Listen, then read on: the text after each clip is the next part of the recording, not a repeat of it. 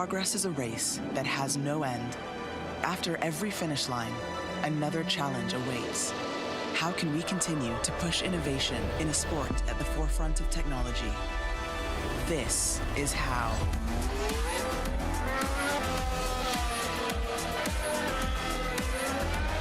Discover how Aramco and the Aston Martin Formula One team aim to meet Formula One's sustainable fuel targets. Aramco, powered by how.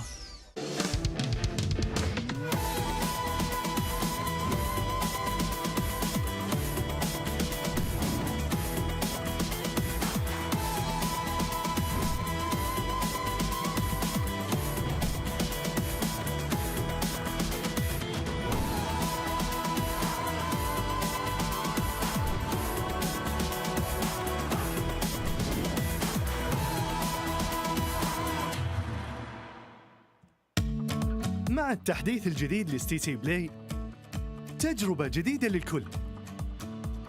لو جوك دايم تحديات، نافس وانضم للبطولات، استكشف الشات والتايم لاين، وتسوق من متجر التطبيق. الليدر بورد على تفاعلك بالتطبيق، والجوائز الأسبوعية والشهرية على نظام النقاط تنتظرك. ستي سي بلاي، مهما كان جوك هذا محلك. عايز تترجم راب؟ تعالى لي. ملوك السين دي انا ملخصها في سطور، بس مين يقرا؟ فاهم؟ كلام الشارع ده انا هرش كل المجال حبايبي بروز. وانا كاكازوكو مصدع ايه القي نظره لو على الحلاوه عندي كاستر والاسم عفرت يا عفرت، هتفضل معفرتها ولا ايه يا برو؟ انت مين يا هو ازاي ده دخل هنا يا جدعان؟ نكسر الدنيا الاول وبعدين نتكلم، نعيد من الاول. لا لا لا لا لا لا لا مش مسجل. اخواتي عشان فاهمين السين، سبوتيفاي عمل لك بلاي ليست الاقوى راب مصري، اسمع ملوك السين ببلاش.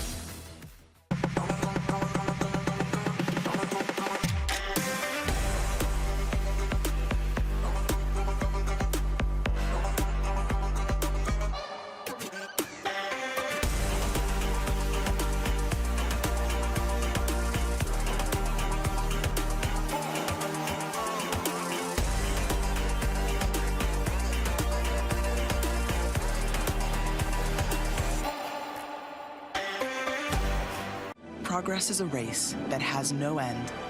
After every finish line, another challenge awaits.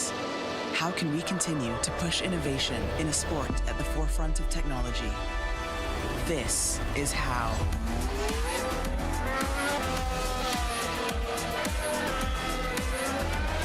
Discover how Aramco and the Aston Martin Formula One team aim to meet Formula One's sustainable fuel targets. Aramco, powered by how.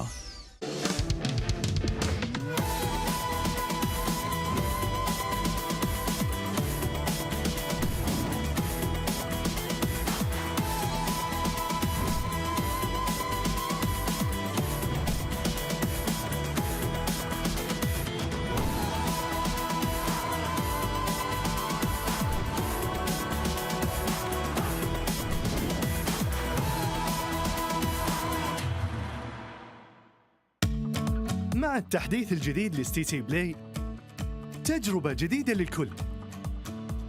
لو جوك دايم تحديات، نافس وانضم للبطولات، استكشف الشات والتايم لاين، وتسوق من متجر التطبيق. الليدر بورد على تفاعلك بالتطبيق، والجوائز الأسبوعية والشهرية على نظام النقاط تنتظرك. ستي سي بلاي، مهما كان جوك هذا محلك. عايز تترجم راب؟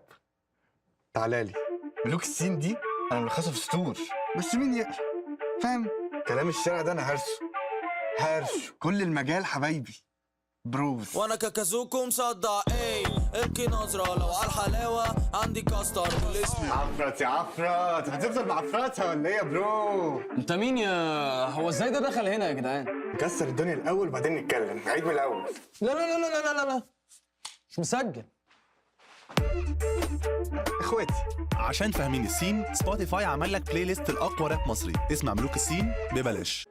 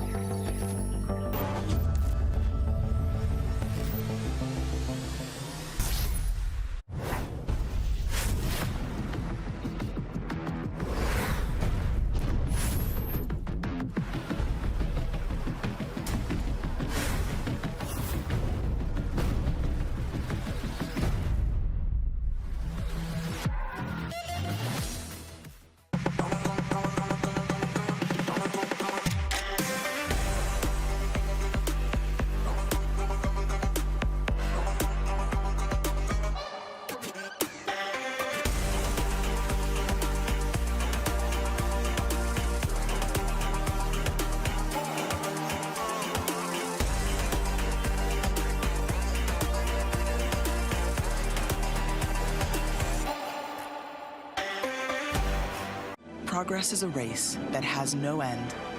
After every finish line, another challenge awaits. How can we continue to push innovation in a sport at the forefront of technology? This is how.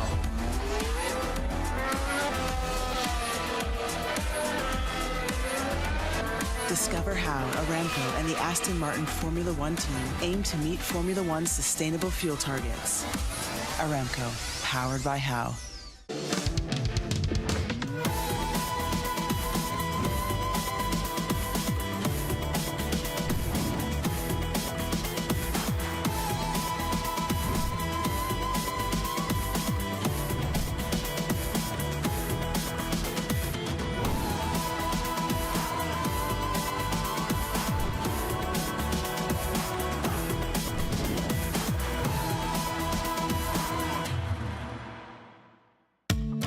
مع التحديث الجديد لستي سي بلاي، تجربة جديدة للكل.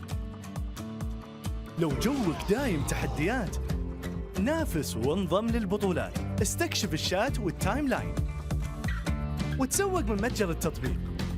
الليدر بورد على تفاعلك بالتطبيق، والجوائز الأسبوعية والشهرية على نظام النقاط تنتظرك. ستي سي بلاي، مهما كان جوك هذا محلك. عايز تترجم راب؟ تعالالي. ملوك السين دي انا ملخصها في سطور، بس مين يقرا؟ فاهم؟ كلام الشارع ده انا هرش كل المجال حبايبي بروز. وانا كاكازوكو مصدع ايه، القي نظرة لو على الحلاوة عندي كاستر والاسم. عفرت يا عفرت، هتفضل معفرتها ولا ايه يا برو؟ انت مين يا هو ازاي ده دخل هنا يا جدعان؟ نكسر الدنيا الاول وبعدين نتكلم، نعيد من الاول. لا لا لا لا لا لا لا، مش مسجل. اخواتي عشان فاهمين السين، سبوتيفاي عمل لك بلاي ليست الاقوى راب مصري، اسمع ملوك السين ببلاش.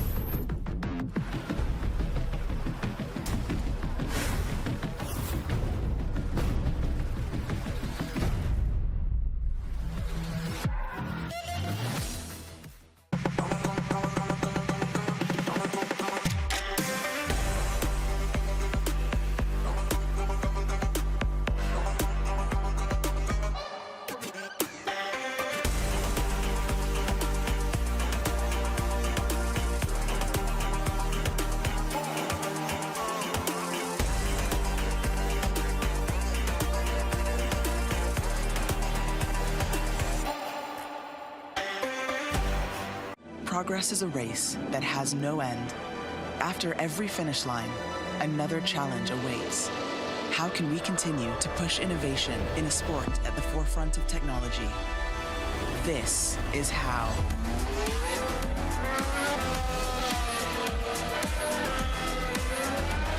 Discover how Aramco and the Aston Martin Formula One team aim to meet Formula One's sustainable fuel targets.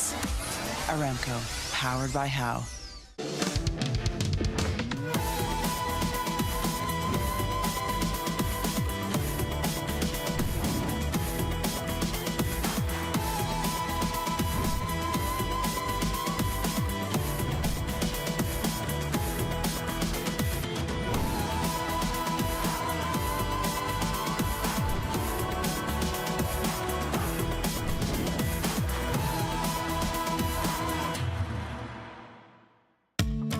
مع التحديث الجديد لستي تي بلاي، تجربة جديدة للكل.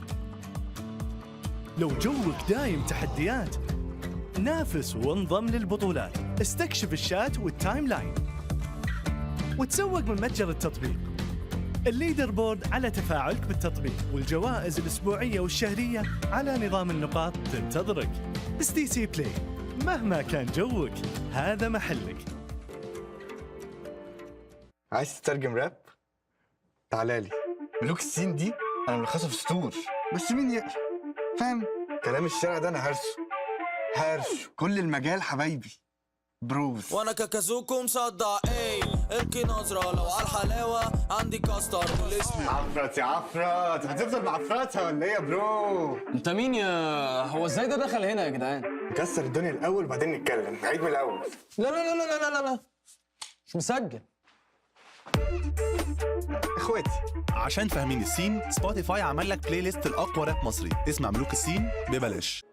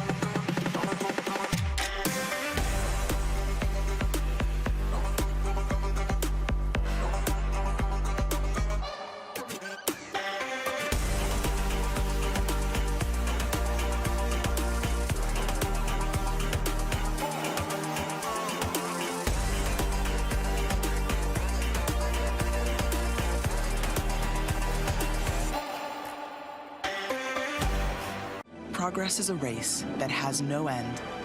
After every finish line, another challenge awaits. How can we continue to push innovation in a sport at the forefront of technology? This is how.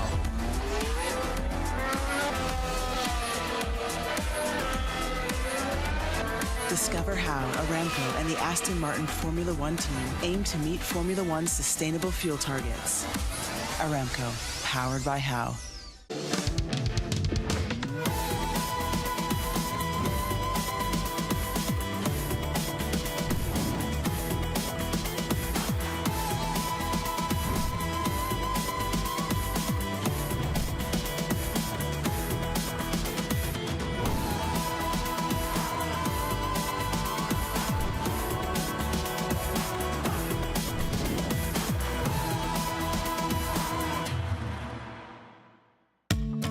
مع التحديث الجديد لستي تي بلاي، تجربة جديدة للكل. لو جوك دايم تحديات، نافس وانضم للبطولات، استكشف الشات والتايم لاين، وتسوق من متجر التطبيق. الليدر بورد على تفاعلك بالتطبيق، والجوائز الأسبوعية والشهرية على نظام النقاط تنتظرك. ستي سي بلاي، مهما كان جوك هذا محلك. عايز تترجم راب؟ تعالالي. ملوك السين دي انا ملخصها في سطور، بس مين يقرا؟ فاهم؟ كلام الشارع ده انا هرش كل المجال حبايبي بروز. وانا كاكازوكو مصدع ايه، القي نظرة لو على الحلاوة عندي كاستر والاسم عفرت يا عفرت، هتفضل معفرتها ولا ايه يا برو؟ انت مين يا هو ازاي ده دخل هنا يا جدعان؟ نكسر الدنيا الاول وبعدين نتكلم، نعيد من الاول. لا لا لا لا لا لا لا، مش مسجل. اخواتي عشان فاهمين السين، سبوتيفاي عمل لك بلاي ليست الاقوى راب مصري، اسمع ملوك السين ببلاش.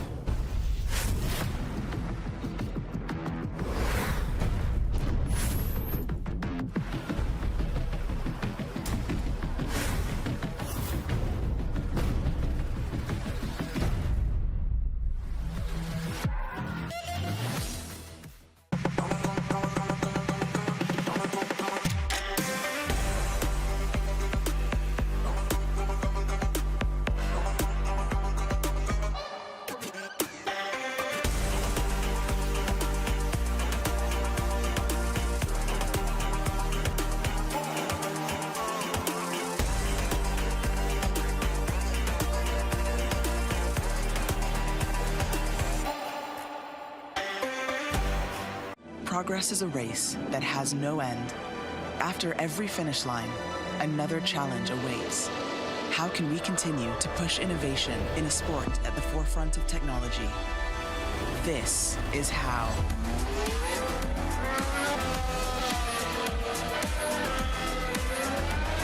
Discover how Aramco and the Aston Martin Formula One team aim to meet Formula One's sustainable fuel targets. Aramco, powered by How.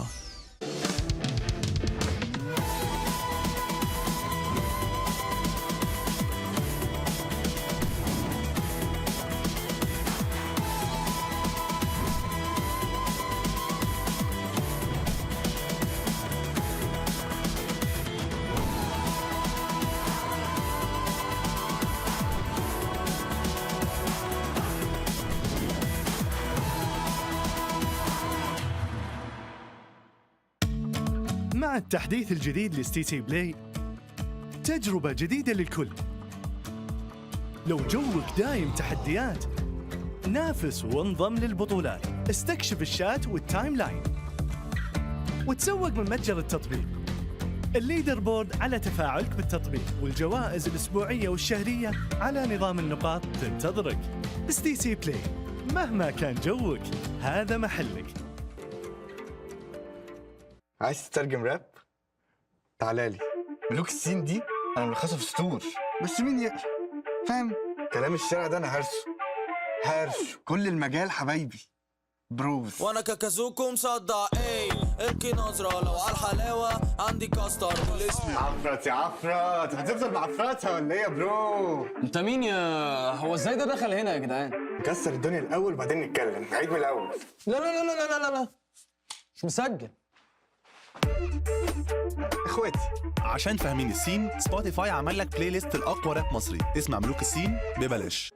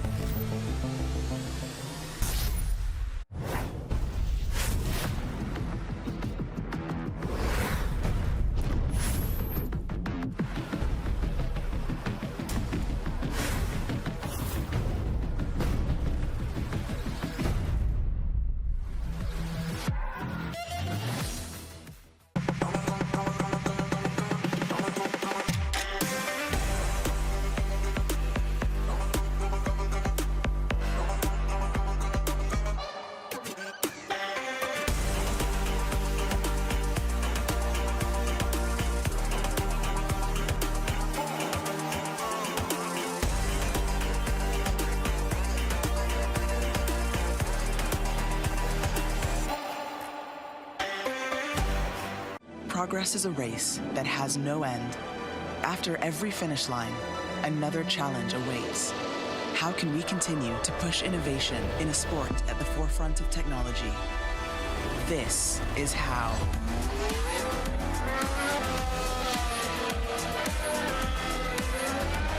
Discover how Aramco and the Aston Martin Formula One team aim to meet Formula One's sustainable fuel targets. Aramco, powered by How.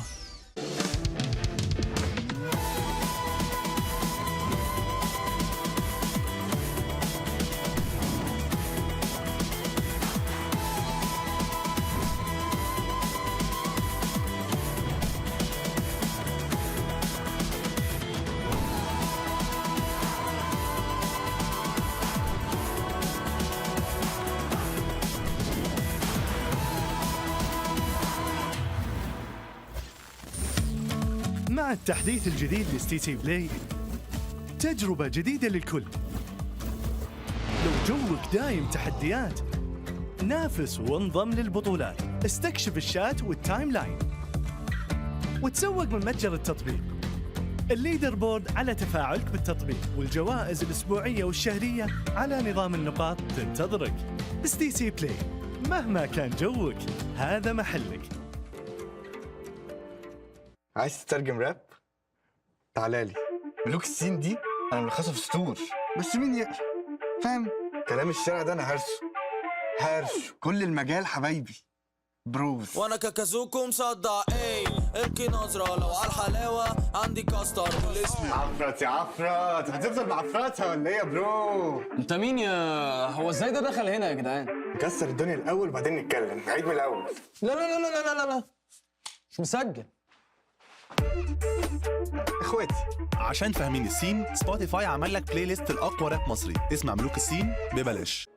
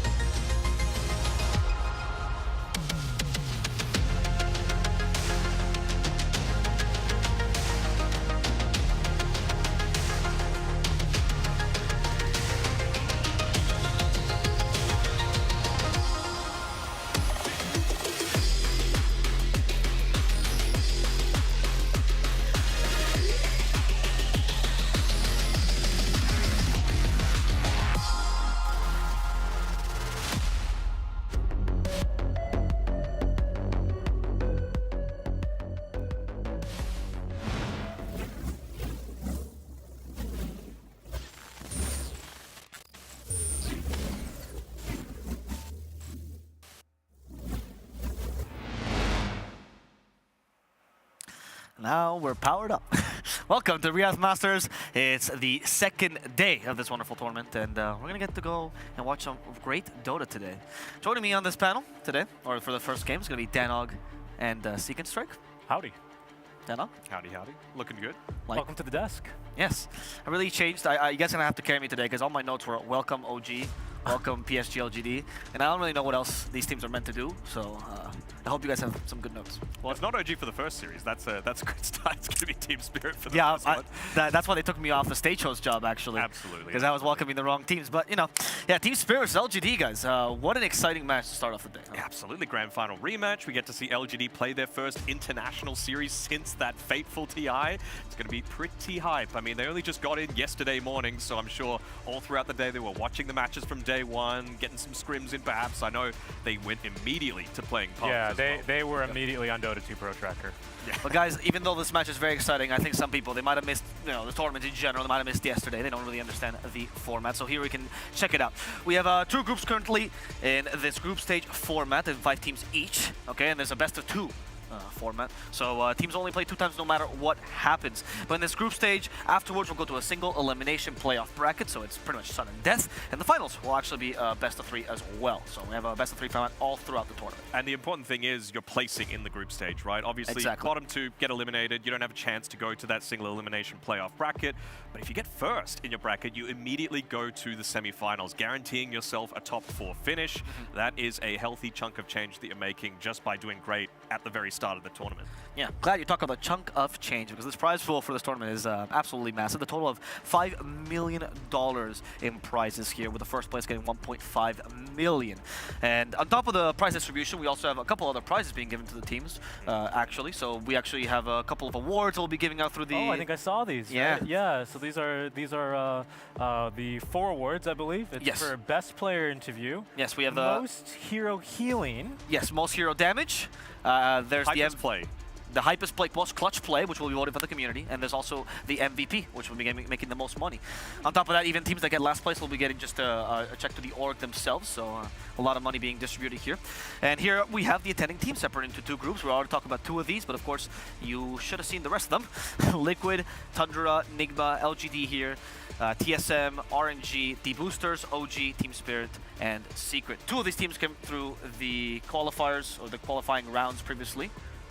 3 of these teams came through the qualifying rounds previously. RNG, Liquid, and D-Boosters all came through. D-Boosters came through the specific qualifier that was... Saudi Arabia, Exactly. then Asia was the combined Southeast Asia and China, which RNG ended up winning over Boom, and then Team Liquid ended up getting a pretty big comeback victory in the European one over Tundra. But Tundra, they're still such a solid team. They finished first in the DPC for Western Europe, so you got to bring them there. That's fair enough. That's fair enough. And we had to see a lot of this in the 2 groups. Yesterday we witnessed matches from both, but one team not actually get to play, which was PSG LGD. That was LGD, yeah. So they just figured out, they got their bearings, got settled in, started playing some Dota. They were finding their way over to the arena when I was setting up outside, doing some last-minute prep work for them. And yeah, they seem ready to go, honestly. They're pretty chill. They're, you know, they didn't seem nervous or anything like that. So, and they should be, because not be nervous anyway, because they've got 2 games today, right? Yes. For the schedule, as I believe all the other teams in Group B have only really played just the 1 series, as these are game scores and not match scores with best of 2 format. Yes, exactly. Absolutely. I mean, there is that rematch, and then later on they're taking on Secret, who rampaged over Tundra. We were talking up Tundra a little bit before. As we can see, they're currently sitting at the bottom of Group B, and that was just on the back of some fantastic Secret performances. Yeah. Maybe the draft a little bit for Tundra as well could use some rounding out, because obviously they're still getting used to playing with someone a little bit different. They've got the Huck playing instead of 33, so they just need to build into that a little bit. Sure, but that's the past, Danog, and now we're concentrating on the present and the future. And that's why we need today's schedule to be on the screen, so we can tell people what they can expect from today's games and what they can be looking forward to for both groups. As we get that ready. Well, we're going to start here with PSG LGD versus Spirit on the mainstream, which is, of course, going to be the rematch from TI10. So it's lovely to get LGD on their first international match here on that one, right? We're reading left to right, by the way. Yes. So LGD Spirit first, then OG Liquid coming after that, then LGD again taking on Spirit, like I mentioned, Secret, like I mentioned before, and then OG taking on Nigma Galaxy, who, again, how do they do it, man? Online, they seem a little bit shaky. Obviously, they still got promoted up from Division 2 with the recent addition of Sumail, but now on LAN, they're putting through some stellar performances. For sure. yeah, Classic and Ningbo. they're sitting in the middle of the group, so it's going to be Liquid that don't play twice today, which is going to be good. They play twice tomorrow to round out the group stage, and them sitting at the bottom of the group, I think they're going to be a team to watch and see how they improve from today into tomorrow's matches. But of course, playing against OG, that's going to be right now the team to beat. Yeah. Maybe. Let's look at the other stream as well, because some people might be missing matches that are only watching us, guys. So we do have a Secret versus D Booster start us off. Then TSM will be playing against Enigma Galaxy, continued by Tundra versus D Boosters, and then finalizing with TSM versus RNG. As Denak mentioned earlier, D Boosters was a team that came in through that special qualifier for people of this region, right? So it's the local team to many, right?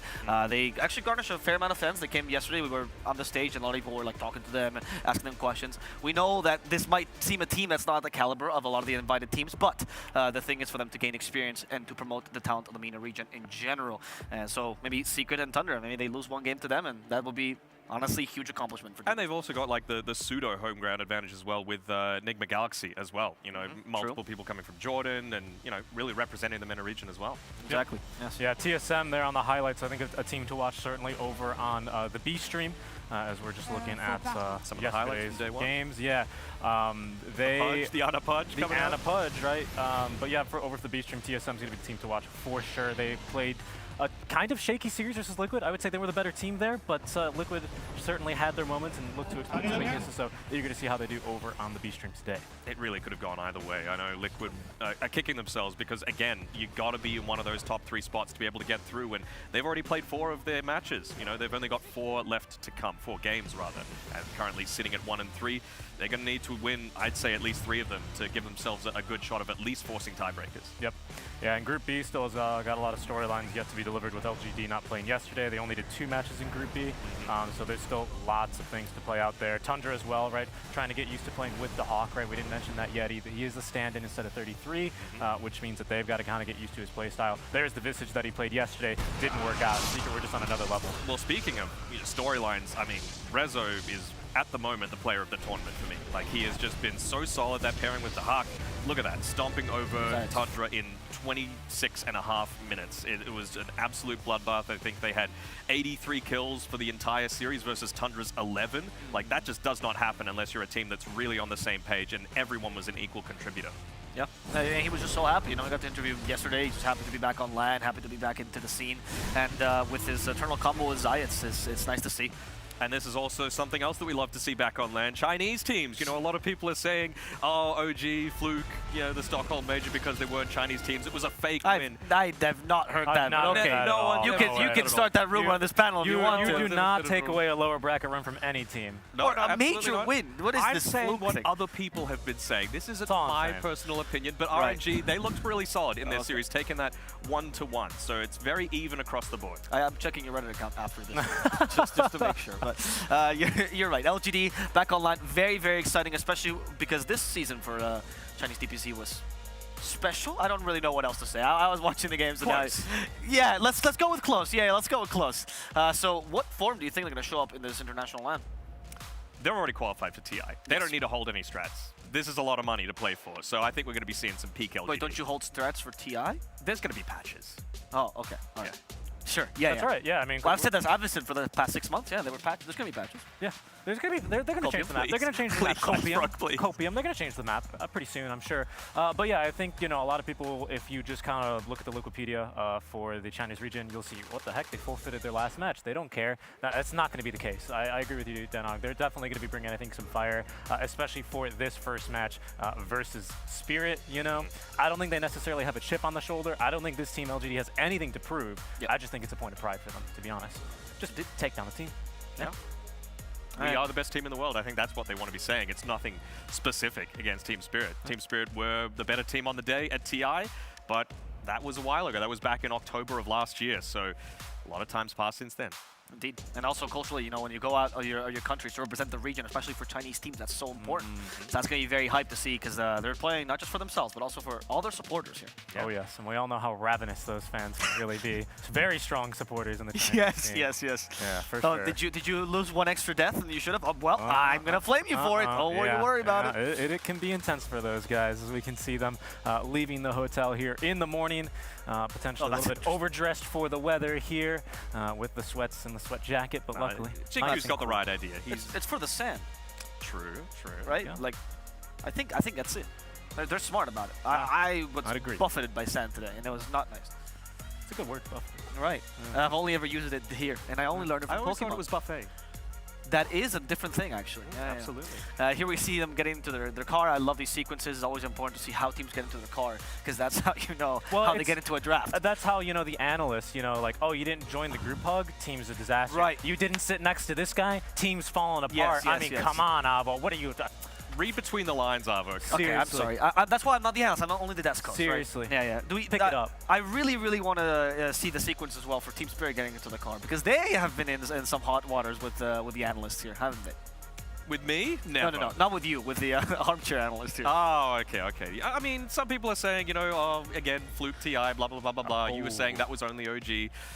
I've never said that, Dad. But no, like their performances, it has to be said, in recent times, it's been a little bit more shaky. You know, they played those tiebreakers for the Eastern European region against Na'Vi and Outsiders. They got crushed. They got steamrolled, bulldozed even. Like, it was not close at all. Yep. So it really goes to show the strength of the Eastern European region as a whole. But Team Spirit, I think they need to step it up. By their own admission, Stockholm wasn't the best tournament for them. They thought they might have been knocked out in the group stage if, you know, all these teams were actually able to go at the end. But yeah, I think this tournament, obviously they had a easier start against the boosters yesterday, but they've got the real back-to-back strong teams again and again and again in days 2 and 3. Yeah, I'm eager to see what they bring, because as you mentioned, they did have to play those tiebreakers for first through third. I mean, to be fair, Eastern European Dota has 3 slots for the major, so, you know, you lose the first game, and well, but they needed those points, man. They need those points. They're not guaranteed. They still got a decent shot. I think I was looking at Knoxville stuff. It's like 86%. I just checked. He tweeted this morning. So I mean, there's some teams you know what I that mean. can leapfrog I think that's certainly on the cusp for sure. And there's 16%. Those chances do happen, right? That's not quite a coin flip, famously, but it's not guaranteed either. Let's see. I want to see them on screen, though. I mean, you guys are beautiful faces, but since we're talking about Team Spirit, let's talk over the video of them. Hopefully getting into a car as well. Oh, maybe. Yeah. That's exciting. But you know, I think there are other teams here that perhaps have a little bit more to play for at Arlington. You know, Liquid, they need like a better finish, for example, right? I think like that is a little bit, you know. Liquid, RNG, and Spirit are the 3 that might want to be holding strats. But yeah, like you said, we get to see some videos of Team Spirit. Yeah. So let's check out this video that we have prepared.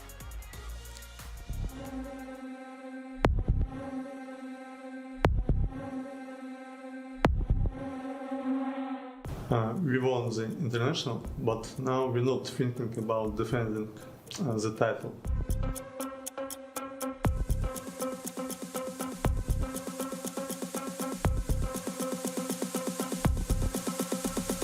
We always keep going until the end. I would describe my team as play till end. Yeah, that's our main point, in my opinion. We had a lot of bad situations in games, but we still trying to not focusing on this, and just keep playing and try to find some good ways. I think our results right now is not good enough, and we kinda expect that we will take a first place in our region, but we took only third place, and we lost a lot of points. We got only 200, so it means that it's still not enough to qualify for international 100%. Right now we feel not comfortable enough, and we know that we need to keep practicing. Keep trying to find some good heroes, good strategies for us.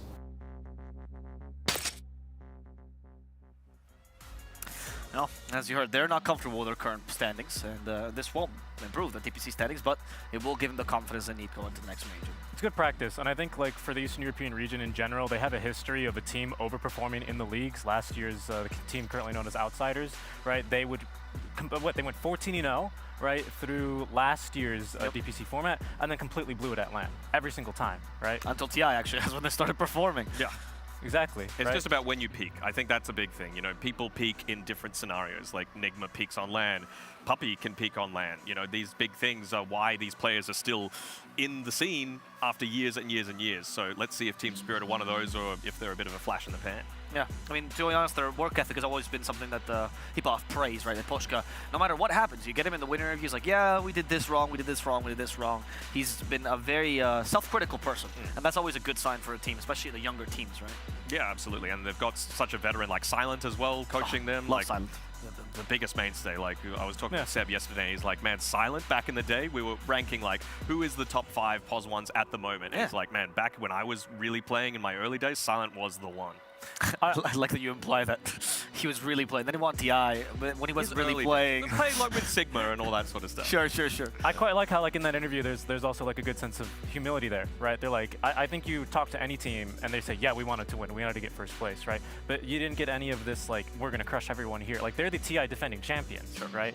Like, I think they recognize we've got some stuff to learn, we have some stuff to improve, we're gonna use this as practice and head to Arlington and go to TI. Like, they've got that drive. I think we're gonna see them turned on here at this tournament, you know, regardless of how we saw them exit those tiebreakers in Eastern Europe.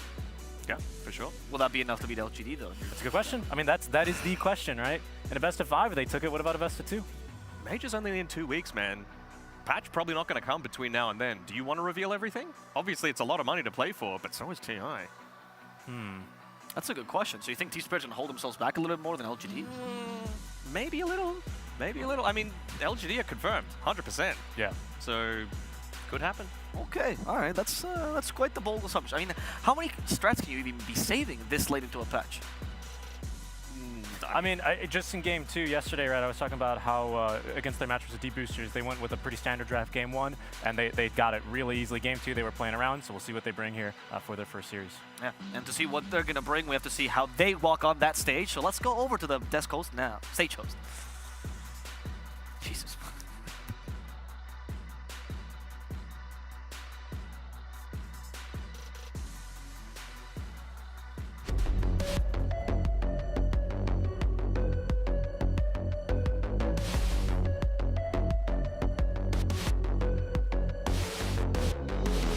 To open up day number 2, we have got quite the beauty of a treat here, a rematch of TI-10.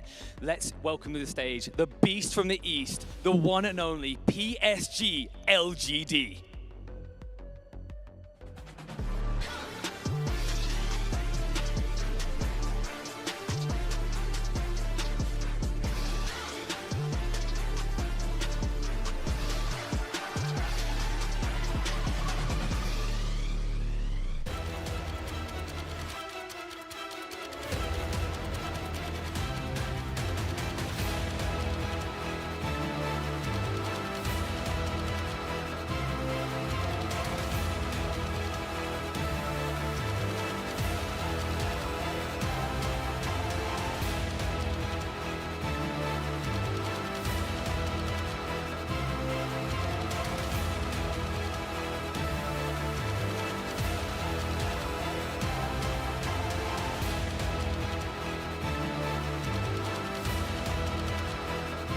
Such an amazing opponent needs an amazing opponent to conquest over. So we are going to get that rematch. Let's bring to the stage the dragon from the west, the one and only Team Spirit.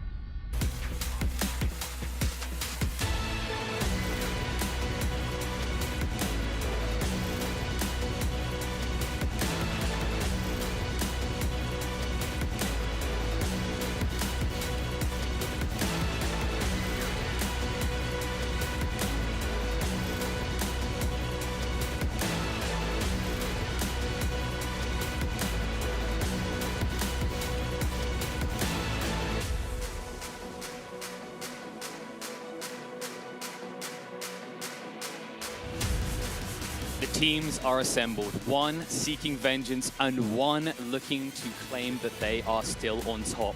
Let's head across the desk to get ready for this best of 2 between the 2 best teams in Dota 2.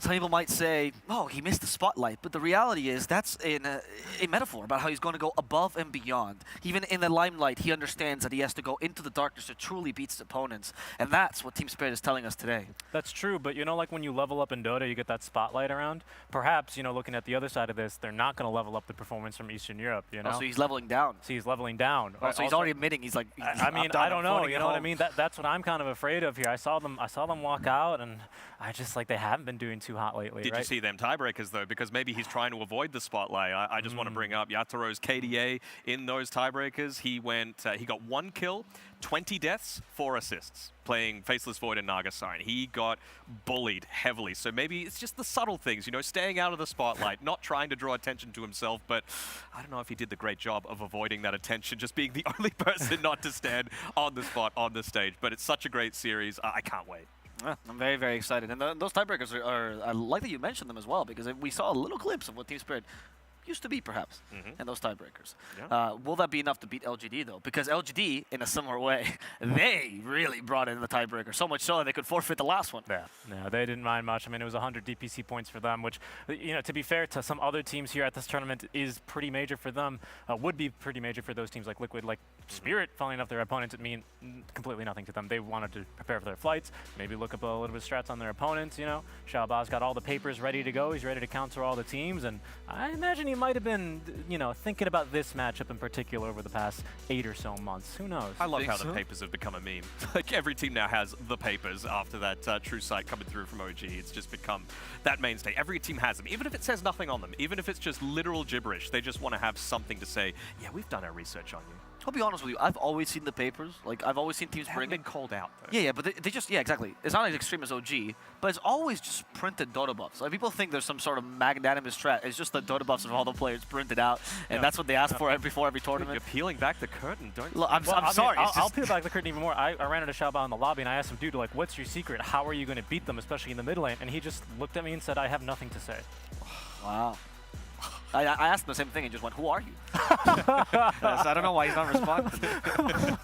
Anyway, I am very, very excited to see this rematch as well. And LGD as well, how much does this affect the fact that this is the first game of the tournament? Some teams, they like to get that warm-up game in out of the way. You feel like LGD is one of those teams, Danog? I think they thrive on the pressure, to be honest. Really? Well, again, they have something to prove. I think this That's is why they go so many grand finals, right?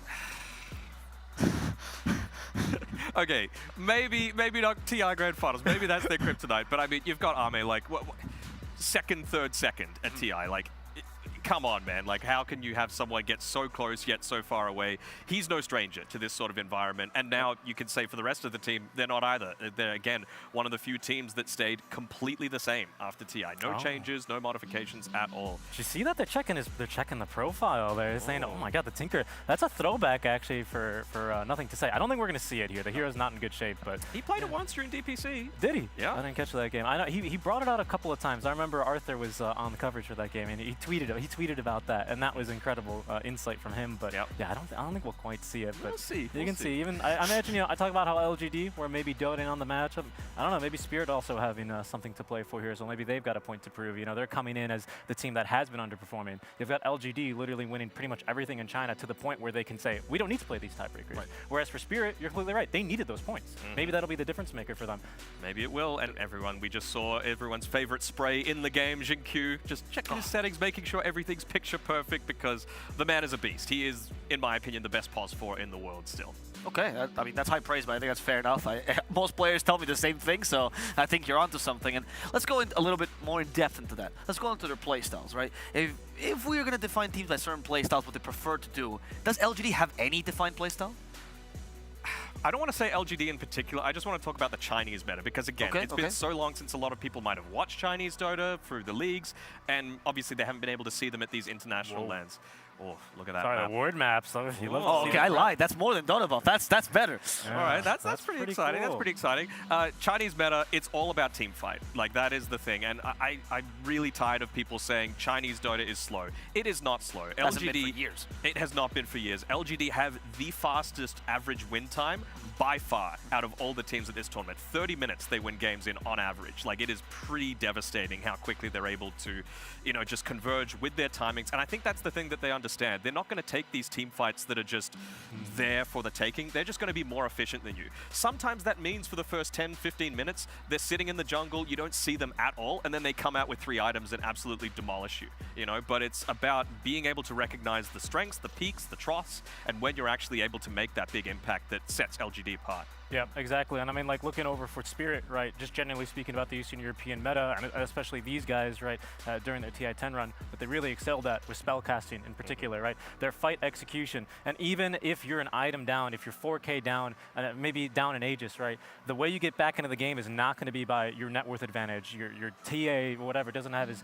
3rd item or 4th item yet. It's through these outplays, right? It's through the tossbacks. It's through these horn tosses, right, specifically, in TI-10, that is going to allow Spirit to, you know, extend the game, get into their timings and get into their comfort zone. And I think it's all about, when we saw them at TI, it was all about that +1 factor that we first really saw with like TI-8 OG, for example, where they would win a team fight and then they would get 1 extra hero at the end of it that's trying to retreat. So I think that's heavily on the back of people like Toronto Tokyo, as well as Collapse. I think maybe that's the area that they've been lacking in these past few months, obviously not topping the Eastern European DPC for the last little bit. Yep. We have a draft now. To add to that point, actually, I want to talk about the one thing that everyone talked about in Team Spirit at TI was their vision game. Probably the most impeccable vision game we've ever seen. Miposhka, you were praising him as actually the best player in Team Spirit at TI. Yes, I agree. Like, Collapse, he just... It was this, like... utopia, basically, of like everything came together at the right point. Magnus, who was just way too good, like his Mars, etc., is fantastic as well. But it was Miposhka that won them that TI. He was the more experienced head. He was the one leading them in game. He was the one providing all of that great vision. And again, the spellcasting really set him apart. And Richie, there's the Winter Wyvern banned by LGD. We're talking about this a lot on the SJ panel. The 3 heroes that deal with the BKBs, the Warlock, Wyvern, Enigma. That trifecta of really strong heroes that started to pop up.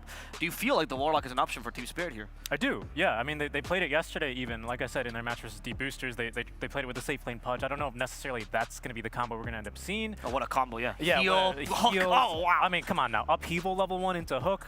Don't knock it. Don't knock it and rot. I mean, who knows, right? I'm a little surprised LGD didn't go ahead and pick up the Warlock, because that's the thing that they've been first picking constantly throughout the DPC. They've picked it like 8 times through their matches that they've played so far. But Razor pretty high up the priority list as well. It might even force Team Spirit to go that Warlock themselves, because if they don't, I wouldn't be surprised to see a Warlock on the last pick of the first phase for LGD. Well, I mean, yeah, I'm a bit surprised as well. Maybe they really value the Razor, right? You only get the 4 bans. We got to take away the Tiny, the Puck, the Monkey, the Wyvern, one of these impactful heroes. Might see a Bane for Spirit. They still need that BKB piercing to save. Well, there's Clock, and there's, of course, the Viper. That's the EU special. This is a 5 Viper as well for Team Spirit. They love playing it on Miposhka. Like, that is his one. He just wants to try and bully out this Razor. Again, make sure he's not able to have that great early game, because this isn't, it's not an Arme hero. It's not a nothing to say hero. Well, I say that. He's played it once, the Razor mid, but this is Chalice. They want to enable Chalice as much as possible, and really now with a Warlock, what Team Spirit have done is they might not have been able to pick it themselves, but do you want to be a Warlock into a Clockwork? Probably not. Like, Clockwork is just able to absolutely demolish you. Like you mentioned of Chalice's Razor, because Chalice, the Razor now very associated to Amar, the major win, and Amar being that win condition offlaner that we've gone to, the greedy offlaner, right? Yep. But the original guy was actually Chalice who was doing that play. He was the first offlaner to switch to carry and actually play in that position, and still it shows in his playstyle today. Oh, love this pairing. Loved. It's so strong, man. Like, Razor is one of the heroes that benefits heavily by Marcy. Like, 1 point in rebound and you get 45% movement speed for 5 seconds. Static Link is never going to break in that sort of situation. You can dispose people out of cogs as well, so they don't have that level of lockdown too. I mean, funny enough, that's literally an entire Razor skill. You know, move speed. I mean, sure, it's permanent, but it's the best passive in the game. It's the best passive in the game, yeah. As I would say. It's the best passive in the game. Yeah. But no, I mean, having that, even just for your lane skirmishes, is going to be quite an incredible and powerful tool. My only issue with this Marcy is that, you know, early on, yes, rebound into just a simple dispose is going to be good enough to basically win you fights, right? But eventually there will come a time where Marcy just, like, explodes. And then, like, OG had, like, 17, 18 deaths on the Marcy in their win, right? Like, this is just a hero that dies a lot. So you'd like to eventually be able to play a little bit with the not the tag team, the Sidekick. The sidekick, yeah. And I don't know if Razor's the best to utilize not out bad. of all the heroes. I mean, the bonus damage is great, don't get me wrong, but whenever I think of like the lifesteal heroes, I'm always like, in the bonus damage, I'm like Ursa, I want like a PA. So that's my only downside, is I think this is very strong early, incredibly strong, and playing to that Razor's timing, but I think this Marcy's not going to have a great I think they just want to crush the lane, basically, for LGD. So I'm wondering, like, what are the heroes that they're going to be able to pick that are going to prevent that from happening? Like, against a Razor Pos 3, the ones that you think of are ones that have that mobility component. You can see that's why they're banning out the Morphling, potentially a Faceless Void, potentially a PA, but the worry is that you're just going to get run over before a PA really hits the timing that you need to be able to fight up into this. And, of course, if you're not going to be picking it early-ish, LGD are just going to go ahead and ban it, because that's the big counter to the Razor, its movement. Right, okay. Do you still believe in the Viper +5 though? Because usually that's pretty weak, not a mobile hero in the lane. But just feed to the Marcy Razor. Yeah, but if you throw it into a Pos 3 roll, Razor, once you got the BKB, you're just going to run it down, and then that's what Viper's weak against, right? Okay. It's just, you have no mobility. You're just going to get run down. So I think it is still just going to try and secure the lane for them, in my opinion. And I think even if the lane is weak, you still have like the Viper Strike, right? You've got like a BKB piercing slow, which is always going to be nice first with the Razor. It's percentage based as well, which means it really hard counters the Marcy rebound move speed through BKB. Clockwork as well can set up some cogs. Like, you do have ways of protecting some of these cores that, you know, Razor gets a link off and the fight's over for these guys, right? You got ways to potentially turn that around with a good hook shot, cogs, Viper Strike. Like, I do like that about They've got BKB piercing spells. Exactly. Which is great. Oh, they do ban the Void. What was the other one I said? PA? Maybe a Ricky? Never know. This is, well, no, Team Spirit's not SCA. I don't think absolutely so. not. Boom plays it. Jackie plays a mean Ricky. Yeah, well, that's why I said SCA. What do you think? I was prompting you, Absolutely, absolutely.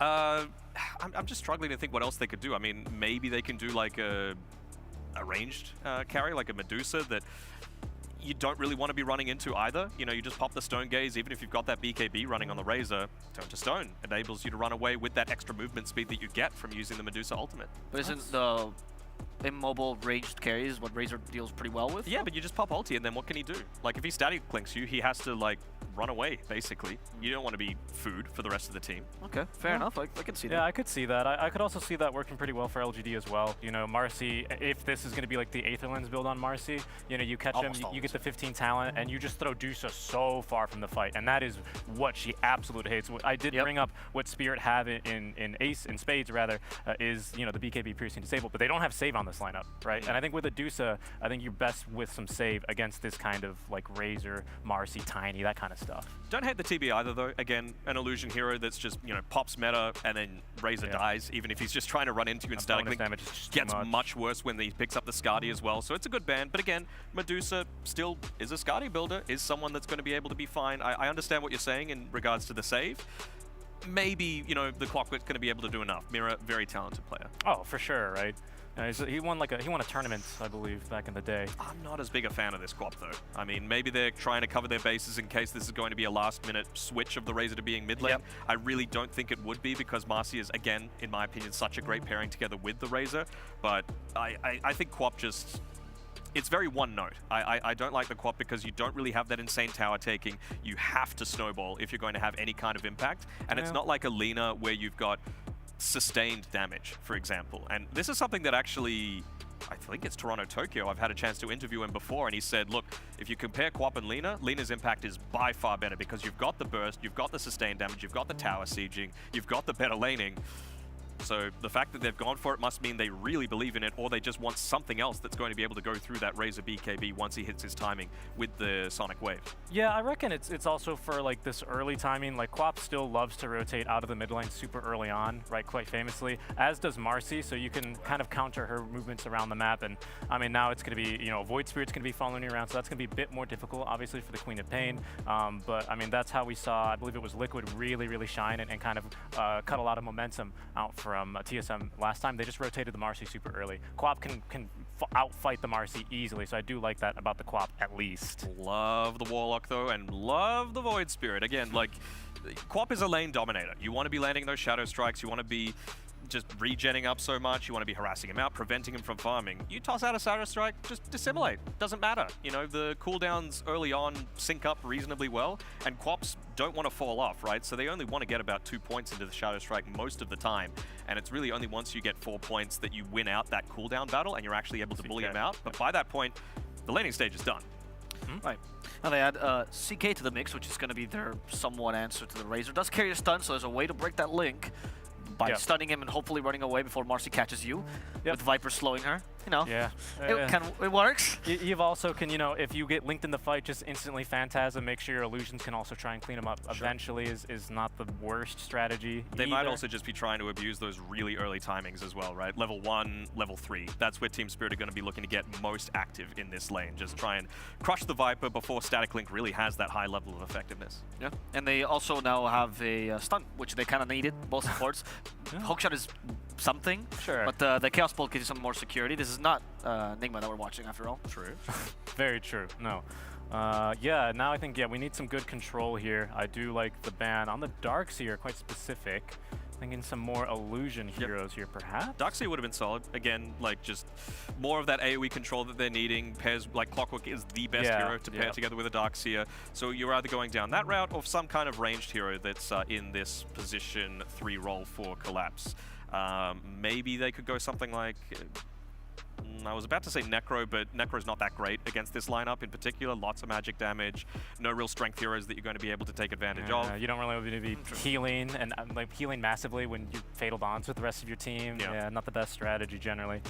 Okay. The Darkseer and the Timbersaw. Yeah. So what does this indicate? Obviously the PL was a good idea. Are they really just thinking a bunch of illusion heroes? There's also the option of Naga. They're all weak against Timbersaw. That's kind of what I was thinking, right? I always see Darkseer, immediately it's the illusion heroes. Yeah, so both the Naga and the PL taken out. I mean, that is, of course, going to be a weakness of the CK. He does struggle against the illusions, much more of a single target kind of guy. So that is certainly one way you could exacerbate the matchups. Even if Razor is going to not be able to consistently kill him, the illusion hero is just going to run around the fights. You've taken away the 2 most annoying ones here now in Spirit. So I do think that's a pretty good reaction to the bans of LGD. So also indicates they are afraid of losing early too hard, as Dana was pointing out, making sure the lanes don't go really badly for them. So I know I said Army isn't really a Razor player, but like Warlock Razor is such a strong lane, man. Like I don't know if they're going to be able to deal with it if they choose to go down that sort of route and just pick up the tempo even further. But again, Marcy Razor is also really strong. You wouldn't pick a ban of Timber though if you're really thinking about that. Yeah, I suppose. Well, Timber again it's all about the mobility, right? Like you can actually look to break the static link just with Timber Chain. So. Yeah, but you just plasma field in that lane, and then Timber really struggles. Yeah. Until level 6, of course, but there's no hero that's level 6 yet. Exactly. I don't know. I'm looking at Spirit's lineup, and they also need team fight. They are heavily outclassed right now. Ooh, okay. Oh. What's Lone Druid? Oh, wow. I hadn't seen him so long. I didn't know what this old man was. Wow, Lone Druid, interesting choice. What do they need? I wouldn't hate an Underlord to come through from Team Spirit. I think you need percentage damage against the bear. You need lockdown for someone that doesn't really love to build the BKB super early on. It's great against even the Razor kind of early-ish. So I wouldn't hate to see it. I mean, I like the Underlord idea. Yeah. Underlord feels pretty good here. You also need an off laner that generally is going to recover because that lane of Warlock Lone Druid is almost impossible to beat. So he's going to out-CS you. Bloodseeker. Ooh, yeah, no, that's great too. Yeah, that's there fantastic. it is. That's some percentage-based damage on the shard that you can utilize. Strong lane setup. So Cogs, Battery Assault into the Blood Right. Rupture against a Razor, devastating. Rupture against a Lone Druid, suddenly your supports are a lot safer. So I'm liking that Bloodseeker last pick. We're assuming, I'm not sure if that's a position 1 or a position 3. Right, because they play CK3 in EU. That's actually still the region that plays it. So I don't know. What would you guys prefer? We won't find out. So what do you prefer? We won't know. Yeah, that's true. I'd like the CK offlane. Okay. Then I'll go different. I'll say CK pause just for the memes. Let's go. And then we're going to have to find out with our 2 casters. And I am so excited to present them. It's Lacoste and Gareth. Thank you so much. Yeah, here we are. We were just taking a quick look at Lone Druid for LGD. 2 years since they've played it, at least according to Dota Buff. Lacoste. It's been a while. Looking at these 2 lineups, I don't know. LGD, they have a lot of like early momentum. I think their lanes are going to be pretty stable with what they got. I see a little bit of a switcheroo coming up from the Team Spirit. Yeah, Miposhka will be playing Viper, and yeah. Clockwork will be played by Mira. Strong 3 cores. The Queen of Pain also picked by them, not a hero we usually see. I don't think this hero was touched at all in the... I don't know, I've not seen it in the DPC from the regions that I've been covering, but definitely want to see what Queen of Pain can do. Like the pushback, it's going to be Queen of Pain against the Void Spirit matchup on the mid lane. With the cooldowns on the abilities, you can dodge every second Shadow Strike pretty much. So we'll see how that one goes. Yes, you got something at least to mitigate that laning presence from the Queen of Pain. Oh yeah, tons of team fight. Just that big man, the Warlock, able to bring the Chaotic Offering and the Fatal Bonds. Lots of links there with the Razor as well to deal with this team spirit side as we get ourselves into game 1 here in the group stage of the Riyadh Masters. And we can watch that beautiful aerial view and follow LGD as they smoke out of their base, dropping a good look, have fun, and get themselves out across. It's been a while, Gary. It's been a while. These two teams, this is the first showing of PSG LGD on LAN, on international LAN since TI-10 Grand Finals. And this is the rematch. It's the rematch, so pretty hyped about what's going to happen in this one. PSG LGD, always a team that has variety of heroes that they can play. It feels like they're so versatile. It's almost impossible to ban, like, oh, we need to ban out Ame, we need to ban out Jinkyu. It just doesn't happen. It's more about how you're going to counter certain heroes. Yeah, this Lone Druid pickup, you know, you obviously think of Admiral Bulldog and, oh, hang on, the Bear's in trouble down bottom. Dearie me, already losing it. Mira getting 300 gold from this one. Oh, yeah, well on his way to boots already. Yeah, this is one of those heroes that is very player specific though, isn't it, right? Admiral Bulldog was always one of the big ones. Matuma Man more recently, one of the star players on that. But I know, I think of China, I think of Sylar. This is bringing back memories of Sylar Lone Druid back in the day. Of course, Ame has played this a fair amount as well. Look what he has in his quick buy. So some extra blades of attack. I see power treads. I don't know if he's going to go for the same thing. Usually it's phase boots on the bear, Mask of Madness into if you feel like you need more damage with the Deso, or if you feel like you need to deal with the illusions, maybe go for the Maelstrom, but probably going to be Deso. And after a short pause, we're going to be good to go. Yeah, that gives him such a strong timing, you know, similar to the Templar Assassin, right? With that Desolator, able to take buildings, take team fights, maybe force a Roshan early on as well. Lots of options there for you as the Lone Druid. And that bear kill coming off the back of a Look at their XP. Nice lane wall. That's pretty nuts. They're always halfway to the level 2 on 3 heroes. Oh wow, yeah. So that could mean that they can potentially like play aggressive earlier and get another kill because they got that XP from killing the bear. Yeah, especially on a hero like Clockwork. Get up in the face of your opponents, do all that magic damage. And right now, Lone Druid left alone to his own devices down bottom, waiting for the bear to come off cooldown. 10 more seconds for that. And of course, we will have that Warlock joining him. In the mid lane, nothing to say on that Void Spirit against the Queen of Pain. You were talking about the kind of matchup there with the Dissimilate against Shadow Strike. Is this one of those games then where, oh, Miposhka, the Viper out in no man's land, and first blood spilled by Jinkyu? Yeah. You want to pair up Razor with something that has a stun, and yeah. Marcy's going to be that hero, also giving him extra move speed so that he can link onto the target much easier. It gives him a lot of opportunity to play aggressively.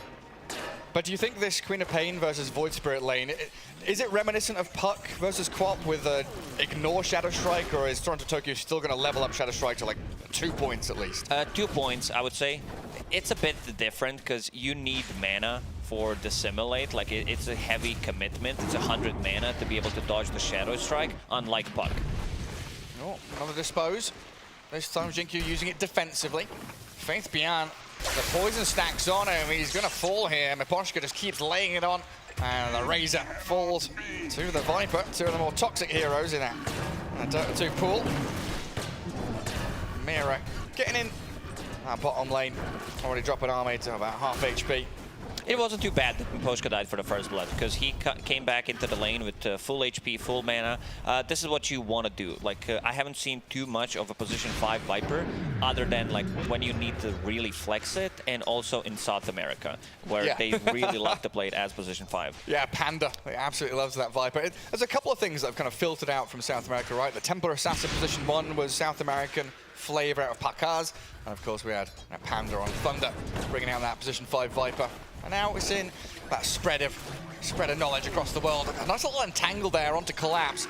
Bloodseeker bonded up with his buddy Mira, taking damage from the rest of the creeps in that wave as well, but they will survive. Gonna take a lot of regen to stick in this lane though. Yeah, also having fatal bonds, which means that whoever gets the damage will shut up, but Koshka in trouble. Dead again. Yatoro trying to trade back, but Jinkyu has the sidekick, so actually playing aggressively again. Getting some lifesteal going for himself. And Faith Bian going to continue having a good, solid laning stage. Even though his CS doesn't really reflect that, he will keep that pressure up. A bit low on mana on CK on the top.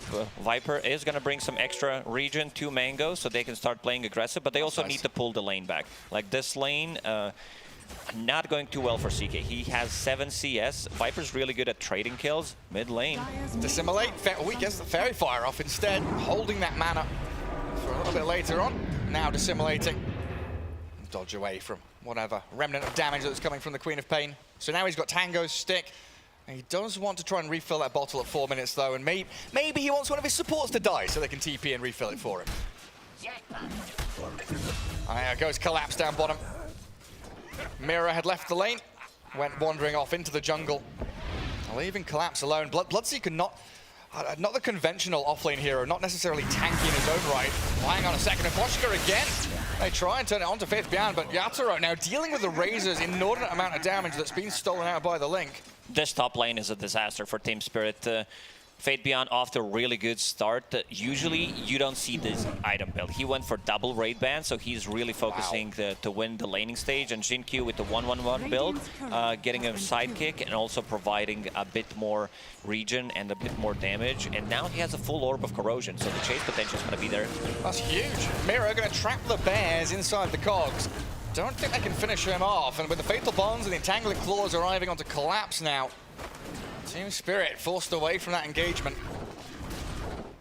Yeah, even if the early days kill trades looked okay for Team Spirit, you know, losing the Viper a couple of times there and giving this Razor a good head start, and like you said, the focus on the laning stage item build puts a lot of pressure on Yatoro CK now.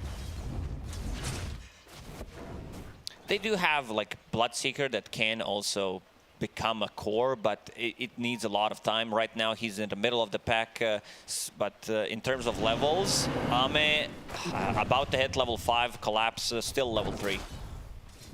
Yeah, well, what do you think about that? You know, the point I was starting to make, he's not the conventional, you know, Tide Hunter, Magnus, whatever that we see from the offlane. He's not a team fighter. What's this Bloodseeker going to bring you once we get into that mid game? Is it about scaling?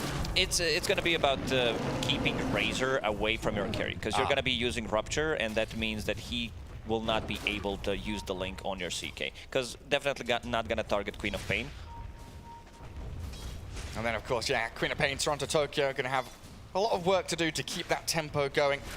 Queen of Pain, one of those snowball heroes, once you get some active runes, can absolutely rotate into the side lanes and look for those early kills. Currently, nothing to say. Doing a great job there. Just weathering the storm, but Queen of Pain coming out with like 11 denies, 35 CS is coming out ahead, absolutely. Well, this time around, Miposhka able to zone the Marcy away. Might be able to get involved with his small camp and do a little pull. Something they desperately needed to do, control that lane equilibrium to give CK at least some free farm time. 6-minute rune, let's see who picks it up. Nothing to say, using one Astral Step. Toronto does have... Never mind, Jinkyu picked up Invis. Yeah, 2 supports, right? LGD bring both supports into mid to guard both of the rune spots. It feels like Team Spirit a little bit stuck in their side lanes, but this does allow them to make a move onto Jinkyu. But with a rebound and a jump away, he's moved into Toronto Tokyo, disposed back. Yatoro should be able to chase this one down and finish off the Marcy, though. Nothing the Razor can do to save her. They'll try and delay this and drag them across, but Jinkyu will be fodder for the CK War Machine. Collapse now. He's pretty speedy. Low HP heroes across the map. Down goes the Warlock, but hello Void Spirit arriving on the scene and finishing off the Bloodseeker quite nicely. That's a good rotation. Queen of Pain did not want to commit the Sonic Wave on top just to be able to get the kill, but saving it for something bigger. Did not want to waste it on Marcy, and good rotation from Nothing to Say, just to be able to secure the kill, and also, most importantly, Am is not dying. Like, Am is off to a really good start, has 2 kills already. Yeah, Cogs pushed them back out of the mid lane. Mira's rotation in, matching that, nothing to say. Moves back towards the mid-tier one to defend the tower. But it's also a signal, right? It's a Void Spirit saying, hey, if your Queen of Pain's going to rotate, I'm going to do the same thing. I'm not going to sit here shoving out wave and playing passively. I will absolutely match the aggression of Toronto Tokyo every step of the way. Viper, again, such a sluggish hero. Once you're disposed, if you're out there in the open, you're going to die to the Razor. Yeah, these position 5 Vipers, they usually, it's like straight up 50-50. Either you look like, wow, we should pick this 5 Viper more often, or it's like, yeah, we should have gone for something else. Like, I don't think there is in between. You either get first blood and go 3-0, yes, or you go exactly. 0-6. Yeah. I know the exact feeling. Well, nothing to say, going to stack his own little small campers again. Look at LGD, bringing numbers to guard these early active runes. It does spawn bottom as a regen there, but Miposhka's Viper, unfortunately, just meets 3 of them in the river. I'm a little afraid for Team Spirit that they're going to need to be playing 4 versus 5. This Viper is going to be just a meat. Like, he's going to go in. Yeah, pretty much. You know, you're going to be using ulti potentially and standing in front of the fight and dying. Rupture on the bear. Yeah, focusing down the bear. Collapse, just giving it the whacks, but the entangling claws and the damage from Arme, they're going to find the Bloodseeker kill before they can even finish off the bear. He's still alive. And up top, Faith Bian swings back. Both of the side lanes picking up a killing spree. Yatoro dropping, giving the double kill to the Razor. No, sidekick. Does he Can he need to deny? Yes, he can. Like, beautifully done. why was in vicinity? Maybe he could have used the Shadow Ward just to be able to get some HP going. We're talking about the level 2 Shadow Strike. But yeah, I don't know. Team Spirit decided to rupture the bear and try to kill him. Ame could have resummoned the bear, got 1 extra. He's going to stand his ground, use the true form. And now he's invincible. Just 1 entangling claws there, probably he gets it on the creep. Probably could have had the clockwork if he wanted him.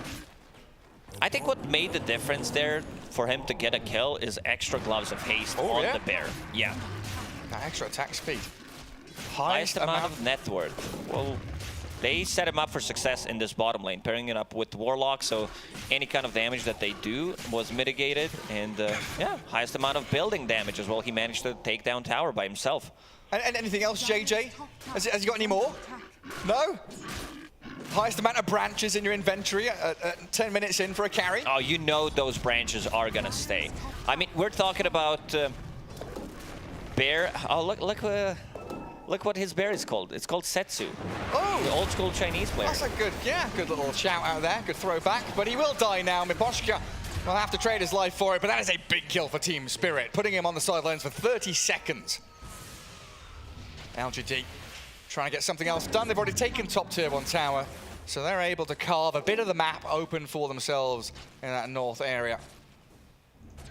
That's probably where Arme wants to start living, right? He'll come help out, push the mid-tier 1, and then sit around that top lane. Absolutely. Looking at his item progression, we're talking about 12, 13 minutes Mask of Madness Phase Boots Deso on Bear. It's wild. So this opens up the Roche for them. This also opens up the towers. And now they're playing with the Siege Creep. White does have Chaotic Offering available. Yeah, they're ready to team fight. Faith Bjarn's level 8. He's pretty tanky on this Razor. He's going to sit there in front line. Already forcing out the Glyph from Team Spirit, who are bringing heroes here to match this move. Toronto Tokyo has just finished off his urn, so he wants to start getting some charges, but the dive in from nothing to say. Focusing Miposhka, the reaction from Mira, but the golem's dropped on 3 of them. Toronto Tokyo has to blink away. Fatal Bonds not really connected to too much there, so Mira and Miposhka probably just going to be the big casualties here. And LGD very patient, very deliberate, not diving Mira too far, focusing the objectives. Yeah, this is what you call objective-based gaming. Nothing to say. There's no dissimulate. No dissimulate. He can't TP out. He's got sidekick. He's got a bit of heal, but he's going to get blasted by the Sonic Wave. Toronto Tokyo dragged back by the Dispose, though. And this Golem, look at him go. Destroys the Queen of Pain in a 2-for-1 trade out there, but Team Spirit also lost their tower. Fate's going to get another one. Ooh, slow. One more hit. Going to do the trick. Fate Beyond on Mega Kill. This has given a little bit of room to Yatoro to get his farm going, but he's still not looking good. We are talking about like 14 maybe minute armlet, which is going to be like one of the reasons why Collapse is also trying to go for the scaling build. That there's no shenanigans, no team items. He's going straight Maelstrom into BKB on the Bloodseeker. He understands that he also needs to be able to scale well into the mid game, because right now PSG LGD, they're in the driver's seat. Do you think that's the correct decision? Looking at the drafts and thinking, okay, laning stage is not going to go well for us, so we'll focus on mid game instead? Yeah, I assume so. It's going to be a lot of on Clockwork shoulders to be able to get some stuff going, because you have position 5 Viper, which is, you know, off to a bad start. Can't really do much, can't move, can't gank. CK doesn't want to join the fight, so it needs to be Queen of Pain, and it needs to be Clockwork who kind of lifting them. And if you look at the Toronto Tokyo's build, it's Urn of Shadows. He's trying to build a Spirit Vessel, so it's a little bit more overtime damage. In terms of scaling, like that's not going to be the greatest item build. Yeah, it's a curious one, that. I'll see what he transitions into. Hook shot, Mira finds the bear. Well, Druid does get off his true form, but there's an awful lot of damage coming in from Yatoro, and that's failed bonds on 5. Queen of Pain. That's a big bonds, and in comes nothing to say. The spill damage spreading all across Team Spirit. That was not worth it, Lacoste. 3 heroes down, and now the entire map belongs to LGD. They call them bonds, fatal bonds. This was 5-man fatal bonds, Gary. I don't know. Like, one thing I like about the Warlock players, especially the experienced ones, is realizing which spells you need to max out. Like, if this was 4 points in Shadow Word, he understands that, like, yeah, you don't need to get that, but fatal bonds, it's beautiful. And look at the patience from White. He's just like waiting. Yeah, okay, my Lone Druid's going to die, but I am going to absolutely allow my team to clean up the mess that was left behind. It's also when you see fatal bonds connecting on like even 3-4 heroes, you're like, if we don't have anything to dispel, that's going to be a huge issue. Yeah, it's just permanently there. Can't deal with it. Collapse falling yet again. Yeah, well, down to that bottom lane fight failing. Team Spirit still yet to really connect onto a tier 1 either. There's all these towers that are still available for LGD to come back and defend. 14 minutes, 13 assists, keeping 1 assist per minute. One thing I like about Jin Q is that, like, he goes for different item builds, but I think this is the correct way to play Marcy. Oh, yeah. So you can scale. Like, he's getting a BKB, he's getting the phase boots, no ether lens, and he has a sidekick maxed out. So he can actually deal damage in the fights. And if we talk about the mid, late game, after that, his item's going to be a basher. So you're going to have a scaling position 4 instead of just using 2 abilities on Marcy. Like, yeah, I'm Dispose and I'm Rebound, and also I use my Unleash just to be able to dispel things, but I can't deal damage. That's kind of an interesting point, because we've had a lot of conversations about this Marcy being kind of a better Tiny in the laning stage, the first 10 minutes or so, right? But with the Aetherlens Blink build, you feel like a worse Tiny 20 minutes in compared to a Tiny with Blink. Yeah, you just don't scale with that item build, and yeah, good item. Sync coming out from PSG LGD, Deso done on Ame, Fate Beyond with the BKB. Inside the Roche they go, instant smoke, rocket is available. They want to take a fight. Roshan's not happy. The fire, the flames, disappears in a puff of smoke. There's LGD traversing across into enemy triangle. Yatoro, oh, he feels something. Spidey senses tingling, leaves the last ancient creep. He's going to go try and farm down bottom. He pops the Phantasm, sees them coming, trying the illusion bait. Which one's real? Oh, they figured it out quite quickly. Entangling Claws and the Dispose comes. LGD bring the numbers. 4 heroes strong down there. And they can still connect back into mid. Void Spirit already jumping on the Queen of Pain.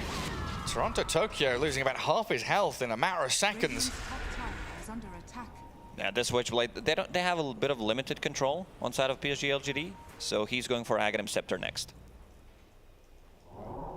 Have extra layer of silence against the Queen of Pain, especially because there is no defensive items. Like, you connect onto the target, and most likely that target is gonna die. Yeah, it's like you said, right? There's no save, there's no dispels being built yet. It's gonna take a long while for them to all come out. So if you're able to focus down one hero, get the first pick off, you're looking pretty damn good. Nothing to say. Spots Collapse. This is my triangle on the Radiant side. Yes, He's then gonna stick charges die, didn't though. pop it. Oh, goodness, collapse. Getting a lot of HP back from that as well. Jin-Q comes back in, though, with the Dispose Unleash, and Miposhka, he's got that poison attack stacking up with the Viper Bit Strike low on on mana, him. does have 2 mangoes. They Even dropped the drops rock the rock. on him. They really don't want these Team Spirit heroes in their triangle. They Why? lose 2 What a of them. bro. He still dies, but why wanted to save him there?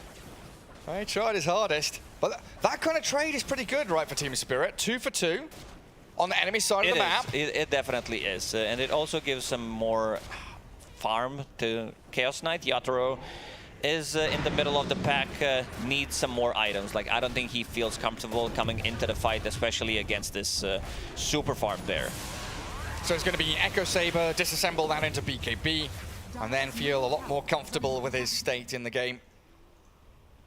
And they have caught up a decent amount. They've got those 3 cores in the middle of the Radiant ones. Now, Lone Druid is by far out in front. But Void Spirit, I don't want to say he's struggling, but he's definitely being more sacrificial in terms of giving farm priority over to the Razor and the Lone Druid. I think that's correct. I mean, he definitely didn't want to die, lower his net worth there, you know, not getting anything while he's dead. But yeah, Razor is going to be the carry on top of Lone Druid. So you have 2 really good cores that can match up whatever Team Spirit has in the late game. They would definitely want to have BKBs before the next fight. Collapse just a recipe away from it. And CK, if he disassembles, he still needs like another 3-4 minutes of free farm to be able to get it. Oh, there's bonus damage from Sidekick on the bear. He's just a bulldozer. Goes to a tower, it disappears in a matter of seconds. And to have Mira there, all leashed up by the Razor, and a free outpost for them as well. Well, this seems like a very straightforward, systematic situation for LGD. Just go from tower to tower, topple them over like dominoes, and it's down to Team Spirit to find those gaps in the map to get the space for Yatoro in particular. They also want to use this Aegis to just get another tower. Bottom tier 2 tower, they're going to be collapsing onto it. I don't think Team Spirit will take this fight. They just need to let it go. Yeah, they absolutely should. Just give that away. And look at that bear. 93 plus 145. Well, yeah, he's closing in on 6,000 building damage. Gone over it now with that tier 2, and it's 19 minutes in. Next item is going to be the Basher, so we'll have another way of controlling people, and it will sync up with also Aghanim Scepter on Void Spirit.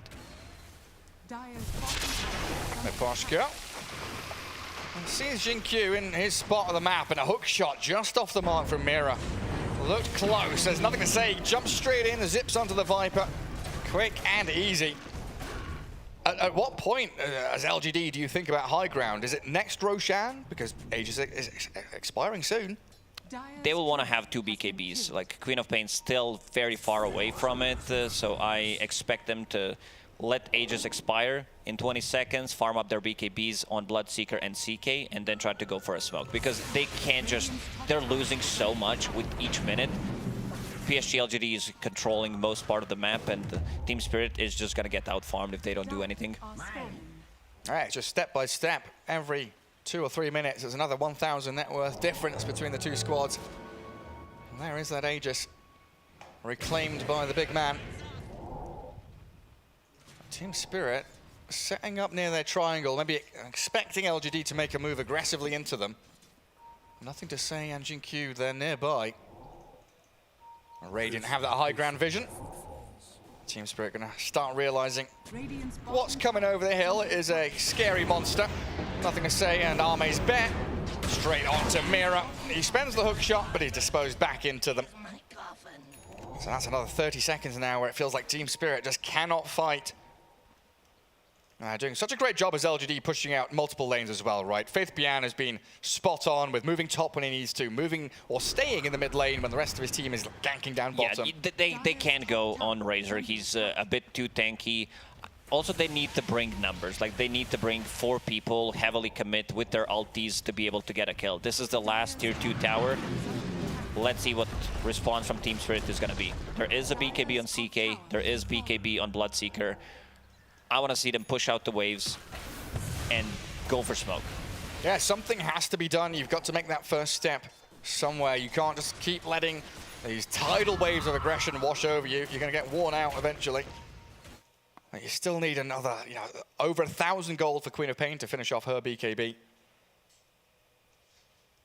Jin-Q almost has same amount of farm as Queen of Pain. Like there's 2,000 difference, but getting closer to BKB, and once you have that BKB, you can stand in the middle of a fight. Yes, they do have multiple ways that, multiple abilities that go through magic immunity, but still you're gonna feel relatively safe. Like you might bait a hook shot, you might bait the rupture, potentially sonic wave, and this is exactly what you want to do. There's a lot of sustain on their side, especially if we talk about the healing. When they like kill 1 or 2 heroes, they can easily reset. Vorlog does have a shard, so AoE Shadow Word, and huge. Also Sidekick on top of that. Yeah, there's so many ways of keeping that ball rolling. Try and extend these team fights with fatal bombs on everyone. That bear is going to do some serious, serious work. Arme under a rocket flare, smokes with the rest of the squad. Team Spirit know exactly what's coming. They're trying to retreat back to a better position, but it always feels awkward fighting low ground to high ground. It's one of those smokes where you feel like you need to do something as we expected, and then we can't really take a fight. The enemy's already there in your face. They're there. We can see them with the high ground ward, so need to find a good opening. It's gonna get dewarded. Straight out of that. And Team Spirit, they're picking out that bottom lane because top is moving in towards tier 3, mid is shoved out as well. Once you get to a situation where you have 3 lanes on your doorstep as Spirit, it's lights out. Lone Druid is on your base, taking tier 3s with ease. PSG LGD, they don't have to rush anything. They can wait for Roshan to respawn, and then, like, you're forcing Team Spirit to take a fight. Oh, hook shot connects on the creeps, but it also stuns, so that's a good kill. Whatever they can get. So close to BKB. A good attempt from Jin-Q, right? He knew exactly what he was doing, rebounding, disposing, staying in the creep wave to try and stop any kind of jump from coming, but very well done by Mira, obviously, knowing the limits of his hero. And Roshan spawn just over a minute away. I don't think I've seen Void Spirits not having a single last hit on a hero. He has 0, 2, and 10 score. No kills. Yeah, that's a bit bizarre, isn't it? He's not been playing poorly. He's been jumping when he needs to, but I mean, 10 assists. Not too shabby. Involved in half of the kills LGD have got. Oh, Collapse. Just wandering back through his own jungle. Still has that full 9-second duration BKB ready. So he's not going to worry too much about this Void Spirit Aghanims in the meantime. And Queen of Pain, the most important one right now. Just a couple hundred away, 300 gold. So another wave bottom, maybe the large camp. We'll see if Yatoro gives us some of the triangle to farm as well, but that's got to be a key moment. Even with the BKBs online for Spirit, you're still playing into Rock, you're playing into Static Clank and Basher from the Bear. Like, there's overwhelming amount of physical damage coming out from him. Roshan gonna respawn in 5 seconds. Let's see if they have a smoke. They need to respond to this. Yeah, they're all grouping up. This is absolutely an indication LGD want to go and make their mark on the map. 2 BKBs purchased at the same time, Marcy and Queen of Pain on opposing sides. They smoke, and Roshan's just respawned. They don't poke their heads in the pit just yet.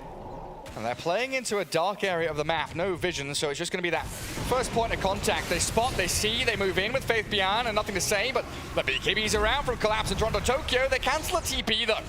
A golem dropped in on the Bloodseeker's head, and Yatoro, always being drifted around. The full-staff push gets him away from danger. They try to be sneaky, hide inside those trees, but the smoke broke, and instantly Fate Beyond uses Plasma Field, scouts them out. The Rock also committed, and they got a kill. One of the reasons why like Razor's gonna be able to move in the fights is he does have a Lincoln Sphere, so gonna cancel that Rupture and also going for Refresher. So you will have double BKB, double Lincolns, and you're gonna be extremely hard to deal with.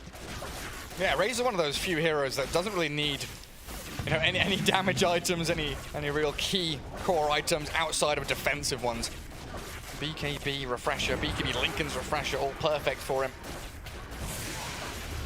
And Roshan with Aghanim Shard. Who do you reckon we give it to? Because Warlock and Lone Druid have theirs already.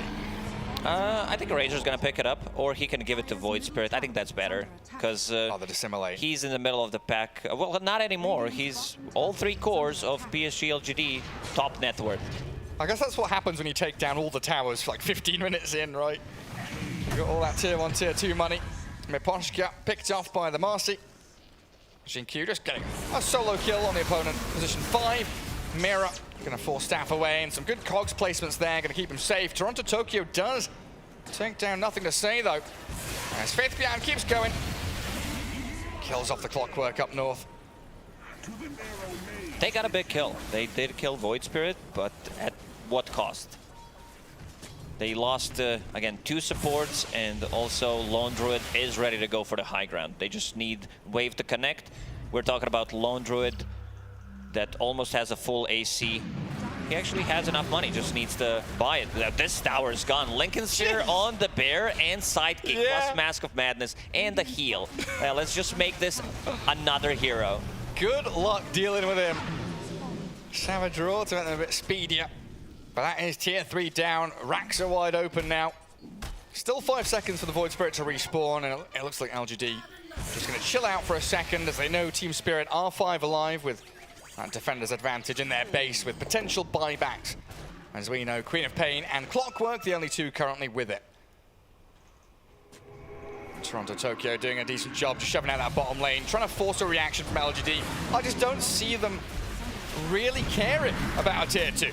They're going to go into this top spot, take down the buildings. Bear getting focused down by Miposhka and Yatoro. From Y. Well, they've killed off the Racks already, disposing the Bear back, rebounding out of there, and the AoE heal from Warlock, keeping them all topped up. And this is now going to be a move, what, into mid lane? Go round 2, do you reckon? Yeah, most definitely. But the mid is pushed in near tier 1 tower, so they need to push it out, and Razor's going to be doing that. Setsu is the most important. We're talking about Setsu the bear is the most important hero in this game. Like you see, they force staff him, they put the sidekick on top of him. AC is done, has a Mindbreaker as well, so a lot of minus armor. Silence coming out, 1, 2 hits and gone. See ya! Easy pickings on the Viper, and they get the D-Ward as well. That Vision, Team Spirit really wanted some Vision outside their base to start a team fight. At one point, you will have to take the fight. You have to take a fight, lose a fight, and start thinking about the next game. Because they just don't have the answers for it. Yatoro, he's just got to go in. There is no option. You can't sit and wait. LGD are breaking you apart. Xingqiu ruptured, but like you said, he doesn't care. He's baited that, and he's soaked it for his team. And the Golem, in we go. Toronto Tokyo. Oh, they've caught Yatoro as well. Faith Beyond is godlike, picking up that kill on the CK. No buyback for him. And Mira in trouble as well. Decent defensive hook shot, but like you said, Lacoste, there are no answers. Team Spirit cannot battle this LGD side. It looks like the game might just be over at this point. Mega creeps will start arriving. And really, the cause of Team Spirit falling flat on their faces. They've got summons galore as Lone Druid sends his bear, Warlock with his golem, charge them forward, and force Collapse to fight to his own death. And they call it very one-sided game. PSG, LGD outclassed them in game number 1. Like all the lanes pretty much except the mid lane went in their favor. Mid was pretty even, but yeah, looking at the top lane specifically, Marcy and Razor, they completely dumpstered that lane. And also bottom lane, there was no real aggression because Wise Warlock was always on point. Either heal the bear, heal Ame. And when they try to go for the bear that one time, Rupture, he gets a kill, he gets a tower after that, and also not allowing them to heal. Warlock's Fatal Bonds in the laning stage, very obnoxious, especially if you have any kind of damage that you can throw into. And sometimes it does become difficult because we're talking about 2 melee heroes playing into Lone Druid. So you know that Bear's gonna hit you and the hero's gonna hit you as well. And don't forget how that started as well, right? The bear got killed at the start of the game. 300 gold, 300 experience towards Team Spirit. And we were kind of wondering whether or not they'd have a good laning stage off the back of that. LGD just playing, you know, world-class Dota 2. They are showing they are one of the strongest, still top dogs. They are. We wanted to see them on LAN for a very long time. First game after being absent for like 10 months. Oh, wow, I believe, yeah. And yeah, what a showing. I think everyone expected them to be strong. Everyone wanted to see them play on LAN, and they deliver game 1. I absolutely did. Maybe back to the drawing board draft-wise for Team Spirit. But at this point, I think we can hand it back to Avo and the panel.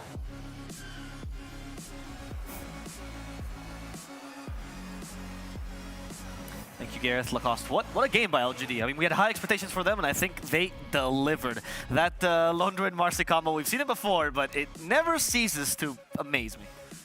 Not just the Lone Druid Marcy combo, right? I was talking about it from the very beginning.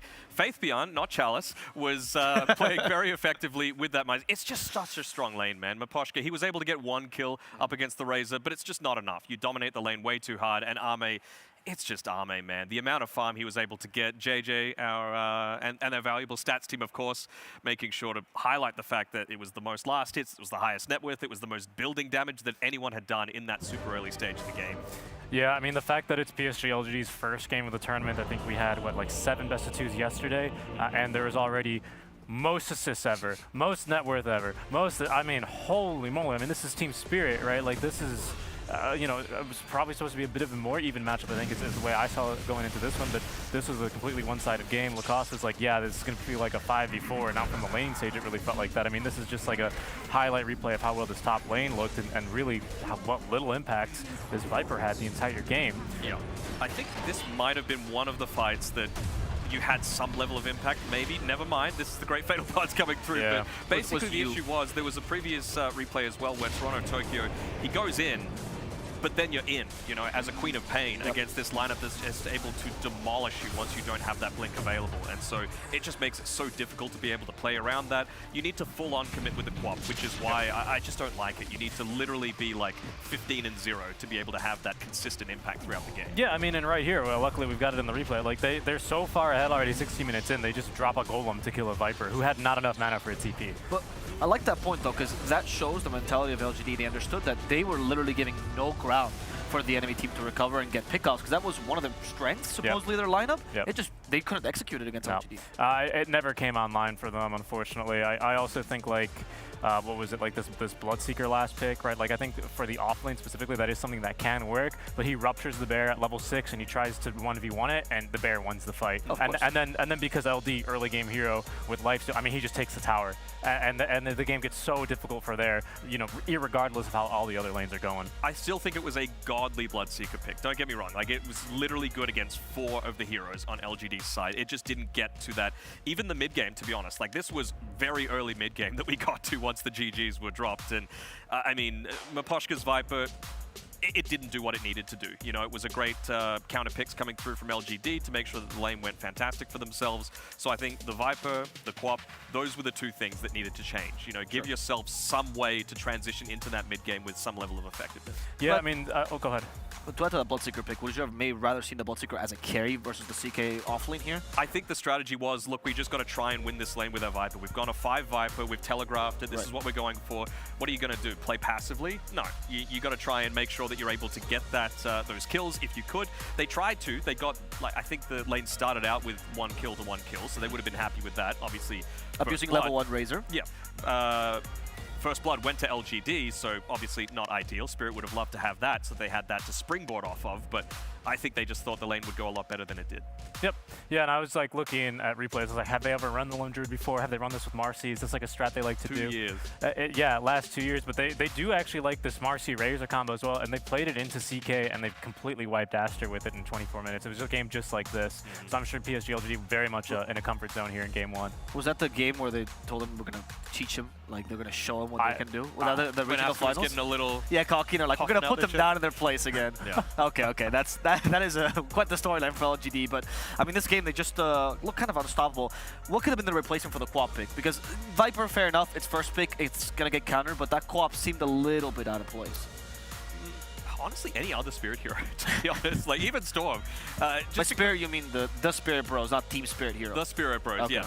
Because they didn't have a way to get on top of the Warlock outside of the Clockwork, and it felt like Clockwork needed to be a response to the Razor, but then Bloodseeker was also focused on the Razor, but then he also had to focus on the Lone Druid. Like, it was a very good Bloodseeker pick. It was an even better Lone Druid pick, to be honest, coming through from LGD. Again, picking up something that they hadn't for such a long time. So I just think they needed multiple ways to be able to invade that backline and prevent why from having as good of a game as he did, because he was on point with those fatal bonds, with chaotic offering, always hitting onto at least 2 or 3. Yeah, and the CC just wasn't that good. Like, after using the last pick Bloodseeker, and maybe that's not what they had in mind for their last pick when they picked up the Quap. You know, they probably would have gone for more AoE control, lockdown, you know, on the mid laner, but it was severely lacking as well in terms of team fight. And the Bear was just way too far ahead for them to even string that together. They didn't have like a prayer, it felt like, against the Bear. If they could have got to like second Roche and picked up the Aghanim Shard for themselves, for the Bloodseeker, maybe. But yeah, never got to that stage. Well, we have Game 2 still for Team Spirit to recover, and Game 2 will have a very different draft, so hopefully Team Spirit can fix some of the mistakes in the first game, or maybe LGD will look a little bit too strong. Before that, we're going to take a small break and come back with the analysis for this second game of the series.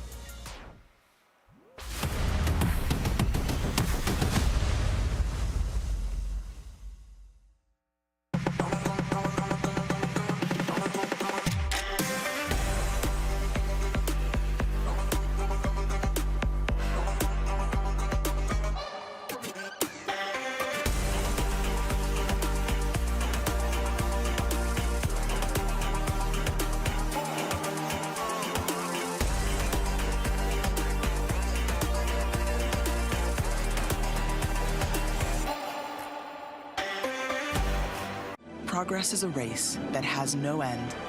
After every finish line, another challenge awaits. How can we continue to push innovation in a sport at the forefront of technology? This is how.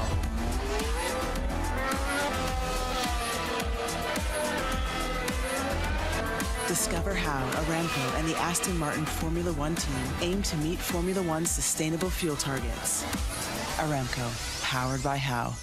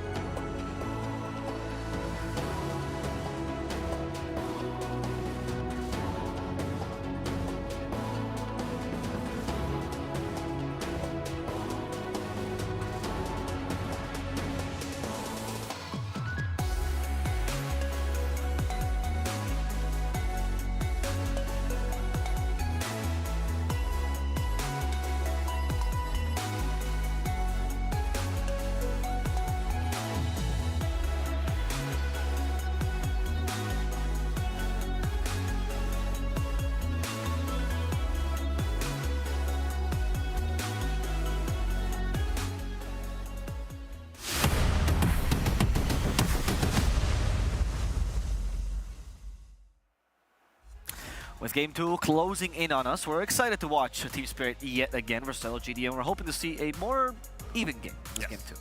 You gotta get past the laning stage and early mid game to give yourselves a chance. I mean, Team Spirit, they had some pretty clutch moments, you know, where they were behind, being able to get those skewers back towards the fountain, back at TI. Obviously, that's a long way away. Right, I was wondering, like, what was the madness in Game 1? Way back.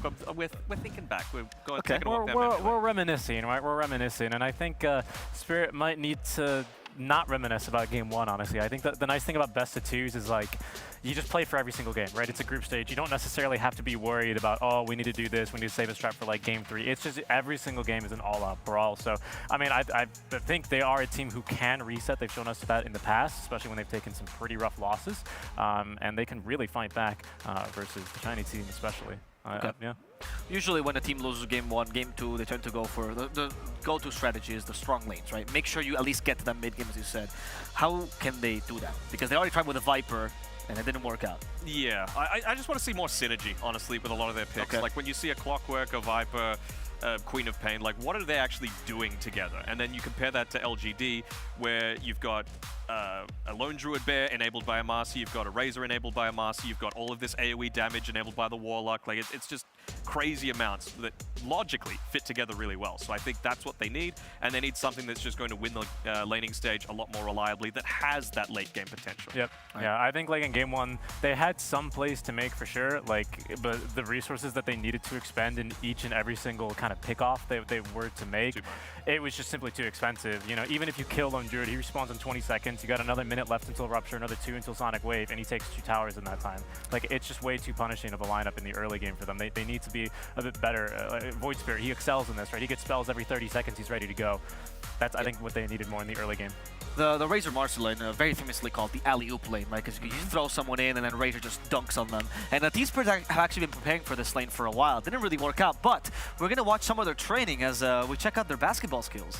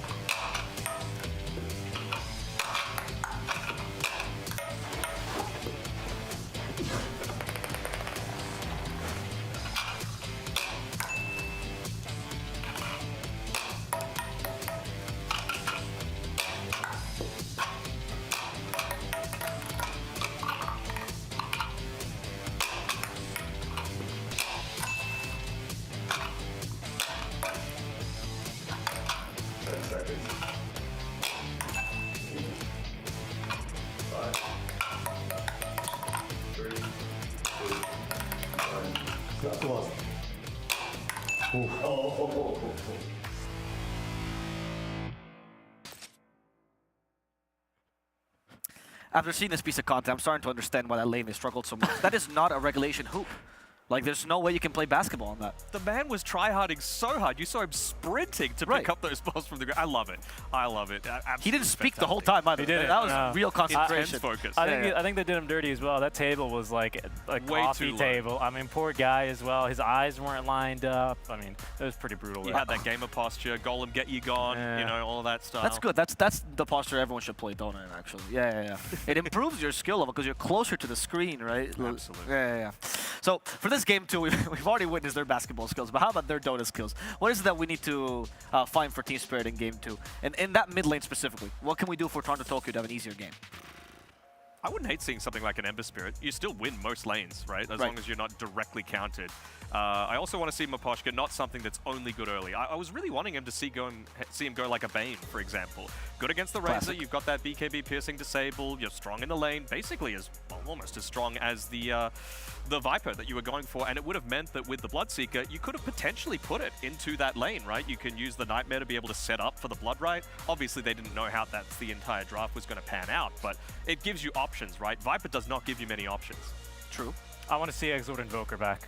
I think you just bring it back. I mean, BZM, he didn't do Exort, unfortunately. But, you know, Crossflex Invoker over in the mid lane. Maybe just like a comfort hero. A hero that's going to do fine in the laning stage. A hero that is going to have plays to make some rotations. A nice itemization. I mean, it was like a Vessel at like 23 minutes for this Queen of Pain. It's kind of dead, though. I mean, for sure. I mean, what, for was sure, it Sword right? Invoker? Or Invoker. Invoker. Invoker in general, for sure. All right. Water Rune's too strong. Tower Regen too strong. You can't, like, out-trade the enemy team anymore. Sure, but it is true that he does fulfill that role. You're talking about that Ember Spirit, right? Space Creator doesn't rely on any plays. He's just good anyway in the first 10 minutes of the game, so maybe that's the way for Toronto Tokyo. More early game presence, more options, like you were saying. And just being able to get that +1. You can never get a +1 as a Queen of Pain, ever. Right. Like, you're blinking in, you're using all of your spells, like we said.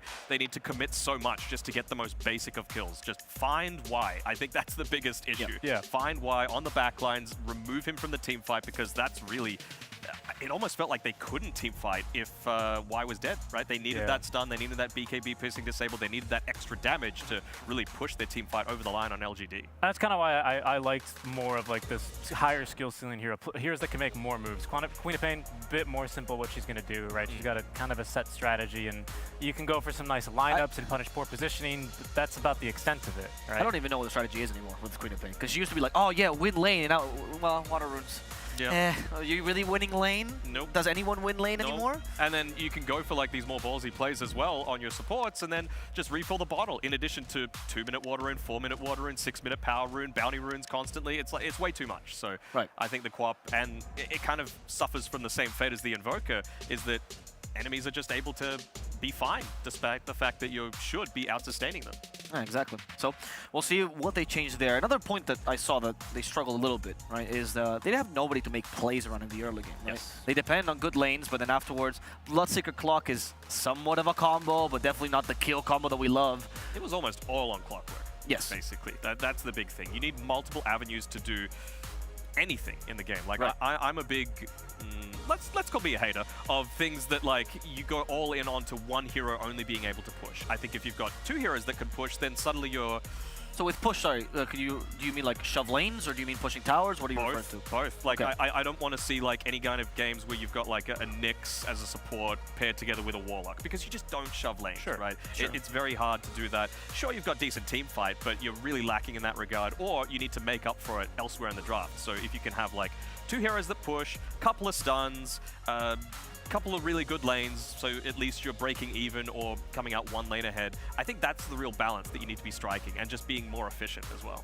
Yeah, I mean, you look at the support duo, I think they kind of had that issue. Clockwork, Viper, they would like to be around the map. Individually, these heroes, not together. They'd like to be around the map, looking to make plays. Viper breaking smokes, Clockwork setting up on these hook shots onto heroes. But, you know, you had a Bloodseeker and a Quap into a pretty tough matchup there, so she couldn't just boldly push waves, so it was pretty rough. They didn't have anyone to play with.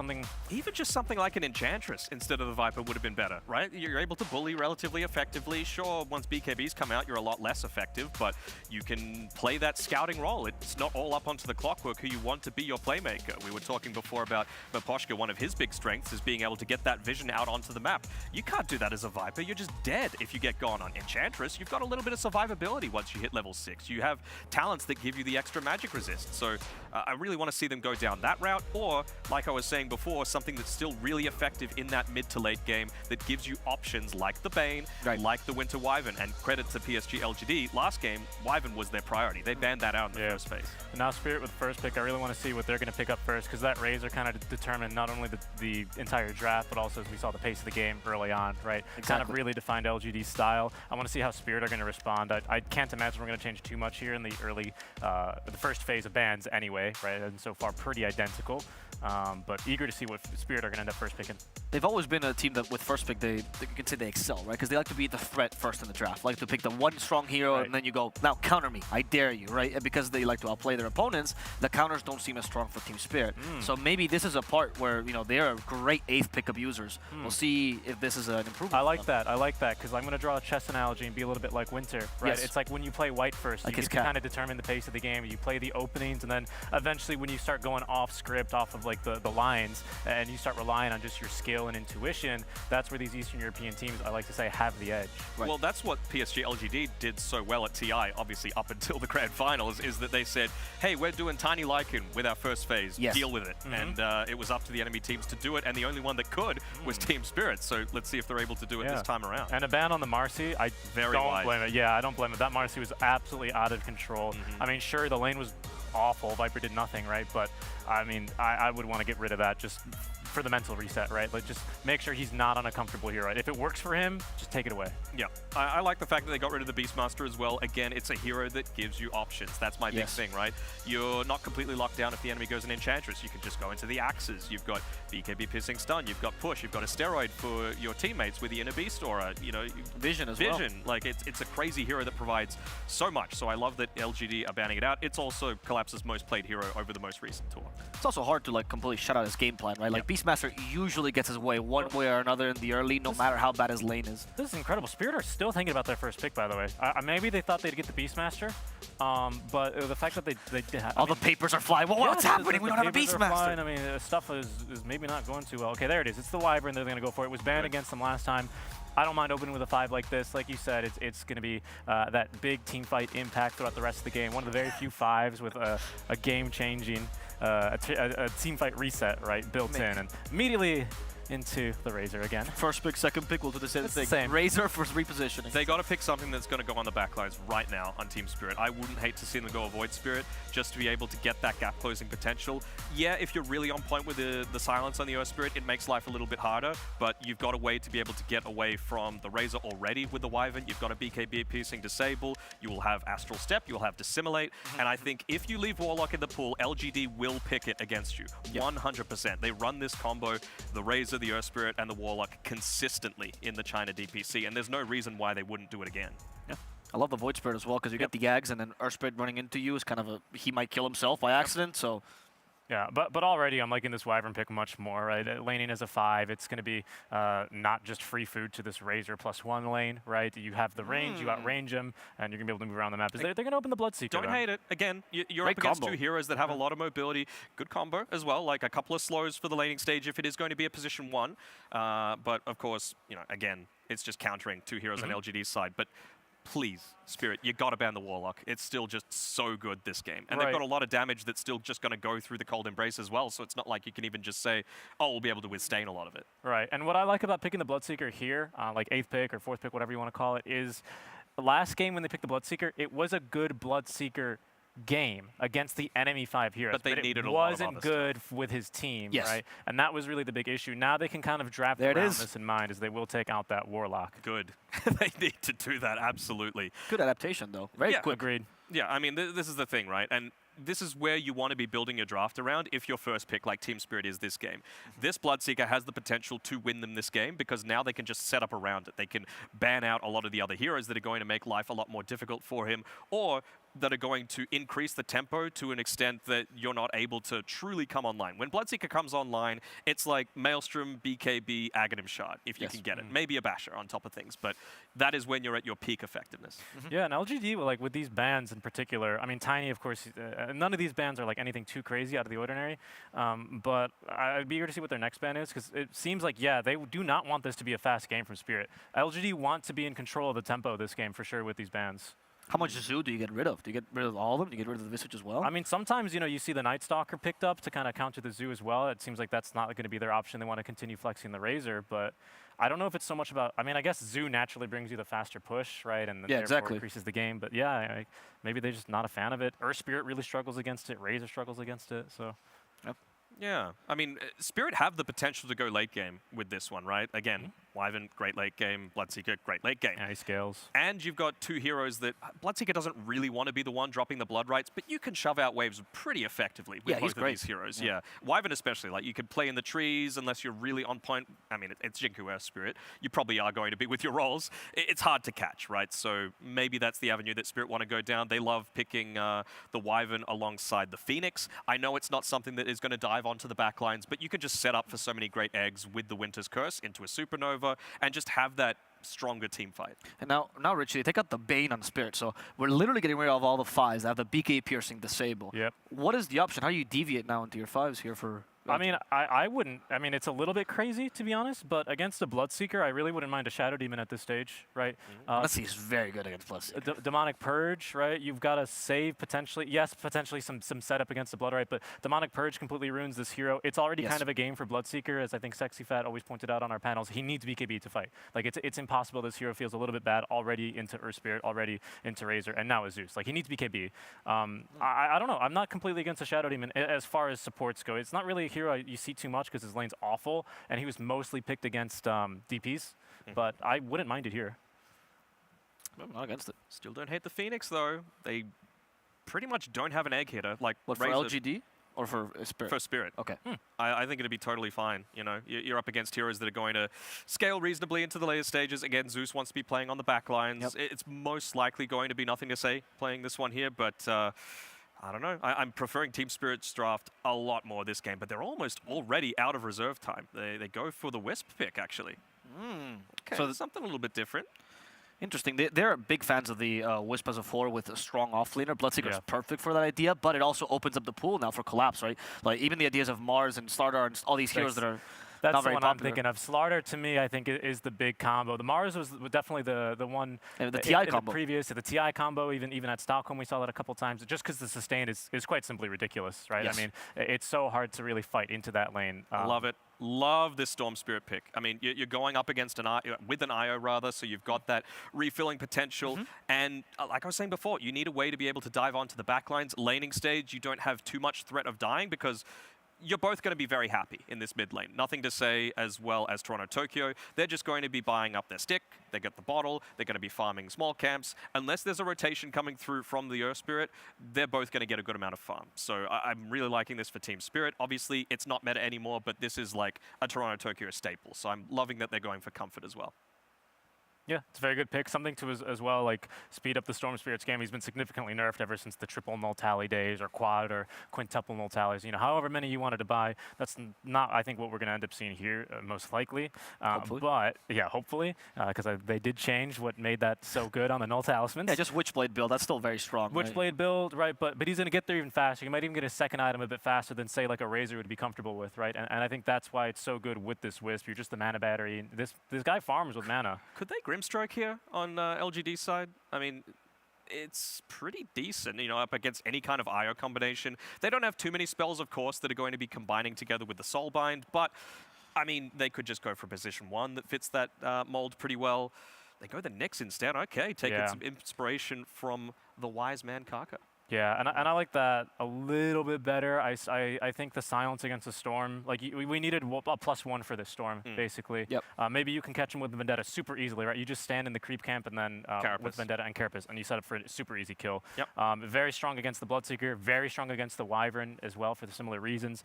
Something to actually play ahead and give vision to Earth Spirit in order to like facilitate some easier rolls. And then all of a sudden, Earth Spirit rolls onto you, Zeus ulti, Nyx Vendetta. Like that's an immense amount of burst damage. And pretty easy to execute on LGD. It's a lot of unavoidable damage that Team Spirit are doing, right? You drop the Blood Right, you've got the Spirits running, you've got the Static Remnant, you've got a Splinter Blast.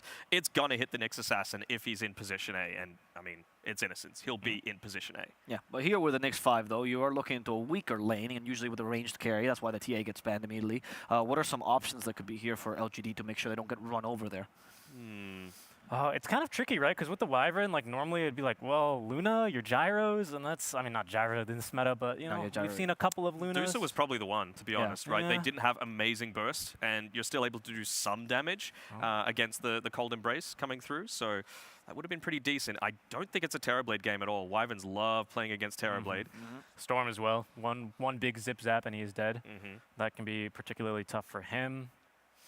You can't play Gyro. Like, it's just, without a Wisp, it's not a hero in my eyes. Drow against Storm is terrible as well. It's not really a good idea either. Yeah, because he just zips to the other side of you, and that's particularly tough. Dota with a turn rate, of course. You have Clinks as one of the last options. That could still Ooh, Collapse Mars, all right. Yeah, we talked about this, right? It opens up because of the IO pick, and now they have an early game strat. But the answer is, against the Mars, Luna becomes a little bit better, right? Popular counter is also the PA. That was a favorite one, but against Bloodseeker, that's impossible. I mean, the threat of the Wyvern is, you know, outstanding here, of course, but I would still maybe go for the Luna. Like you said, the Glaive's bouncing around. Naturally, Wisp is always going to be near one of these heroes, so you're going to be bouncing on those Glaives, and like you can't underestimate that in fights. Yeah. And also bouncing Glaives through the arena walls, like it's so valuable here. I would consider it. I'm just trying to think if they can't face this void. The lanes are way too bad for it. Do they, again, like what I was saying before, put Arme on the Razor position 1? Razor paired together with a Nyx is pretty good, right? You just put yourself in front of the Razor whenever you're going. He tries to spear you away, just drop Carapace, and then suddenly you're not able to run away quite as easily. So maybe it's a pause 3 that they're waiting for right now on LGD's side. That'd be pretty cool, actually. I wouldn't mind seeing that. There's a bit of counterplay there with the Nyx Carapace, exactly as you highlighted. Yeah. The thing is, like, a Spirit might still be able to out-execute in that lane, so it's slightly risky, right? Because then your Razor gets a bad start. Okay. All right, yeah. I was a little worried that now that they've got the Wyvern, this is something that you wouldn't be as effective with, of course. Like, Lone Druid's damage is almost entirely physical. You've got the Winter's Curse, of course. Bear's going to hit someone, basically, right? So I was considering it just because it is one of those ranged-ish heroes for the laning stage, but I'm worried for the mid game. So I'm much more confident in Spirit's draft this game. It's still LGD though, so I'm not sure if it's going to be enough. Okay, so you're starting with one draft, but with one team as well, right? And then they're on separate sides of the equation. Yeah. Fair enough. Richie?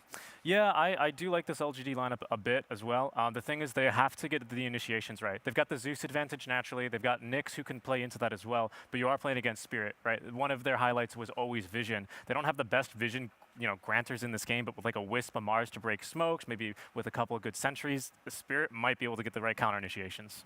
Okay. Well, we're going to have to see, as Game 2 is upon us, and upon us are also a great pair of casters. Gareth and Lacoste, take it away. Looking draft for LGD. Team Spirit, though, coming out with a lot more team fight, a lot more ways to react to what LGD brought in Game 1. Yeah, absolutely. I do like their draft a little bit more than in Game 1. Still favoring what LGD have, because they have very good vision game. They do have 2 melee supports, which is something that usually we don't see. Yeah. But when Nyx is paired up with like Lone Druid, because Lone Druid is a self-sustainable hero, so I don't think you care too much. The lane I'm looking at is the safe lane for Team Spirit, because they did make some changes. This time around, it's going to be Bloodseeker plus Wyvern played in the safe lane. And we were talking about when they already picked it. I feel like they do have enough what it takes to be able to deal with the Razor this time around. It's also Razor plus the Earth Spirit. We don't see too much of the Earth Spirit lately. Sometimes I think the big reason why we don't see this hero so often. Oh, this is cool. This looks beautiful. I thought they were real. You know, when you've got the golden ticker tape coming out at the end of TLA, I thought that was all real, but now it's all in the augmented reality. Beautiful stuff. Yeah, to go back to Earth Spirit point, everyone gets an early BKB. Like we're talking about 2 cores, maybe even 3 cores. Not as much after the BKB changes, but it's still good. Like if we're talking about this Razor from the off lane, that's going to be a BKB. So he does get shut down like in certain games, but yeah, I want to see what Jin Q can do. Like Jin Q on a position 4, his performance on Marcy in the previous game was top tier, and want to see what he can do with the Earth Spirit. Yeah, and I suppose one of the greatest strengths of having, you're talking about these 2 melee support heroes, but they've got the ability to gap close, face tank ganks, move into these dark areas of the map, scout people out, and more importantly, get onto the Io and Wyvern, who are heroes that sit in the backlines very naturally. We'll see what they can get involved with early on. Team Spirit going to come down bottom, try and safeguard one of these bounty runes. Well, up at the top spot, Blood Right's out. And we'll get the bounty rune in there for Y, and Yatoro being body blocked by Faith Pian, but he'll get to tower, no problems. Hiding behind the trees there, but he's a little bit stuck now. How do I get back to lane? I see. You should. Got a long walk across. Arctic Burn and Bloodright will be ready when they come back to the lane. They need to play aggressive in this lane. Also, the way Team Spirit adapted to the draft was they wanted to reset the fight. Like they thought the Razor was big deal, and they wanted to have like multiple ways of resetting. We're talking about the Relocate, we're talking about the Wyvern Ulti and Cold Embrace. So there's not that much magical damage other than, I mean, there is, never mind, I just lied. We have Zeus and Earth Spirit, so that's a decent amount for people who are put under the Cold Embrace. Yeah, try and pump that damage into them. Mirror and collapse down bottom. Oh, nothing to say. Gonna leap forward. Little jump in there towards Toronto Tokyo. Currently 5-0 for the Storm, though. That's what we expect. Storm to continue free farming here. There's no real kill threat from either side, is there? No, I don't think anyone's gonna die, but the full wave is approaching Zeus, so nothing to say is gonna get some extra CS. Usually Storm Spirit a counter to Zeus, but we haven't seen Storm Spirit being popular lately. Not because of the nerfs that he got in the latest patch, it's more about the null talisman. These are like indirect changes. Before people were getting like 4 or 5 nulls. It was pretty obnoxious to play against the Storm Spirit. I think this hero is like not in a good spot right now. They needed something. Yeah, exactly. They needed someone that can get on top of Zeus, but Zeus does have Heavenly Jump, so it's not that bad for him anymore.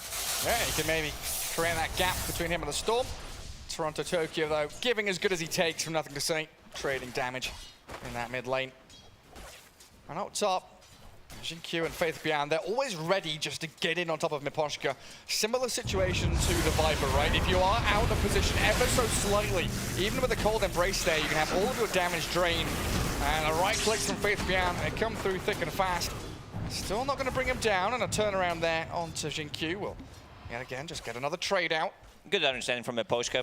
He needs Cold Embrace level 2 instead of getting the Splinter Blast. It's more about the defense, but they still have a good offense as well. I also want to see like side lanes, because if look at the hero portrait stop, everyone's sitting at like half HP on side of LGD, so maybe it's time to go for Bloodseeker, especially when they hit level 3, put another point in Thirst. He has Boots of Speed coming to him, so he will be able to outmaneuver this Razor and break the static link potentially, especially if there's no connection from the Earth Spirit, and make a turnaround play. Yeah, it's a rare attribute, isn't it? Being able to take advantage of that regen trade early on. You know, the majority of the first 4 minutes or so is about tango salves, keeping yourself topped up and in fighting shape.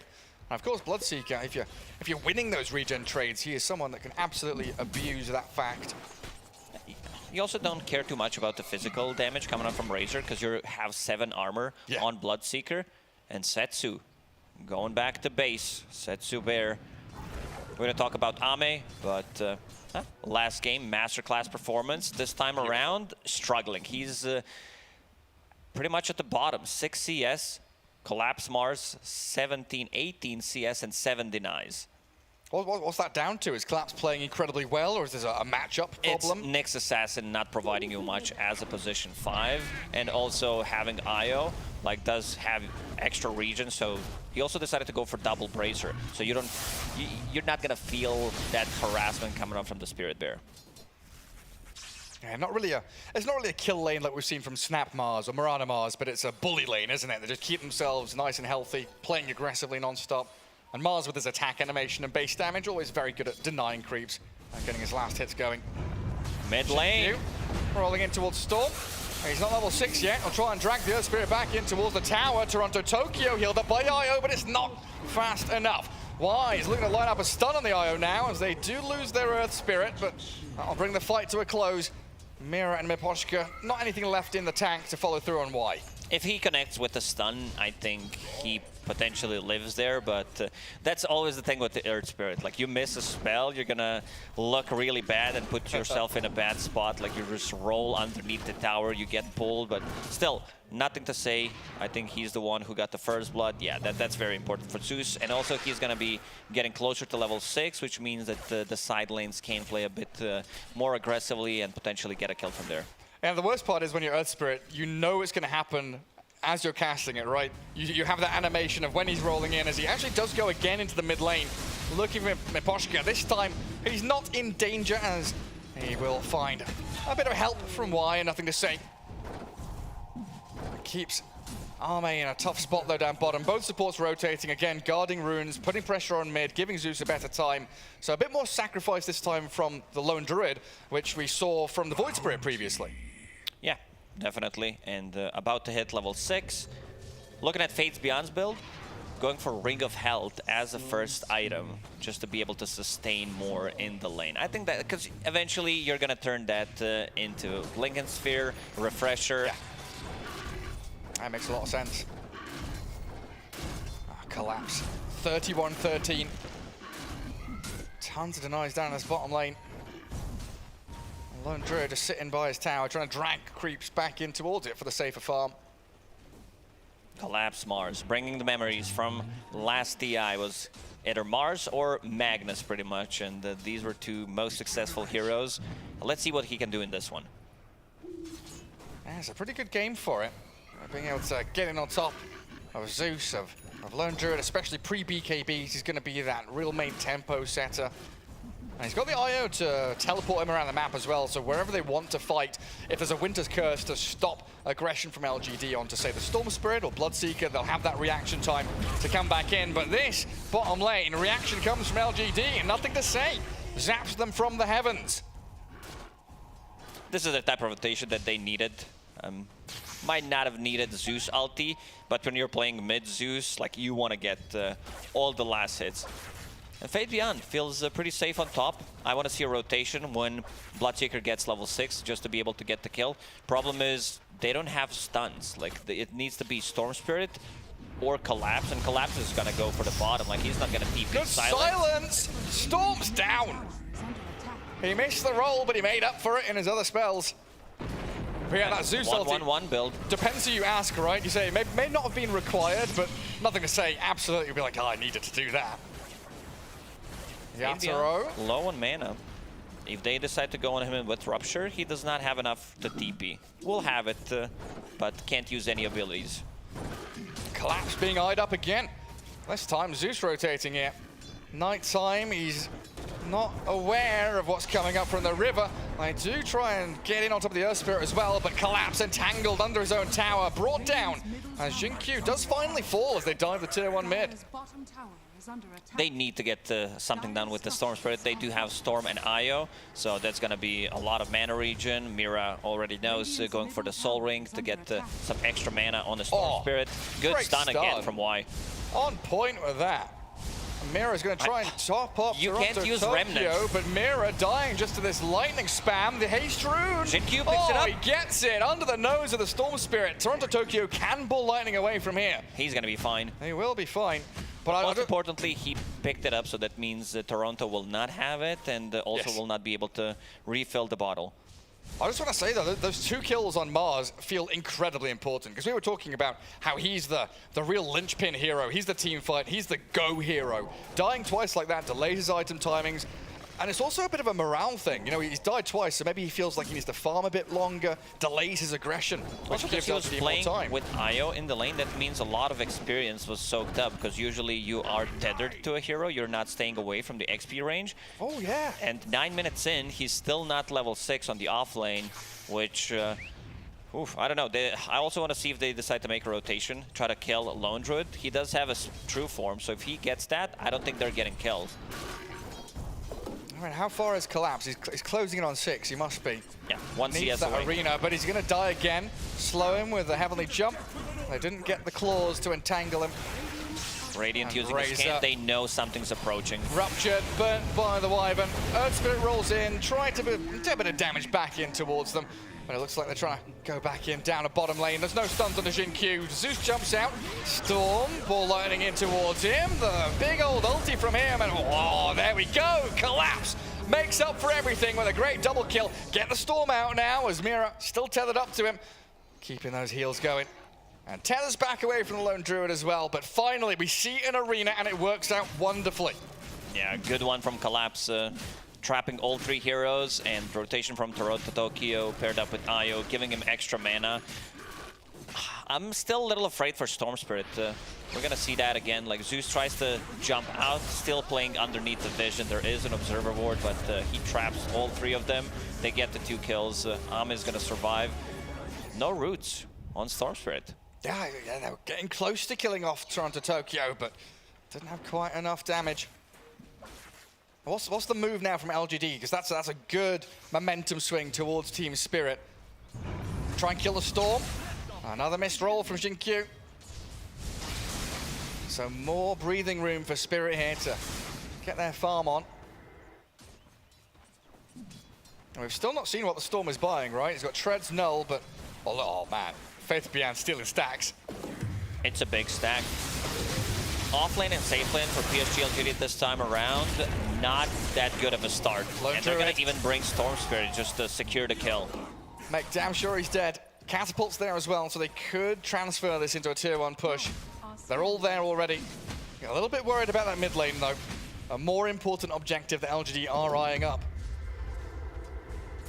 Radiant structures are fortified. Good stun from Y. Carapace. Get on the IO. That's gonna get beat a kill. Easy peasy. Talking about like how these 2 cores on LGD are not having that good of a time. Razor, his BKB timing gonna be delayed because he decided to go for Ring of Health. Still, they want to defend the tower. Fade Beyond, they need someone with a stun. Jin-Q's gonna TP in. Oh, look at Y though in behind. Storm Spirit still silenced. Magnetizes on him. 300 HP. Is that going to be enough to tank through it? It looks like he should. Too salty. you never find with a Zeus on the map. Now. And they scout them out. They see Yatoro, low health as well. Bloodright's there. Why? Carapace is going to connect in. The stun to land. No, he doesn't even need it. Just Vendetta thwack into the head of the Bloodseeker. Why? Getting slowed by the Arctic Burn, but Jinkyu is backing him up. And LGD, they've got the Razor to help out as well. Does Collapse want to spend Arena to try and get a kill? He does. Get rid of the pesky Nyx Assassin. No bonus kills for them though, as Mira being focused by Faith Bian. The Cold Embrace. It's there to heal them up, and Toronto Tokyo ball lightning into the back. Vortex on the Zeus as well, but the silence from Jinkyu. Stormmaster ball away, he's got nothing left in the tank. Physical damage out of Faith Bian's going to kill off his own teammate at this point. Nothing to say, will try his best to do damage in towards him before he falls. But Faith Bian is ruptured and dead as well. It was a nice curse coming out from Miposhka to lock them down, and also good save. Still, they managed to get a kill, but also 2 big kills. Actually 3 from Team Spirit. Ame trying to find some farm. This time around, a little bit delayed on his timings. Still gonna be a decent, yeah, because he broke some records. Like he broke 2 different records. Like 5 minutes ahead of both of his first items. I like this Y item build as well. Fluffy Double hands. fluffy hat. Hell yeah. That'll help him survive against Collapse's Mars, who he does see. Lone Druid pops the Mom, gets the claws in onto Mars, and Collapse. You can't use your abilities because it's going to get blocked by Y.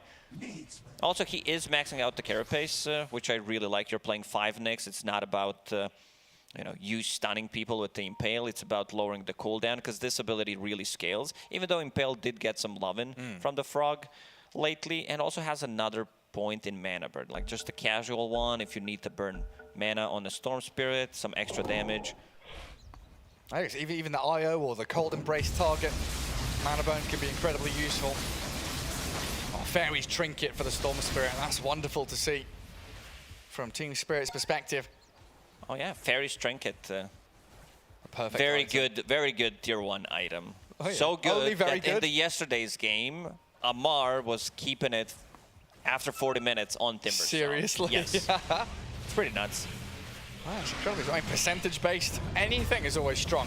Yatoro, another missed roll from looking for a curse. Yeah, trying to line it up, but there's just so much focused targeting here from LGD. Everyone in the right place at the right time.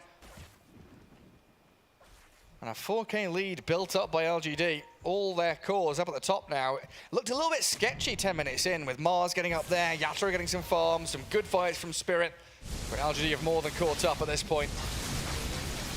Once Mars picks up the Blink Dagger, it's going to be much easier to initiate for them, because 2 supports, like they're more counter-reactive. They're not going for the aggressive plays. So they definitely need this Blink Dagger. And then Toronto Tokyo has Arcane Rune in the bottle. So it's go time. Once Collapse finds enough farm for his Blink Dagger, it's time to smoke.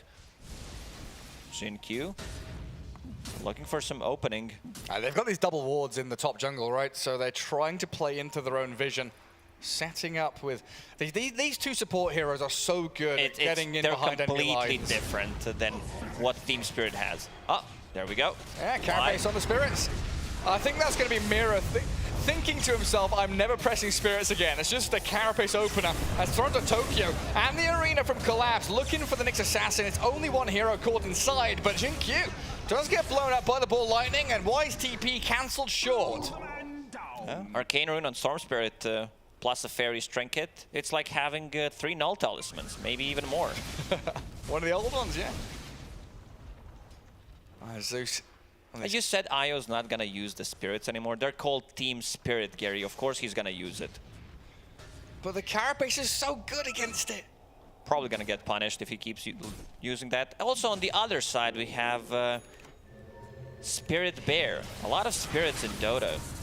There are. Spirit Breaker, Vengeful Spirit. Do we have any Spirit Vessel? Oh yeah. I wonder who's... I guess it captures the souls of people, doesn't it, Spirit Vessel? Trap the spirits inside of it. Now I see all the beautiful items they're picking up. Zeus has finished off that Kaya Sanj. So he's going to be able to keep himself a little bit tankier, withstand some of the onslaught that will come towards him in the team fights.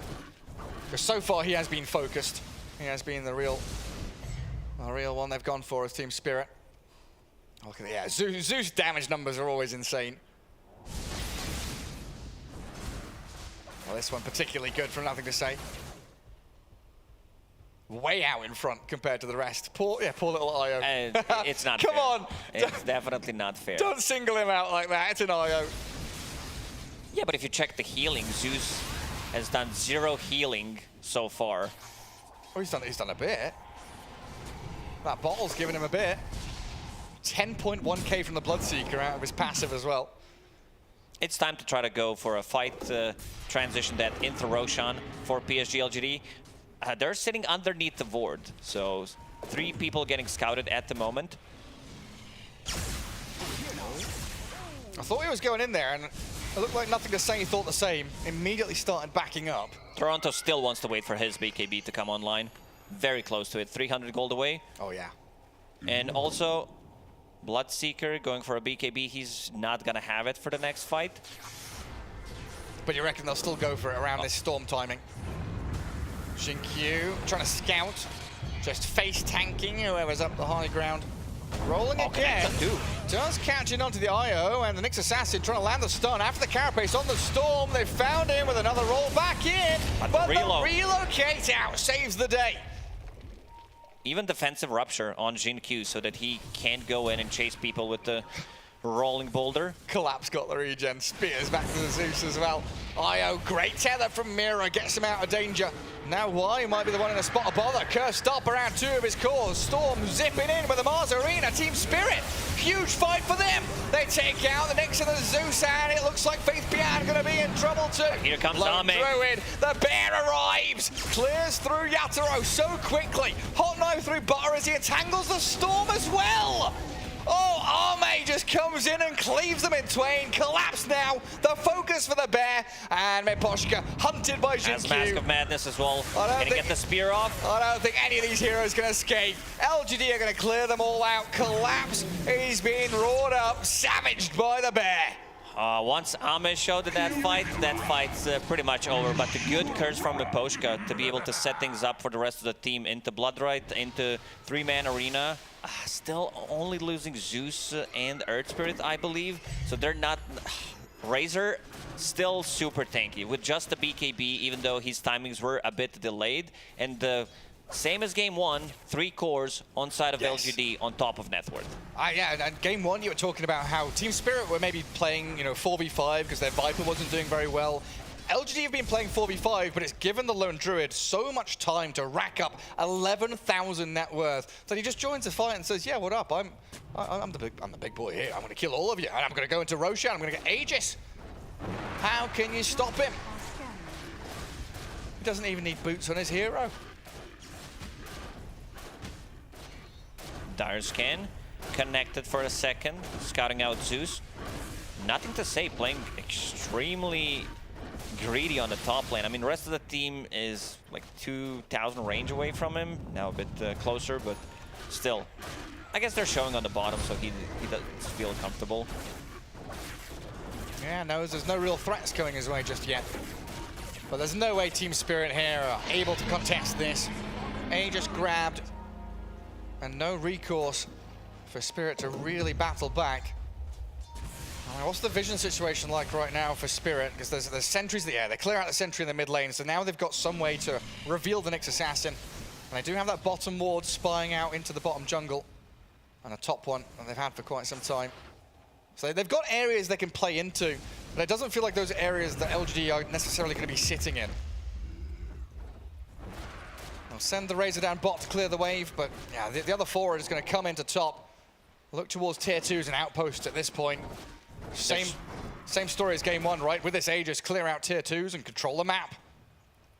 That's going to be the plan for PSG LGD. Also 2 big items coming up. Basher on a bear, so another way to control Storm Spirit when he comes in. And Fate Beyond getting closer, 1,000 gold away from his Lincoln Sphere. He knows that he's going to be the target with the Rupture, so needs to protect himself. Man, Razor has been like one of the better anti-carries and one of the, if not the best one, and also one of the better carries in the game. It's pretty nuts to think about it. He's a incredibly potent hero. It's always felt like he's been very versatile in terms of what items you can build. Of course, everyone just gravitates towards BKB Refresher because that's the simpler way to play him. But you're not really locked into a playstyle or a lane or anything like that. Very dynamic hero. Double blink from Spirit. Oh, he's stuck. He's rolled all the way in, but well, he's who's stuck now? Down to the low ground. A great stunt for the Knicks as well. Toronto Tokyo relocated back up to top. The mech from Mira trying to top up Miposhka, keep them healed, and they do bring down Jinkyu. Bloodseeker's BKB has just been finished off. Look at the tower. But the tower's just being mauled by the bear. It looked pretty bad when he rolled in. They knew exactly where he was, and then he gets the kick on Mars, so pretty good trade. He also got the Urn of Shadows charge, which he's going to turn into Spirit Vessel. Well, trap the Spirit heroes. Trap Team Spirit inside of it. As you said. Don't let them escape. Don't release the spirits. It still feels like Team Spirit, they've got ways to play these team fights, though. The ever-ending threat of the reset tool out of Winter's Curse, the Mars Arena. It's just a fact of getting damage onto the heroes you need to. They definitely want to take a fight to double damage on Storm Spirit and Witchblade completed. Time to make a move. So far, we've not seen too much impact out of the Storm and the Bloodseeker, but yeah, you're right. This is having a good read. They know something is up. No one showing on the lanes. And nobody top taking the safe farm. Nobody under their vision. And now they'll see the D wards, so LGD know exactly where Team Spirit are. Whereas Spirit, I don't think they've got a clue. The smoke out of LGD here is going to give them a great opening. Just have to dodge a couple of sentries. Why? Trying to move forward. Yathero stunned. Doesn't get his BKB off in time. Oh, the Bloodseeker, he's just going to die. Blood right down, but say goodbye. Faith Beyond picking up yet another kill. A bit premature BKB. He did have Lincolns to protect him against the Rupture. Rest of the team was there. A bit greedy from Yatoro. He was not with the team. Rest of the team sitting on the high ground. Is it a small camp? Yeah, it's also a small camp. You've got like 60 gold from it. This also means your Tier 2 tower is gone. Another one. It's just that algorithmic play from LGD. They know exactly what move comes after the next. Algorithmic. Gary, I told you, every single time you learn a new word, you gotta report it to me. Oh, I'm sorry. Here we go. Team Spirit fighting back. Let's see if they can get something out of this. They do kill the Knicks, but losing the IO doesn't feel particularly good. And LGD still in a good spot across the river in dire territory, ready to take Outpost. Also, Zeus revealing wards. I don't know. They have still two observe wards. I'd say Team Spirit has done a good job considering that they are playing from behind, also playing against Zeus to be able to sustain some of their vision on the map. 2 Spirit Vessel charges on Jinkyu, which means that healing coming out from Cold Embrace and Io, like even Bloodseeker, if he gets the last hit, is not going to be that good. Why clearing out that bot wave? And he's just about to reclaim there on our mate. Just when you've got heroes like Nyx and Earth Spirit, they're so good at doing stuff like this, poking their heads into the enemy jungle, trying to spot out where your opponents are standing. Oh, look at that. That E-Blade. So disassembled the Kaya Sanj. Goes into the E-Blade. So is this Sanj just going to stay there? It's not really a halberd game, is it? I think he might just keep it. Sanj and Yash are going to come out. Let's keep it there for a bit of tankiness. Usually strength carries like a year ago were getting like casual Sanj, yeah. Yeah. Lifestealer Sven and stuff like that. And Yule's done on the Knicks as well. Trying to get some high ground vision into the triangle. They saw the Storm and the Io tethering across the river. Jinkyu just keeps on going, rolling forward and finding Mira. Nyx and Razor will arrive as well. He wants more. 900 mana left on Toronto Tokyo. Gonna be hard to chase him down. Gonna TP out. Still, they got the kill. Look where Ame is. Yeah. He's getting a solo kill on Bloodseeker potentially. Oh my god! If the rest of them can connect on this, they can do a tremendous amount of work up in these tier 3s. Yatoro is going to have to make a trip back to Fountain. Unfortunate for LGD, they weren't quite speedy enough with their heroes to get there in time. But it's still good pressure in towards Team Spirit. And of course, we know that LGD are going to take their time about this. Winter's Curse and the Arena are always going to be a threat when you're pushing high ground. There's no need to rush anything. You're building up your 10k net worth lead now, getting bigger and bigger. LGD has done a very good job so far keeping people away from Razor and Lone Druid. Like, their positioning was extremely good. So, like, even though there were a couple of good curses for a setup, we still haven't seen Hero dying immediately because he's sitting next to Razor or Lone Druid Bear. Poor little courier. Just slip away, nearly died. Yatoro and Collapse. They are trying to use this tree line to their advantage, but quickly realize that with no tower there, they won't have the rest of the squad to back them up. And again, one of these situations where it's quite apparent Team Spirit want to play around an objective or around vision. They need that. They need that visibility. They need to see where these heroes are to get their teamfight ultis latched onto the key targets. They lost all their vision. They don't see anything right now. They've got one ward where the Razor is right now, and that's what Collapse is going to use. In with a Storm, Faith Beyond low. They should be able to bring the Razor down, and LGD just hands in the air, back up and evade. Or do they? They're rolling in. They're finding the Bloodseeker. They've got the magic damage to pummel him, even through the cold embrace. And now Jinkyu trying to get in on top of the rest of them. Not quite latching, but at 60. Oh, he was trying to go for the curse, gets bashed. Poshka! He tried, but he failed. Falling short of the mark, and Storm Spirit Yule's stunned and dead.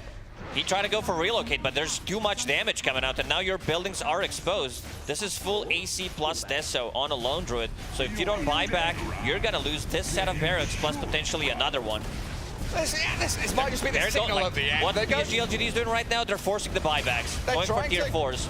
You've got to. Storm Spirit returns to the battlefield, but Mira, he's dying to magnetize, gets in Fountain just in time. Storm Spirit zips back across Y. Now they found the Mars that was collapsed. Just gonna end the game. GQ, and the throne is falling. There's nothing to stop this man. Absolutely dominant performance from PSG LGD in this series. 2 times in a row. Ame, last pick Lone Druid, have not played it in 2 years. Probably played it, you know, in a couple of scrims, but yeah, absolutely dominant. Like the way they set up the lanes, the way the supports move, because they had Nyx Assassin and Earth Spirit move to the mid lane, making Toronto Tokyo's life miserable one more time, and also the side lanes. Collapse was off to a really good start. He was on top of CS, like Lone Druid had. It's like 16 CS, like 5 minutes, and something like that. Yeah, something like that. And then 2 ganks coming out, plus also Zeus, the extra damage coming up from the mid lane, the global presence. Team Spirit, like I didn't see too many aggressive rotations, something that you know, they like during TI when they won it, they were always a little bit of a slower team, but with a lineup like this, I think it's a bit too defensive. Yeah, there was no snappiness, right? There was no direct action from Team Spirit, whereas LGD completely free to just be like, okay, we move here, we get this. Oh, they're giving it to us, we'll go next, go next, go next. Absolutely. Also, Razor, this hero, it has to go. I feel like if you don't have the first pick, you have to ban it. I know some teams have other special heroes that they love to play that you might need to be afraid of, but Razor seems to be the hero of the tournament, at least from the games that I covered. Yeah, the fact he's so versatile, you know, the panel we were talking about it, could be position 1. They've got these ranged heroes to go with the melee supports. You can put him wherever you want, and you just buy BKB Refresher against the Bloodseeker. You buy a Lincoln Sphere. It's not the most fun hero to play, but gets the job done. Yeah, and the fact that then he's able to do multiple things, right? He can be that split pusher, shoving waves. He's the team fighter, getting on top of people. You mentioned anti-carry as well against all these melee carry heroes. He's just so incredibly powerful. You need to be able to shut him down in the laning stage, and so far in the last 4 games that I've seen, he always has a good time. Yeah.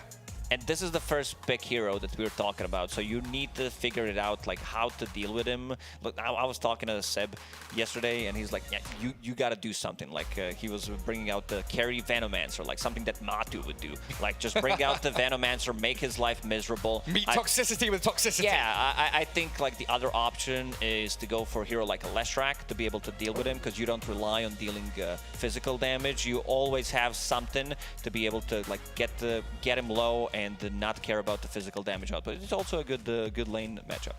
Yeah, and maybe even, you know, the old days when you're against a Terrorblade, you kind of tri-lane for a first blood, you bring 3-4 heroes to get that kill, like Spirit did against the lone Druid, try and just kill a Razor once or twice in the lane. But I believe we've got an interview getting ready on stage, so we can pass it over to Arvo and see what they have to say.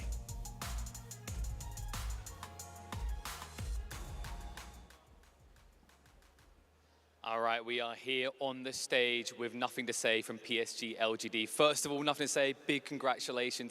First thing on my mind, first time you've been up against Team Spirit since TI10. What's happened? What's changed? Have you evolved, or have maybe they slipped a little? I think we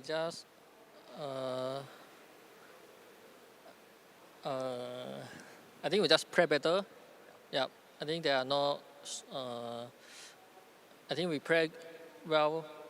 Like I think we just play better than them. Yeah. السؤال كان للاعب يتركز على نشوف اذا اللاعب هل بعد ما اقطعوا فتره طويله ورجعوا مره ثانيه هل تغيرت المنتاليتي حقتهم، لكن يبدو لي انه تركيز اللاعب على انهم كانوا بس يجهزون للمباريات وجايين ان شاء الله عشان يأدون اداء كويس. And speak to me a little bit about the preparation, right? This is the first time you've got to go against international teams in a long time. Were you just trying to focus on your own game plans, or was there a lot of research going into a specific region? Yep, I think we just play our style in China, then just focus our press style. Yeah, that's all. السؤال اللاعب كان يتركز على كون تجهيزاتهم دخولا للبطولة، هل هي كانت متركزة على البلاي ستايل حقهم انهم يطورونه، او انه يكون متركز على انه يعرفون كيف يتواجهون ضد الانترناشونال تيمز الثانية، لكن كان تركيزهم على انه نركز على خطتنا ونقدر نجهز الخطة حقتنا وبعدين نبي نقدر ان نأدي أداء كويس. And usually when we get into these international lands, there's this kind of feeling that everyone does their meta and someone has to adjust. Knowing that Arlington's just around the corner, do you see this type of event, this type of LAN environment as a big advantage moving into the major? Sorry, I don't understand. So you know how when you get on LAN, the different regions have different styles? Yeah. And someone says, this is our style, and everyone else changes to it. This is a LAN before the big LAN, before the major. Does that seem like a big advantage that you're going to be able to carry in to get a feel for the other regions? Sorry. It's fine. It's fine. Okay. Okay, let's go a different way here. Dota, it's your life, but you got to have something you do outside of the game. Is there something you and the team do together to bond outside of Dota 2? Bonding, so team, like growing activities, things that you do outside the game. We will go. We will talk a lot. Like if you're eating, then talk a lot for Dota.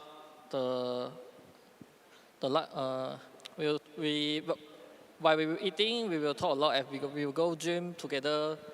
Yeah. السؤال كان متركز على الفريق، هل هم كيف يقدرون انهم يحسنون من الكيمستري اللي بينهم، كيف يقدرون يسوون بوندينج اكثر مع بعض، وكان الجواب حق اللاعب انهم احنا دائما ناكل مع بعض، نروح للجيم مع بعض، ونقدر اننا نسوي اكتيفيتيز يعني مختلفه مع بعض عشان يحسنون الكوميونيكيشن حقهم اكثر. We'll let you get back to your team. Nothing to say, definitely something to say. Back over to the studio.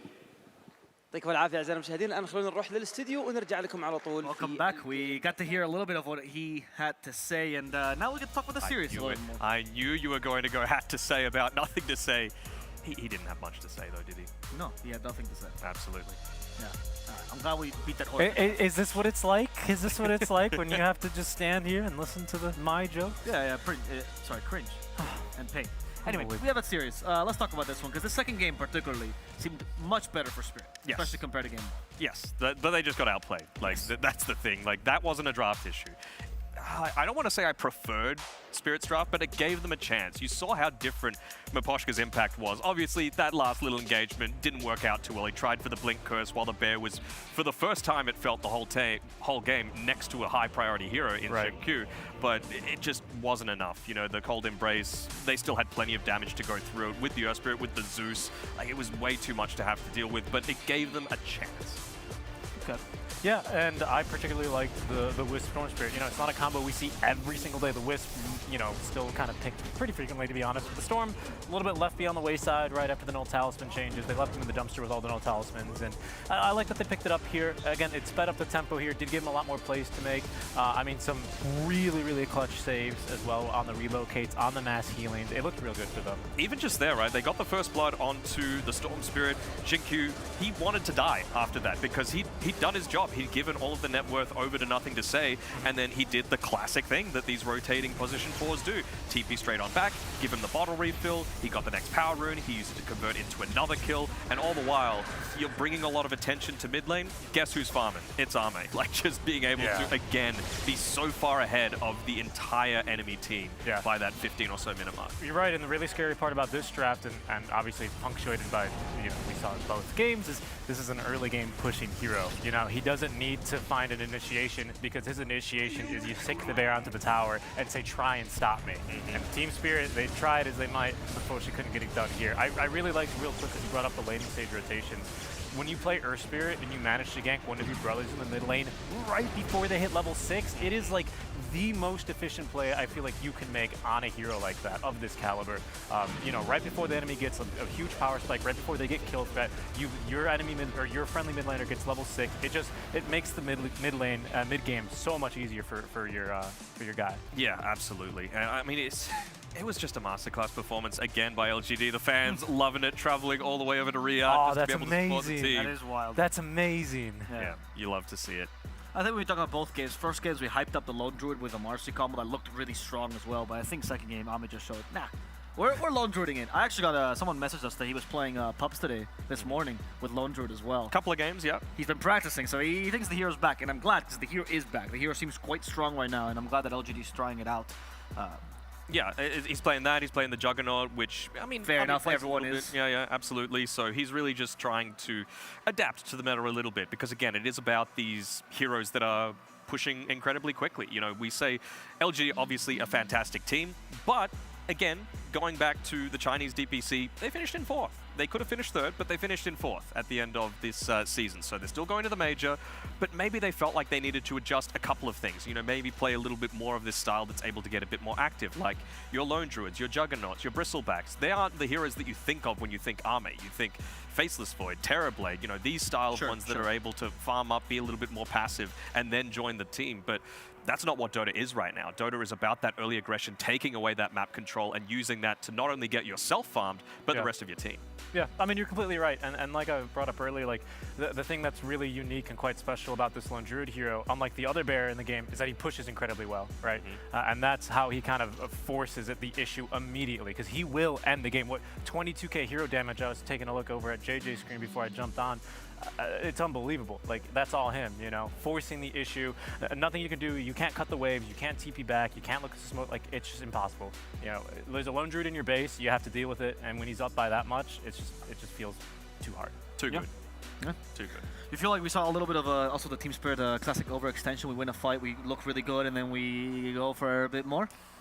You kind of have to against LGD, right? They give you so few opportunities. They're the team that I think make the least mistakes as a whole. And so when something presents itself, even if it's only a 50-50 chance, that's something that you've got to take advantage of. You know, it's a risky play, but you're not going to win the game if you don't take those opportunities. Yeah, you don't really get too many, like you're saying, against teams of this caliber, let alone LGD, right? Like, sure, China doesn't play slow anymore. That hasn't been true for a while, but they sure as heck do play clean, don't they?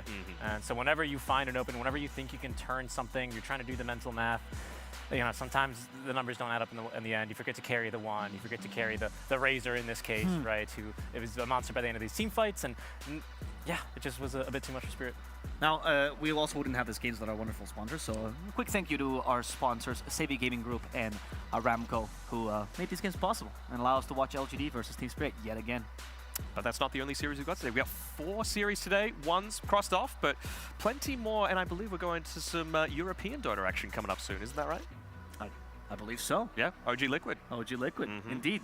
That is, we've seen it a lot on the DPC. It actually was a turning point for OG in the DPC as well towards the end of it, because that was actually the first bullet I think they bit.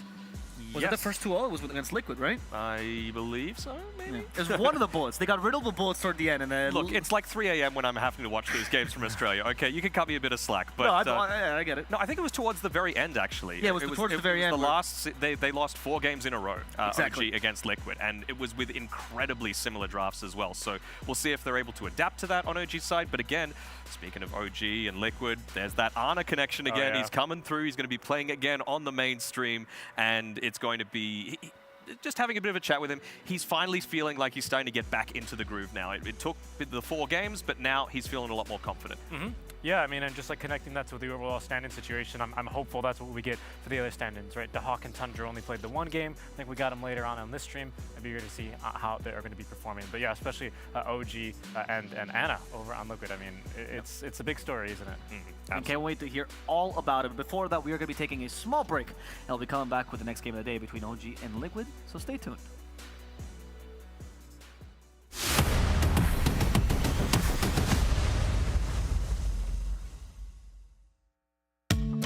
مع التحديث الجديد لستي تي بلاي تجربة جديدة للكل. لو جوك دايم تحديات نافس وانضم للبطولات. استكشف الشات والتايم لاين وتسوق من متجر التطبيق. الليدر بورد على تفاعلك بالتطبيق والجوائز الأسبوعية والشهرية على نظام النقاط تنتظرك. ستي تي بلاي مهما كان جوك هذا محلك. عايز تترجم راب؟ تعالى لي. ملوك السين دي انا ملخصه في سطور، بس مين يقرا؟ فاهم؟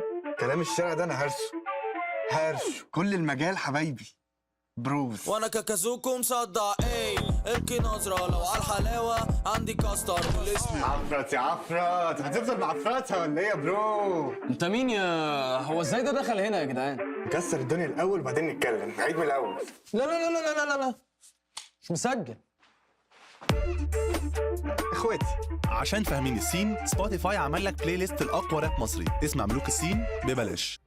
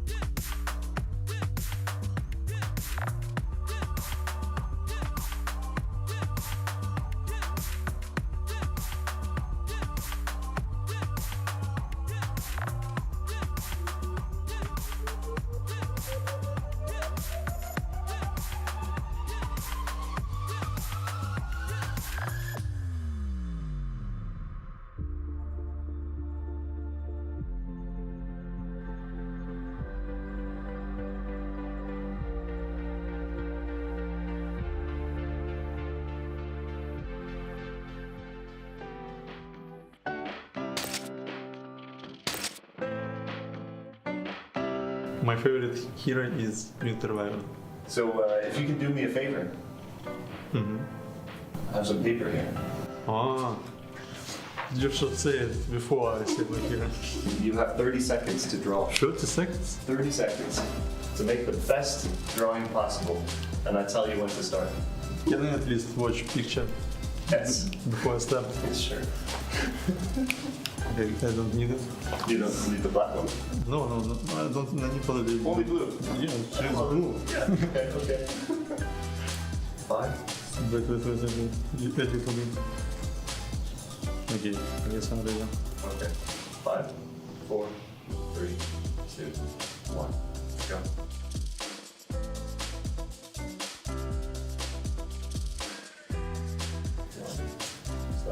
Okay, I actually like my picture.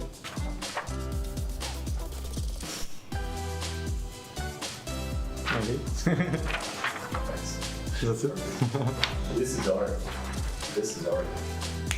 That's actually sick. I did not expect that from you. Me too.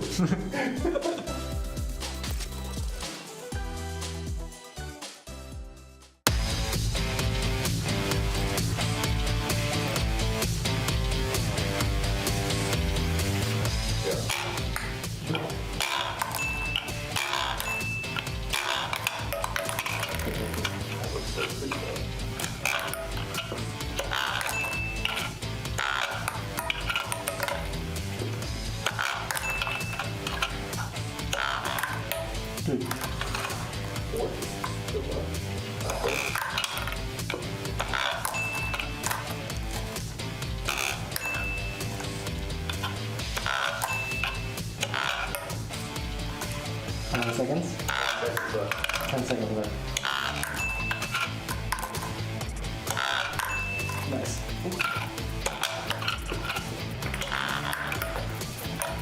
Dude, done.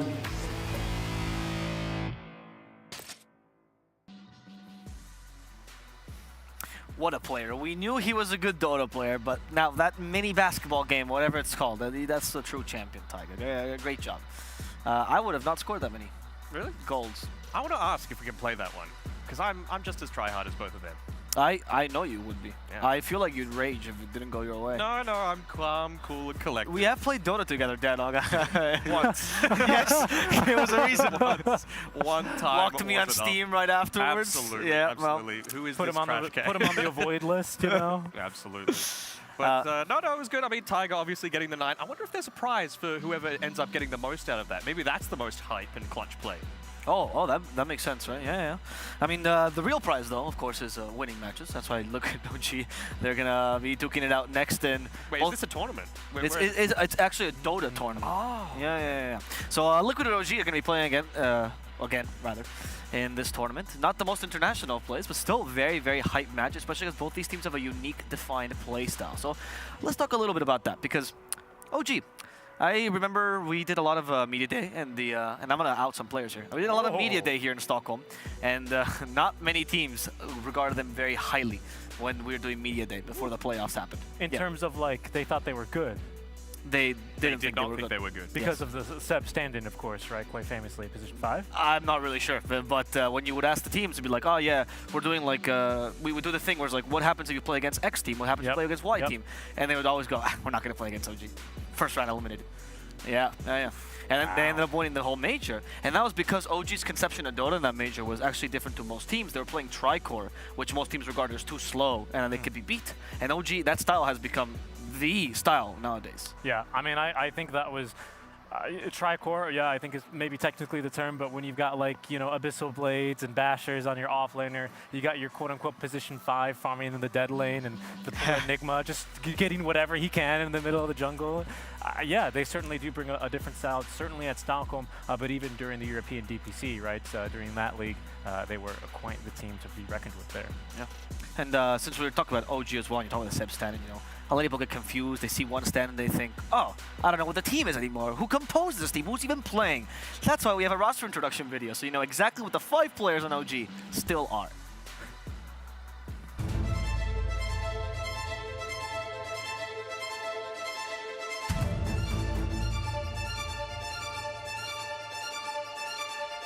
I think our performance this year has been splendidly, like, amazing. I think we exceeded all the expectations. We already qualified the TI, we already won a major. We have exceeded all the expectations and made for us, especially with the new players in our team that had no experience from before. So even if we start losing or whatever, it's like we all can be happy with what we achieved, and hopefully we keep improving. We did not get the opportunity to play a lot against the other regions yet. I think the only region we haven't played against is China. I think China is going to be in this tournament too, so it's going to be nice to play against the Chinese teams. I think they have a lot that we can learn from. It will be interesting to see how they play.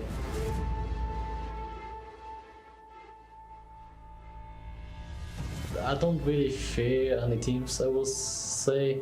I feel like when it comes to losses or winning, it's all up to us, pretty much. It's up to us how we try and how we take the games. If you went to the grand finals, I would like to meet Team Liquid. The main reason why I want to meet them there was because me and Insani is also like, we talk about exchanging jerseys on stage. If you get to the stage together, we play against each other. And also I just want to beat them, you know?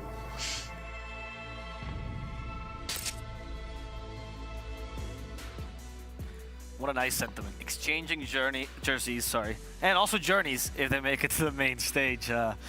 Taiga, regarded by many as one of the cutest people in the scene, that's what I've heard. Not in terms of looks, but just a nice personality. He's just a sweet person. Jinku's got him beat.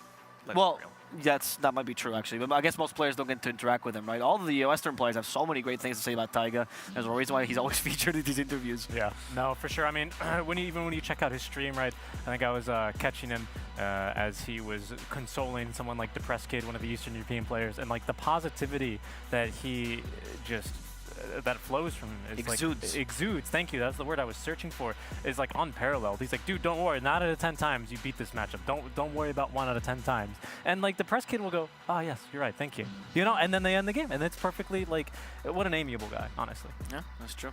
Unless he's just on stream. Then he talks to the stream, he's like, this guy's terrible. You know? But no, he's such a wholesome guy. No one has a bad word to say about Taiga. That's true. And on his team as well, he's acted as I mean, he's very young and a young Dota player, he's but the cool uncle. He's the old man of the team, right? He's Papa Taiga. Yeah, he's Papa Taiga. You know, all these 17-year-olds like, guys, I swear, I have some experience. Like herding cats. He's got to console the Zoomers, you know, every now and then, whenever Amar gets antsy, he's like, it's okay, here's a TikTok. You know, there you go, everything's okay. Everything's all good. Yeah. On the other team, though, they do have a fair amount of veterans on their team, so there's a little bit of a different dynamic here. And I'd like to meet some of these veterans. One of them actually coming back has been here for a while, so let's go meet the Team Liquid roster.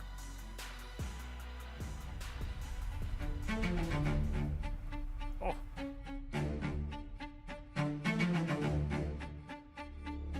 Our team tends to always have some up and downs. I think it's always been the natural flow of our team. I do think we always perform when we need to, so when our back's against the wall, I think that's usually when we shine. I think at Stockholm we had some... It was our first one together, and we had some pretty unfortunate drafting issues, and then we had some gameplay issues, so I think it was a little bit of everything fell apart at different times. So yeah, for sure. I mean, I know what our team is capable of, and I know we can perform a lot better than we have been. I'm really excited to play Dota 2 with Taha, our stand-in. He's a 2-time TI champion, and it's a really nice opportunity to get to play with him.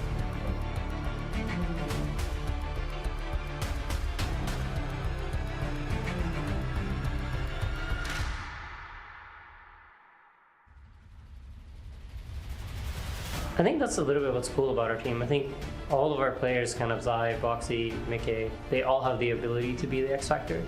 I think recently, Mickey's been really hot. He's been pretty fired up, so if I had to say someone, I'd probably say him. Our team's biggest strengths is our ability to drink a lot of water.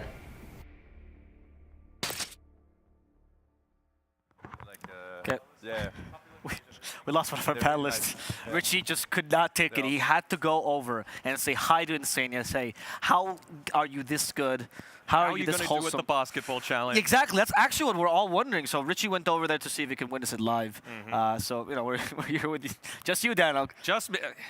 I feel naked. I feel alone here. You know, I got to have my co-panelist, but it's someone that's well worth waiting for sure. Yes, I am very excited. Someone I would say knows both teams intimately, to one maybe more so than the other, but a special player on Liquid I think he has played with before. A couple of times. Yeah, a couple of times. And, you know, we saw the Insania player interview yesterday. Obviously, it's just all about really wanting to play with Ana, you know, wanting to have that experience. But we have to say, in the first 3 games of yesterday, up against TSM, even first game against Enigma Galaxy, they were all losses. The team feels like they could have been wins. Like, they're still having that positive attitude towards it all. And it really does feel like that last game was when it all started to click together. You know, playing that more aggressive style with the Juggernaut, it feels like the way that Liquid like to play. So I think they obviously need to enable Ana to have the maximum level of effectiveness, but he also needs to mold a little bit to be able to play their style that's had so much success for them so far. Now we get to announce our second panelist as well. Seb, welcome. I just appeared just like that, you know? Yeah. Like, you don't know where I came from, but, you know, had something to do with the ceiling. Yeah, let's just keep it secret for now. For sure, yeah. How does it feel to be the first panelist to kick another panelist out of the panel? I mean, it feels fine, I guess. No. I mean, I don't know. I'm actually a bit stressed out about this series, I'm not gonna lie. OG versus, you know, Ana, Jerex, like, very mixed feelings for me, let's put it this way. But I know the great Dota's coming up, so at least we have that. Yeah, the old team versus the new team, the young ones. What can you tell us about this, the new squad they get to play with at Stockholm? I mean, they're incredible. I think they're, you know, like the connection they have to the game is very pure, and I respect that a lot. It feels like they just started kind of playing the game, which of course they didn't, but you know, the competitive, it's just very fresh. They have this fresh vibe of like really enjoying the game for what it is, you know, the heroes, what you can do with them, how you can push the game to the limits. And I think a lot of like veterans, like kind of along the way, you kind of forget that and you lose a little bit of that connection. And I think it's quite vital to perform at the highest level, so it was super refreshing. Tell us what the hardened veterans earn, though, as they go through many Dota battles. I mean, it's just experience, right? It's the mental game just as much as the actual mechanics that you have to go through, right? If you go into the same experience over and over again, you're going to have that greater capability to be able to respond to something. You know, if you get put into a game where you just don't have a game at all, I mean, I'm just going to throw back to a true sight, right? You picking the axe, you said we've lost horribly in scrims with this hero, and you just said I'm going to carry this game, guys. Give me the confidence to be able to do that, and I feel like that's what's really building within OG. Yeah, it's something we put a lot of emphasis on, and it's the, you know, there are games where you don't really need it or you don't really understand, can grasp like the importance of it, but when the big games comes with the high stakes and, you know, the games that are really hard to win, basically the games that other teams would lose and that you need to win if you want to like win a tournament.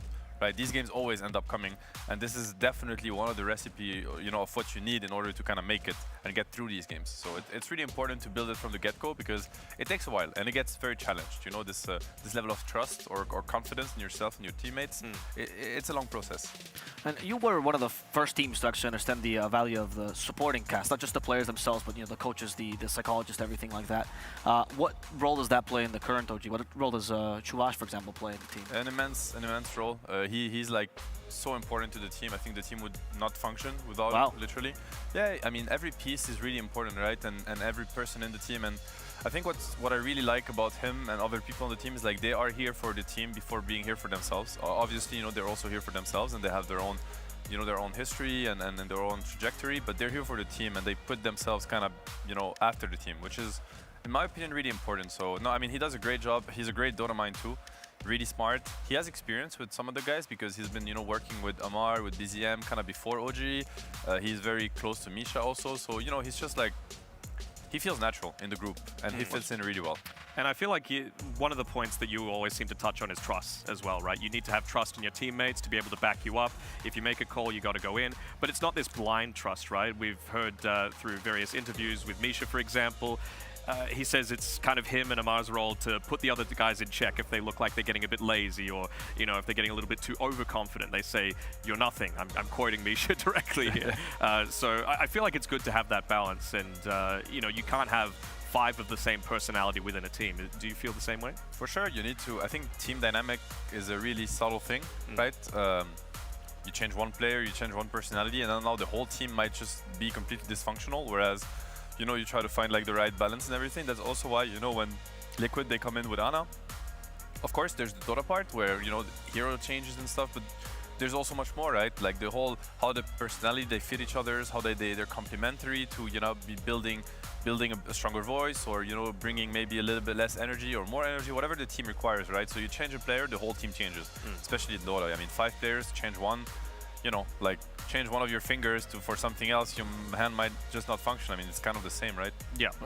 It's just like even how you talk within the game. You know, Ana notoriously quiet during a lot of these games. Matu, a little bit more vocal. So who picks up the slack? Who's the one that changes that? And honestly, that can be very new and very jarring for a lot of people where they're just not used to that sort of thing where the offlane is the one making the calls at the 15-minute mark of the game as opposed to the carry.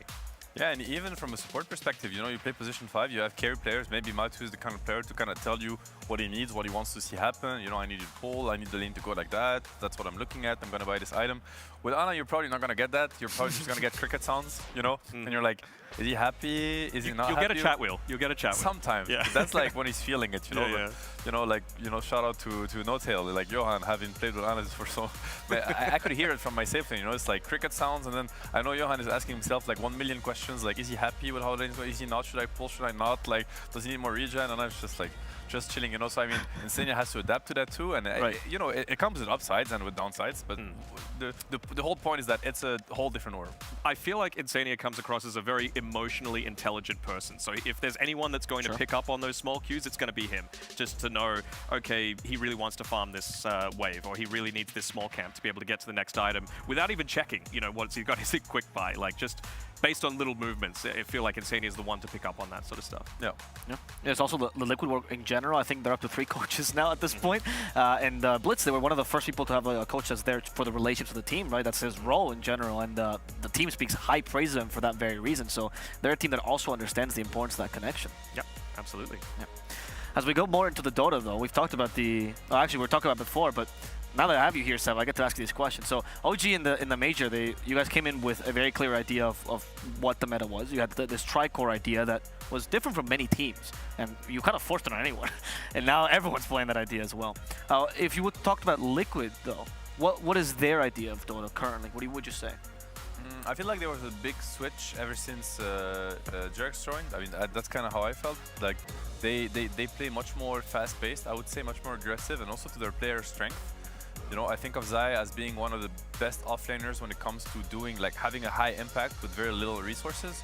So he can turn up kind of the speed at which he plays the game whenever he wants, basically, because he's kind of used to being this guy that has barely nothing, but still you see him kind of impact the fight like crazy. Boxy, very aggressive player by nature. I think he's one of the 4 that rotates the most. You know, he's kind of all over the place on the map. He's looking at all 3 lanes at the same time. He's, you know, he plays with no kind of chains on, you know, I have to be stuck on my lane for 5-10 minutes, whatever.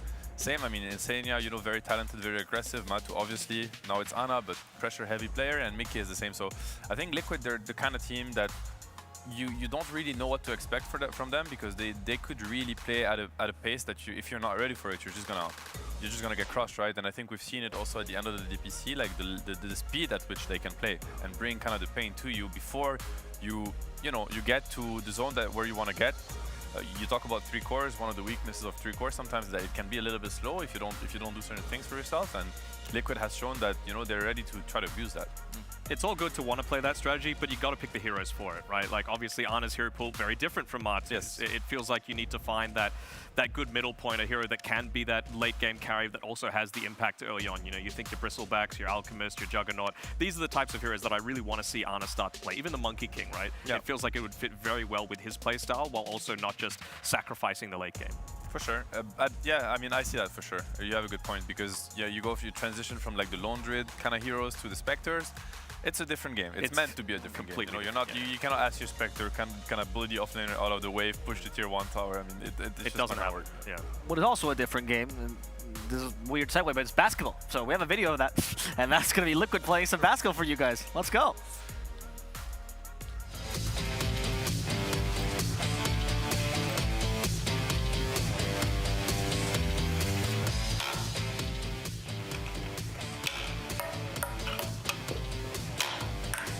Dude.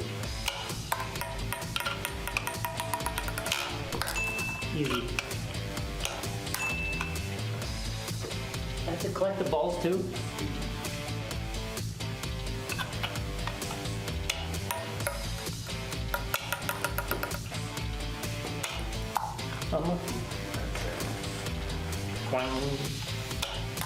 Dude, the ball blocked it. You can pick ball down. Oh, can I? Oh my god, I would have had 3. 5, 3, 2, 1.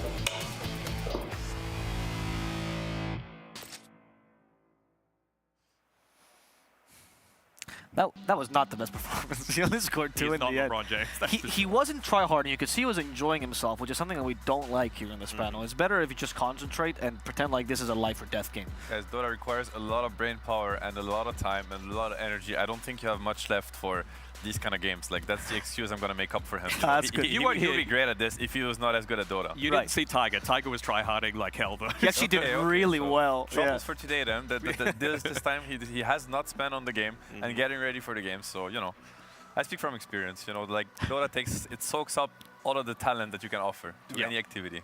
But here we go. This is what they have to play for right now. Team Liquid not sitting in a very good spot right now. 1 win, 3 losses. Remember, you're only playing 8 games during the entire group stage. So through some quick maths, some discussions, whatever you want to call it, to kind of feel semi-safe to at least force tiebreakers, you got to get up to 4 wins, which puts a lot of pressure on the back of Team Liquid.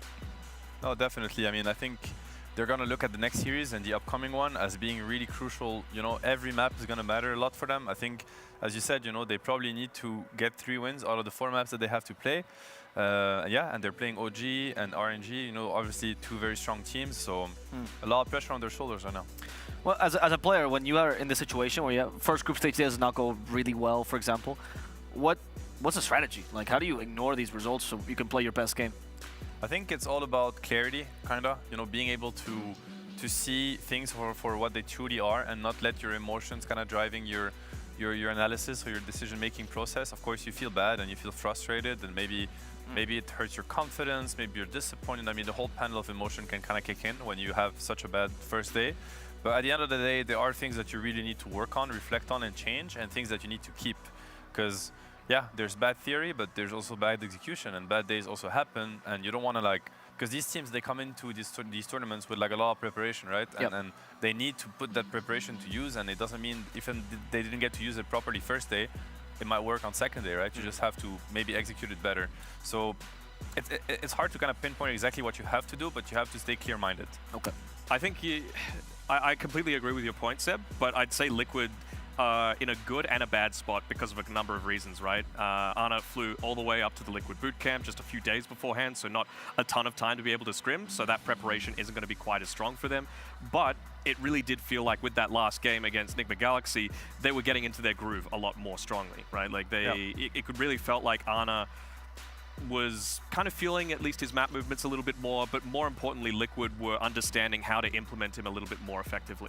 Yeah, and that's quite important. As you said, you know, it's a big switch for them. I think 2 very different players, 2 very different styles, and they're really smart on Liquid, and I'm sure that, I mean, you never learn as much as when you actually play the game, and you get the, you know, these are really smart Dota players, they're very instinctive, and it's not always easy to find the time or the right words to put on everything that might not be functioning. But when you play the game, then you get this really strong feeling of like, okay, you know, like it doesn't work. We don't have enough pressure going on the map, or we're not creating enough space, and all these things kind of start being more clear for you to kind of try to repair or change. So I'm really confident that, you know, every day they're gonna kind of pick up some steam and get better every day. And the same for Ana. He's a really quick learner. Like having played with him for so many times, sometimes he doesn't come kind of as prepared because he doesn't maybe have as much Dota, you know, kind of going on before the tournament starts. But he picks up the important things really quickly. So I know that, you know, you're gonna see him kind of improve from series to series, unless the mental side of things, you know, I don't know how Liquid's going to deal with bad results or pressure. They can also crumble. Some teams really react bad to that. But if that doesn't happen, I'm confident that they will pick up a lot of steam. If there's any team that wasn't going to react poorly, I feel like Liquid are best placed to do it, because like we mentioned, their support network is really good. They've got Blitz, they've got Jerax, as well as Jabs there to support them in those coaching roles. So I feel like if there's anyone that's going to be able to come back from a bad start, it's going to be Team Liquid. Yeah, I'm just worried about I even spoke to Ana yesterday quickly. Like, I just told him, okay, you're laning against Amar tomorrow, you know, good luck. And it's like, because the Amar experience is also a special one. Like when you're a safe laner, you know, it's not just your regular off laner coming to kind of get his own creeps and stuff. He comes here and he's upset, you know, like it's supposed to be his lane the way he views it. It's not the carry's lane, so but I know that Ana, he has this very kind of discreet and maybe not as like confrontational, you know, like personality. But when it comes to Dota, you know, he turns into a killer. So I'm really looking forward to see the Ana Amar interactions on the lane. That's gonna be super hype for me to watch.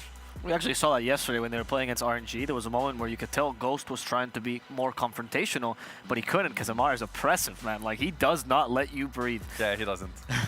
You feel it, you know, the high fives, the sprays, even like I don't know, there's like even a body language in how he moves on the lane. Like, he kind of owns the place, right? And there's a lot of mind games, especially at pro level, because you want to be kind of efficient with your movement. So the patterns are usually very similar. So whenever a player is a little bit different with how he moves his hero, then it's just about mind games and kind of personality, right? Like, it's like a underground kind of discussion that they're having. It's like, this is my lane, you know, and I'm going to show you why. And I feel like Ana's already thinking about that. You know, I was talking to him yesterday as well, and he was like, is this cosmetic tradable? Because like, he wants to have that intimidation factor, right? He wants to be prepared mentally as well as the mechanics and the strategic side for the Amar lane. It's a good approach, and obviously Ana, being, you know, having played in OG, he's no stranger to the mind games, you know. Like, sometimes he even, I think we actually ended up calling him the most savage of us all at some point, because he was using, I mean, I think he chat wheeled LGD as the throne was dying when game 4 or game 5 at TI, and we were like, okay, we would not have done that, you know. That's very savage, you know. Like, come on, give them a break, you know, they're about to lose TI. So you know, he knows how to turn up the aggression and the mind games when he has to. So I'm not worried. That's the Australian mentality right there. Just don't give him anything. Right, I see. It makes sense. Now my pumps with you actually make a lot of sense, Dano. So, singular. Yeah, that's very true. Yeah, I'm sorry about that. I actually am curious because I saw this, and I just want to ask you, so this is not related very much, was the cosmetics thing. I heard that you actually sometimes gift your teammates cosmetics so they will play certain heroes. Does that actually affect the Dota player's mentality on average? How many players that you've played with actually care about the cosmetics? I mean, it worked so well with Ana, you have no idea. It worked so well because I was like, hey, I think Alec is super good right now, or TV is good right now. Right. I don't know. I'm like, but look at this. Like, you see the set? Like, it's kind of cool. That's why he's a MapleStory player, man. We were asking him, like, what's the appeal of it? He's like, oh, you grind it and you get, like, these nice-looking sets, basically. Some players really care about, like, cosmetics. And, I mean, some players are really, you know, they're still very in touch with the game. And, you know, like, how the game is also just nice to play, to navigate through. And I think it's totally fine. And sometimes you got to find ways to kind of light the spark again. Like, you know, because you've played these games so many times, so now the hero looks different, the effects look different. It's just fresher, right? It's just nicer. I like that. And we talked about Ana a lot in his personality, but there's also four more players on Liquid that we know and love. And we actually got them to do a special video where they rate their teammates. So let's see that.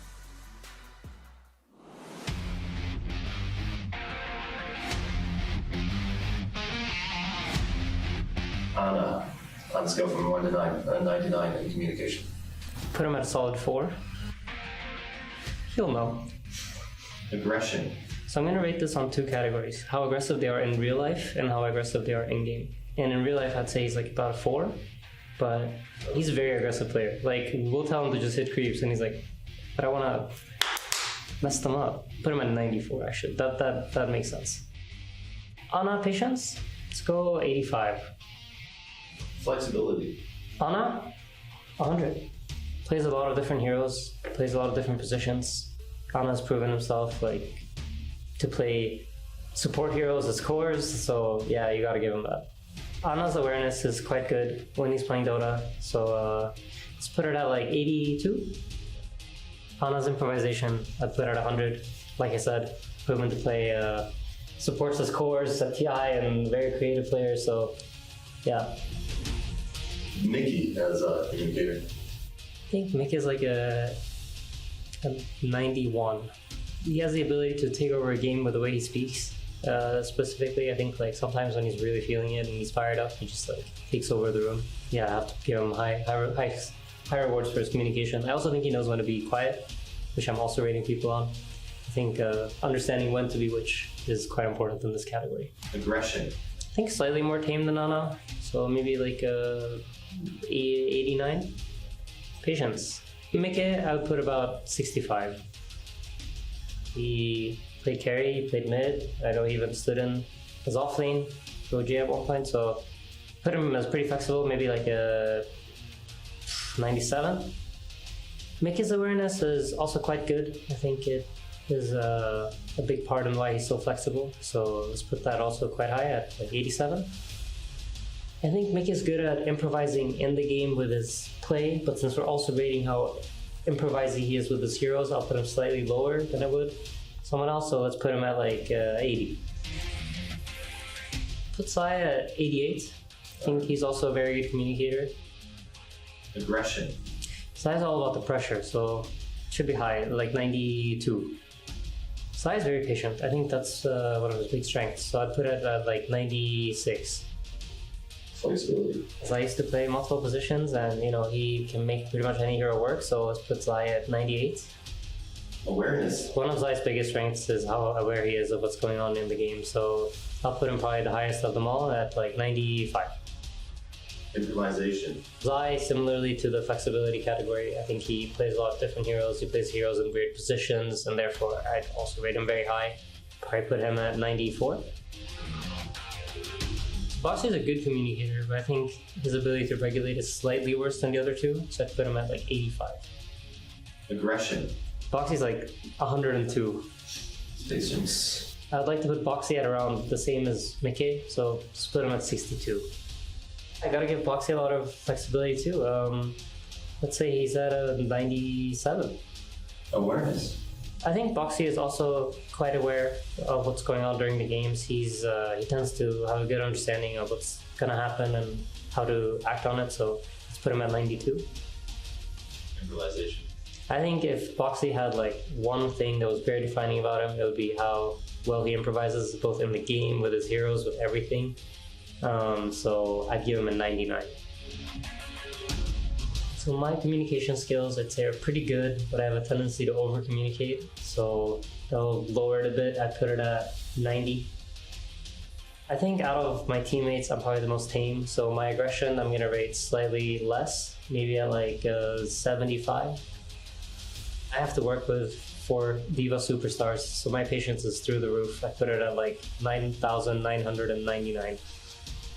Out of all my teammates, I'm the one that has played the same role the entire time, and I play the same heroes over and over again, so I'd put flexibility maybe at like 45.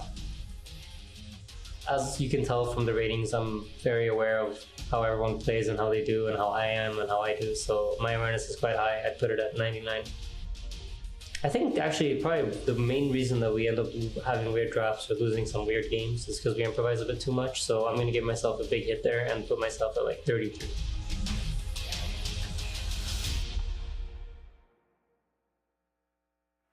The humility on Insania towards the end, that was very nice though. That patience was quite the thing. 4 superstar divas, as he calls them, huh?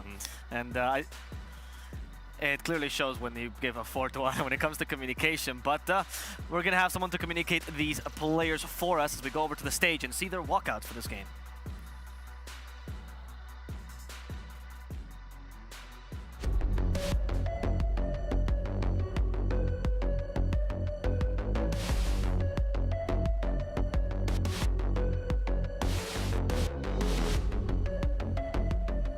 أعزائي المشاهدين والحضور، رجعنا لكم مرة ثانية في المباراة الثانية معنا في المسرح. ومباراة ثانية أبدا ما هي بسيطة، عندنا كروس أوفر ما بين تو أورجز من أقوى الأورجز اللي معنا في دوتا. ولكن الشيء الأساسي اللي بدنا نتكلم عنه هو الروسترز اللي موجودين معهم، سواء كان من تيم ليكويد أو تيم OG، وكلكم عارفين منهم ودنا نرحب فيهم على المسرح. فخلونا نرحب بالفريق الأول اللي معنا الآن، راح يكون فريق OG.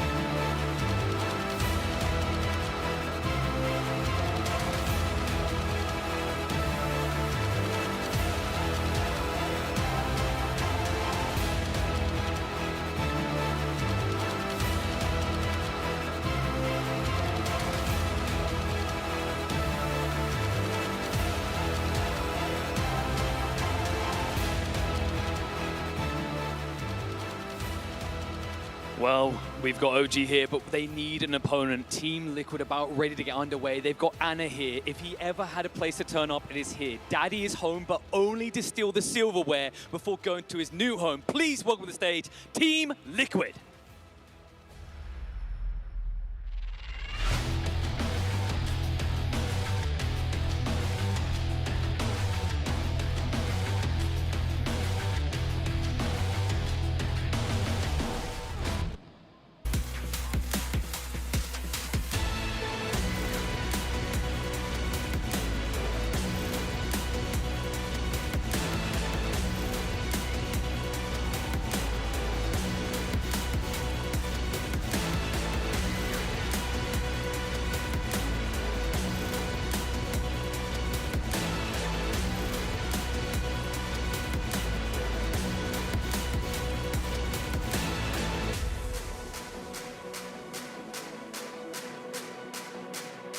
Well, looks like our teams have done a little bit of swapsies, if I'm not mistaken. Anna and Tiger, do you maybe want to change? No, okay, you stick with it. All right, we've got the teams ready. It's time to get into the action. Let's see who is going to be able to take this best of two as we head over to the desk.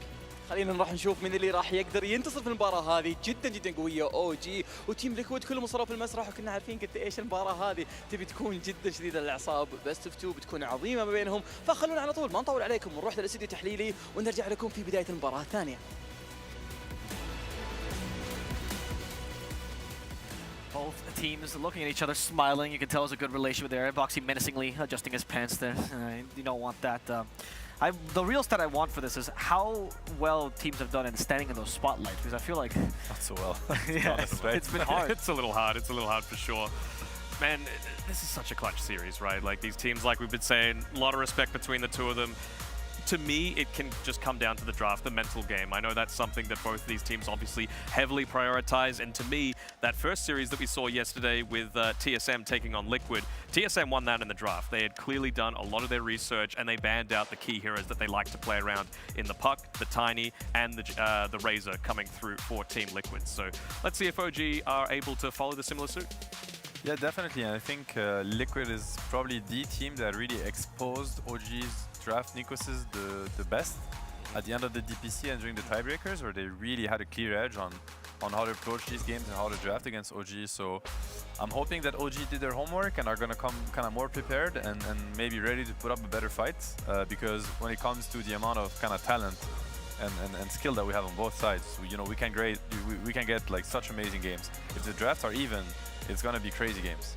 Yeah, for sure. But I mean, they had to know, the content team had to know what they were doing with doing that player card rating system, because I feel like all chat is going to be doing is just spamming the number that Insania assigned to a lot of people. Obviously, as the captain, he was humble. He gave himself the lowest overall rating with a 74, but you make one bad play, you know you're going to get your number spammed out very consistently. I mean, you get ganked and you die, and it's like 99 awareness. 99 awareness. Like where was it, bro? It's good material for memes, for sure. Like, I can see myself also using that. Yeah, absolutely. Oh, that'll be good to see. Yeah, it's gonna be fun. I mean, to be honest, the average was a little bit misconstrued because he did say 9,099 for patience, which I think would put his average as the highest. They counted at 99, I think. Yeah, I know. They had a cap there, unfortunately. I think all captains out there deserve that number, by the way. It's what it takes, yes. You think that's the best skill for a captain to have? Yes, patience? it's like the... And patience. Necessary skill. I don't think you even survive a day with a Dota team if you don't have that number going for you. Okay, is this because the captains have to be like the more veteran or experienced of the squad, or it's just in general you have to deal with everyone's emotions? I mean, they have to be the captain, they have to be the psychologist, they have to be the manager, they have to be the dad, the mom, the cook, they have to be the driver, they have to be many things. You know? Driver. The drafter also. You would not expect how much a captain has to do in Dota teams, especially young Dota teams. So you know, I'll gladly give him the 99,000. I think, and even more if he wants it. I bet when you first started getting support, you started to lose these roles. You got to take drivers, cooks. You were so blessed, right? It felt like a weight's been lifted. I'm just venting right now from my years being captain. Like, this just feels really good. This feels like payback, you know, and they can't really talk back because I'm sitting here and then sitting there. So it's I'm feeling good right now. It's good. It's good to vent. I think everyone's been in that situation. I feel like in pubs is that one pub you really want to win and your teammates do not want to win it, and you have to fulfill 1,000 roles. I mean, in pubs, sometimes you'd be like, if I could cook for you and you would just play better, I would cook you a meal. Exactly, yeah, whatever it takes, right? Yeah, exactly. And then there's some people that go down the different route, and they've, I forget who it was in a clip, but they use reverse psychology. You know, they really wanted their team to push, and they said, guys, let's go farm. Team immediately pushes. They're like, yes, let's go. And that person was playing an SCA, and we all know it. We all know it. But the draft is about to begin, so I'd like to hear some pointers before we get to see the bans. Any specific picks that you think we should look out for? Well, we just have to look as far back as those last two series that Liquid played against OG, back-to-back 4-0 in Liquid's favor. Obviously, it was Martu instead of Ana playing that one, but Jakiro, Razor, Lone Druid, and Dawnbreaker came out very consistently across those. And Ana's a lot of things, but Seb, he's not a Lone Druid player. No, he isn't. I mean, I'm not gonna spoil it. I think it's kind of well known already. It's no secret. Okay, so no secret. No, he's not. I mean, yeah, or not the Lone Druid that you expect. It's like gonna be a funky Lone Druid if he plays it. It's gonna be a space-making Lone Druid. You probably need to pick like a carry mid and a carry off lane if you want to have a chance to kind of transition well into the mid game. But I mean, he will probably play it. No, I mean, seriously, I think that first pick is going to be very crucial, as we've seen. Yesterday, OG won pretty convincingly when they had first pick, and they picked up the Timbersaw, and they lost to the first pick Razor from RNG. And that's also what Liquid tried to do against OG during the DPC. So probably a lot is going to be decided, like a lot of how the draft's going to go down is going to be decided on who gets the first pick. And it seems that for game one, Liquid got first pick, so let's see what they do. Basically, what has happened is that teams have banned Timbersaw and Viper against OG and snatched the first pick Razor. What has also happened against Liquid in this tournament is that teams have been respecting the Zai Razor very much and have banned it in the first phase. So is OG, you know, the Razor team that really pushed that hero into the meta, is gonna, you know, accept to be banning their own hero instead of trying to counter it? That's probably the bigger question of the first phase of this draft. Yeah, and when RNG had that win going up against OG, obviously the series was split 1-1. 5 Amar heroes were banned out, forcing him to go into an Underlord, which honestly, it wasn't a bad Underlord game, but he didn't get that highest priority. And maybe in this series where he's going up against Ana, you want to give Ana the most comfort possible, right? You don't want Amar picking one of these heroes that he... Would you say Amar is one of those heroes that has that X factor, that key difference where he can carry a game for you? Yeah, definitely, but I think he's able to do that on a lot of heroes. It's just that probably there are heroes that are easier for teams to kind of work against and work around, whereas when he plays these heroes that, if there are heroes that if you don't address them, you just cannot play against them, right? I mean, Timbersaw is one of them. If you have a really bad lane or a really bad draft against Timbersaw, it just feels impossible to play the game, whereas against the Slaughter, it might not be the same, and there you see it. So OG decides to ban the Razor. They'll probably that's kind of a... tiny, right? This shows a lot of humility. It shows, you know, like no stubbornness. So in that sense, I like it. It also shows that maybe they're not confident yet to counter the Razor, and they're not even sure themselves what they want to do about it. So it's a, you know, but I'm happy that they're switching gears. I think it's nice to kind of, you know, they've lost that game now against the first pick Razor maybe 4 or 5 times in a row. Sometimes you just want to have like a fresher look on the game and just play a different game. Don't have to kind of, you know, kill yourself or overthink on how do I counter this and keep kind of hitting your head against the wall. Just switch it up. When TSM beat Liquid yesterday, they basically had the same two bans, and then they picked up the Tiny. If they had the first pick, this time Liquid's not going to let that happen. They're not as afraid about coming up against a puck because Tiny, of course, has that great burst potential. It really takes away the effectiveness of having the puck. Even in the lane, it's not horrible, just because you've got such high base damage to be able to get those trades happening. So I like this, you know, and in the game where TSM had second pick, they just went ahead and banned the Tiny instead, and then it meant that it wasn't anywhere near as effective. Tiny, very good hero for Liquid. I mean, Mickey is very known, I think, for his Tiny. He's probably one of the best Tiny players right now, and I think Liquid also, they have like good concepts on how to enable and make a Tiny even scarier. I think they were one of the first teams to popularize the Tiny Grimstroke combo, like, or bring it back kind of before the Stockholm Major. They were using it a lot and to great avail. They also have the, I know they're big fans of Carl, for instance, that synergizes really well with Tiny. We've seen it a little bit in this tournament. Refresh his cooldown, add the extra damage that Tiny kind of needs to make sure he can take down any hero. And you know, and there you see the Cuddle. It comes in. It's a really strong combo. This Tiny Cuddle, they kind of run together. Obviously, they have no cooldowns on their spells whatsoever. It's really hard to kind of deal with it because it starts so early in the game, right? This Tiny running around, killing anything and getting his cooldown refreshed. He always has mana. You know, it's non-stop aggression, which fits really well into Liquid's playstyle. Might work also quite well against how OG wants to play. They maybe like a little bit of the slower games and establishing themselves in their economy so that they can hit their timings properly. So I like this opening for Liquid, and at the same time, I think OG came up with a really strong opening against Tiny also. These are two heroes that are notoriously good against Tiny. Yeah.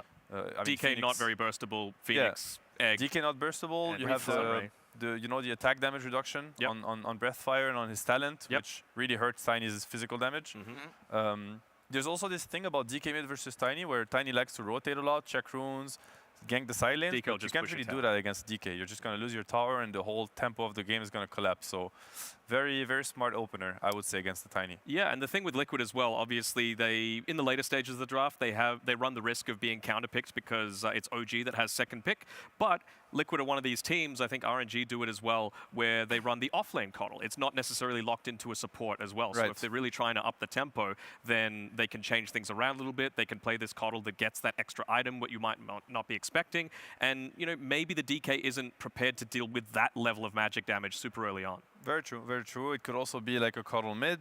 That's also kind of nice. I mean, this Coddle core idea against DK obviously quite good, right? Like one of the few heroes that will really bring so much damage that even DK will care and have to kind of play much more conservative on the map. Yeah, I know a lot of Tinies, particularly in other regions, like I'll use Eastern Europe for example, they're very scared if they're going to run a mid-Tiny of just falling off in their level of effectiveness. Like if you're not completely snowballing, you don't have that easy way to scale. But Mickey, he's not one of these Tinies, if it is going to be a mid-Tiny, that goes the first item Blink Dagger. He almost always gets the Echo Saber first because he wants to secure that just constant map presence with the mana regen, be able to farm a little bit more effectively. Then he gets the Blink Dagger, then he gets a Aghanim Scepter as well, just for that increased burst damage that you need to be able to really influence the map and win a lot more of these effective team fights. So to me, this is the Liquid that we're seeing throughout the DPC that we didn't quite see so much on day one of this tournament. I'm curious about the flexing with the Coddle, though, because you talked about Coddle being core, but usually when Coddle is core, then the Chakra Magic is abused on yourself very often, right? So then do you not lose that effectiveness with the Tiny, if that's the case? You do. I mean, I think one of these heroes, Coddle Tiny, has to be support, because these two heroes playing core together, probably not the best synergy, as you said. You know, you don't really abuse. If Coddle support, it's about running around with the Tiny and kind of enabling and accelerating, you know, the pace at which he can bring, speed the tempo up. If it's the other way around, then it's just the Tiny that's going to roam. Obviously, Coddle is such an aggressive hero that pushes in the wave is going to allow his support Tiny to kind of sneak in, get angles on enemy heroes. So very potent combo if there is, one core, one support. Looking at the bans from Team Liquid, though, when you remove the puck, you remove the void, it kind of says that it might be a core Coddle, right? Because you would not have to protect as much a Coddle 5. These heroes are not really, core Tiny is actually one of the best counters to puck in the game, according to mid players. It's a matchup they like a lot. So it really looks like this is going to be either a mid Coddle or a Zai Coddle. Yeah, and even just the Faceless Void, not just for the Chronosphere, but the time dilation against a mid Coddle is so effective, It's probably one of the best answers you have available in the game. You just do nothing, right? You can only right-click, basically, as that Coddle I appreciate the Bristleback ban, the Anna Bristleback getting banned. I'm not sure it's worth the ban, but but you know, I might be proven wrong. I haven't seen Anna Bristle, so I would have been kind of hyped to see that. This is really cool that you were talking before about the DK and the strength against that Tiny with the damage reduction. It stacks additively. So at level 10 on the DK, you'll have, I believe, 55% damage reduction. And then Bane, just 1 point in Enfeeble gives you 8 seconds of 45%. That is 100% damage reduction just with these 2 heroes on OG. So it means that they might be able to slow the game down a little bit or take a team fight with a much greater advantage until these BKBs start to come out. Or let's say Ana picks a Manta hero. Maybe you'll be able to avoid a little bit of that. I mean, honestly, this is like a horrible Tiny core game. It's a really bad Tiny core game, and there's already 2 picks coming. I'll be really, really surprised if Liquid kind of force the Tiny to still be a core. You know, maybe they're that confident in it, and you know, and then why not? But you know, it's very likely that they're looking at something else. Okay, they do go for the Lycan. Now this actually might switch things up a little bit. It is a Lycan. I mean, obviously Lycan, usually you think of Phoenix being a good hero against Lycan, DK being also quite okay against Lycan. But the one thing with Lycan is that, you know, Tiny Lycan was probably the biggest threat at TI10. Yes. You know, this Axe being fed, but then this would kind of shove the Tiny to a core again. When you see the Lycan, because then, you know, Tiny is just too strong. And then Enfeeble or DK Breathfire is just not going to be enough. This Tiny on crack with the, you know, Aghanims from Lycan, it's just too much damage. Like, he one-shots, he will even one-shot DK later on in the game, literally from one jump. So it's interesting. I think it's, you know, Liquid, they're kind of playing around with the draft. It must be kind of hard for OG to really understand where this is going. Obviously, the one information that you have and that is secured is this Lycan. Most likely going to be a Zai Lycan. Yeah. Okay. Now they come out with an Oracle as well. Interesting choice. So if you're setting up for the Tiny core, now you have a dispel for all these things that we talked about that deal with the Tiny. Very interesting. Also, Oracle quite good against the single target. You know, you're playing GK versus Oracle. It's kind of hard because you really need to get on top of the Oracle because the jump on one of his allies is just not going to be effective. If anything, you're going to bait your team into a bad fight because obviously Oracle's going to, you know, ulti and save his ally, and now all of a sudden you're out of position. So okay, and we go for the TA. That's quite interesting. In your opinion, how is the Ana Lycan? It's actually a hero that he does play. I don't know that it's kind of up and down with him. He has enjoyed it at times, and at times he has also hated it. Last time I heard, he was not a big fan, but this might have changed. So I'm not sure. I would want to say that this is not going to be an Ana Lycan, and most likely a Zai Lycan. Why do you ask, Dan? Do you see the Lycan carry here? Oh, no, I was just wondering where they're going to fit it in, just because with the Coddle, the last times that they've been picking the Oracle, it's been when Zai has been playing that position 3 on the Keeper of the Light. So maybe it's going to be a 3 Coddle, 4 Tiny, 5 Oracle, and really that only leaves the safe lane for the Lycan to go to. I wouldn't say he would go mid, considering at the time he might have thought he was up against the DK when they picked it. The way I look at their lineup right now, Liquid's lineup, it feels like the Tiny has to be core, honestly. I feel like the Oracle, even like the Lycan, think about the Lycan creating a lot of chaos in the fight, obviously forcing enemy heroes to reposition themselves. That's kind of what Lycan does. Then the Tiny is going to get really clean jumps. He's not afraid of anything because he has Oracle, and Oracle needs somebody to kind of frontline for you. It's also going to enable the Coddle, you know, using his spells as he wants, using his items that he's going to buy as he wants to. And if the Coddle's core, now it feels a little bit more weird, I'll be honest. The Tiny Blink is going to come much later. Oracle is not going to really have a core to play with, or you're going to ulti Lycan. Doesn't really happen. Maybe they're just going to be playing off the back of getting a lot of towers early on, because another hero that they like to run when they run this mid Coddle, this offlane Coddle is a mid Leshrac, which one of the best people to pair together with an Oracle really gives you that ability to just continue running in. You'll have the Edict, you'll have the Lycan for that extra pushing potential, so maybe that's going to accelerate the Tiny's Blink Dagger timing to be able to potentially run through. I mean, it's decent against the TA as well, all that damage over time. I mean, you need the last hero to really, if it's going to be a core Coddle, you need the last hero to be the hero that both Lycan and Oracle are going to look at and really enable, right? This hero could be Tiny.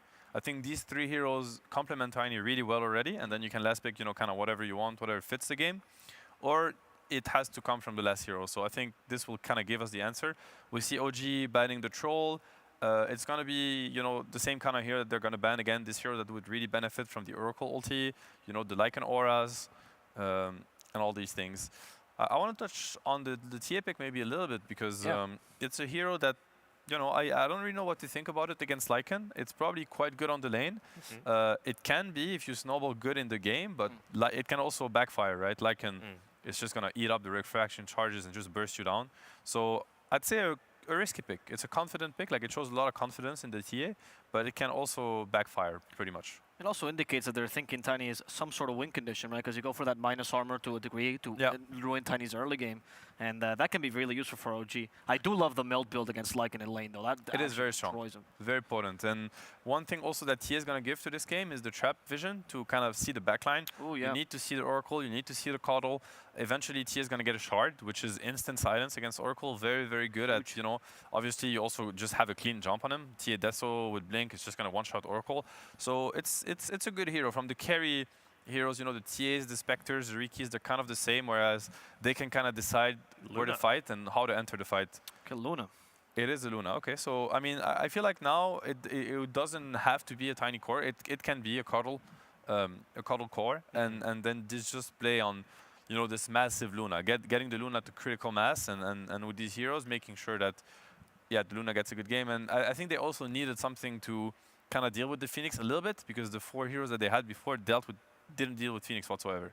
At least now they have like one egg hitter that doesn't care as much. You can have the Eclipse going while you hit the egg. You know, you still have like some sort of team fight presence. So it's a pretty good pick. Okay, let's look at the other side. Last pick for OG here. What are your thoughts, Dana? I'm just thinking, like, what's the good carry-to-carry matchup? Obviously, Luna's one that wants to stand there and fight. Darkseid is still in the pool, but there's no real melee support to pair it with, so the laning stage will be a little bit more rough.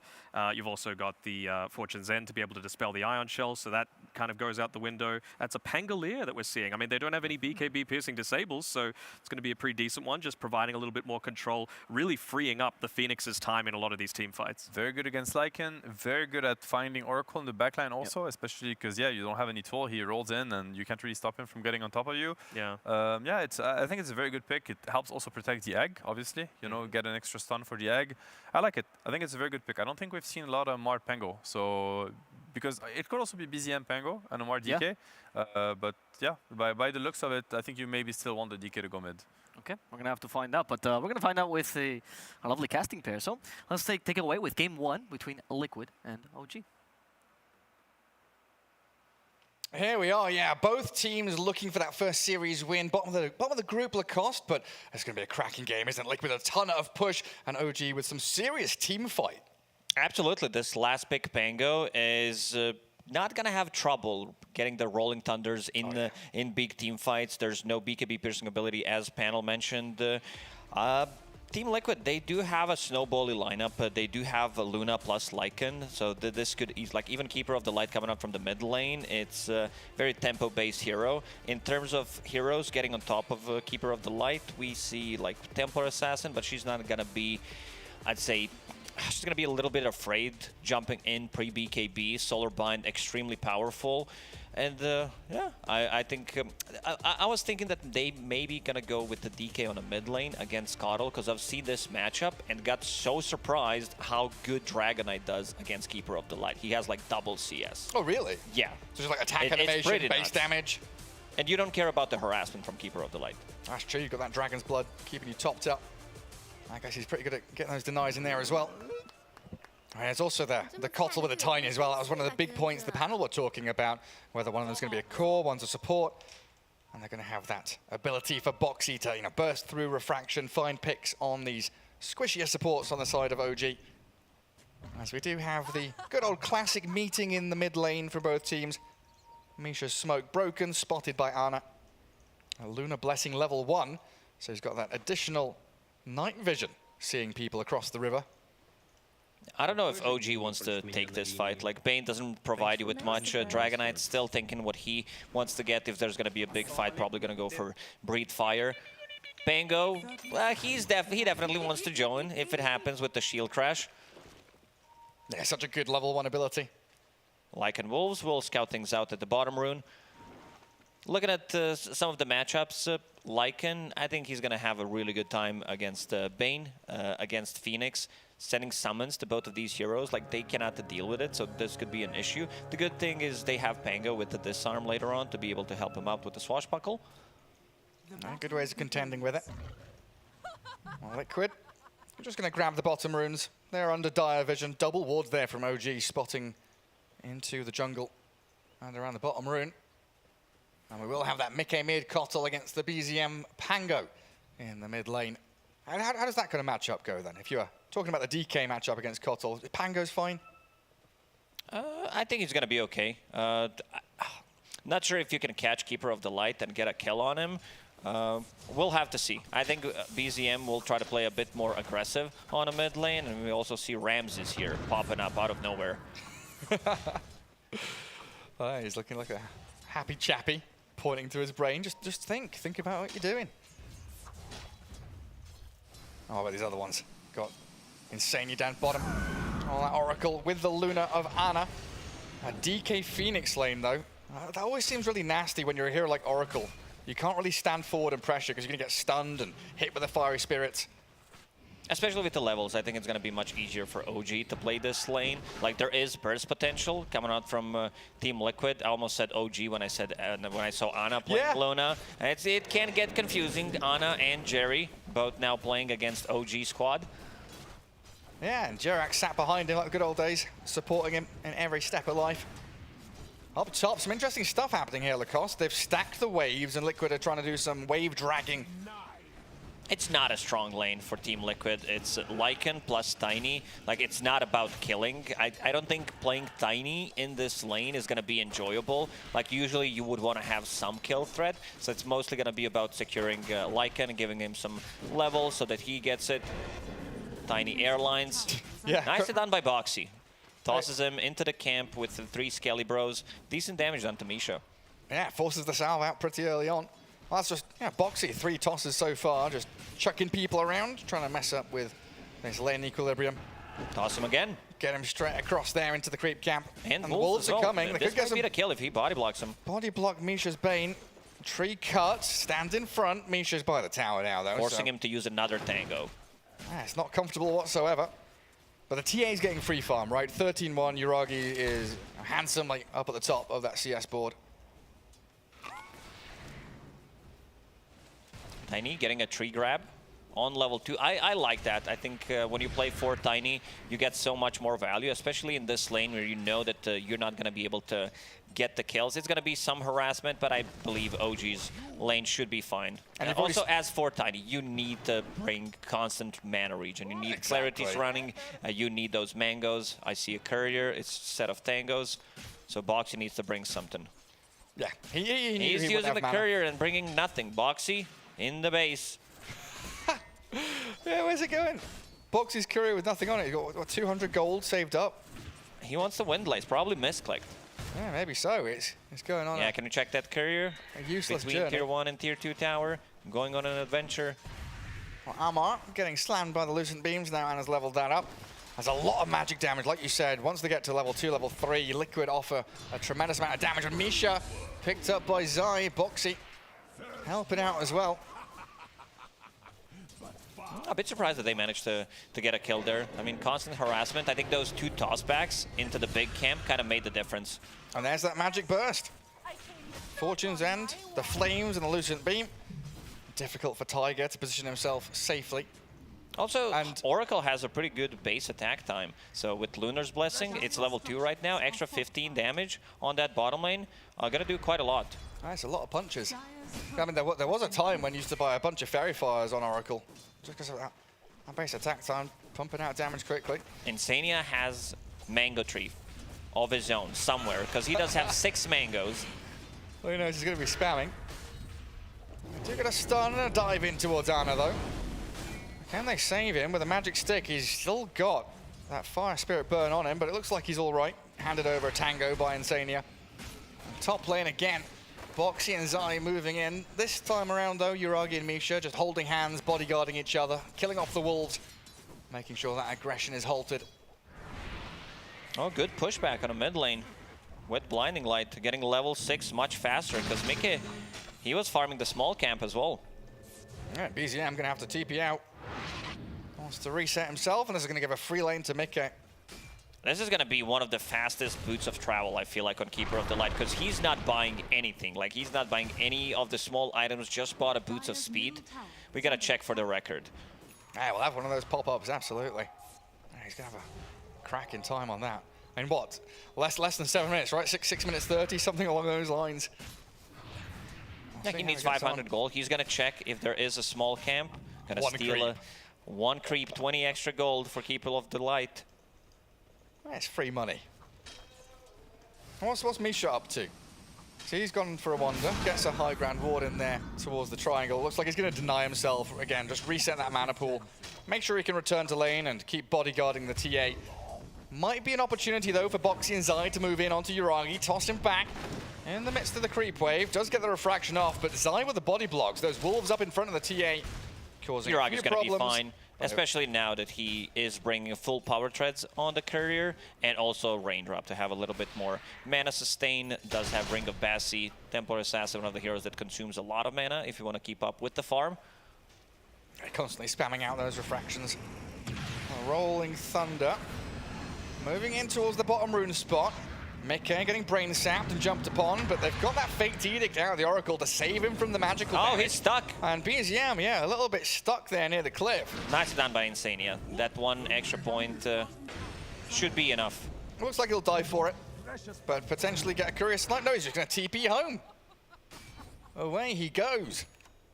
Nothing Phoenix can do to stop him. That could be a problem for them. The real stunner here, of course, that Dragon Knight.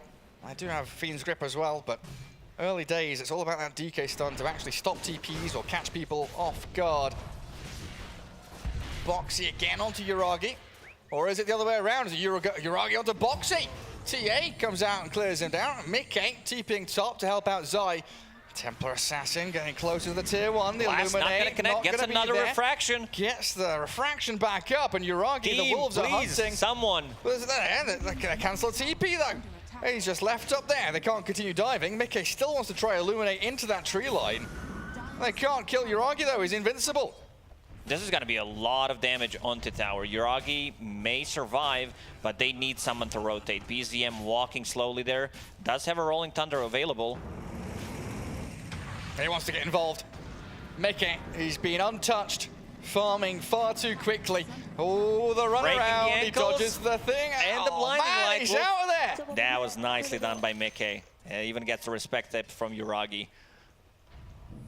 Running in circles around his opponents. That should have been a freebie for OG. And Boxy's arrived again. Avalanche toss straight on the Templar Assassin.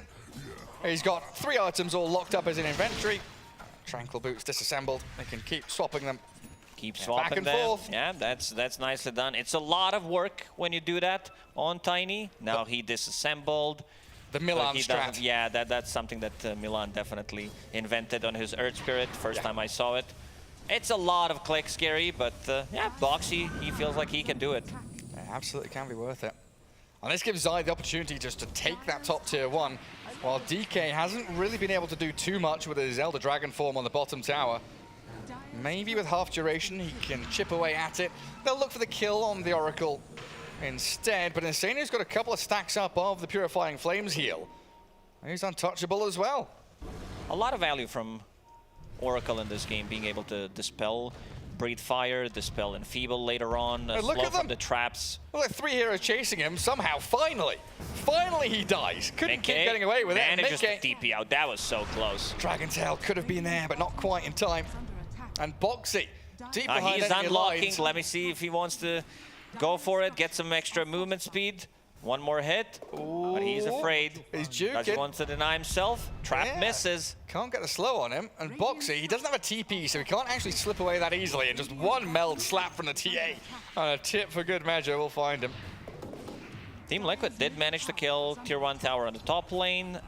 And now putting some pressure on the mid lane. Lycan is ready to go. Does have a shapeshift. Yeah, they don't have Supernova yet. 9.5 minutes in, these supports still level 4, Misha with no grip. So the big teamfight ulti is really all reliant on BZM. BZM's out of mana. That's also a huge issue. I think this tower just goes down. Nice deny. BZM gets the deny. Still a tower down though, and map control for this push strat from Liquid, basically with a Lycan, the Luna, this Keeper of the Light shoving waves and applying that pressure so consistently.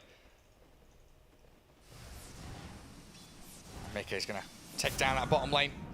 Give a bit more room for Ana now to dip into the jungle, farm through triangle. While Boxy, aiming for the Phoenix, meets a couple more heroes than really he'd expected. Bane and the Pango will force him back, but OG still unable to find any of these big kills. Tiny level 4, Insania on Oracle level 5. Let's see who's bringing the book. I think you give it to Oracle, because Tiny, he's not that level dependent, I would say, like especially when played from position 4. Okay, he's gonna be the one buying it. Yeah, I guess Insania's halfway to 6, so he'll get there One of way or the them other. needs to get some XP somewhere. Yeah. They think they can burst him. Wolves. Zai playing on the top, yeah, with the Wolves. They're scouting, and they're catching, and they're killing. Bane is TP'd up here as well. Maybe Liquid could stick around for round 2 of their spells. It's only 10 seconds for Boxy to have that next salvo. Radiant's bottom tower has fallen. And like I said, in the meantime, it is just Ana farming Triangle very efficiently while the rest of his squad creating so much room on the map for him. Misha did place that deep observer ward relatively early on in Liquid's Triangle, but nothing has been done about it. Like, all they've seen is Luna free farming, getting the stacks. Because it was very difficult. Both supports were kind of under-leveled. This Phoenix is level 5. BZM was out of mana. And Amar, he wants to hit some creeps. Yeah, I mean, Misha's getting run out by the Lycan. Nightmare comes. Looks like Amar's okay, even with the Solar Bind on him. And BZM's going to come up here to help out Misha, but Insania and Boxy, Fortune's End, and maybe a tiny combo. Nah, they say not worth it. Forcing the TP rotations out of OG is well worth our time up here. So we can just retreat, fall back, create this bunker for Ana to stay in safely. Pango wants to get in onto Boxy. Misha just They're gonna leave Boxy. Hit him a couple of times, and there he is. Maybe with this Diffusal Blade, we'll slow down Insania's Oracle and get on top of him with BZM. But with Fate's Edict and all these heals, I don't think Insania's too worried about a little bit of aggression from him. Insania was thinking about going in. It's OG contesting Triangle at long last, though, finally utilizing the dying seconds of that Observer Ward that was up on the high ground. Because they had not just that ward, they had like 3 aggressive wards deep in behind Liquid's territory. And all of them have kind of expired without getting too much use out of them. But now they've got traps. They've got traps to see where Ana is. Ana's keeping up with the farm of Templar Assassin, but I think Templar Assassin hits a little bit of earlier timing with that Deso. Both teams, I think if this game goes over 35 minutes, at least 2 Roshans are going to be killed. Oh yeah, both teams love the pit. OG wants to kill Roshan. As soon as they get that Deso up, there's probably going to be a smoke and go for a kill. Dragon Knight does have a Blink Dagger. He showed it at the bottom lane, but they haven't gotten anything done since he picked it up. Yeah, it should feel like OG want to go as well, because they've got Supernova, they have the grip on Misha. A lot of these teamfight tools and abilities are ready at their disposal. BZM, Rolling Thunder's there as well. But they're not going to connect in onto anyone, because 2 ships in the night, they're mirroring the movement. Radiant smoke up to top Dire jungle, Dire do the same thing down to bottom. Maybe they can find Zai as he's trying to connect with the rest of Liquid. But now you've missed out on that, you kind of have an idea of where each other is, right? Yeah, if you don't find anyone, you know that they're probably doing the same thing as you're doing. Keeper of the Light does have Urn of Shadows, but we haven't seen Mickey being active. Like, usually Keeper of the... in terms of, like, getting the kills. But there were no kills, so that means no charges on Urn of Shadows. And also, one thing to notice, he doesn't have an extra Windlace. Usually Keeper of the Lights do pick it up just to have a 550 movement speed. Yeah, as if 500 wasn't enough. Give the old man a little bit more. Now, Liquid playing up into their top vision. A couple of Observer Wards here. And the Wolves actually cutting in behind the wave to chip away at it. But Tiger's been doing an exceptional job. The past 2 minutes, he's been in this top lane tree line, just spamming Fiery Spirits, trying to carve out this top lane wave to stop the push, hitting into his tier 2. Oh, they find the Observer Ward as well now. Under a couple of Dire sentries. So OG reclaiming that top jungle for themselves. Yuragi almost ready to join. 500 away from Deso. Looking at Luna's item build, we talked about Luna having a little bit of different timings. She wants to disassemble Dragon Lance, get a BKB, so OG will have like 2 minutes pretty much to play before Luna gets a BKB. And Ana. Nice. It's like this back and forth, you know, it's this tug of war. You go up top as Liquid, you force the TPs, then you move down bottom, you go into triangle, you move back up top, you're forcing OG to keep reacting. A game of cat and mouse, which so far Liquid have done very well at, but OG want to break the rhythm. They get the grip on the Kotl, find Mickey kill, and Boxy just going to avalanche and run himself away. This should reveal that there is a ward on the high ground, because Amar did instantly jump him. They could potentially play around this ward. There is no Fiend's Grip, but they also want to put some pressure on the tower. Yuragi, his career is flying, TPing near the outpost to be closer to Roshan. Yeah, tier 1 mid. Not long for this world. Amar, the friend, just going to take it out with that Elder Dragon form. And yeah, like you said, they're already swinging in towards the Roche pit. Trap there to try and give some vision. Liquid. What's Liquid's next move? You know, it feels like they should be the ones really pressuring objectives and getting themselves in front of towers. Do they go take a team fight, or is it like you're saying, just wait for the BKB on Luna? Helm of the Overlord is a big one, where two supports can't really deal with it. You send it on one of them, and you know that they're not going to be able to use their abilities properly. Ana, he looks pretty dead here. Yeah, the Nightmare setup from Misha was perfect. Allowed that time for the rest of OG to arrive. And also with the kill like this, they are delaying what Team Liquid wants to do. Like we talked about the BKB being crucial for them. Ooh, Ana, he didn't he bought another Ogre Axe. Oh, that's gonna delay it by so much more. How big of a mistake is that? It's a big one. It's an extra 1,000 gold, especially with a death like this. I think he gave OG another window, like another minute. Yeah, they're already 4K ahead, and this Templar Assassin is racing further and further ahead. Top 3 net worth, all dire heroes. And Liquid with such a great early 10, 12 minutes or so coming out of that laning stage, now starting to falter. Insania defending himself against the jump from OG, but in comes Tiger.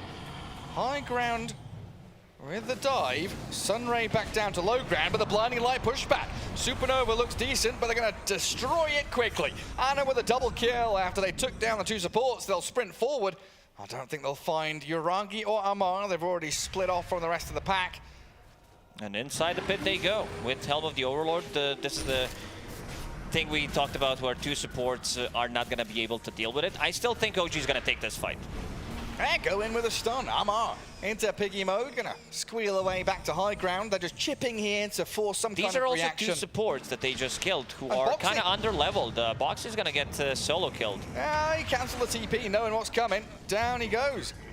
That looked like Liquid were gonna be able to take Roshan, but it swung quickly the other way. I mean, BCM does all the work, and Amar comes in and steals the kill. Yeah, secured it. He made damn sure he was dead. This was the first Supernova, and we still haven't seen False Promise.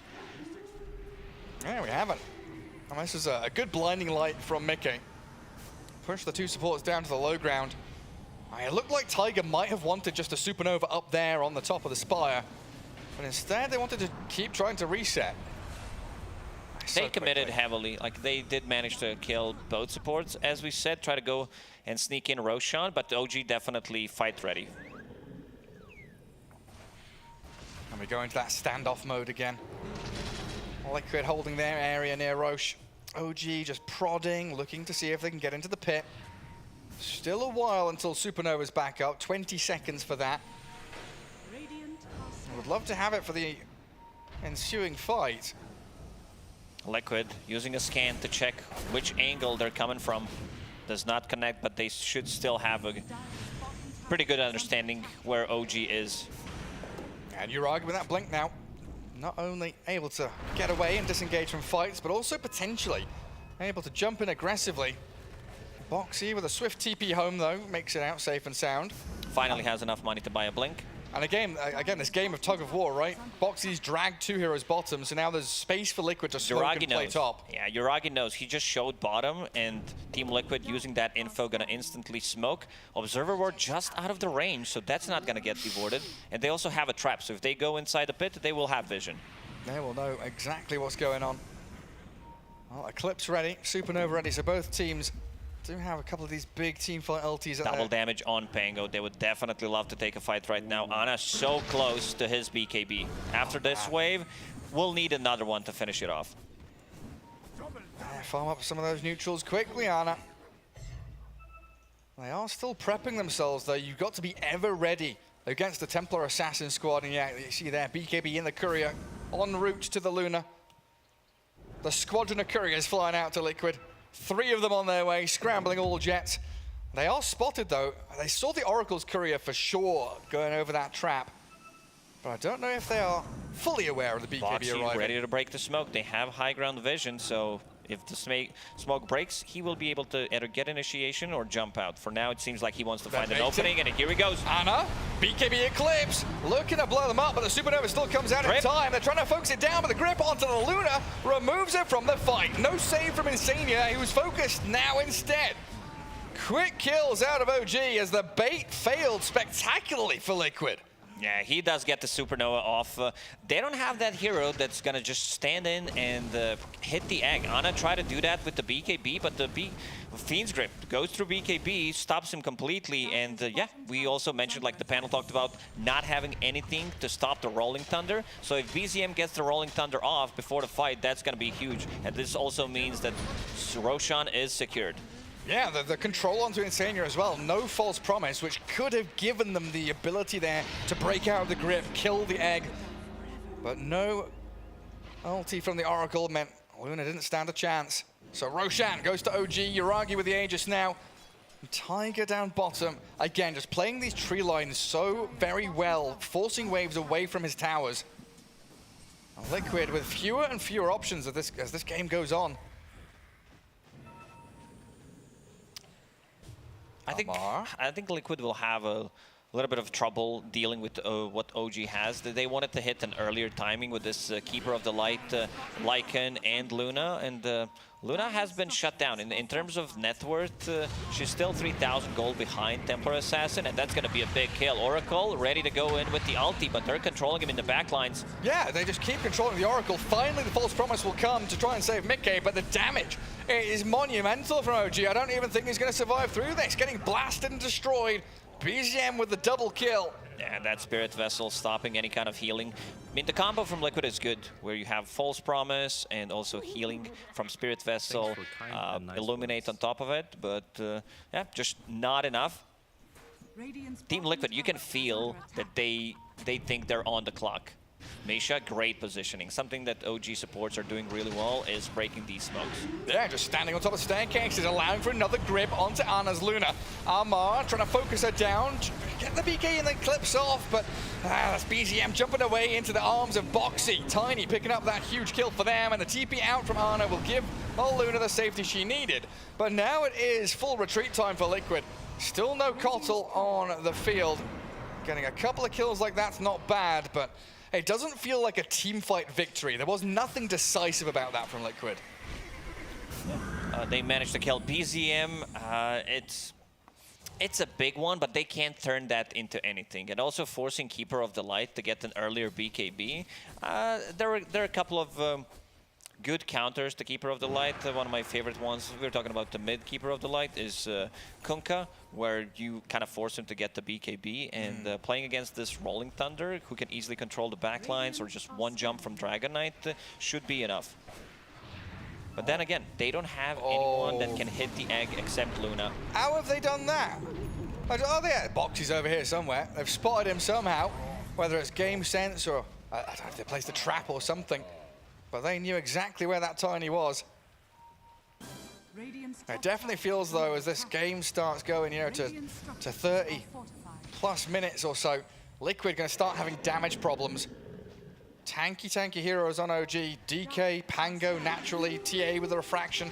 BKB's coming up as well. Sunray to give the heals on their side. They're and your super damage dealer tanky. is Luna. I don't think they can burst this Dragon Knight. I don't think they have the tools. Like, their initiation is pretty much Tiny, so he'll always going to be able to get the BKB off. And Amar, something about Amar, the way he itemizes, he's going for Orchid next to be able to deal in the backlines with this Oracle. Like he wants to be able to jump him and instantly delete him. Yeah, they're so good at figuring out what their particular job is, right? What's the target going to be for me in this game? I need to jump the Oracle. I'm going to stun him, silence him, and that's 10 seconds with no Oracle basically. I think it was either that where he gets, it's like either Templar Assassin gets some kind of a silence, whether from picking up the Orchid, or you want to get Shard, so with the trap, you silence him in the backlines. Like, just that one instant of silence might do the trick. BZM too quick. Speedy. Did you know, Gary, that BZM does not play with the mouse mat? Really? Yeah, he just bangs it out and plays on the table. I don't even know how's that possible. Probably has a good mouse. Well, yeah, what kind of mouse is he using? If he has one of those mice from the 90s with the rollerball in it, yeah. Sure, but these laser mice, you got to make sure that that table's not got a reflective surface. Oh, madman. Maybe he's just waiting for the right sponsor to come along. It's a kind of disadvantage, but seems like it's not bothering him at all. Amar almost finds Zai. BZM loses his courier, which was a couple of big items there. And a full Hurricane Pike for the TA, so even more ability to get her away from the Tiny, away from the Luna. It's very difficult for Team Liquid to control the fight. They have a Tiny, that's it. That's pretty much the control. And also, this Lycan will start to fall off, because you do have Helm of the Overlord, but Templar Assassin deals really well with the creeps right now. Also, Lucky Shot on Pango is maxed out. So I think as this game progresses, it just gets more difficult for Liquid. What's the move for them then? Do they just try and brute force some tier 2s? Is that the play? Just try and force fights, bang your head against the wall?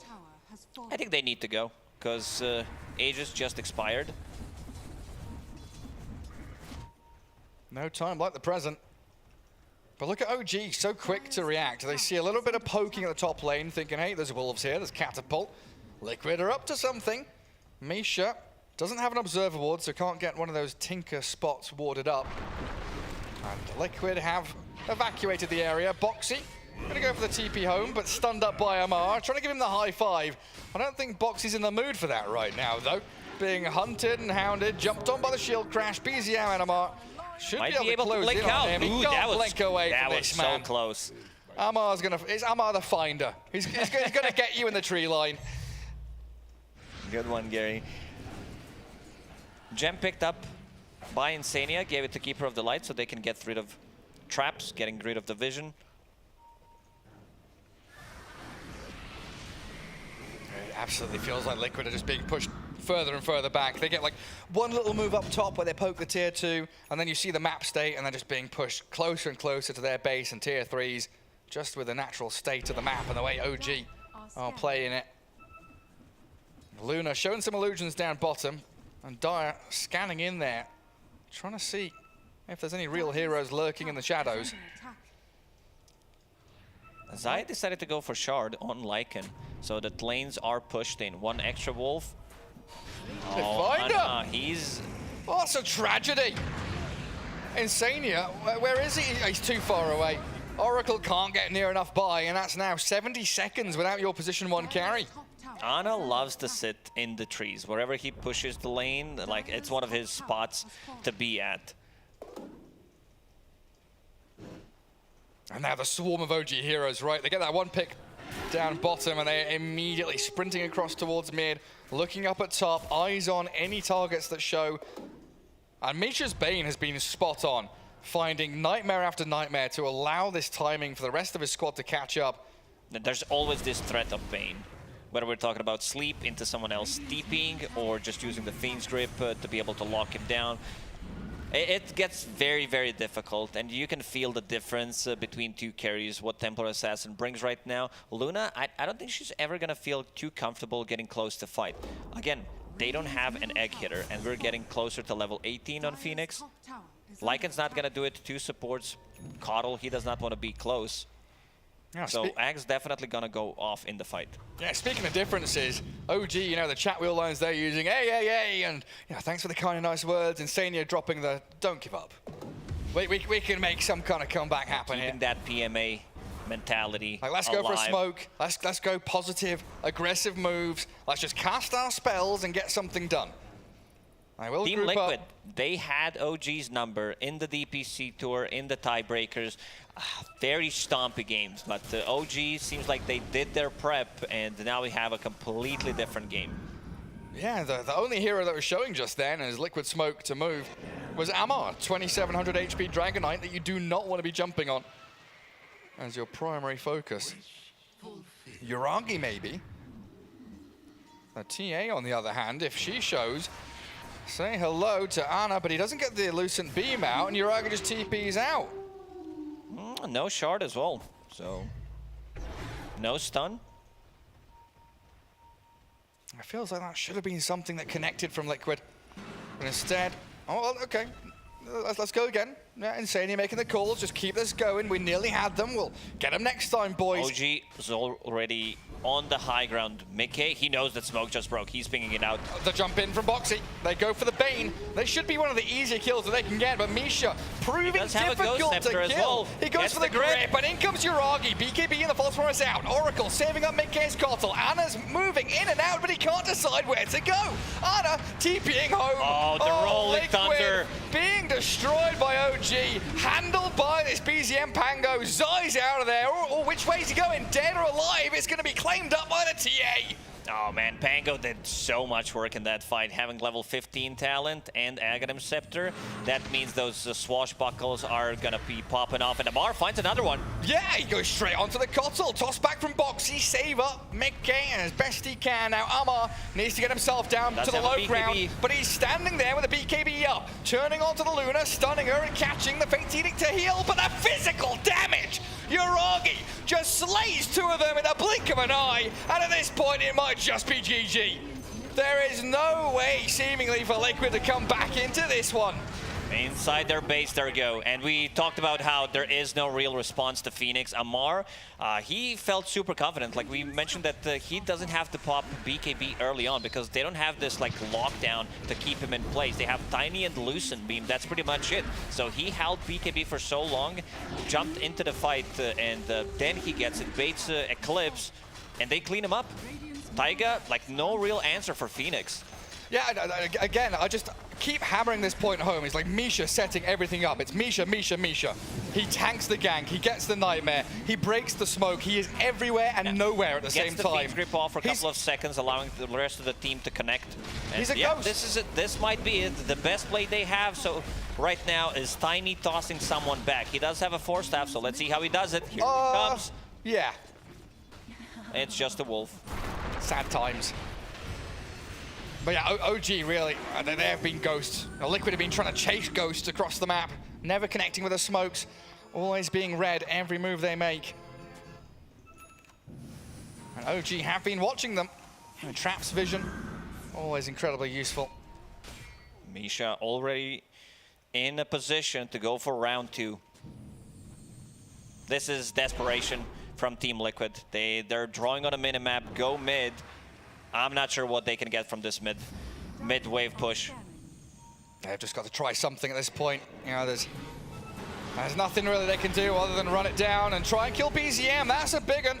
They take out the Pango, dead for a minute and a half, and move straight onto the Bane, finally. Removing Misha from the game, he buys back Snap Decision because Roshan is alive. Inside the pit, there's some big prizes there. Boxy onto Amar. Ana starting to open up. The Eclipse, though, cancelled out by the BKBs of OG. And they're diving towards the Luna. She has to use the magic community to save herself from Yuragi and Amar. Even ulti coming up from Insania. Yeah, false promise required as well, but they've got the grip now. Kotl held in place, cancelled by Boxy. Liquid fighting back and finding openings, but a Supernova going to be untouchable. They can't fight into the big old pyramid, landing on their heads, and Liquid losing everything. They're gonna call it. Yeah, what a performance from OG game 1. Like, it felt that Team Liquid needed to get their earlier timings. We talked about BKB Luna timing, not disassembling Dragonland, so it kind of gave them an extra minute. And yeah, it's good to see Misha smiling, finally being able to play with the team on LAN. Just some good vibes. It's got to feel good to get game 1 under your belt as well when you're both at the bottom of the group. Get those victories wherever you can. I mean, Amar, look at him, just cool as ever. He knows he did his job. Jump in, stun silence the Oracle whenever he saw him.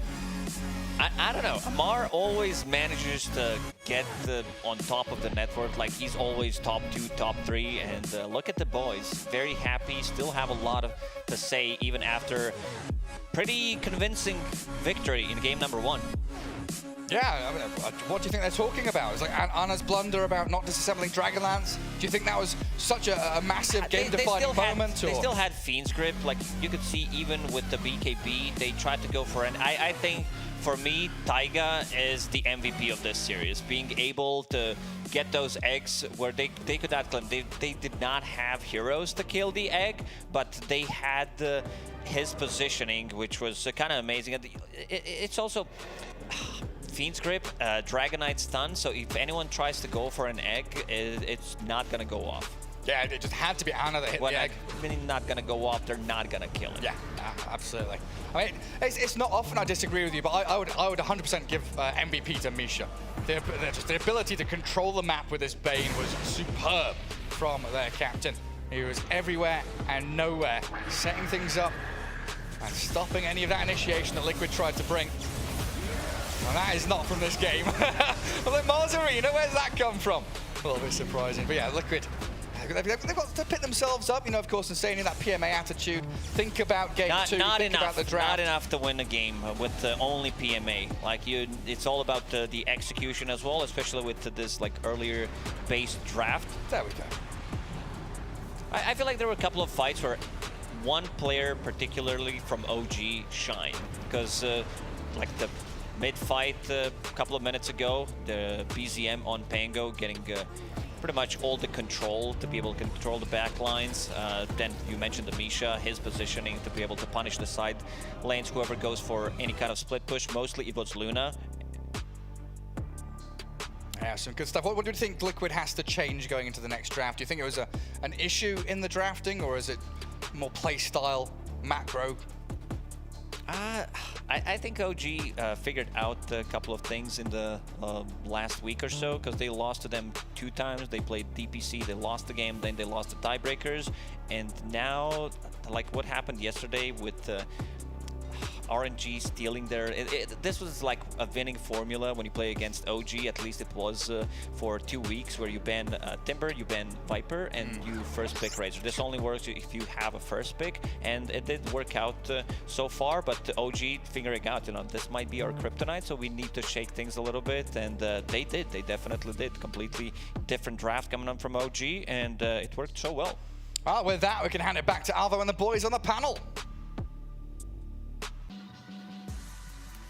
Thank you, Gareth. Thank you, Lacoste. We're here to analyze this first game between OG and Liquid. What an exciting game. And as we analyze this, by the way, let's check out some highlights brought to you by Aramco as well. So, guys, as we look over these highlights... I think we just saw the highlights, so it's fine. All right, well, you know, yeah, that's fair enough. What do we what do we talk about in this game? What was the turning point for you guys? There were a few key team fights, but for me, it was just, I still feel like Liquid are lacking that real killer instinct for the first 50 minutes of this game in particular, because they have this early timing where they're so much stronger, right? You've got the Coddle before the BKBs are coming out, you've got the Lycan before you've got the real ways to address it. That seems like the big telling point for me, is where they weren't able to get that advantage up against the TA. Yeah, I felt like they had a really good plan going into the game, and you saw kind of glimpses of it when they took certain fights, and you know, like this kind of insane amount of physical, magical damage coming from the Coddle.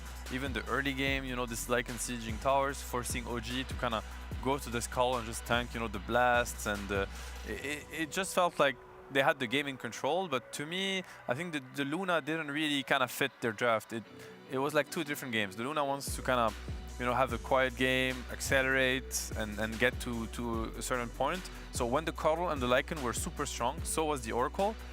The Luna was not kind of keen on joining the fight, which I think kind of killed the tempo completely, and gave OG more time to hit their own timings, which is, you know, the BKBs on the DK, the Templar, Pango getting stronger, getting a Blink also to make sure he gets on top of the Oracle, and then suddenly the team fights were just too much for Liquid to handle. Yep. Thanks for that score by STC. Let's have a special feature for this one. How do you guys feel about this one? Since you guys talk about this crucial point in the game, I think we can talk about it with a popular Weatherman segment. Oh, hello. It is Weatherman Danog here, talking about the key team fight that I think turned around this game, or at least gave OG the real point to be able to get that Aegis around them. Both teams at this point in time feel like they've hit their timings. OG, they're smoked up. They want to go in and take this next Roshan. On Team Liquid, they've just got the BKB on the Luna, as well as the drums on the Lycan. But both teams played the start of the fight really well, but it's how OG are the best team fight team in the world, how they're able to turn it around. So have a look here, Boxy, he's underneath his vision. He's even faced over to the left-hand side in case he needs to blink away. That slight turn rate aspect, he wants to make sure that he's able to disengage if he needs to. I'll play the game moving here. So you can see they're moving around. They're trying to avoid the vision as much as possible. Tiger at this point in time isn't underneath the smoke. So Liquid make the right initiation onto the Phoenix at the back.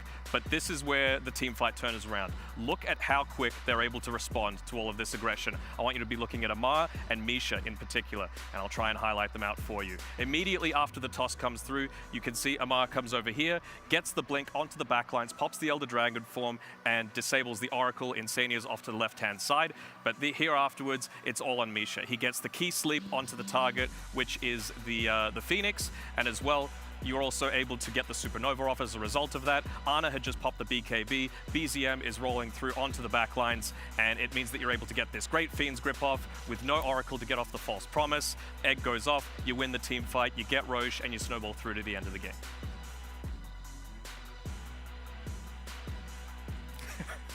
Thank you, Weatherman. That's very informative. We learned a lot there. Interesting. We talked about this in the draft, right? The control of the Oracle was a crucial point there, and I think that teamfight really illustrates what we were discussing. A big turning point in the game. Super clutch. Yeah, super clutch by Misha. I mean, this sleep on the Phoenix that was like literally about to die into the Fiend's Grip with the Oracle control. It was a turning point, and these were like, this is like a typical sequence for the game where it could have went both ways. You could easily have seen this Phoenix kind of die right away, no egg. Suddenly the Lycan is just free to do whatever he wants. He runs down the Bane, runs down the TA, and the whole game would have been different. So yeah, very, very, very clutch. Yeah, absolutely. I mean, and I was just stunned at how quick. Like, Amar's got those Zuma reactions. Like, he was in on the backside. Like, he was instantly there, just making sure that Insania was locked down, because at the end of the day, the Luna's the one that they wanted to be going on OG, right? They wanted to make sure that they could lock it down, because he's the only egg hitter. Exactly. So if the egg gets off, if you're right on top of it, what can you do? No one's able to join the team fight, and really that was all OG needed to be able to snowball through to the mid game. It felt like they never lost control after that point. Yeah. I loved your segment, Dano, but I like my weather sometimes in French. So we want a second illustration segment, a second Weatherman segment here. See if they can show it to us. What, with Seb? Apparently. All right, go over, Seb. So what do we have here? You can... So this is the sequence where, I mean, at that point in the game, it's kind of hard, I would say, for Liquid to find a way to come back. You have OG that, you know, after the Roche fight, they got the Aegis. They're just, you know, very strong. It's just hard to stop them. They got their timings, and you can mainly see kind of on the map how they took control over the map, and that yeah. Full screen, and we go. So this is the setup again. So this is just around it. Is there anything that you saw that I missed, Seb? No, not really. I mean, what I really like, I think what's really important to highlight is that Liquid really, you know, took the fight how they're supposed to, and their positioning is really clutch. You see the ward down there that is being placed on the cliff, you know, Boxy sitting the ward. Their positioning is good. You know, the Luna with the BKB is in the front. She's ready to take the fight. And you know, the wraparound from OG is also clutch. Like, both teams are really peaking in terms of how they want to execute that sequence, which is definitely the turning point of the game. They hit the BKBs on DK, the BKB on Luna, and whoever wins the fight is just probably gonna win the game. And yeah, this is how you see it. Again, very clean jump from Boxy, and at this point, as you highlighted, the Phoenix is literally about to die. Eclipse is going on, as you can see. Luna just clicked it. Phoenix dies, the whole fight is different.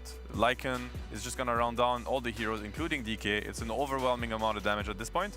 But this is when Amar right away gets the jump of the Oracle, which is his job as a DK with the blink, and particularly Misha with the sleep. This is really what is gonna completely, you know, win the fight. This right here. Sleep on Phoenix, he gets the egg off, and then he's gonna get the grip off because the DK here stun the Oracle, and you can see also the Pango's trajectory, how he's gonna look at making sure that the Oracle stays, you know, chain stunned, so that he doesn't get the ulti on the Luna, which is going to end up dying. And at this point, the fight is over. So, you know, very, very clutch execution and probably the turning point of the game. Like there was a smiley face that you drew on the map. There was that intentional coming through. It does make me smile on OG win fights. Yeah, absolutely, absolutely. Yeah. Well, thank you. You know, sometimes they say if you can't see it the first time, you just gotta look it twice, maybe a third time. You know, I would love to have a third second. Go on, Arvo. But we do, now it's my turn. No, but we do actually have to go throw it to a break soon because we're running out of time, and we're gonna get ready for that second draft. So if we're all ready, we can go over to a break and come back soon with second game between Liquid and OG. We're not.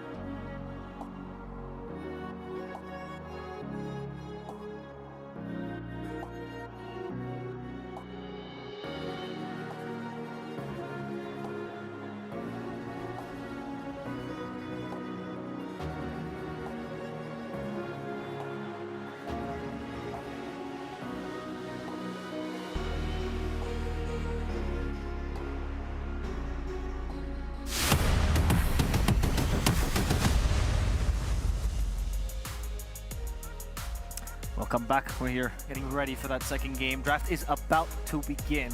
I don't have much time before that happens, so I'm going to do a special round of quick statements.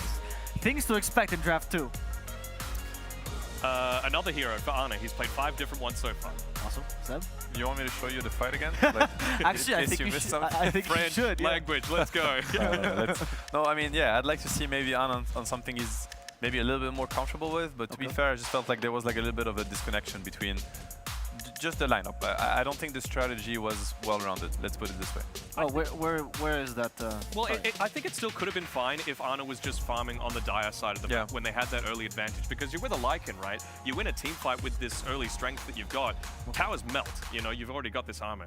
I see that, but yet again, I feel like, you know, Oracle, you want the ulti to be, when you cast the ulti on the hero, you want that hero to kind of, you know, I don't know, like really use it. You know, Luna is not that kind of hero. Luna presses BKB and Eclipse, and then her burst spike is kind of gone. I'm more thinking of the heroes such as, you know, like a Monkey King that's about to die and suddenly he gets the Jingu Masters and then he heals himself back up, or, you know, an Alchemist that gets the ulti off, or these kind of heroes that really shine with Oracle ulti. I don't quite know that Luna is the... It's fine, you know, don't get me wrong, it's not bad, but it's not really one of the best. Same for the Lycan. I think Lycan power spikes, at some point he's gonna fall off, especially if he plays into a Phoenix and a Pangolier. But then he wants a hero that if he clicks, you know, if he bites him with the Aghanim Scepter, he wants that hero to kind of go ham. And yet again, I don't think Luna does that either. No. So in that sense, I felt like they kind of put themselves on a timer because of the Luna pick, and the timings were not really good with each other. You know, Luna's weak when Lycan is strong, and same for Cuddle, and vice versa. And when Luna is strong, now Lycan is weak. Yeah. So it's just, I personally don't think it worked really well with the draft. That's why I was really leaning into, in the game 1 draft, as we get into game number 2, very similar bans, very similar start to the draft, where I was like, Exactly the same. I was saying, how's Ana on the Lycan in recent times, right? Because I was really thinking they were going to pick another one of those aggressive tempo styles and play what beat OG previously 4 times during the DPC, right? So the Leshrac, the Death Prophet, these style of heroes that you can use the Oracle ulti to full effectiveness and just run and take towers and use that early timing and try and win in 25-30 minutes. If you don't, the draft just didn't work, but at least it would synergize a lot more strongly. This is always quite interesting when you have kind of the exact same draft sequence unfolding, because then you get to really pick the drafter's brain and understand what they think went wrong. And I like that approach already much more.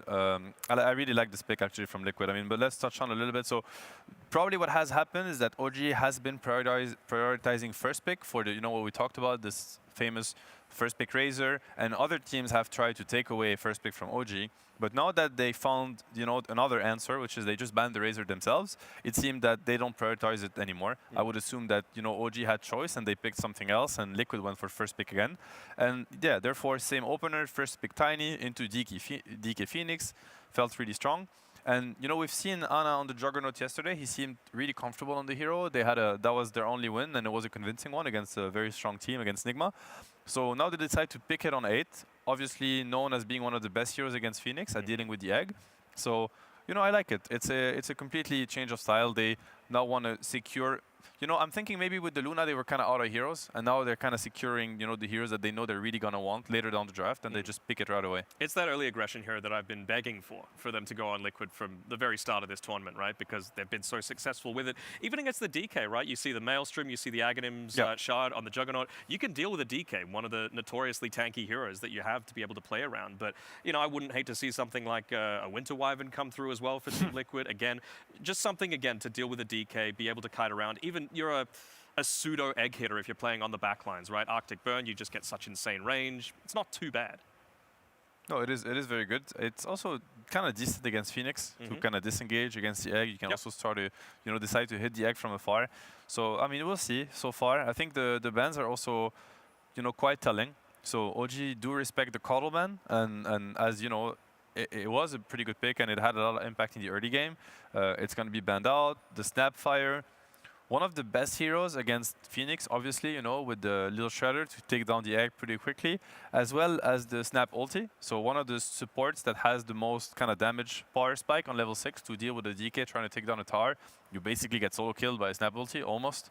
So, you know, I like the ban. I think it would have been a really good pickup for Liquid. Do you feel like OG aren't just going to pick the Bane again? Because the Juggernaut is, you know, not necessarily as bad, but still the Fiend's Grip is going to be nice against that. You're a natural man to builder, so at least you're able to get out of that damage reduction. But, I mean, it kind of discourages Liquid again from putting Mikke into that mid-tiny role, which he's going to excel at. And they just do it. Why not? Very pickable, for sure. Very good hero. You get a BKB control against the Jugger, something that you really need. You know, you have to think about how the fight is going to unfold. You know, Phoenix egg, Jugger spinning the egg down. Now if Jugger gets gripped, problem.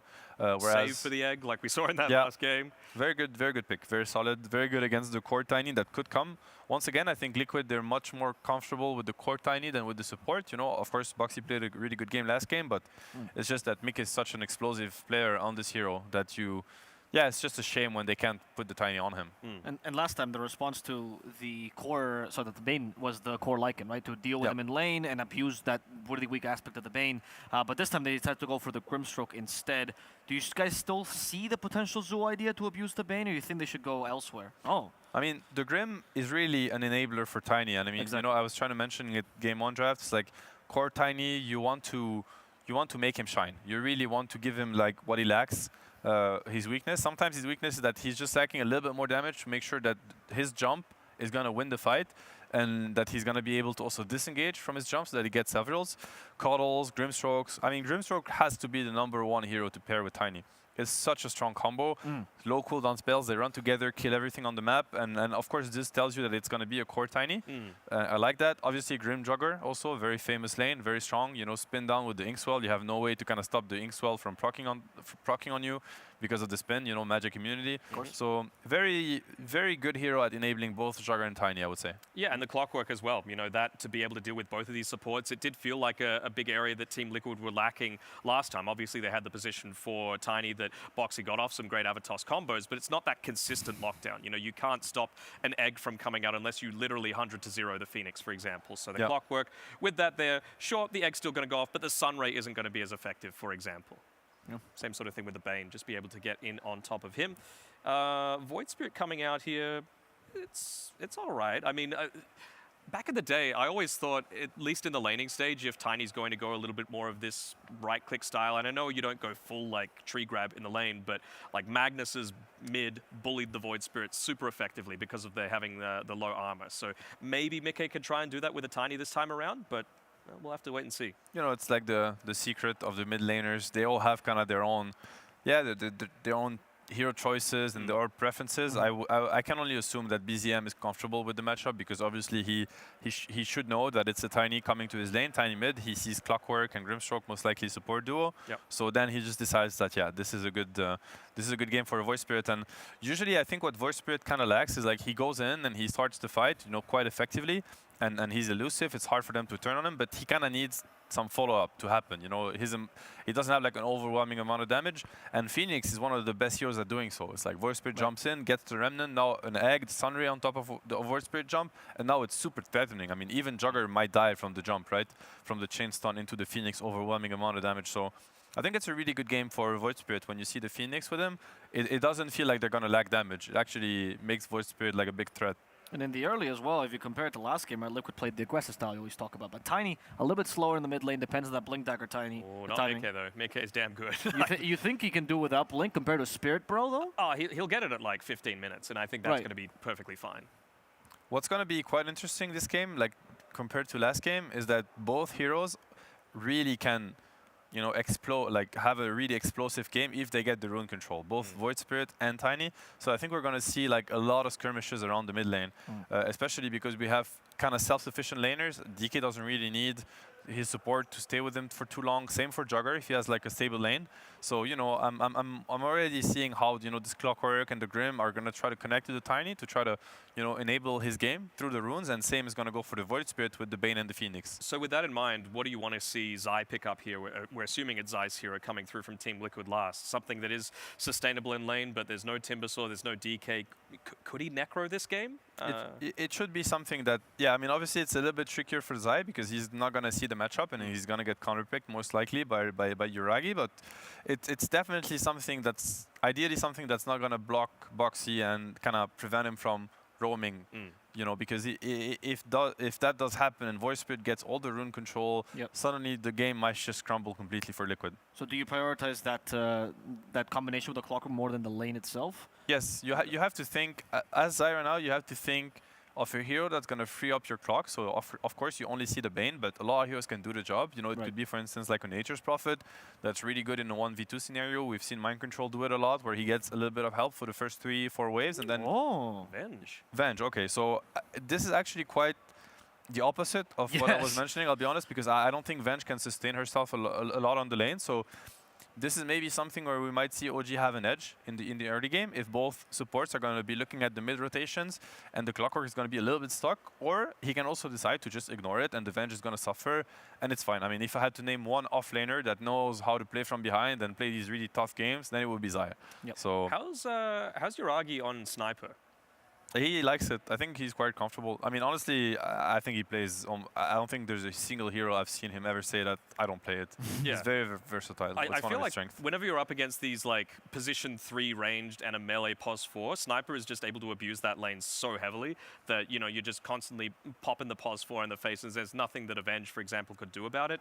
Yeah, the later game might be a little bit rougher considering you're up against the Clockwork and the Tiny who's going to have the Blink Dagger and all that, but you've got some save and... Wow. Ooh, okay, an Arc Warden. That is interesting. I mean, we saw yesterday the game. RNG, yeah. It was really impressive. So very strong hero, probably, you know, raising in popularity. At the same time, Jugger has been one of the known counters to Arc because of the magic immunity. Yep. The fact that you just like close the gap and there's not much Arc can do, especially now with the shard, you might just solo kill him. So I'd say a pretty ballsy pick, honestly, because yeah, it's an Arc into a Clockwork, into a Jugger, into a Tiny Jump with Grimstroke. Avenge, they have a lot of gap close, which is usually what Arc really hates. Okay, well with that, any last minute predictions, Dad? I think Liquid might be able to take this one. Obviously, we like the draft a little bit more this time around. There's still a little bit of the concern with the damage reduction up against, we're assuming it's Mickey's Tiny coming through from the Bane and the DK, but yeah, I think they need this. They're 1 win, 4 losses. They need this to stand any chances of staying in, so I'm going to go Liquid. I got faith. Good. Do I really need to say who I'm going for? Of course, it's Liquid. No Of question course. there, yeah. Let's see what our casters have to say about this game as we go over to them. Take it away, Gareth and Lacoste. Some faith in Liquid there from Danog, and of course the unbiased action of Seb. A very, very ballsy Arc Warden pick. Like Seb was saying, lots of gap close and ability to get in on top of him. What do you reckon about the hero? One thing we haven't seen, but you're gonna see it right now, is Amar is playing Void Spirit. Ooh. Last time he played it, I think they lost in 17 minutes during the DPC. Didn't look too good. He was kind of playing position 4 rather than position 3, but I think this time around it's gonna be real position 3 Amar Void Spirit, something that teams don't usually do, but yeah, OG, it seems like they're not afraid of anything, especially when playing on land. This is also, as Panel was talking about, Arc Warden into so many counters, whether we're talking about traditional counters and new ones, like you're into Jug, into Clockwork, Tiny Toss, Vengeful Spirit swap.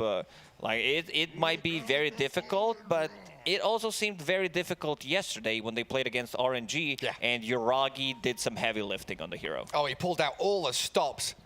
A beautiful performance from him, and I've got to say, if we're talking about the position 1 carries, I'm a big fan of Liquid here, kind of reeling it back a little bit. You know, they've tried Ana on Spectre, Pudge, Luna, some off-meta, some slightly meta heroes, but Juggernaut is like the meta carry right now, isn't he? Yeah, definitely. I see a lot of Jug picks, but I think I see more Jug bans where he feels very good, and teams do prioritize him in terms of banning. He's paired up with Grimstroke, so a lot of kill threat in that lane, especially against hero like...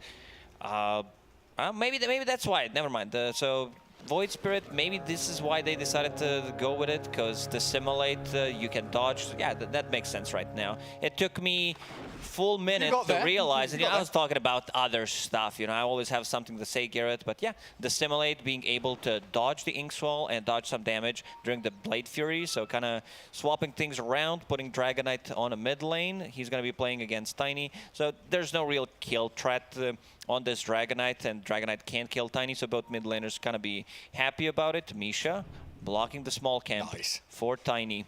Yeah, that bottom lane, like you say, about kill threat. Usually the Jug Grimstroke are looking to put that pressure on, slay heroes, but both Phoenix and the Void Spirit can slip away from that. But I think right now, all eyes on top. Something that we've mentioned a couple of times. If you're feeling a little bit, you know, under the weather, or you're not performing as you would want to, you want that upper hand. Now, they already know. He's not showing on the bottom lane. Ana using a defensive spin. Yeah, the try lane for Liquid. Not going to get themselves that first blood, which they attempted to do. So they will have to reset and go just for the 2-1-2 setup instead. Misha will need to be very careful on Bane. Like, he's going to have a difficult time, I would say, playing this one. Much more different compared to the previous game. You get level 2, most likely you're going to die on Bane. I'm not talking about him getting level 2, but Clockwork and Vengeful Spirit. Ton of damage, trap him inside the cogs. Off lane, Vengeful Spirit. It's been a while since I've seen it. People did try to play it a couple of times during the DPC Tour 1. I don't remember seeing it in Tour 2. Good synergy with the Grimstroke and the Shard. It's going to be a lot of bounces. There's going to be 4 missiles and also Aghanim Scepter. Like your key item is going to be Aghanim Scepter into Shard. Right, tons of stuns.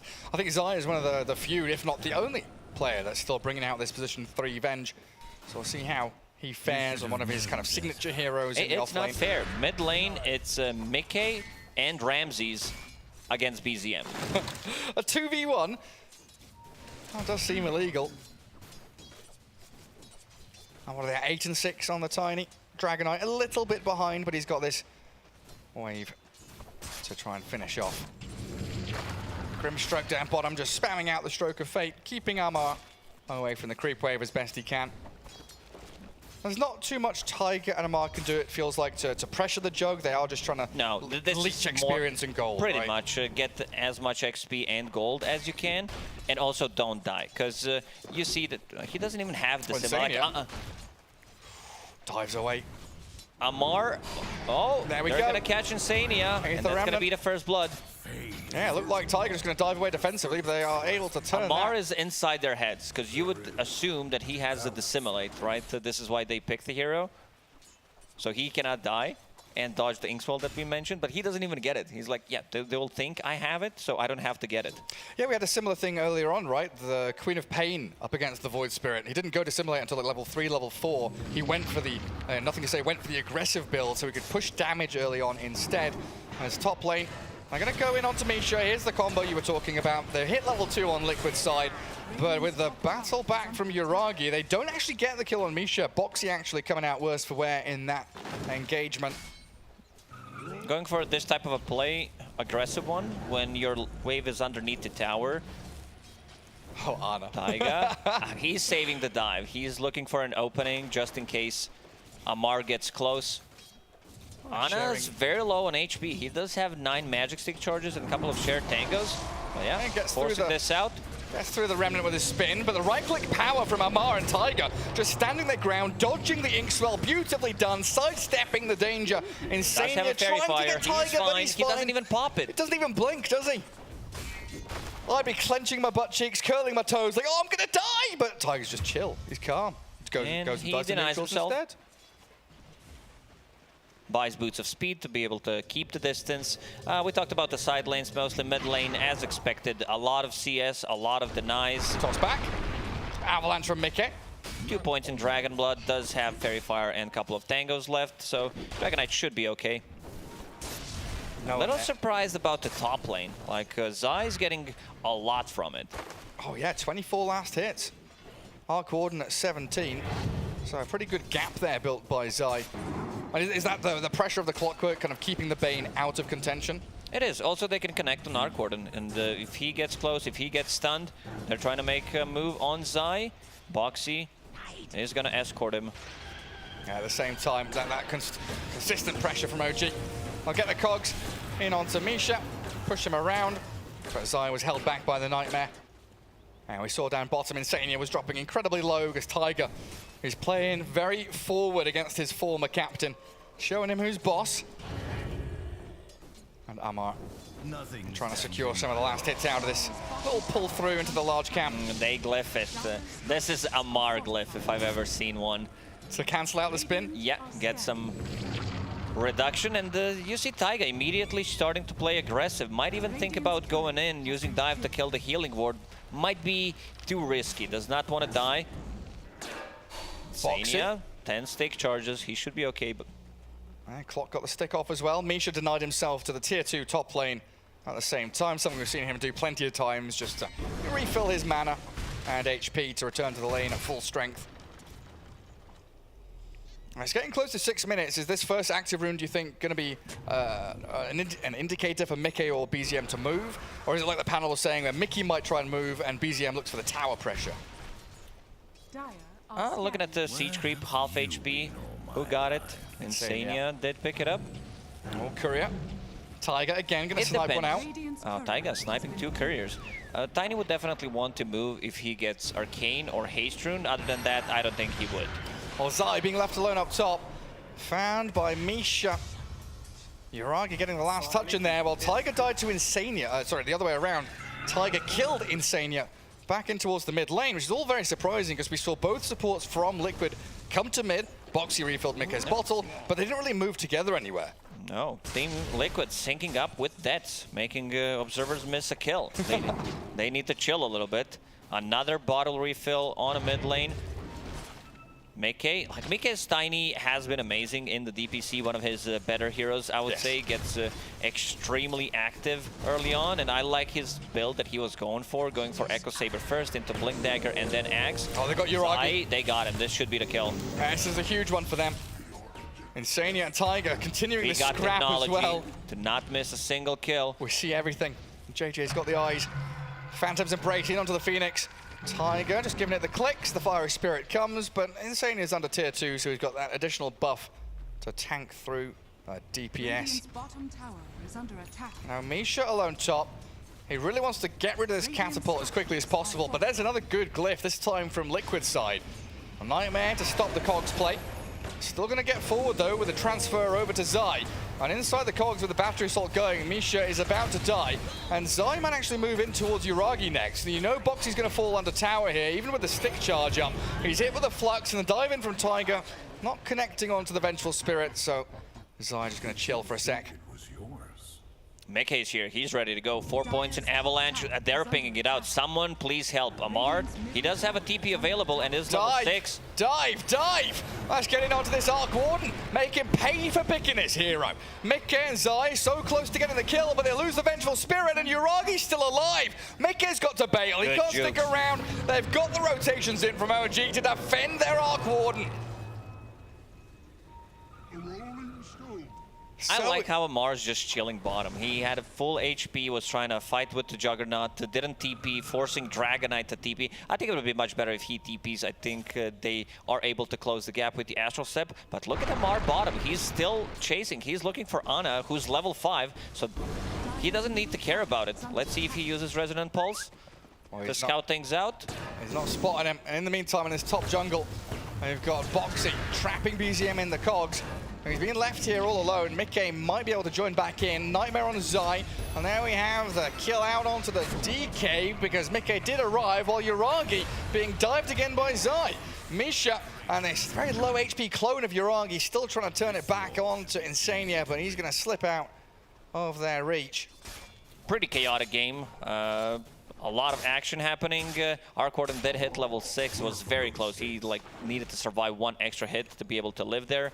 And I like the build that he went for, not just now, but also that he... Is Tiger solo killing Mikke? Tiger's all over the place. Oh, the tower hit!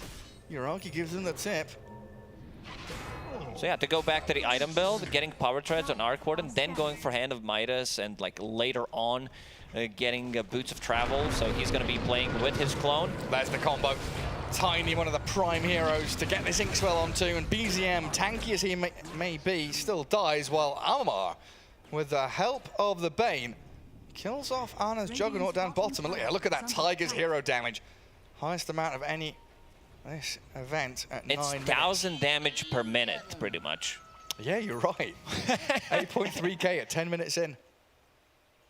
Imagine using almost 2 fingers every 2 minutes with a hero. Well, Lion's not a hero, never mind. I mean, it was just to try to do a comparison with how much damage. I was wondering what you're talking, 2 fingers. Yeah, then I realized, Lion's pretty bad. Top lane, this should be a solo kill for Yuragi. There's no one around him. Let's see if it connects. Oh, and Amar jumps away bot. Ana's Omni Slash cut short. Yuragi's still chasing Zai. I don't know if the clone can catch up to the Venge. They've held it back. Spark Raids are out, but they're not close enough to kill off the Vengeful Spirit. But you're right, it's just chaotic, isn't it? Liquid trying to force fights wherever they can. Top, bot, mid, in that jungle, all around the place. And OG reacting time and time again. And with Misha's swift movement up this ramp in towards Zai, good swap back, good allows him to get out and put Boxy in place for the Cogs and the battery assault there. Misha pays for his crimes. Nice swap into Clockwork, into Cogs. Ana's having a really rough time. Look at Amar's net worth. Yeah, he didn't move. Well, what do you mean? He's been in the in this lane. It's pretty much playing mid lane from the off lane. Okay, now look at Juggernaut's net worth. I've seen it, Gary. There's been a lot of action happening. Didn't have time to even pop it out. Mickey, this time around, he's going to go for the Blink Dagger. He thinks they need it. Good combination. X-Well's there as well. There we go, Tiger. How's that damage doing for you? Can't do any when you're dead. That's a dominating streak taken by Mickey as well, so money in towards his items. And he will be rushing the Blink Dagger this game, it looks like, so no Echo Saber is the starting point for him. He's like, where's my clockwork? Tries to swap the hero around to get that damage reduction in, but not working out for him. 2 times, almost getting a solo kill. Getting very close to Hand of Midas. I like the build, like this boots of travel. I don't think it's working out, especially since like recent changes to Tempest Double. Yeah, so he now has Hand of Midas. It's like you want to battle, but you also kind of want to farm with the Arc Warden. It kind of reminds me... go on. Yeah, even BZM's going for Hand of Midas. They think they could get away from it, with it. Drag the game out as long as you can. Get the value from it. The big one is Amar. Like, Amar and Taiga played almost perfect on the bottom lane, managing to get the first blood, setting up Amar for a really good game. X. Supernova trying to defend Yuragi.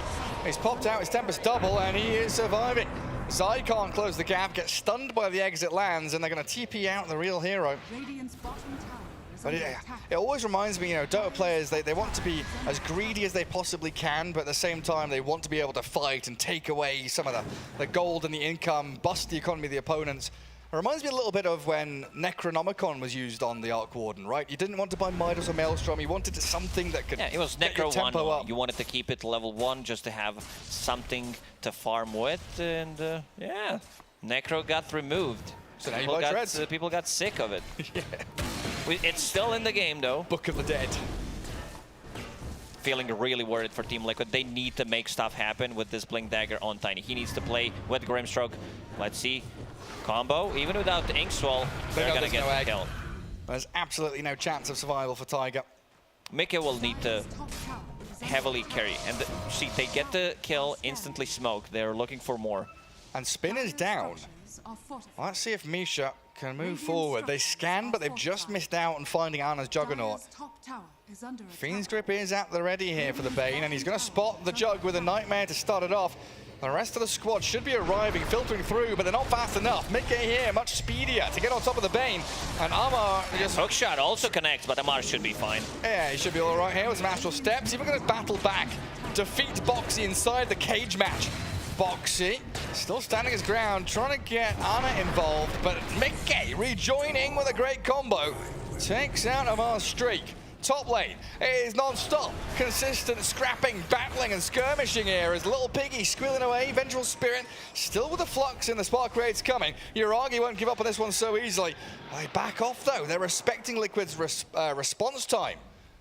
Amar try to be sneaky, get the kill and potentially get out to use the Simulate to get out of potential Blade Fury or Omni Slash, but to Mickey, we said he needs to carry hard this game in the next like 10 minutes until Juggernaut gets online. And also Vengeful Spirit, like she's really not a hero right now. You want to get to that Aghanim Scepter timing. So another 1300 gold to farm up, another smoke from Liquid. This is like third smoke in the last 2 minutes. Oh, he dives away.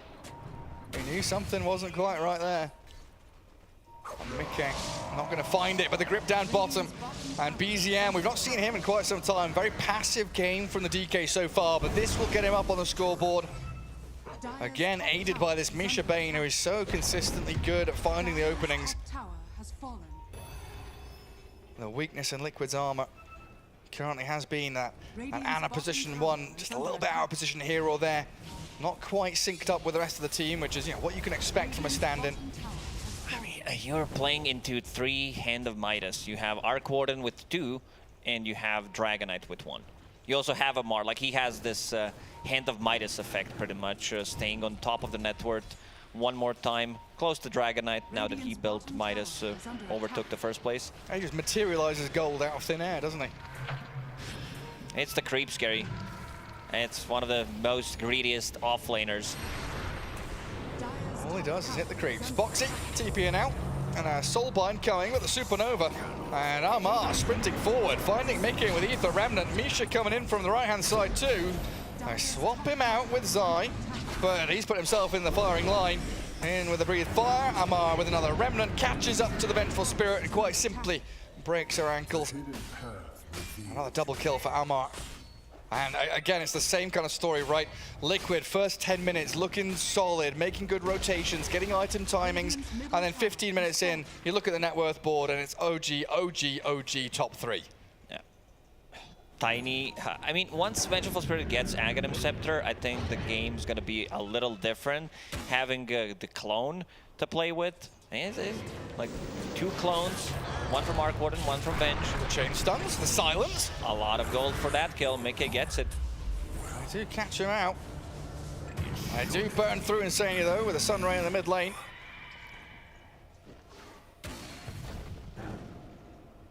OG gonna take over this Radiant Triangle now.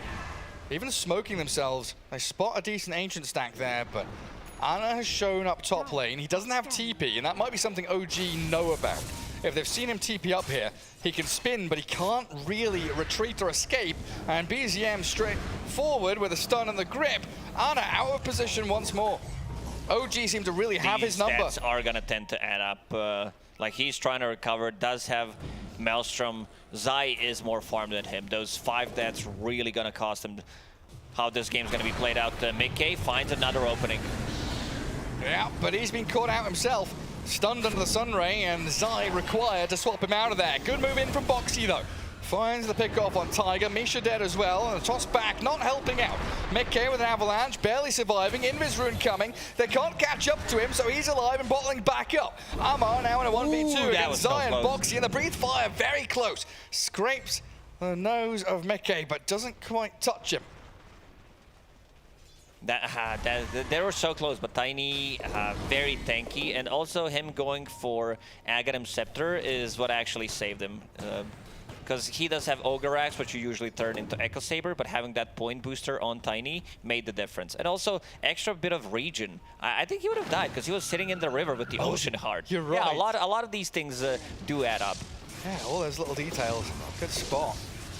I always forget about Ocean Heart. It's one of those items that's like, yeah, whatever. But for a mid laner, for someone who's sitting in the river playing aggressively like this, as Mickey is, incredible value from it. So now Zai has Ags. You think this is maybe the turning point or the beginning? It is. It is time to try to go and take the fight. We mentioned Soulbind, and Zai's very close. Like, that's going to be double magic missile. Once you get the shard, which is 500 gold away, that's going to be 4 bounces. So you got to be really careful how you take these fights. I sure do. Especially as these squishy supports in the Bane and Phoenix.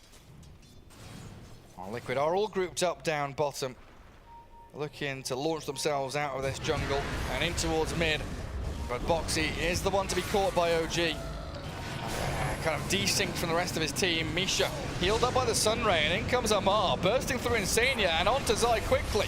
Yes, Ana is helped out to kill off Misha, but that cost looks too great for them. Omni Slash bouncing in, the Supernova barely in time. He's still alive on Tiger's Phoenix, and Juggernaut swapped back out, but he's looking pretty dead to me as well, Lacoste. Out he goes. What a beautiful Nightmare from Misha. Like, using Nightmare on position 5 there is like what makes the difference, because potentially Grimstroke would get the Soulbind off the bounces from Vengeful Spirit.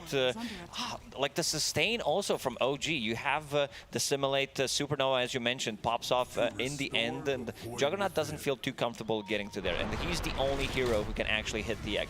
Yeah, look at the positioning from Misha. He gets in, gets stunned, and gets the Nightmare off, which was pretty big. And then Amar cuts in and gets the cleanup. And watch the Phoenix. Tiger drops to, I don't know, 20 health or something. He's like, he's about to die. Omni Slash comes in. Supernova. One more hit would kill him. Absolutely would. And yeah, decent job by Zai there to try and save the day, swapping Ana out, but it's all too little too late. 8,000 net worth lead now for OG after some real cracking team fights. And they've got all the items flowing in. Mickey will clear out the clone down south, but Misha, inside these cogs, still has Uragi behind him. Jetpack from Boxy slips him out of the cogs, while Tiger kills off Zai in the mid lane. There was Amar there, but BZM arriving down bottom.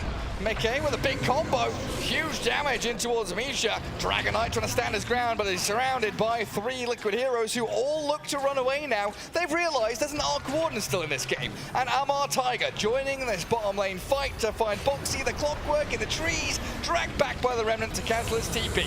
Meke does pick up a double, finishing off Tiger, but Amar is hunting supports, and they are easy pickings for OG now. Vengeful Spirit in that illusion form finally finished off just 5 seconds before she'd respawn. You see Dragon Knight with 20% HP and 0 mana running at you. You know that he has some kind of backup behind them. Rest of the team did catch up. 9 minutes and 40 seconds faster. Mickey, pretty much a perfect game. We said that he will need the carry, and he is carrying the team really hard. Even though it's a 9k gold lead for OG. Blink Dagger into Aghanim Scepter straight away.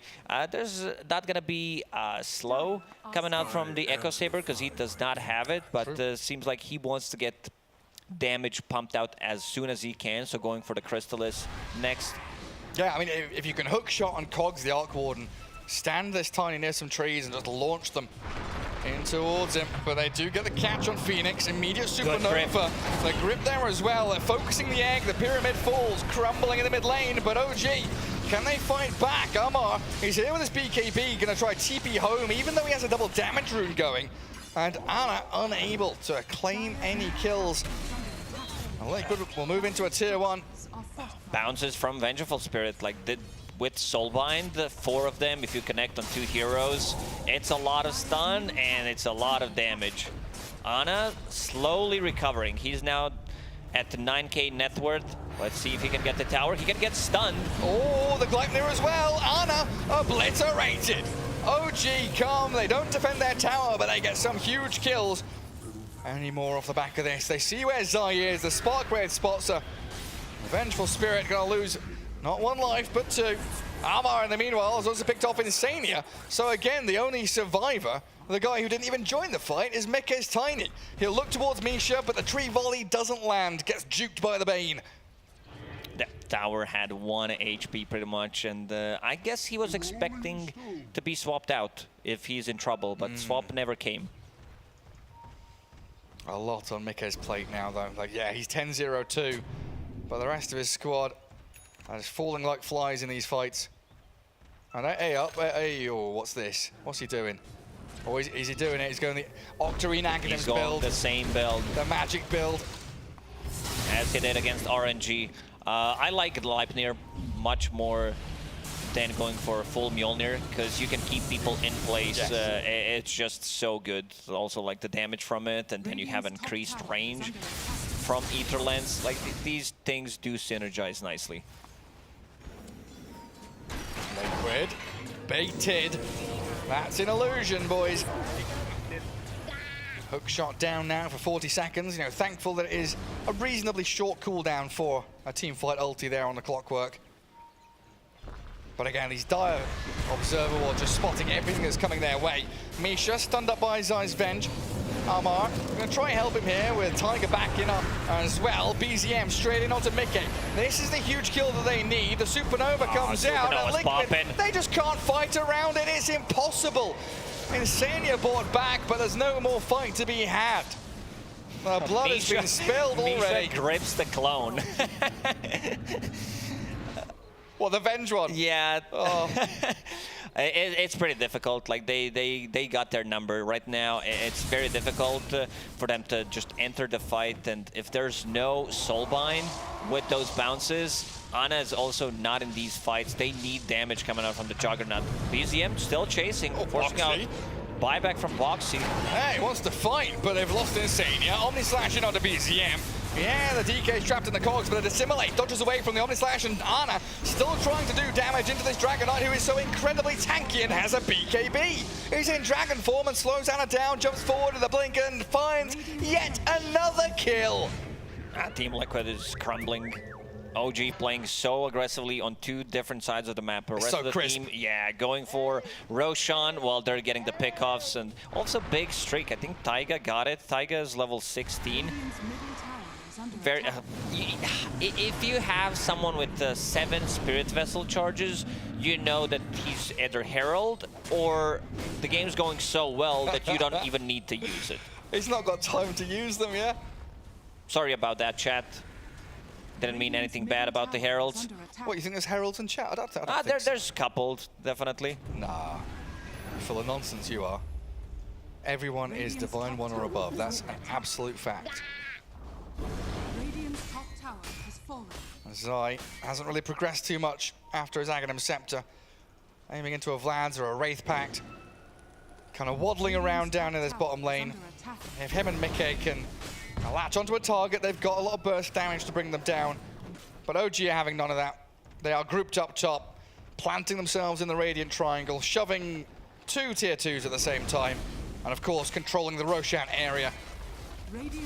And with Arc Warden having full Octarine core now, you have 26 duration on Tempest Double and 30-second cooldown. Once you get to level 25, which you will, because right now you're level 22 with Hand of Midas, it's going to be much easier. Then it becomes a nonsense. It's like you can't deal with that. We saw in the yesterday's games against RNG how difficult it is. Radiant's middle tower is under attack. These tier 2s don't stand a chance against Yuragi's Arc Warden. Top lane being shoved by the Elder Dragon. Radiant's middle tower has fallen. OG itching for a team fight to put this one out of its misery. Mickey, he's going to get a little bit of damage, tickling the DK. In comes Tiger though with a supernova in behind the barracks. In the middle of the fight. Juggernaut trying to focus it down, but he just can't do it. Omni Slash will be used, but it bounces in towards the DK, finishing off Misha. Ana doesn't really have anything left to fight though. I think this might be it, Gary. They might call it. They just don't have what it takes to punch back. 4 heroes dead, no one's buying back. Your racks are falling. Tier 3's crumbling. OG have shaken the foundations of Liquid's base. Radiant's top barracks are under attack. And BZM straight back up to high ground. BZM with overwhelming blink jumps in. 1 stun down to half HP on Tiny. Barracks are falling. Mickey still looking for an angle to enter, but he's under dire vision. They see his every step, and that's a full set of barracks down and out now. Yuragi's Tempest Double. The clone is picked off. I mean, maybe Liquid have another shot at this, one more fight, but that's a die back from Zai there. Not going their way. He does have his illusion out, but not for long. Yuragi and BZM make short work of it, so now you're down a hero for 60 seconds. Gleipnir connecting on Insania. 1 by 1. They're falling like flies. They're being tossed around by their own teammates. Ana spins in, spins out. I don't think he's going to have a chance to shake it all about, though, because under his own tier 3s, he's being blown up by OG. And they call it no business left in this game. OG, crisp execution.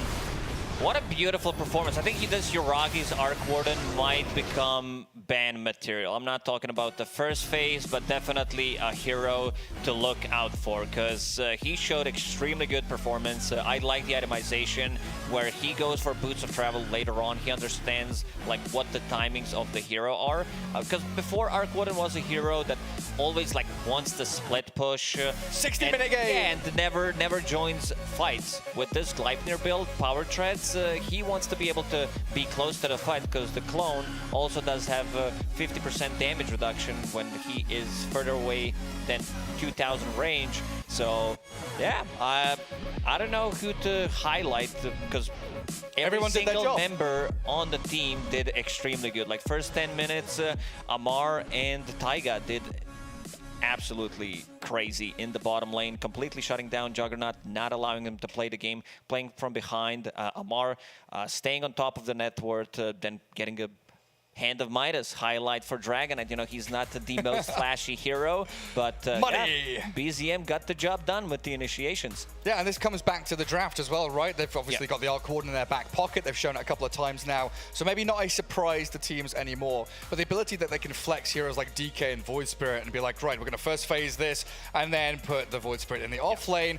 All of a sudden, Juggernaut, Grimstroke don't have that kill lane anymore.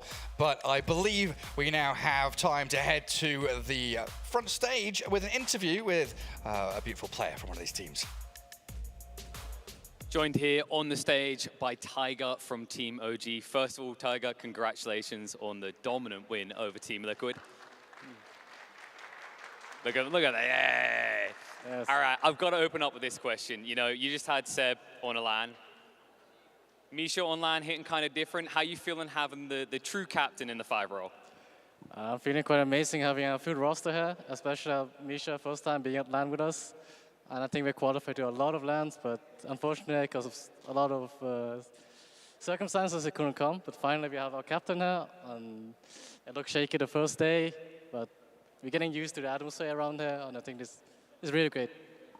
معنا تايجر من فريق OG بيتكلم عن رغبته انه كان يقابل اللاعبين اللي معه في الروستر في بطوله لان وما كان عنده فرصه يسويها من قبل لكن بسبب مشاكل كثيره لكن المره هذه كان عنده فرصه انه يقابل الروستر كامل ويلعبون مع بعض ويطلعون بالصوره اللي شفناهم قبل شوي. Now, I'd be remiss if I didn't ask. Arc Warden, hero's been picked 3 times since May in competitive. What's going on here? Why are you trying to ruin my pubs? Why do you love this hero so much? I personally don't like the hero as much, but you know, I believe in my teammates. You always have to believe in your teammates if you play in a competitive team. I think that's very important. And if they want to play something and they believe in it, then I will believe in it, you know? So credits to Space for playing the hero. And I see that he loves playing the hero, and I appreciate him for standing up for himself.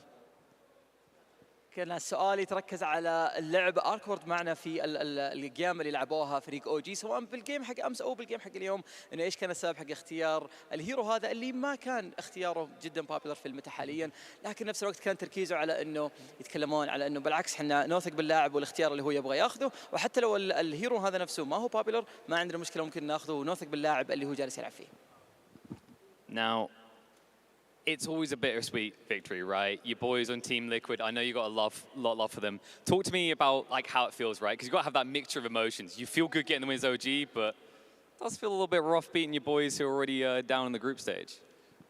It does feel a bit rough, I would say, but like I love Liquid. Like I'm probably like if I'm cheering for some other team, it's probably Liquid.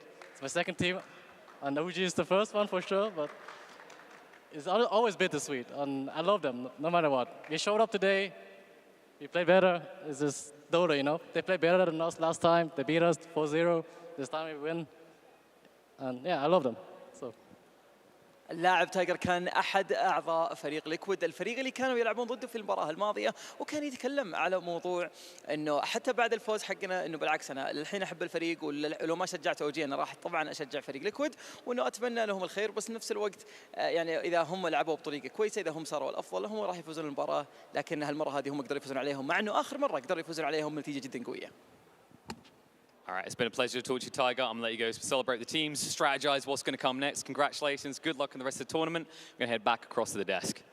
يعطيكم العافيه اعزائي المشاهدين راح ناخذ فاصل بسيط الان ونرجع لكم في المباراه القادمه المباراه الثالثه اللي بتكون معنا اليوم وقبلها بعد في مباراه زياده وبالتوفيق كل الفرق اللي مشاركه معنا فخلوكم معنا فاصل بسيط ونرجع لكم ونقدم الفرق اللي معنا في المباراه القادمه.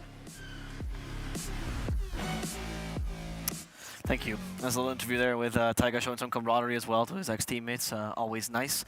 I will say though, Arc Warden, I'm a fan, dude. Yeah, I think this hero, historically, he has 1,000 counters. When he's good enough, he beats these counters, and I think this was a great example of it. I mean, it's one of the heroes where you can't just kind of narrow him down to just the hero matchup because he has a certain way to play the map. He has, you know, farming speed that outmatch a lot of heroes. I mean, we saw it with the Juggernaut. Arc didn't have the best lane, neither did Jugger, but as soon as Arc picks up the Midas, now suddenly, you know, he can also bring a lot more. He can send the clone to help defend the tower. He can threaten a kill. You know, I mean, I think it's a hero that's maybe more complex than just looking at the carry matchup solely. So it's a very interesting, and obviously the way he scales in the late game. I mean, he has basically 2 heroes with 6 items. He's gonna outmatch a lot of heroes.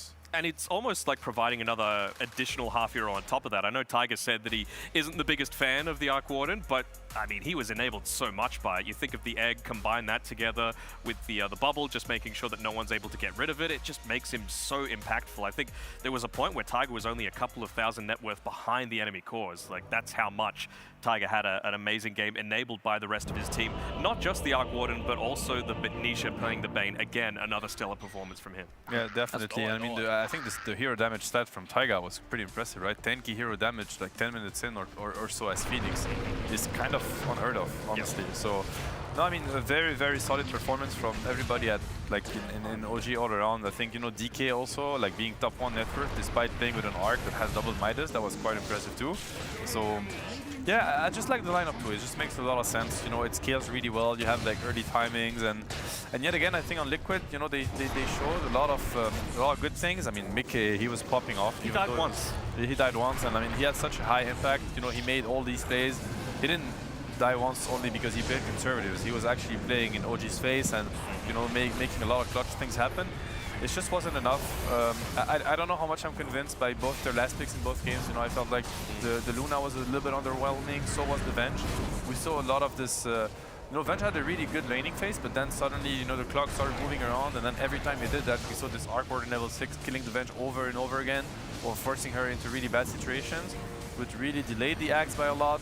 Jugger had a rough lane, Venge had a rough lane. It was only this one time, you know, he had so much kind of weight to carry on his shoulders, and it just wasn't enough. Yeah, we're seeing this here in these highlights brought to you by Aramco, by the way. As Danhog, you can continue. No, that's all right. I was just talking about Zai in particular. I know, Seb, you've mentioned in the past that with teams that you've played with, it's all about just knowing your timings and not being too influenced, because it kind of felt like Liquid started to panic a little bit in that game, and they were like, look, we've got something, we've got the Yasha, we've got the Aghanim shot on our Juggernaut, Tiny still having a good game, let's try and make something out of it. And they took a fight in that river near the right side of the Dire mid tier 1 tower, where they already had vision, Boxy had already died, and Zai was still like 1,500 gold away from finishing his Aghanim Scepter. This was only at like the 15 or so minute mark. I really feel like they needed to enable Zai to just be that little bit greedier, finish up the Ags and then be selfless, you know? Exactly, and it's such a bar spike. I mean, this Ags on Venge, like every minute does matter. It's a crazy item, and I don't think we really got to see the full power of it, which is why it's maybe not so fair to kind of doubt the last pick. But let's just put it in a way where this last pick did not have the room to impact the game as much as maybe what they thought it would, and it ended up being a burden more than anything else.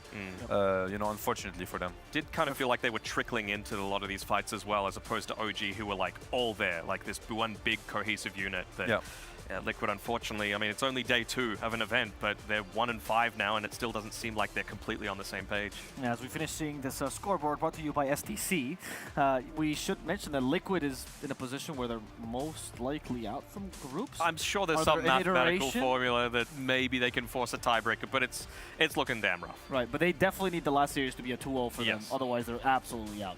And it's not going to be an easy one. I mean, they're going up against RNG, I believe, last, which is also a really tough team to go against, and a team that, can bring a lot of pain to their opponents. Let's put it this way. But I feel like, you know, they had a nice showing, but really probably what we should highlight is I want to highlight, you know, Misha's Bane's impact in both games. I mean, he had a rough series yesterday.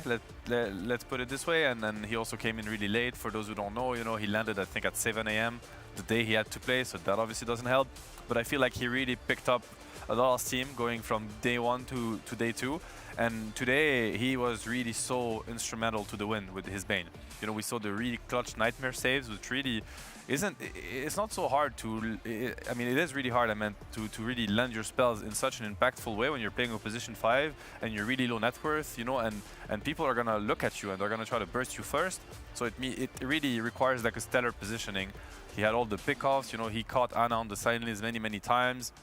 The warding, everything. I feel like he had a huge impact on both games. He did, absolutely. Like, you're just always making sure, like, sure, you can die a bunch of times, but they were very worthwhile deaths. You know, he was putting himself in harm's way when he needed to, and then when it got to that point where he realized, okay, BKBs are starting to come out, I need to value my life a whole lot more, I need to make sure I'm getting these clutch Fiends grips off, and again, it was, to me, it was the game of enabling Tiger. Tiger, to me, was the one that enabled them to go and be this unstoppable team fighting beast, and it's really on the back of Nisha and his performance. Yeah, I mean, when you see, you know, a full duration Fiends grip into an Oracle and a Lycan in game 1, and then in game 2, against this Tiny, this Clockwork, these heroes that are, they're so good at closing the gap, right? It's really hard to get these spells off, and every time, not only he got them off, but he got them off in a super clutch way. So, you know, big props to him for impacting both games as well as he did, and I felt like the preparation and the draft was also very solid, and obviously he must have played a very big part in that, so. Yeah, indeed.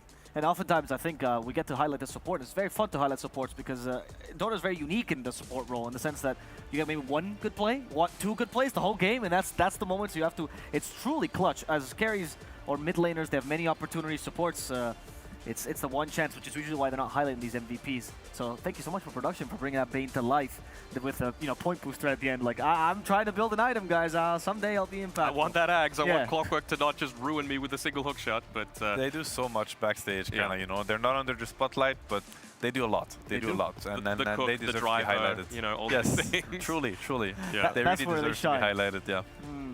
All right. Well, as well, we're getting close to this series. We would like to see perhaps a little bit of the group stage standings as well as we close in, see how the groups are doing. But as we talk about those, let's talk about OG's positioning, because we're talking about Liquids. But how is OG doing in these groups currently? I don't know, actually. Are they 3-1? Or yeah, are they... they're 3-1 now. Yeah. Exactly. Yeah. So that's a really good start to be able to go through, as we can see here with the updated bracket. We also see there's been some games being played on the B streams as well. I believe the only one that's been updated is Team Secret taking that win over D-Boosters. But Nigma Galaxy, have a look at them. I think they might have just 2-0'd TSM. They did. In really dominant fashion as well, like 20, 25-minute games. Wow. I mean, the first game was very dominant. The second one looked also like a stomp, and then, you know, it was a little bit closer. But still, I'm really feeling the Nigma kind of wave in this tournament. I think they're looking extremely dominant, and they're still, I would say, experimenting a little bit on what really works for them. I feel like their drafts maybe are still a little bit kind of all over the place, but maybe that's on purpose. What I mean is that I feel like they're going to keep improving and improving. They're already playing at a stellar level. So really, I think G team to watch out for. And on the other side is probably, I mean, Team Secret is looking really strong. They had a strong showing against Tundra. They played against D-Booster, which is definitely, you know, the underdogs in this tournament. So I don't know that win, you know, means as much as a 2-0 over Tundra or over LGD later tonight that they will have to play. But no, I'm looking at LGD. I think they're showing in Team Spirit, they really made them look like they had no business being even in the tournament. And I don't think that's a Team Spirit being not good enough. It's just LGD looked so dominant. Yep. So yeah, I mean, we see kind of patterns and teams, you know, starting to really pick up some steam, and it is scary. It's the same year story as always for LGD. They're looking good the whole year. Everyone's like, this is the best team, and they almost make it. It's their year. It's their year. Yeah. How many times have we said it? It's been their year for so long, but it is their year though. Like you're to blame a little bit for that. A little bit, twice. That's why they won't allow me to sit back in. So maybe it is their year now. Yeah. So LGD looking fantastic. Secret as well though. They're playing with two stand-ins, which is one stand-in and one new player, right? In Zayats. So quite surprising. Their performance has been so stellar, especially against Tundra. I honestly don't think it's that surprising. You thought those... I have them picked top 4 at the start of this tournament. Really? So you believed in Rezo from the start? Absolutely. Wow. 6 I months believed break in the from Dota. I believed in the Rezo Zayats combination. That's Fair the enough. thing. Dota is a team game. It's nothing about individual performances like we're seeing with Team Liquid, unfortunately. Ana, 2-time TI winner. Sometimes it's just not the perfect fit. Yep. I mean, if you think of Secret, like Nisha speaking, Rezo is very hungry, seem to be super comfortable playing. Zayak is the same. They have their duo, Puppy. You know, the trusting Puppy. Yeah, and do we even need to mention, you know, what Puppy will bring to these games? And I feel like Crystalis, he's getting more and more comfortable also. I mean, it is a scary team, and not to forget Heen, you know, probably one of the most experienced and impactful coach out there in Dota.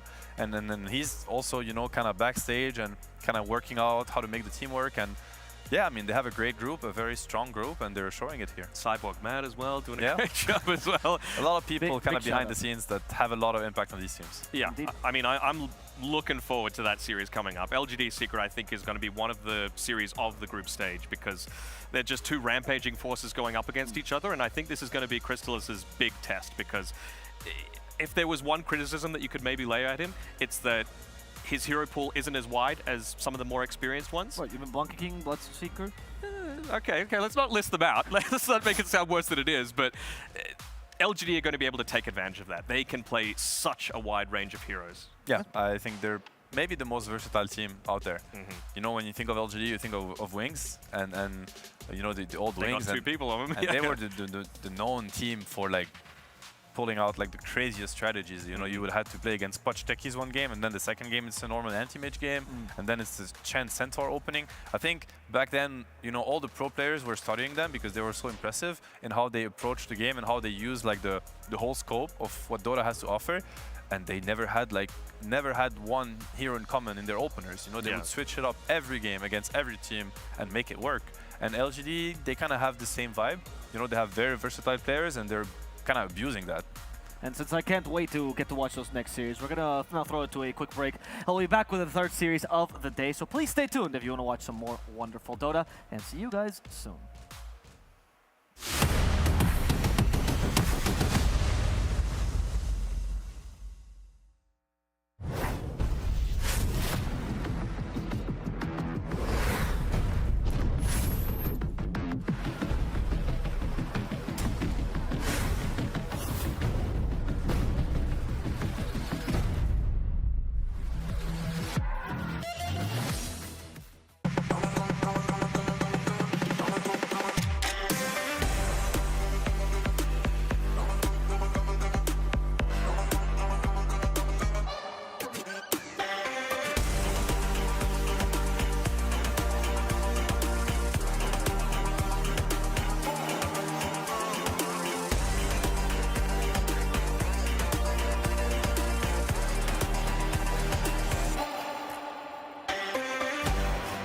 Progress is a race that has no end.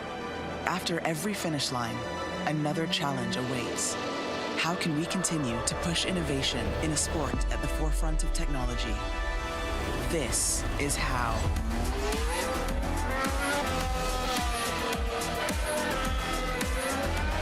Discover how Aramco and the Aston Martin Formula One team aim to meet Formula One's sustainable fuel targets. Aramco, powered by How.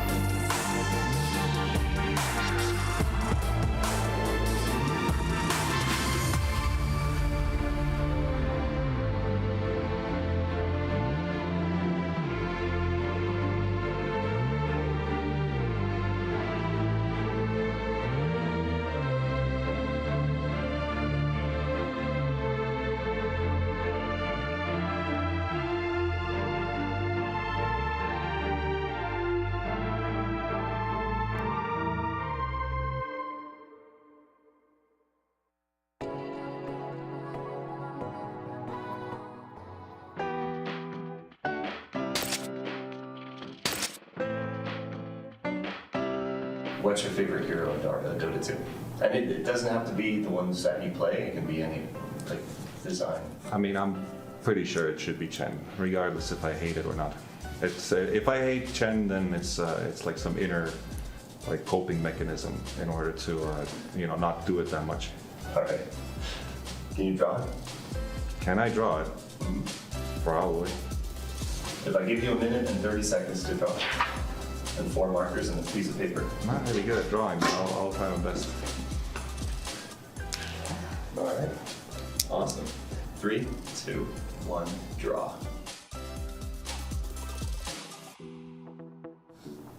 Looks like a rat at this point. At least it does rat, so, Yeah. Is it one of the more difficult heroes to draw? No, the thing is, it got like a lot of mounts. Like I don't even know what it is at this point. Well, I'm pleased to announce that we're halfway through the drawing. That's great. Who do you think the easiest hero to draw is? I don't know. I have to finish this. What is it? Had also, man. It was like fucking. Yeah, I mean. What you gonna do? This is the best you can get. You got 10 seconds left. Put in any color that you want. Not really sure if I can do anything better here. Not really sure. That's perfect. You hit 1 minute 30 basically when you said. Not really sure if I can do anything better. What was the count? This one? Easy. I think it's beautiful, actually. Well, it's what they started when they was creating Chen. They started with this sketch. Pretty sure it looked like this in the beginning.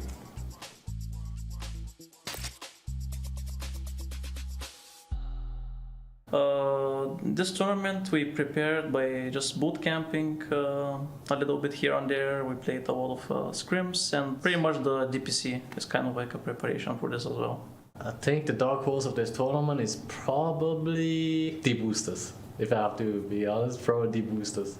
Don't think any of the players have yet to prove themselves yet, of anything yet. So that means they're the dark horses, in my opinion. Yeah, it's feeling great. We're here only for one day, but now I'm feeling comfortable and I have a really good expectations from this tournament.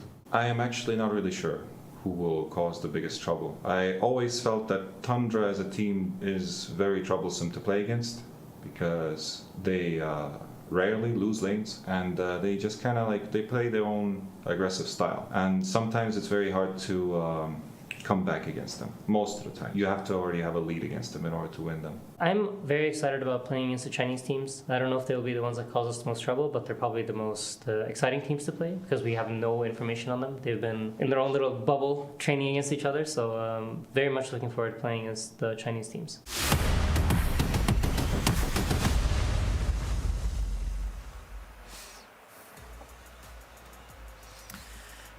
Well, we got to see a couple of the players' opinions. What do you guys think of that Chen drawing out of 10? I mean, 10? 10, yep. Yeah, 10, of course. Okay, 10. yep. Thank you so much. I also have the Anteater mount. I don't know, maybe I would rate it the TI he won out of 10. Oh. Wow. I mean, if it was not Puppy, I probably would have dared, rating it differently. But since it's Puppy, I think it's a 10. I think that's fair. I think that's fair. Yeah, Right? it's okay, Puppy. He said 10. You can. No. We're cool. Take it easy. We're cool. It's a 10. It's a 10 out of 10, of course. Yeah. Out of 10. I really did enjoy as well when they asked him his favorite hero. He went, "It should be Chen. Like it's meant to be. Yes. People expect this from me. Not necessarily I like it, but it should be Chen." Giving the people what they want. Very kind. What's your least favorite Puppy hero? My least favorite Puppy hero. That's a very good question, actually. I don't even know. I think I like all the Puppy, I like all the Puppy heroes. Oh. Like the one, I can tell you the one I missed the most. Like he used to play Lycan jungle back then so much, and Enigma jungle. And that's how I started fanboying over Puppy. So obviously, not as potent these days, but these were my favorites. Lycan jungle. Yeah. Those are some times, Back in the Wolves Need No Armor days, there's some great YouTube videos about that. Just trying to go 0, 0, and 0 and just pure objective gaming, Necrobook 3, remember that item? Yes. Oh man. People try to make the jungle thing work for so long. Remember when even later Ern Talon got taken away and someone's like, "I swear, Veno jungle, this works. Yeah. This is a good strategy, guys." And well, it didn't really. No, Tried it one time. I mean, I think the only guys that have been doing it in the past couple of years has been like Snake King, right? He did like the Veno jungle a couple of times, and even that was like last year. Yeah, he tried to make it work. I mean, there's just been so many changes where it's probably hard to pull it off these days. Like when it comes, and I mean, laning presence has become so important. It was not as important before. So, the changes to denies, and then now you kind of have to fight for every wave, and if you don't, you might just fall behind. So, we're not going to see as much. You do see Puppy sometimes, he comes, he plays Chen, secures a couple waves, then he's like, slowly kind of rotating to the left, to the right. You know where he really truly belongs, right, and he also knows. The Ench supports, Yes. that go first item power treads. Same with the Chen, I'm gonna support you by farming mech in the jungle. It's like, you kind of get tricked into it, but I see clearly, I see under the lines, and I know he's still missing the jungle times. Right. We'll see if he picks any of these heroes here against LGD. That's going to be the next series. You were hyping this up earlier on the panel, Seb, so why should we be excited? Yeah, super big series. I'm really looking forward to it. I mean, Secret, they've been looking clean, super dominant, but I don't think that they have, faced a team that really could put up, quite the challenge yet, honestly. And I think if it's going to be any team in the tournament, it's going to be LGD. Yeah, LGD is looking super strong. That's saying something, right? Because they did 2-0 Tundra. Granted, Tundra playing with the Hawk, that game as well, kind of falling apart, especially in game 2 with the Chrysalis Bloodseeker, one of the heroes that you can't let him touch, right? He's kind of that kind of player. But yeah, I mean, generally I'd agree with you. It didn't really seem like Tundra were at quite that level. Maybe it's a little bit like Liquid, where they're going to be taking some time to adjust to the new stand-in, but Tundra as well are going to be running out of time. They're actually playing versus D-Boosters on Stream B quite soon. Yeah, well, we'll see that. You were saying, Seb, that this is like the proving grounds match for Chrysalis against LGD. I think so. Even like for the whole Secret, the new iteration of Secret, and for the new duo of Zayak and Arezzo, I think this is really a game that if they, can match up with the LGD, let alone, dominate this series, then that they're a big contender for the title even in this tournament. Right. But I don't know that it's going to go this way. I think they're going to be, probably kind of stopped a little bit in their momentum or challenged at the very least, because LGD is looking very, very dominant. Okay, well, let's get to meet these guys. Let's see if their proving grounds will work out, and let's get to see who are the players on Team Secret.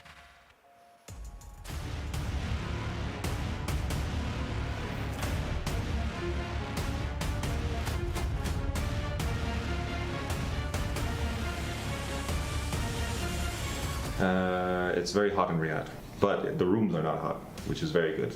My expectations for this event is to win it. We might not be like the best team in other people's eyes, but we have a little bit of a change with the roster for now, and we might be capable of actually doing really, really well.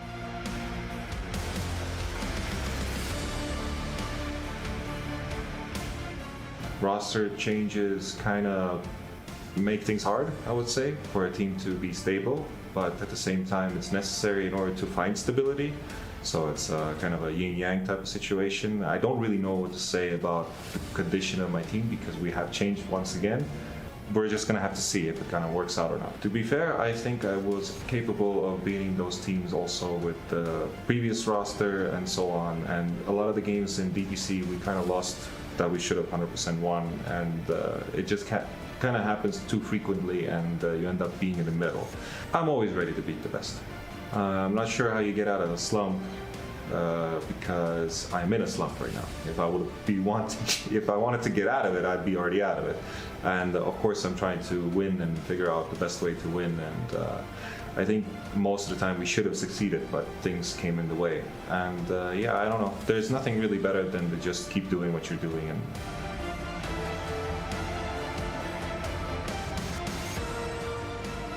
I think the environment will be similar to TI in a way.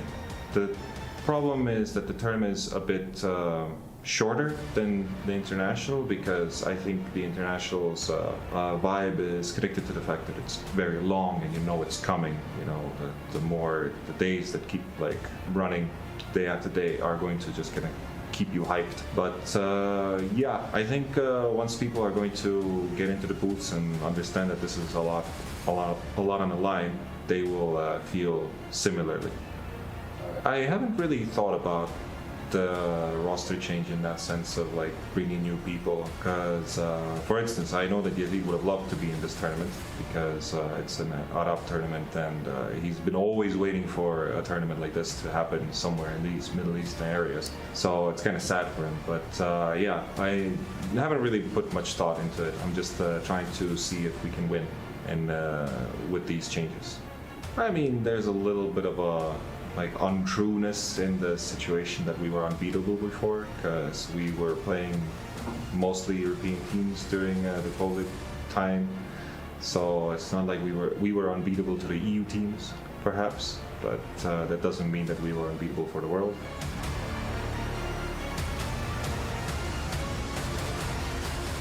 I mean, if I would have an X Factor, I'm not really sure if I would just blurt it out like that.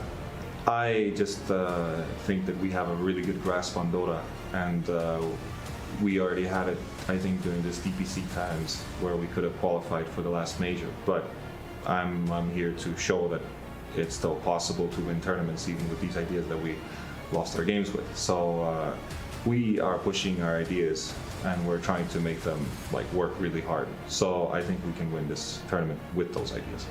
I mean, I would always love to go to a Middle Eastern country because there are so many people that kind of constantly call us to go there, and there has not been yet a chance. They're not necessarily like the biggest stages.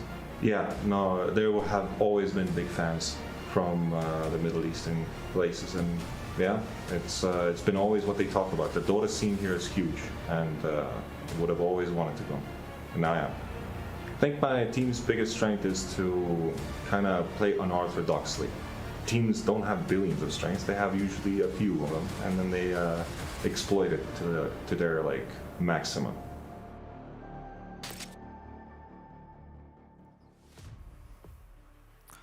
Now I get to know Puppy a little bit more intimately. But one of the interesting things of that interview was the whole point about pushing his ideas, right? He has these ideas, yes, they didn't work for DPC, but he still believes in them, and he's going to keep pushing them. To me, those roster changes can make them happen. What are some of the ideas, if we could describe them, Seb, that you might have seen in the DPC? From Secret? From Secret. I mean, I think he has he's played through so many patches and through so many teams, and also had to break teams that were very dominant. I think he has a very complete view of the game, and I felt, for instance, that they were playing much faster, much more aggressively, much more on their timings here. You know, I'm thinking when he plays Chen, you know, he has certain timings. He gets the mech, he gets, you know, the creeps, the auras, and I'm sure when he plays Chen as a Chen player, for all the Chen players out there, you appreciate when your team understand that, okay, you're strong, you know, you might be the position 5, but right now the game kind of has to, you know, be centered around you, because you're probably the strongest hero at that point in the game. And probably these are his ideas where, you know, he likes to see certain things happen because he knows they should be happening. And maybe it's just hard to get certain players that are maybe not as experienced to understand that and make it happen with him. Yeah, I imagine at some point it's, you know, you've got this idea about Dota being as experienced as he is that, you know, this is the way I want to do it. He's already there. He's kind of done experimenting with his play styles, and he's got the one that works for him, and it's just a matter of changing a couple things around him at this stage, right? Bringing up some new players. Definitely. And it's like, it's good to have in a team a player like that, where like you face against a team that, you know, proposes something that you haven't seen before. You're not really sure how to deal with it. Typically, that could be LGD, right? They're so innovative. But then you can always turn to Puppy, and he's going to have an idea on how to break it, you know, how to counter it, how to deal with it. And then we also got with the players that came into the team, Zayats and Resolution. Resolution being a standing currently, Zayats being the newest addition to the team. Are they the kind of experienced players that go well with these unorthodox ideas?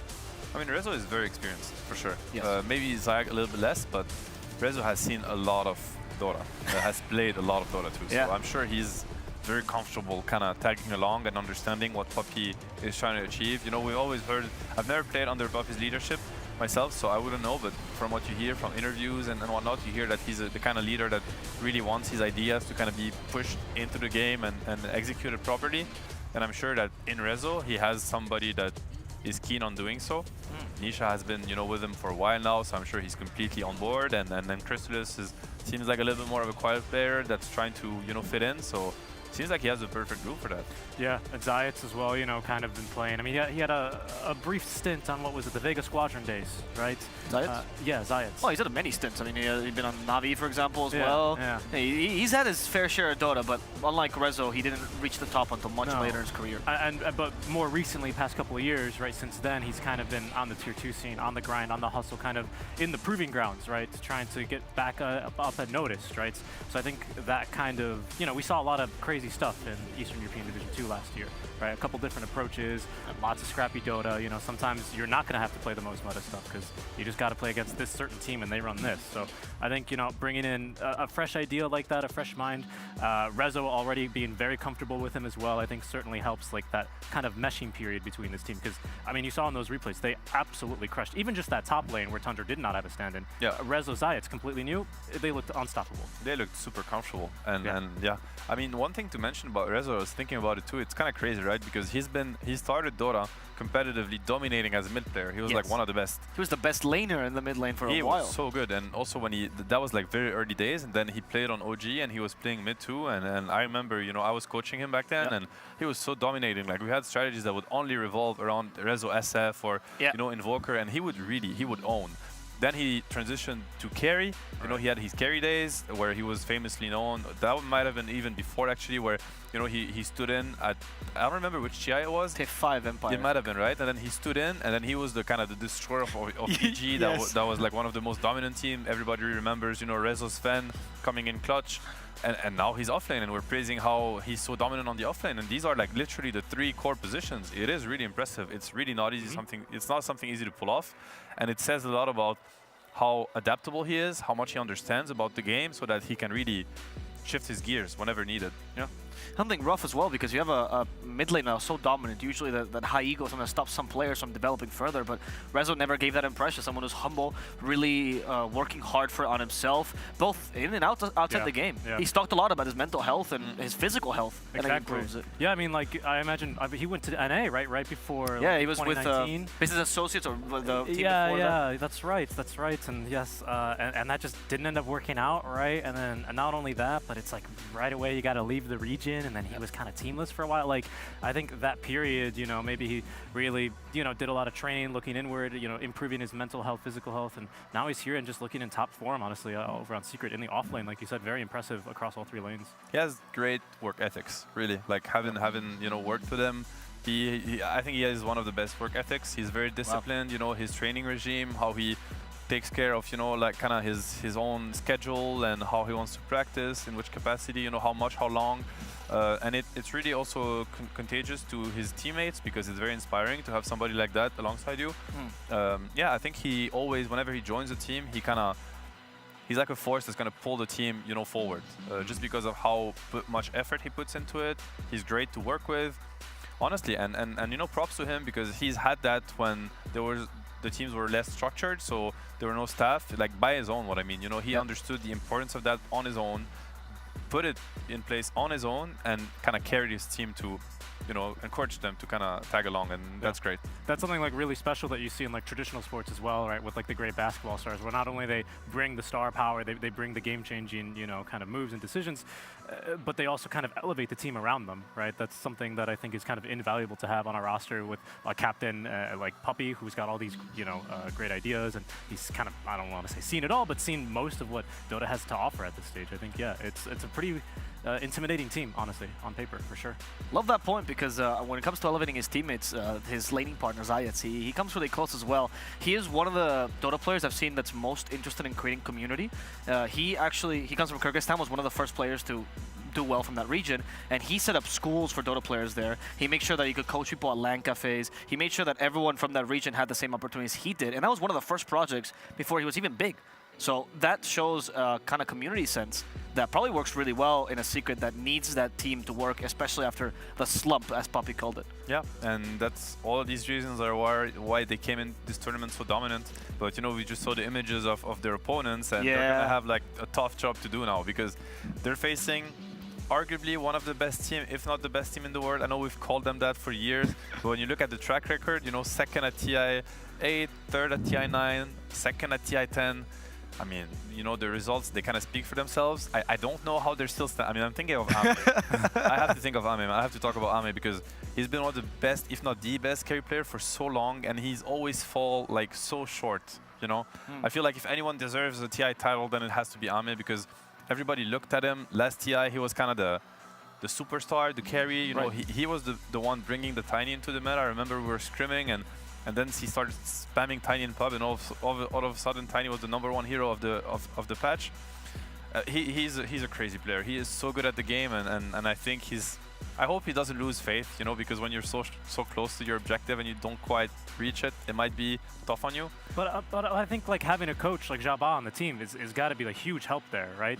I mean, not only is the man TI winner, right? So he's been there, right? And he can kind of help him with, I imagine, can be very complex emotions when you get there, not only once, twice, but 3 times, like you said. I mean, it's got to play on him a little bit, but having someone close to him that he can confide in and help him out, that's also the coach and can, you know, turn that guidance not just like, you know, from you know, emotions, but also into gameplay, right? It's that one-to-one, that one guy that's going to be able to get you there, I think is a huge help to this team and why they look so darn clean when they're on.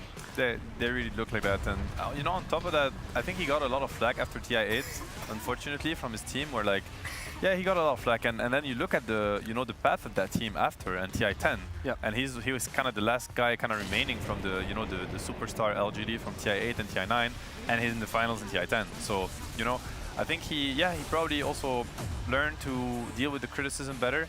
I'm just looking forward to see him perform whatever tournament he joins. I'm always looking out for the, you know, the Ame show, because it's always an Ame show. He is so stable, he is so good, and he has such good teammates and coach, as you mentioned.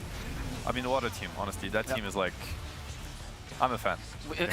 We can tell. And if we go from Ame as being the quintessential, the essence of LGD for a long time, the newer resurgence of LGD people talk about is Senkyu, one of the best forwards in the world.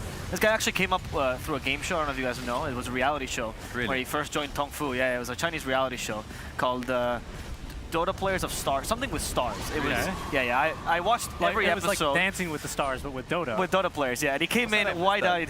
What? I'm so sad I missed that. Yeah, it was not a very good show. But watching him was something else. And it was like a show where they scouted him for Tongfu. That was one of the first teams he went for. And then after a couple of years, he made this like kind of surprise path into LGD. And ever since, nobody's doubted his skill. Everyone's talked about him being the best pause forward, and I think at TI finals it kind of showed. That Rubik performance was something else. Stopped collapse on that Magnus for 1 game, Yeah, and not many people can, you know, brag about being able to stop collapse Magnus. Yeah. You know, I'm on the other side of the story. But, so definitely quite impressive when somebody manages to do so. But I mean, what I love the most about TNQ is how innovative he is, and how, you know, he's like a trendsetter, because whatever he does, people have to copy because just how good he is at doing so, right? He was the one starting the cuddle with the double null when it was Pelamp, and then one-shotting waves and made the cuddle 4 so popular. He did a lot of the monkey, you know, the monkey kind of playing like a core, buying BKB. I mean, what else? The Snapfire was buying the shard early, that was him too. The Void Boss 4, that was very popular in the East, not as much in the West, but I think at some point he might get it through. I mean, he did set like so many styles and turns. It's quite impressive. Yeah, I mean, even here, the way he's playing on the Marcy, right, in game 1, looking completely unstoppable, setting records in literally the first game. They're the last team to play the first match, already setting 2 records on his Marcy. Right. An excellent Earth Spirit game, you know, like, he's just showing up in force. Like, his rotations in game 1 were just like absolutely flawless to really give the Zeus in that lane like the edge, and I think that really helped out the LGD in their 2-0 versus Spirit. I love that you mentioned the Marcy, because when you were on the TI final panel and you were talking about LGD, you mentioned how they are a team that does have like always plan A, plan B, plan C, right? I remember in that TI was the whole idea of buffing Tiny. If you can't get the Lycan, you suggested the Ogre, and that was actually what they deviated into later on. And here they seem to have the same thing. It's either Marcy, then Tiny, and then Earth Spirit. And it's one of the few teams that's willing to just commit to the same idea with a different hero. I think this is their strength, and like for instance, all iteration of OG, we were very focused on you know, kind of trying to build something that you could abuse, like kind of maximize the synergies between the heroes, the timings, the lanes, and I think this has maybe fallen a little bit behind in playstyle these days in Dota. It's much more about efficiency and being really good at, you know, kind of execution. But I feel like LGD, they're a team that still does it, and whenever they come up with a draft, and hopefully we will see it today, if you really break it down, you understand how much sense it makes and that it's really well thought through, and they're really trying to like abuse strategies, which is honestly like the best thing to do in Dota. If Dota allows you to do so, then why not? Yeah, and they're also doing some different things. You know, I mean, the Lone Druid not completely unpicked this DPC tour, right? Liquid have given him a couple of goes, along with the Visage. Yeah, I mean, so he's playable. He's pickable. Gunner as well, just him. Yep, in NA. But like they come here and they pick it straight away 2 games in a row. You know, I think maybe Spirit were not really expecting it last pick as well in game number 2. But yeah, when you think of Ame, you don't necessarily think of Lone Druid, right? Yeah. It really comes as a surprise. Yeah, and that's terrifying, right? Because like you said, plan A, plan B, plan C. That's only plan A. It seems like, you know, Jabba has got like 4 other binders full of strategies that are ready to throw at you. I mean, I don't know. It's quite the impressive opponents to face. It's like if you had to name a hero or a strat that these guys cannot play or you haven't seen play, I think it's really hard to come up with even one over the years. So they can literally play anything at the highest level and kind of enhance it to the point where it just feels broken. And I think this is what really makes them such a scary opponent. Okay, I do have one strat I think you probably have not seen, which is seeing them play basketball. But we don't have that clip just yet. We have secrets instead, and we'll see how their basketball skills match their Dota skills.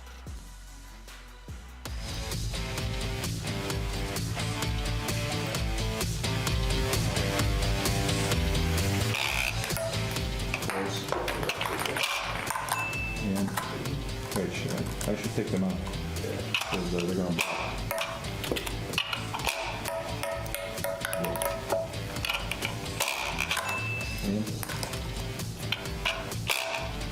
Too much.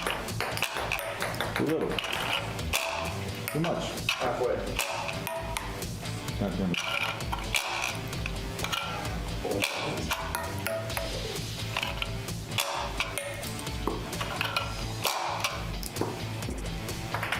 How much minutes I got? 5 seconds. Oh, so this is the last one. 3, 2, 1. Almost done.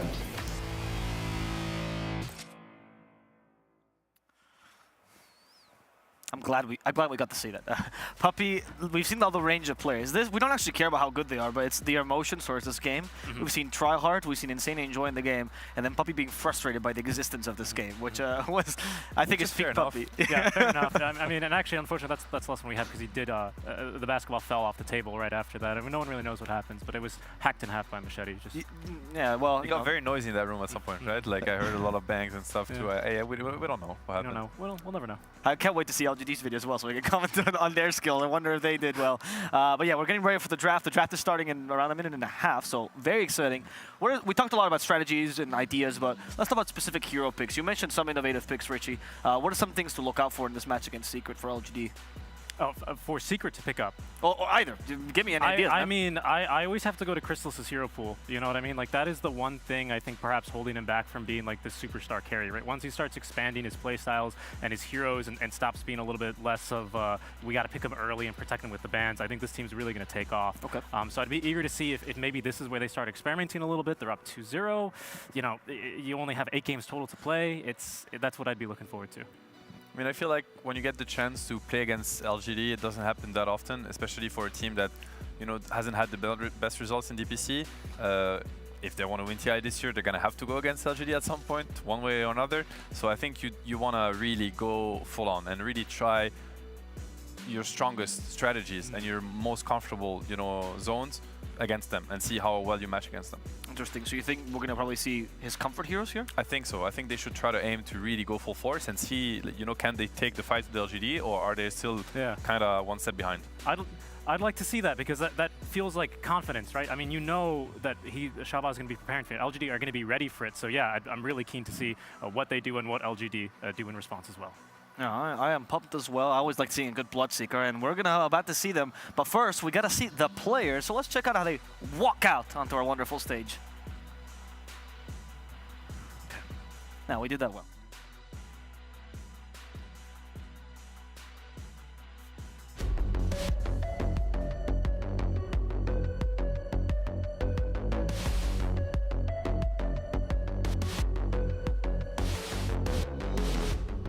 Well, we've already been treated to some amazing Dota, but we're only just past the halfway mark. And up next, we've got a team that is going to be mighty tantalizing. Yes, they've already sunk their teeth into some Eastern European Dota, but now they seek the blood of the Westerners. It is time to welcome to the stage PSG LGD.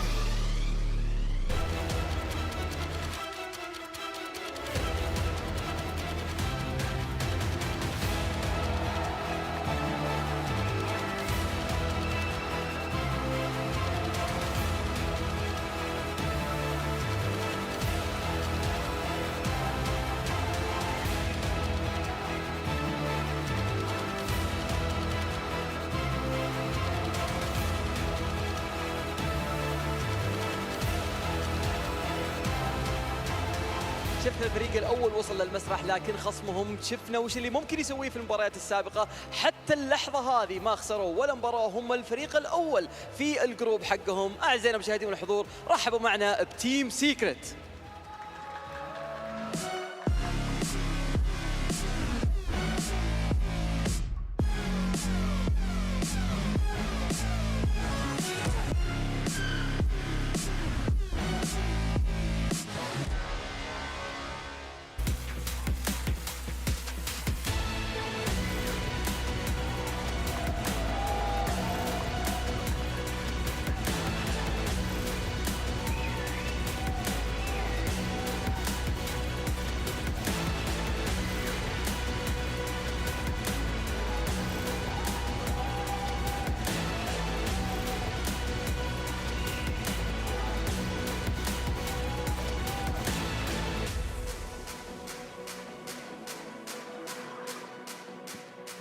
Well, he might not be able to find the spot, but Team Secret have definitely been hitting the spot.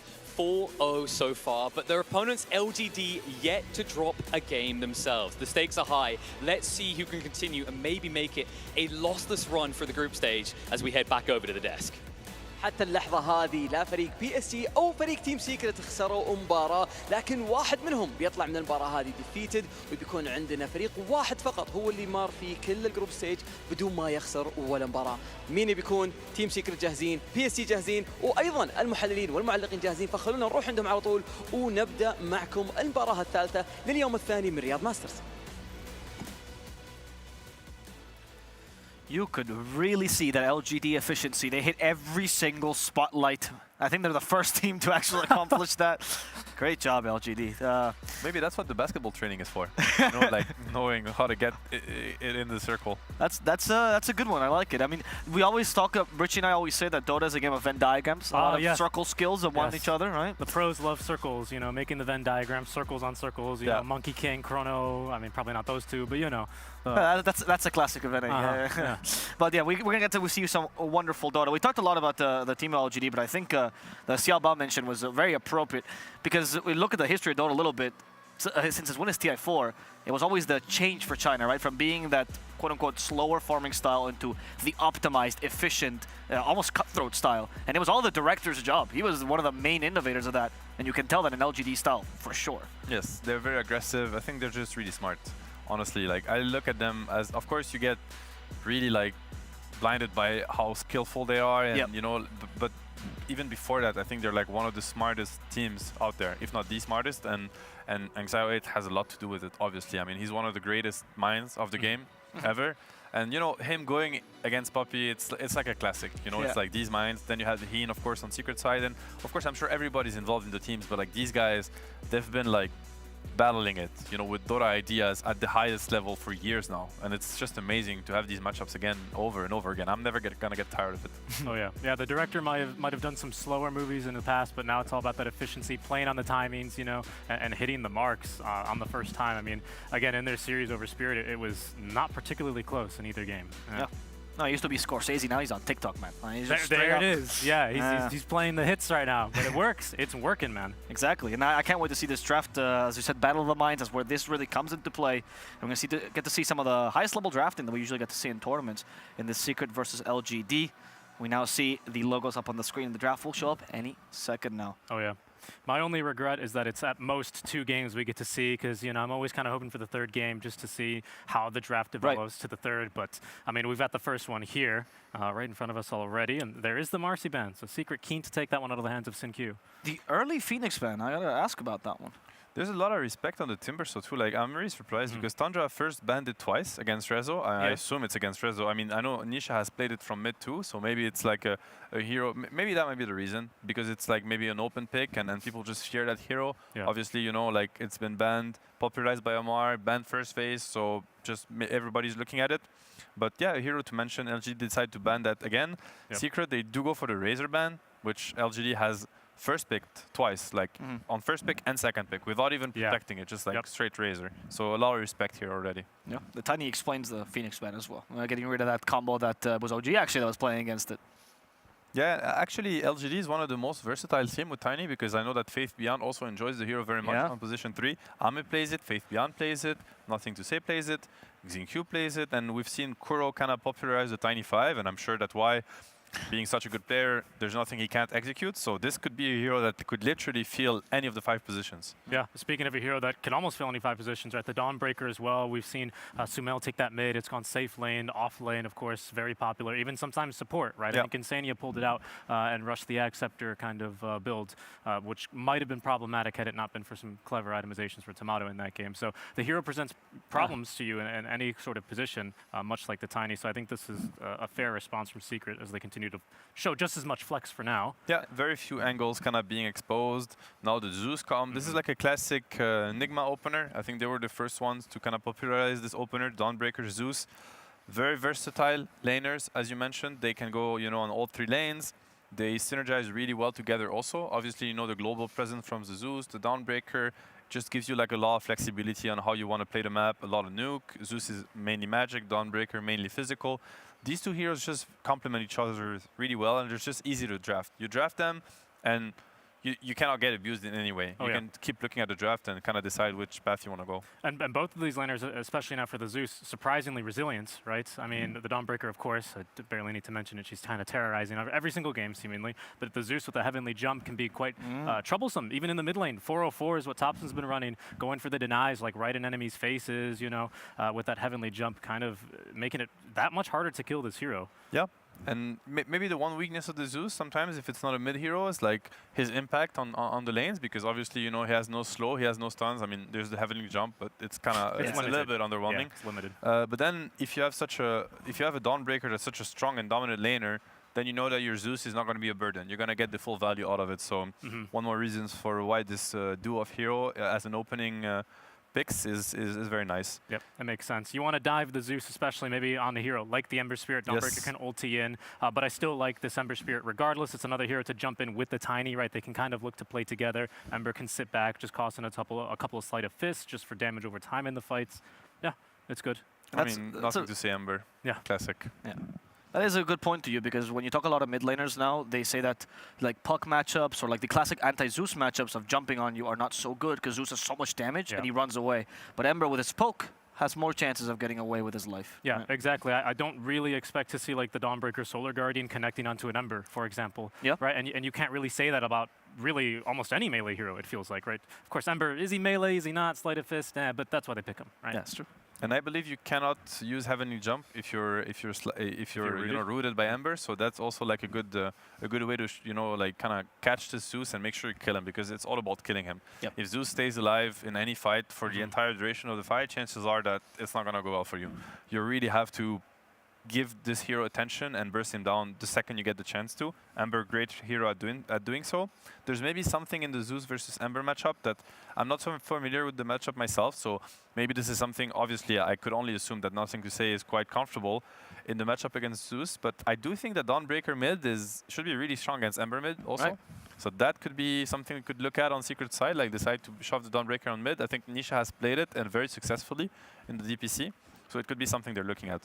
Yeah, I'm quite interested. There's the Monkey King ban for the man himself, Chrysalis, on your screens. Yeah. The Huskar ban is a little bit out of left field for me. I think they're trying to protect the Ember mid also. Yeah, okay. Right? Oh, right. That's literally the worst matchup, I think, in Dota. Yeah, it's very tough. And it's a one bird, two stone in the sense that these are two Chrysalis heroes that he's really comfortable with, both the Huskar and the Monkey King. True. So, very, very good bans, I would say. And I like the emphasis on Secret. They're banning supports.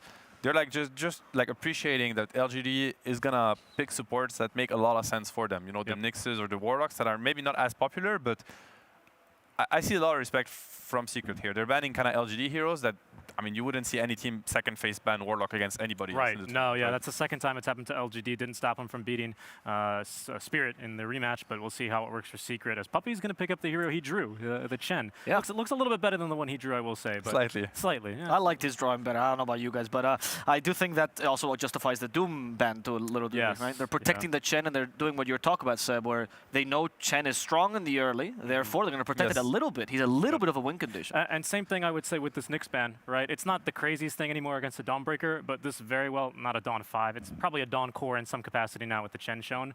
But, you continue to flex it, right? You don't feel so bad playing a Dawnbreaker core if there's no Nyx. If there's a Nyx, it feels a bit weaker. You got a BKB, you got to always catch the Nyx first. It's not a fun matchup to play. You look at this lineup from Secret now, and I can already feel like something quite massive, right? They're going to group up around the Chen with the Meg, the Dawn ulti threat, the Zeus that, of course, excels at just fighting, pressing all his spells. And he's going to be hard to kill, through the Chen auras and the Meg. So right now, they have the Tiny, they have the Ember. It's decent heroes, especially Ember. If he gets to the Maelstrom, he's one of the heroes that's going to... He's not going to care. He's going to fight into that. But I feel like LGD, they need to start worrying about, how do we fight into this? How do we fight into this massive lineup that's going to go for objectives and yeah, force our attention? And exactly. It is scary. They did that yesterday. Similar kind of lineup, and they had the Rasta, they had the Chen, and they had the Dawnbreaker also. These kind of heroes, and they're, Wyvern, great answer already. AoE control, and I think they need to add on top of that to be able to fight into Secret's lineup. Exactly. That's what I was about to say, right? Because the Tiny, the Ember themselves, they got a lot of kill threat, but you're not necessarily scared of running at them. Yeah. Now you are with the Wyvern, right? So the AoE Winter's Curse is going to be a big resetting point. Dawnbreaker hits like a truck, especially a Desolator is not an uncommon item on the hero whatsoever when it's a carry or in one of the core roles, right? So, yeah. I want to ask a question about the Wyvern, though, because they banned the Warlock, which is similar in concept, right? BK piercing ultimate, healing, but they leave the Wyvern.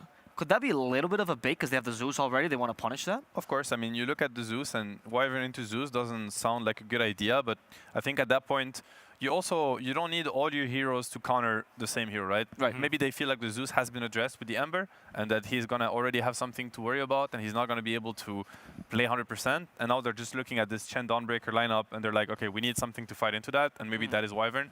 Wyvern ulti also really good because you start the fight and you know Dawnbreaker ulti is gonna come and then you curse and you know that it's gonna negate completely what Dawnbreaker is gonna try to do when he comes into the fight. So yep. I was going to say, I think the Visage is probably a pick we're going to see against Secret quite a bit because it's already such a value ban to take away the Monkey King, one of the better Visage counters in lane especially. Right, good so point. that you know what I mean, you're already kind of incentivized because you want to ban that Monkey.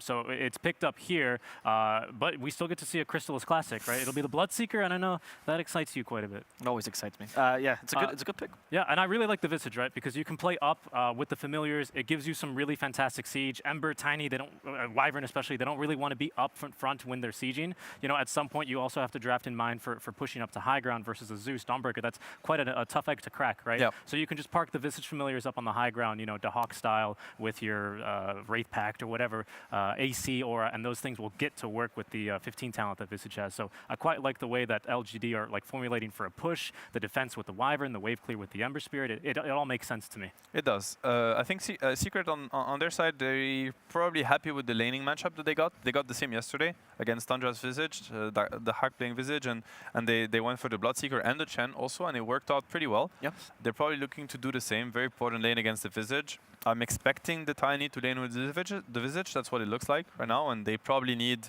a hero that's going to stop the aggression onto the Visage. Think of the Chen using Penitence and Bloodseeker running him down. You need a +4 that's going to help protect you, at least for the first waves. And now, it's going to be a lot about the Ami hero, which I assume is coming up, and that should be an Ember mid. What is Ami going to be looking at playing with this kind of lineup? Yeah, what is the goal of this last year? What does that to fulfill here for LGD? Versus your Zeuses, even kind of a Bloodseeker, I'm always thinking kind of a Faceless Void, but with the mass healing, especially from range, it's not really looking so great, right? Yeah, you would have they need more damage. Yeah, they need damage. The lockdown's pretty good, but they just need the hard carry to come in. They had a strat at TI where they would play Luna Visage together a lot and kind of use the overwhelming amount of damage, the auras, the Vlads. It could be a hero they're looking at, and of course Luna not the best hero against Zeus, not the best hero against Bloodseeker just by nature, because your job is kind of to stand your ground, and obviously these heroes kind of enjoy nuking you from afar, getting ruptured. But again, they have the Visage Familiars, the Tiny, the Ember to close the gap, and now it's more about finding a way to make this lineup very synergetic, which is always what LGD focuses on. Yeah. We'll see what the last pick is. That Luna is an interesting idea. Yeah. I know Faith Beyond is a big fan of adding damage to units. He was one of the guys that tries it on everything. Yes. Yeah, and they do ban the Luna. I also kind of like the Luna because I think I was about to say, the only thing you need is this frontliner right now for LGD, right? Someone who, when they have their items, obviously, is going to be able to kind of just run at enemies, right? And kind of just be the front line for the rest of the team to play around and behind, specifically for some of these heroes. So it's the Alk draft out. Am is a very comfortable Alk player. He's very comfortable on the hero, really good on it. And obviously Alk is going to bring a lot of damage because of the farm that he's going to get. If you're not able to stop him, then he gets, the Radiance, the BKB, the Blink. It comes so quick and too soon. So definitely a hero that is going to be able to kind of fight into that. The Acid Spray, I think Alk Wyvern also have kind of nice combination. I quite like it. The Acid Spray, effect under the Winter's Curse, extra damage, the Unstable Concoction to kind of follow up. Acid Spray with Ember, also very nice. Exactly. Familiars, right? Who Familiars, benefit a lot from that, they're kind of buffing on this damage, and the heroes are going to die. Like this Zeus, suddenly with Acid Spray, with the Vlads, and the Sleight of Fist, he might just die right away. One stun, he's just going to pop off. I think that's the strat to really get through the Bloodseeker, because eventually he's going to outscale you with his damage over time, right? He gets one kill, and oh my god, he's healed 30%. Right. What do you do, right? So you want to make sure you can reduce the time to kill, get through that physical armor, so the Alk can scale nicely there and get those big red numbers and put him down. And Secret, they don't really have a proper save, right? They have the Dawn ulti and the Chen, but it's still not enough. It's going to be too much damage. So I see how LGD, with this Alk, if he does get online, they have a way to start the fight and make sure that whoever they start to take, they want to take down, they will take him down and then take it from there and outnumber them in the fight. So quite interesting. And on the, I'd say their lane is pretty weak, though. The Alk Wyvern lane can be abused, especially when you're looking at a Dawnbreaker potentially coming to this lane, or another hero, helping him out if it's a Zeus mid. Techies? That is Techies. That's Techies? Zayats, man. Oh, man. Dawn Techies lane, that's a scary one. Yeah.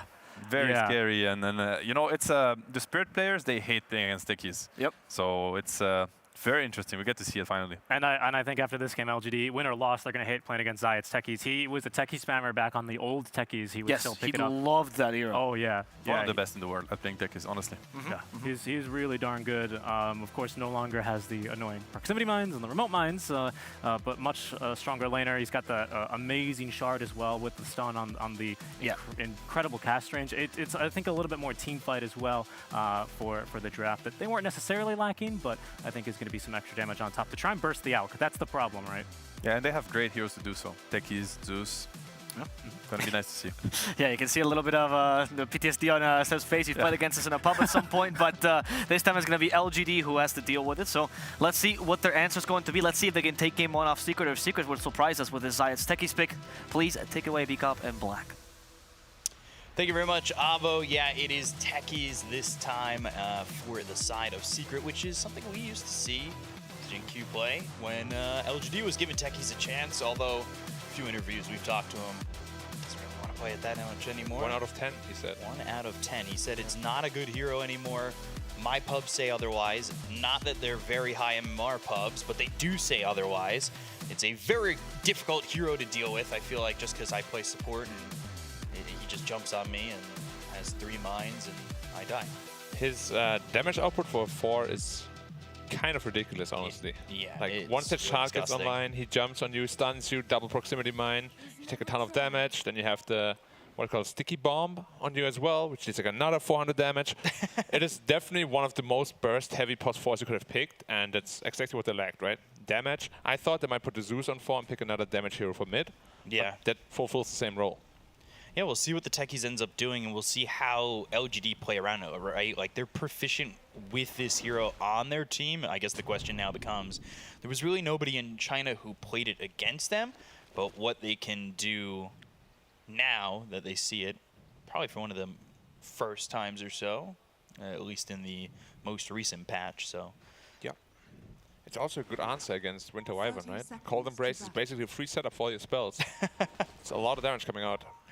Yeah. And also, of course, now the new proximity mines actually reduce your magic resistance. So that together with the Zeus, like you can solo kill heroes around the map with their Zeus ult. Yeah, that's not going to be fun. Magic resistance reduction of 25% at level 3. It's a lot. Yeah. So then those numbers change. The numbers, last time we saw Zeus, that we talked about, the threshold of kills with the Thunder God's Wrath. I'm a very aggressive all by himself. Alone throwing a stun, sure. They kind of gave away the ward position though, so that should be rewarded momentarily. Yep. Does he use his own? It is. Or he uses Puppy's sentry to reward it, so he gives Puppy 100 gold. What a bro. 101, actually. What a bro. Why is it 101? It's, you know, Dalmatians and things like that. I would have used my own. Oh, be greedy with it? 100%. Yeah. Oh, I'm in on that. Use my own sentry ward to clear it up. It's my gold. I did the work.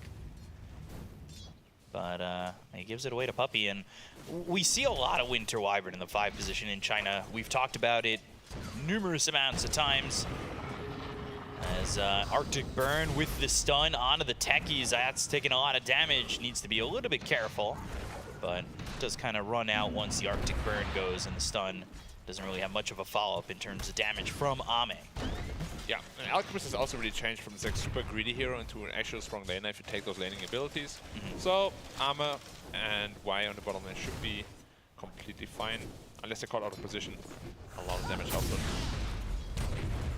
Just walking right back into that mine. And this is not looking too fun for Ame at the moment, and it's only going to get worse, right? Yeah, but once he's level 2 with that acid spray, they can aggress on a resolution themselves as well. It's going to be a lot of damage coming out. And I believe Secret yesterday picked this Bloodseeker lane against the same lane, right? I think so. Oh, little self-stun there. It's a lot of damage on yourself. Gotta be careful. Yeah, looking to jump in, and now with the Celestial Hammer doing some follow-up damage, just not really deadly damage. Although Dawnbreaker's early damage feels really strong too. So up here in the top lane, nice body blocks. Faith Beyond on the Visage, and we've seen him play this Visage a lot. It's very popular, and there's the nuke damage that you get early on with that Soul Assumption. First blood for Faith Beyond, taking out Crystallis on that Bloodseeker. There was 3 Soul Assumptions on him, by the way. So yeah, the cooldown is obviously ridiculously low. Charge the stun, but yeah, they can't really aggress. Dawnbreaker's too strong here. They keep wanting to pull this combo, and Ame, he's in a lot of trouble and will fall to Resolution. Yeah, this lane is super strong. Like Dawnbreaker plus 1 aggressive plus 4 hero is really, really ridiculous. We've seen it yesterday too. Like Secret love that Dawnbreaker hero, and they crush every lane they play it in. So they have to be very careful that Resolution doesn't snowball again like he did yesterday. Yeah, that was a bit of a big snowball. Goes in for the silence, throws the stun out on a Resolution, not really doing much there. And I'm curious to see what Y does with his skill build, because he's gone 1-2, avoiding the Cold Embrace, because knowing in this lane that just sets him up for techies if he heals someone, right?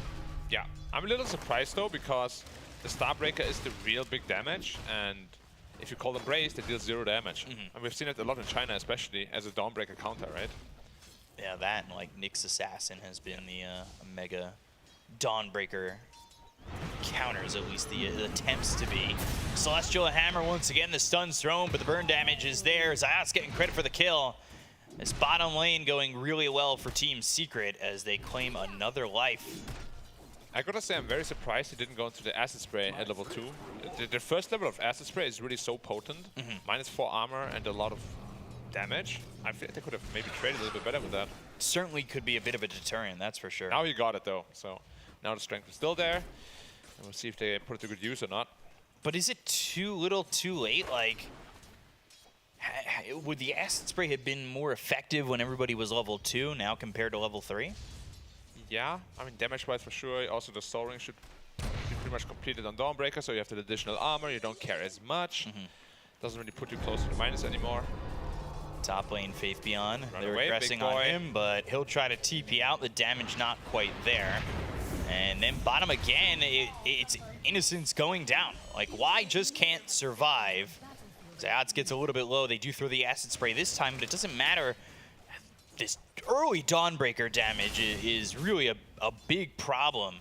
And both the side lanes have been pretty loud, but what's been pretty quiet is the mid lane of Nothing to Say going up against Nisha on this Zeus. So right now, 28-8, 24-5, pretty even for the most part. Yeah, don't worry, it's gonna get loud once Zeus hits 6. Yeah. Hear that clap and bam!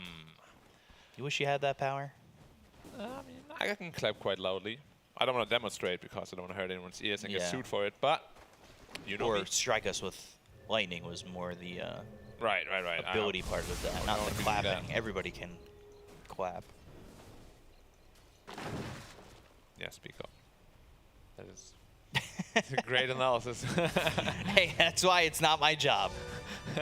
Interesting move there by Puppy. I don't know if he was meaning to do that, but he threw down an obs and then a sentry in these trees. But he does cut the tree that gives it a little bit more vision, because it was blocked off and then Tango tree. Yeah, Zeus is level 6 now, so it's time to aggress as soon as possible. The magic number? No, that's not the magic number. All right, early Thunder God's Wrath still going for Y, looking for Ame too. Yeah. They'll get one, and they might even just dive for a second. Splinter Blast, Zayat scared about going past the tier 1 tower, but you know who's not? Resolution. He's ready to go in, and Y though with the Arctic Burn getting away, and he's got that healing salve back to over half health. Rezo's under the tower. You've got Ame up in just a second, but Celestial Hammer with the Starbreaker goes into the Cold Embrace. Let's see if the Techies throws anything. Nisha low over mid 2. They get the kill to Y. They end up trading Nisha. Now can Resolution die, or, well, I guess that's not on Ame's New Year's list. Yeah, it's very hard to kill anyone actually with Alchemist. Like, you are really just there to be strong in your lane. Xingqiu has to be careful. He might just be dead. Right clicks, TP, just in time. And he went all the way back to base again. And they're going after Ame. They have no idea what to do with this early damage coming from Techies and Dawnbreaker. Yeah, this lane is ridiculous, and they're using it perfectly again. Setting up Resolution for a perfect game. Look at the damage coming out from Techies mines. It's ridiculous. And then Celestial Another Hammer. kill again. Got the cold embrace off. Not looking like that's gonna matter all too much. Maybe the neutrals handle him. Not in Careful, time. Armor, careful. Yeah, he's getting baited into this. He doesn't have a lot of mana to work with, and now they could just chase even further. They want the kill. They got Faith Beyond up in top, and LGD are falling by the wayside here. Finally, an avalanche toss from Jinkyu, but it's still not enough. Needs the extra right click, and well, there goes Ayats finally, right? Techies, everybody in Techies pubs breathes a sigh of relief collectively. He has been an absolute menace in this game, 100%. And that was pre-6. Once he's level 6, the damage up is just going to get stronger. He's probably going to go into a shard straight away. And as we said, there's so much global potential, right? Techies jumps on, suddenly you have Dawnbreaker, Solar Guardian come in, you have Zeus ult that deals a lot of damage. Like this, like Secret's drafts are really, really strong this tournament. Sustain is the name of the game. Yeah, and that makes so much sense. There's so much combo. Faith Beyond again. Dead again. Chrysalis has Rupture, so he tries to hide behind the tier 1 tower, but not going to be able to survive, even though the avalanche was there from Jinkyu, and well, they were thinking about going with a TP towards top, but that ain't happening, and they'll leave this Visage to die. I think people will start to have, they will have to start banning the Bloodseeker if you want to go for this Visage. Secret has been doing this pretty much the entire tournament long. You pick this tiny Visage, they're just going to counter with Chen plus Bloodseeker. Yesterday they completely destroyed it, and today looks like the same story again. 4K lead just 8 minutes into the game. This is... Yeah, Faith Beyond has nothing. Quite the lead, and now they go after Nothing to Say. They'll look over mid, they've got the silence. They have a third with the Solar Guardian of Resolution. Not that it was entirely needed, but it's kills everywhere, 10-3. Secret, they've got their grasp on the game. Yeah, and usually the way back into a game like this would be the Visage, but he's only level 4 at minute 9 into the game. They might even have to think about giving him the Tome to reach level 6. Which means your supports are gonna fall even further behind the Bloodseeker. That's ridiculous. Yeah, that is pretty insane, especially with the fact that they got First Blood. Yeah. I mean, they had to blow all the mana to get it, but yeah. Xinkyu taking so much damage, this is dead. Yeah, not looking good. Tossing him away, surviving a little bit longer. Ame over in the bottom lane too. He's gonna fall, and it's kills across the map again. Faith Beyond, he'll hit the deck. 3 heroes got on the side of LGD. It's just not looking good for LGD, and it might be a quick one. Y sets himself up to be hit with that Bloodright, silence, killed, gone. Double kill for Chrysalis. Finally a kill comes the way of Nothing to Say. It is on Nisha, but you traded the rest of your team for it. He's used Puppey too. Puppey's pretty vulnerable here. Yeah, Jinkyu here. Goodbye, Puppey. And Avalanche Toss. Nothing to Say with a double kill. So that's something to get back, and maybe a way for LGD to get back into the game is to rely on Nothing to Say, which has been the case in the past before. Not as frequently as, say, maybe the whole Ghost and Somnus dynamic, but that's what's good about this combo of Nothing to Say and Ame, right? Like, if one falls, maybe you can rely on the other. You usually have one of them being available. Yeah. But this is already a big net worth lead for Secret that they have to try and climb out of. Wait, Ame actually went for a medallion on Alchemist. Carry Alchemist, that is. On support is completely common, but carry Alchemist with medallion?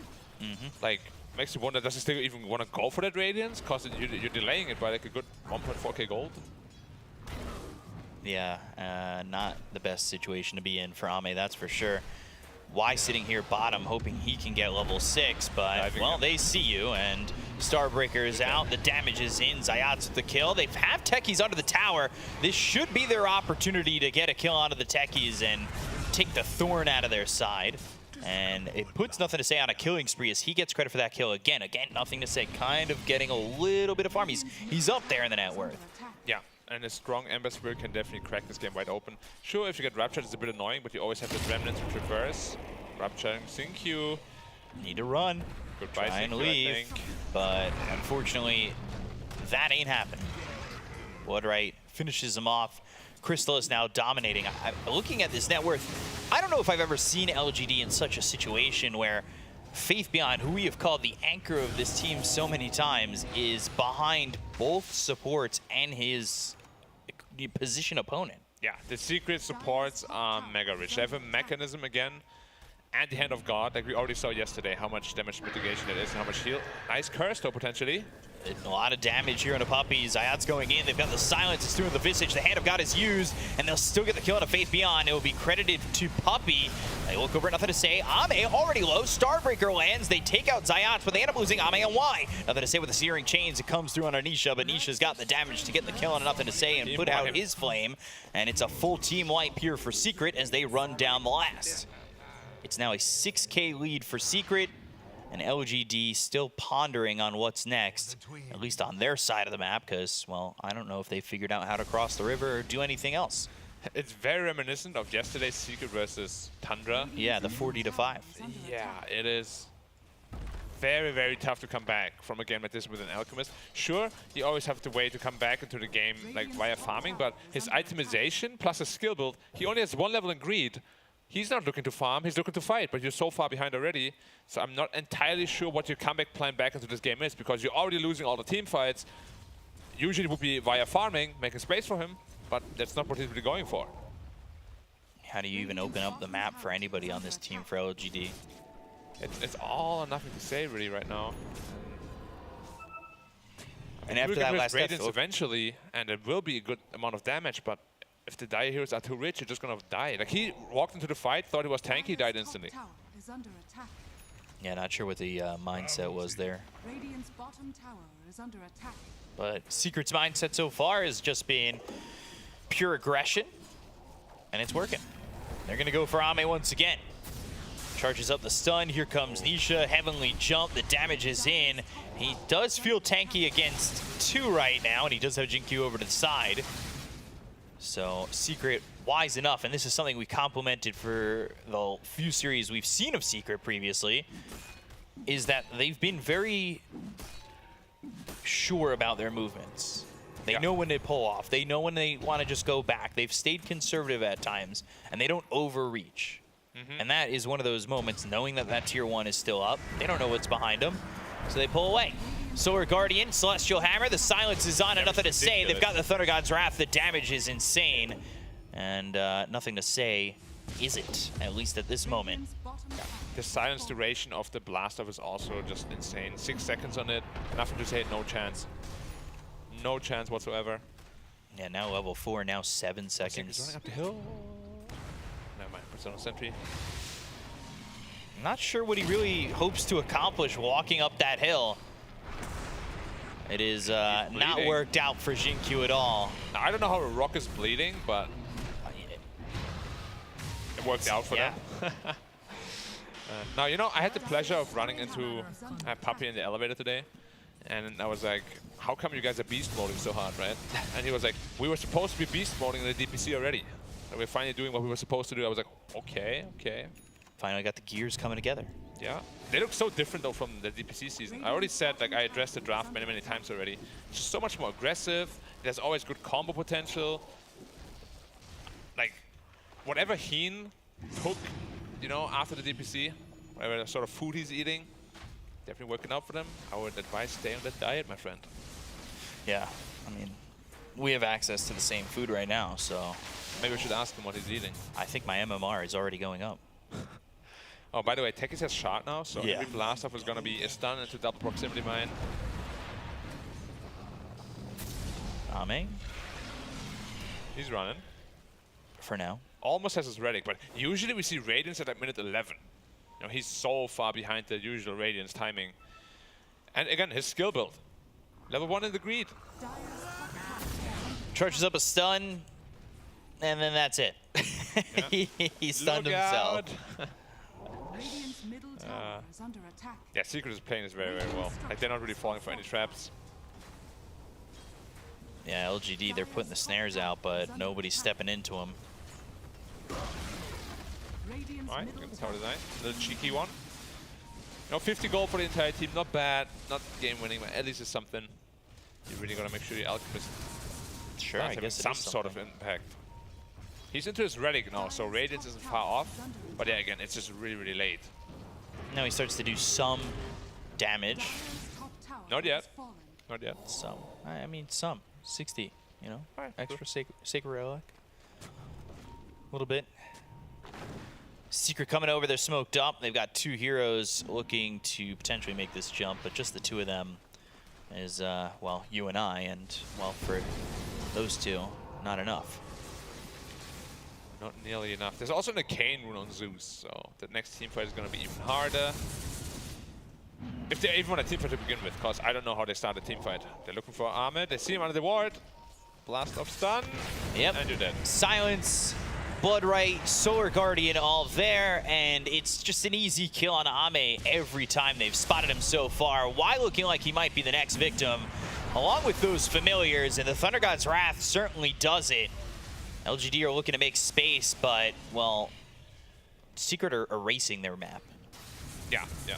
It is very one-sided affair so far. Really also something we've just seen, the Bloodseeker buff on the Zeus, dealing, how much increase is it, 30%? 30% spell amp increase on the Zeus is ridiculous. Oh, nothing to say, get Starbreaker as well. Star broken. Yeah, Star broken, Star breakered. Either way, nothing to say. He's been pretty quiet. Yeah, and he's the only one that actually had a good game for his team. So him being quiet is going to be a very big problem. Avalanche out. Not sure what they really want out of this one. Where's the damage, though? The familiars are starting to right-click. They've got the blast off. There's the mine on top of Jin-Q. They get the kill into the Tiny. They'll look over at Faith Beyond. He's still on the run. They don't have a way to stop the TP, and Chrysalis was maybe thinking about going into a Rupture if they did. The Good Winter's Curse from Y, but all are healed. Why? This is fine. Oh no, LGD can't get anything going for them. Very nice. Like, Puppy is just like, yeah, we don't really want to give you any kill at all, so I'm just going to double heal my support. This was very reminiscent, like you said, of that Tundra series, where they were like, oh, we're going to get this kill, right? Yeah, and Puppy Mac, said, nope. Hand of God. Oh, okay. Mac. Okay. And yeah, now they have the Radiance, so finally maybe he'll be starting to farm. Why? Oh, why are you there? Why? Why are you there? Goodbye. Where is my team? Ame's running in too? Ame, why are you running in? Thunder God's Wrath. Avalanche kind of saves him. Jin-Q looking like he's going to lose his life for this one. Soul Assumption, they'll at least get the techies. Celestial Hammer, stun lands. That came through from Ame. Soul Assumption once again. They've got the Blood right down as well as the Rupture. That'll come through in a Faith Beyond. They have him silenced and dead to rights. They'll chase for more. Nothing to say with the Sleight of Fist, Searing Chains. Make sure that him and Ame can survive. And it's a 13K net worth lead for Secret. And, I mean, this train just doesn't stop. Yeah, at least they finally killed the Menace, which is the techies, but really at what cost? You lost 3 heroes. He's 5, 4, and 17. Like, he's fine. Yeah. Oh, no, I died. You remember when Sync you said is going to be 1 out of 10? So like a 10% chance to ever pick the hero? Believe his rankings anymore. Techies is a very legit hero. I'm very happy that he's showing off how strong he can be. I'm actually not very happy because it means we're going to be seeing him more in pub games. Don't put that bad juju on us. It is such a strong hero. Like, post 4 being able to solo kill almost any hero on the map is ridiculous. Look at the Alchemist if he sees him. Nope. Sees him. And now goes for it. And the blast off is just instant, and they'll look to get this kill onto Ame. They don't have it just yet. They've got the Winter's Curse. They'll finish off Xingqiu. It's Resolution who gets that kill. And, well, at Secret, they're in. They want Faith Beyond. They've got the Rupture and Chrysalis. I don't think he's too scared to stand here in between the Tier 2 and the Tier 3. And the Cold Embrace just sets up Faith Beyond to be hit by these mines. However, Chrysalis, well, while he's chasing, he's just diving, gets the kill on Y, looks at Faith Beyond. There's a double kill. Ame low, charging up a stun, but he can't get it away. Yeah. 4 heroes dead on the side of LGD. Secret are just, can I say it again? They're dominating. Yeah, Ame also stunned himself because Zeus heavenly jump. He jumped away, slowed him. Of course, 50% cast time increase as well, so he couldn't get the stun out in time. And yeah, like, every hope is really kind of dwindling because, again, Ame chose to go for a full aggression build. They just cannot be aggressive. Like, they cannot teamfight anymore. And they can't really find pickoffs either because they don't have the heroes to find pickoffs. They were supposed to be superior in those engagements, but they're really not. Look how rich Resolution now is again as well. Has already his BKB. Oh, there's Zeus ulti for the Ember. They know he has no TP. He'll Remnant back, and if they saw that, they're going to sit on it. Uh-oh. Where is he? So, Celestial Hammer searching for nothing to say. Did they catch a glimpse of him? And they might with the Courier. Oh, Resolution. Courier. Kill the courier. Spotted. They see him. So Celestial Hammer still off to the left. Nothing to say. Will Sleight of Fist this creep wave and take it out. Okay, he's got some gold for his troubles. Let's see if he survives. Remnant's back, and it's right into the techies. I mean, they were waiting there. They were all waiting there. And they tipped him instantly as he activated his Oh, yeah. It's like when in Tom and Jerry, Tom is waiting for Jerry outside his little door with the hammer, except this time he lands the slam. Yeah, it's not very child-friendly, this one. No, not at all. Yeah. Really not at all. So let's look for glimpses of hope here for LGD, right? There's Right, almost got a a Radiance. Radiance. Sorry, not a Radiance, sorry. There's almost a BKB done on Alchemist. Okay. And so maybe we'll be able to do something with that. I mean, it's not an impressive BKB game, to be honest, because you're going to get ruptured and right-clicked to death. But there's something, you know? I guess so. It's just with this lineup, you're really not supposed to be behind. Like, Tiny likes to play from ahead, same with Visage. It's a rough game. If you're an LGD fan, which we both are. True. But I'm also a big fan of this game that Secret has put on so far and what they've done in this event as a whole. Yeah, how's it, like, I don't even know how they're just stomping all these teams. Like, you know, the community was like, oh, Tundra's not looking so good. But LGD, they destroyed Team Spirit, and now they're getting destroyed by Team Secret. So, what does it tell you about Team Secret? They're obviously really good. Well, if LGD beat Spirit, and if Secret beat LGD, technically Secret won TI-10. We made it. We got there. Right. All you Secret fans are finally happy. The prize money will be shifted soon. Shifted. Oh, Nimbus, why? Oh, no. He let just it hold wanted a too, TP. You know? He didn't Nimbus straight away. It was like half a second left, and then he's like, okay, now I Nimbus. I love it when people do that. Like, they take the last bit of hope that you had. You know, like, oh, I might be fine here. I might finally have outplayed them. Nope. Watching the TP just get to that 1 second left. Nimbus. Sorry, dude. Now, almost BKB done on the Ember. BKB almost done on the Alchemist. Then they're going to smoke and try to look for a fight. If they can't win that fight, we might just see a GG out. Potentially, it could come sooner, especially when Ame just dies. But that's been the story of Ame this game, and he's just died. Yeah. He's 0-8-3. Mm-hmm. Why is 0-11-3? That dual lane in total, it's a lot of deaths. Like, Techies and Dawnbreaker worked out wonderfully. Secret seems to be doing that a lot, right? Last picking Science as hero. Yeah. What was it, the Earth Spirit they picked for him in one game? Last pick? Last pick or not. Oh, Ember Spirit just getting killed, but so... Well, it could have been a solo Techies, but Zeus said, I'm here too. I've got a Nimbus. I got you, brother. I'm padding my assist stats. Yeah. There goes your bottom tier 2, by the way. Oh, just, by the way, Techies is level 16, which is higher than the Alchemist. He's higher. He has more experience than nothing to say. Yeah. It is a big problem. It just shows where we're at in this game, and it's not a good spot to be in if we were the side of LGD. As a safe lane Alchemist, you're supposed to be an item or two ahead of these heroes. He's trying again. Ame. He's dead. And he's gonna die. Okay. Walked up, he'll die, then there goes Y. Yeah. I was wondering when they're gonna tip him. Does this tilt them into the next game? It feels like now 40 to 9. Secret have like, what, 3 or 4 games already where they've got 40 kills? 40 plus kills, yeah. Oh my gosh.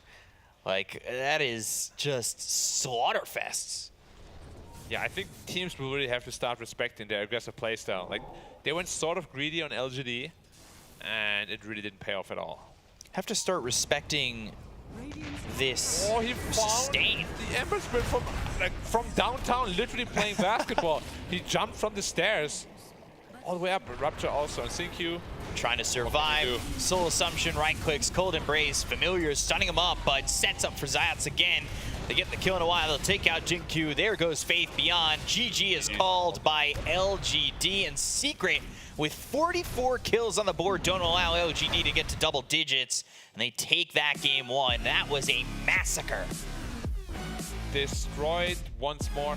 I don't know what what's really against Secret, honestly, when they play like this. Like, the draft wasn't even bad of Secret, of LGD. Right. But they just gave him a couple of small openings through the safe lane. Went terribly wrong for them, which is probably something they'll have to review or talk about Xiaoba. But yeah, I mean, Secret just take every single tiny weakness that you show and they exploit it. Yeah. They were exploiting that. They played that multiple prong attack system that they had going in the games that we saw previously, where it's like, oh, you're worried about top, but we're also killing Ame at the same time. Like, Faith Beyond was dying at the same time as Ame. It was really ridiculous what they were able to accomplish all over the map, and it was just constantly just multiple heroes getting taken out of these fights. And I mean, if you're gonna watch these highlights as an LGD fan, you might as well skip it because there are none. It's all secret highlights that are going to be showing up here, and it is really quite disgusting. Yeah, I think you're going to start by getting rid of the global mobility they have, and the global, like, they love their Dawnbreaker, they love their Zeus, they just love being able to reinforce without really having to be there. Right. So I think that's what you take away first, because they look so comfortable doing it. Yeah, you cannot give them this kind of lineup that sustains, that does all this. It's really too much. It's overwhelming. Secret have all the tools necessary to beat anybody, it seems like, in this tournament. They made fools of LGD. And, well, to break it down further, we've got the analysts brought to you by Avo, because he's there and hosting them and keeping them all together. So we'll throw it back to you guys. Thank you for that. We're currently watching these Aramco highlights, so very nicely showing us the shellacking that we just witnessed. Yeah, I mean, just a highlight reel for Secret here, honestly. I mean, completely unstoppable from the get-go. Bottom lane was a bit of a slugfest early on, and we were kind of talking about this Wyvern skill build, and then very quickly that became a moot point with how incredibly online all three of Secret's lane were from the get-go. I mean, it was terrifying. So. It was super impressive, super impressive. They really, I mean, they did the same that they did yesterday and against a much stronger team, and they dismantled them completely. So, I mean, not much to say besides the fact that, yeah, Secret is looking really strong, and maybe LGD did not give them enough respect, because, you know, from the get-go, you could feel like the game was getting out of hand. Like, minute 5, it already felt like an uphill battle, and there is no way it should feel like that early. Yeah. Now we see the scoreboard, of course, brought to you by STC. And here we can see the stellar pick, Techies here from Zayats. What a pick. It's ironic because he actually beat one of the other few Techies players in the pro scene. SyncQ is one of the other guys that did spam the hero. Yeah, I mean, like, real recognize real in this one. I'd like to recognize at least Ame's skill builds, you know, or item build, that is, attempting to solve this issue, right? We spoke a lot about the minus armor during the draft panel. We were discussing a lot as well watching the game, but going for that unorthodox, to be honest, first item medallion, right? Just playing to the strengths of his lineup, trying to get the minus armor in hopes of trying to fight it, because it needed to be around the Ember Spirit. The Ember had the only good lane, really, at all this game for LGD. No, it's a good point. Like, they were trying to, scratching their heads on, like, how can we possibly come back into this game? Like, what tools do we have? And, I mean, they had really very little room to work with, unfortunately. And, I mean, they did try. There was this fight around, you know, in the Radiant jungle, around their outpost, where they kind of tried to come back, and then they got team wiped. But I think it was a fair try. It was if there was going to be one way for them to kind of try to even out the game, then it would have been that moment. Yeah, of course. I mean, it just kind of felt impossible. Normally, it's like, well, you have the Wyvern against the right clicker, but the way that Crystallis is, I mean, he's completely in his comfort zone. He knows exactly when he can dive, when he can just ignore the Wyvern, go around the fight, get a triple kill casually. Like, there was no problems with his spacing, and Secret in their comfort zone and looking comfortable in game 1 over LGD. I feel like LGD, they maybe got surprised by the style of Secret, which is also very lane heavy. I mean, once again, you have like a Chen, very strong laner, Techies, very strong laner, Bloodseeker, Dawnbreaker. These are incredible laners, probably some of the strongest in the game in general. And LGD, to kind of match against that, they went for the Visage, quite greedy. The Tiny 4 is also quite greedy. And then on the other side, the Wyvern and the Alk, also very greedy lanes, and they just got demolished on in the laning phase, and I think they never really got to play because of that. Yeah, it felt like once they opened up with, it was first blood even for the Visage, not bad, right? And then very quickly, the floodgates opened for Secret. It was just like a kill down bottom, even just like a good blast off from Zayats enables Crystallis top lane where they get a little bit aggressive. All the while, like mid lane is sparring. Zeus gets level 6, he's assisting in kills down bottom. Crystallis is popping off more top lane. It was just like cascading disaster for LGD from the laning stage. It was. That Visage, I think it's a good point, because you mentioned how they probably felt comfortable with it, with the idea of banning the Monkey King anyway, the most common lane counter, but Bloodseeker seemed fine against them. And that's the other Crystallisk hero, and the laning stage was okay, but then afterwards, the Rupture destroyed the Visage. There was no chance for him to come back into the game at all. I mean, I think when we were watching this game, you said he felt like a support, and Seb's like, no, worse than a support. He's doing nothing. They looked really scary. I mean, I can't remember the last time I've seen Faith Beyond have such a bad game. Like, he had 0 impact. He got bullied from minute 0 to the end of the game, and sure, he desperately bought a pipe against Zeus. I mean, it's nice and all, but at that point, the damage is done. It's too much. Here's the MVP for this game. We even, of course, the Zayed techies, I think it's fair to say. Maybe you thought someone played a little bit better, but he was the most enjoyable one for sure. Watching those blast-offs from long range, Ember got caught in so many of those. I actually didn't even catch the fact that he went for an Aether, which is not a crazy item on techies. Octarine Core, it builds into it, mana regen, sure, why not, right? But we were talking about how, you know, the way he was catching Ember top, like, it should not happen to Ember Spirit, you know? He's not that kind of hero. You got the Remnant back. It's nothing to say Ember, you know, he gets the Remnant, but he's coming off screen from just super fast from Fog. There's like no way to avoid it. It's really hard to avoid it. I actually think you can't. I would really look at this as being a counter to Spirit Heroes. It's just really hard to play Spirit Heroes against techies. I mean, the silence is insanely long, the duration, and then it keeps getting harder with the shard, and the burst damage also. I mean, so many things about it. Makes it really hard to play, and I mean, I'm just honestly I'm baffled at the Zayak and Rezo lane. Yeah. Yesterday we saw them destroy the Tundra safe lane, notoriously known for being, you know, very comfortable in their safe lanes, killer and snaking. Today it was LGD, you know. I mean, Ame and Y also very known for being, I mean, great laners, great players. They just come in the lane. They're like the new duo kind of in town.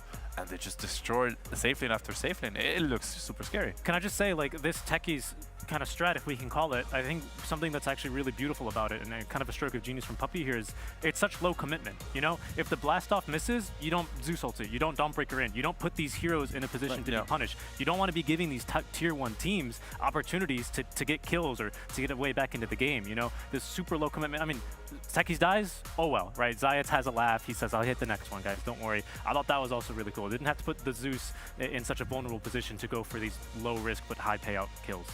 Now, I'm curious about this duel, because I was thinking back, is like, what was the last time that we saw a duo of players market themselves, not privately to other players, but publicly as a duo? I actually can't remember. And it's working out so well for them, and like, clearly that tweet was for a reason, right? They knew they had practiced this. Do you think they like pumped together? That was the plan? Like, how did they even get this to work? I'm not sure. I just remember watching them back then when they were playing. Back then they were playing a lot of like Batrider or Spirit together, Darcy lanes, and they seem so comfortable. It seemed so easy when you watch them, and here also it seems really easy. They're so on page, like they're on the same page. Yeah, it's like one person's playing the hero. It's crazy. They just go in at the same time. Like, it just feels really smooth when you watch them play together. It's really nice to see. Well, that is a team game after all. I think we see that coordination really come to play. But we do have one more team game to play. It's going to be Secret vs LGD. Game 2 is going to be starting out soon. But before that, we're going to take a small break and come back with that second game of the series. So please stay tuned, and we'll see you soon.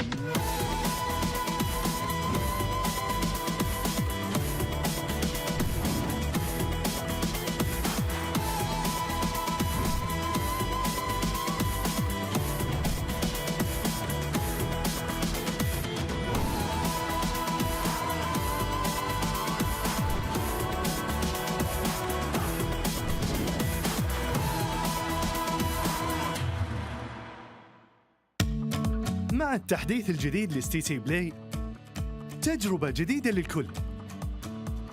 لو جوك دايم تحديات، نافس وانضم للبطولات، استكشف الشات والتايم لاين، وتسوق من متجر التطبيق.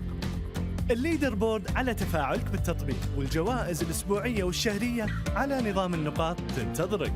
ستي سي بلاي، مهما كان جوك، هذا محلك.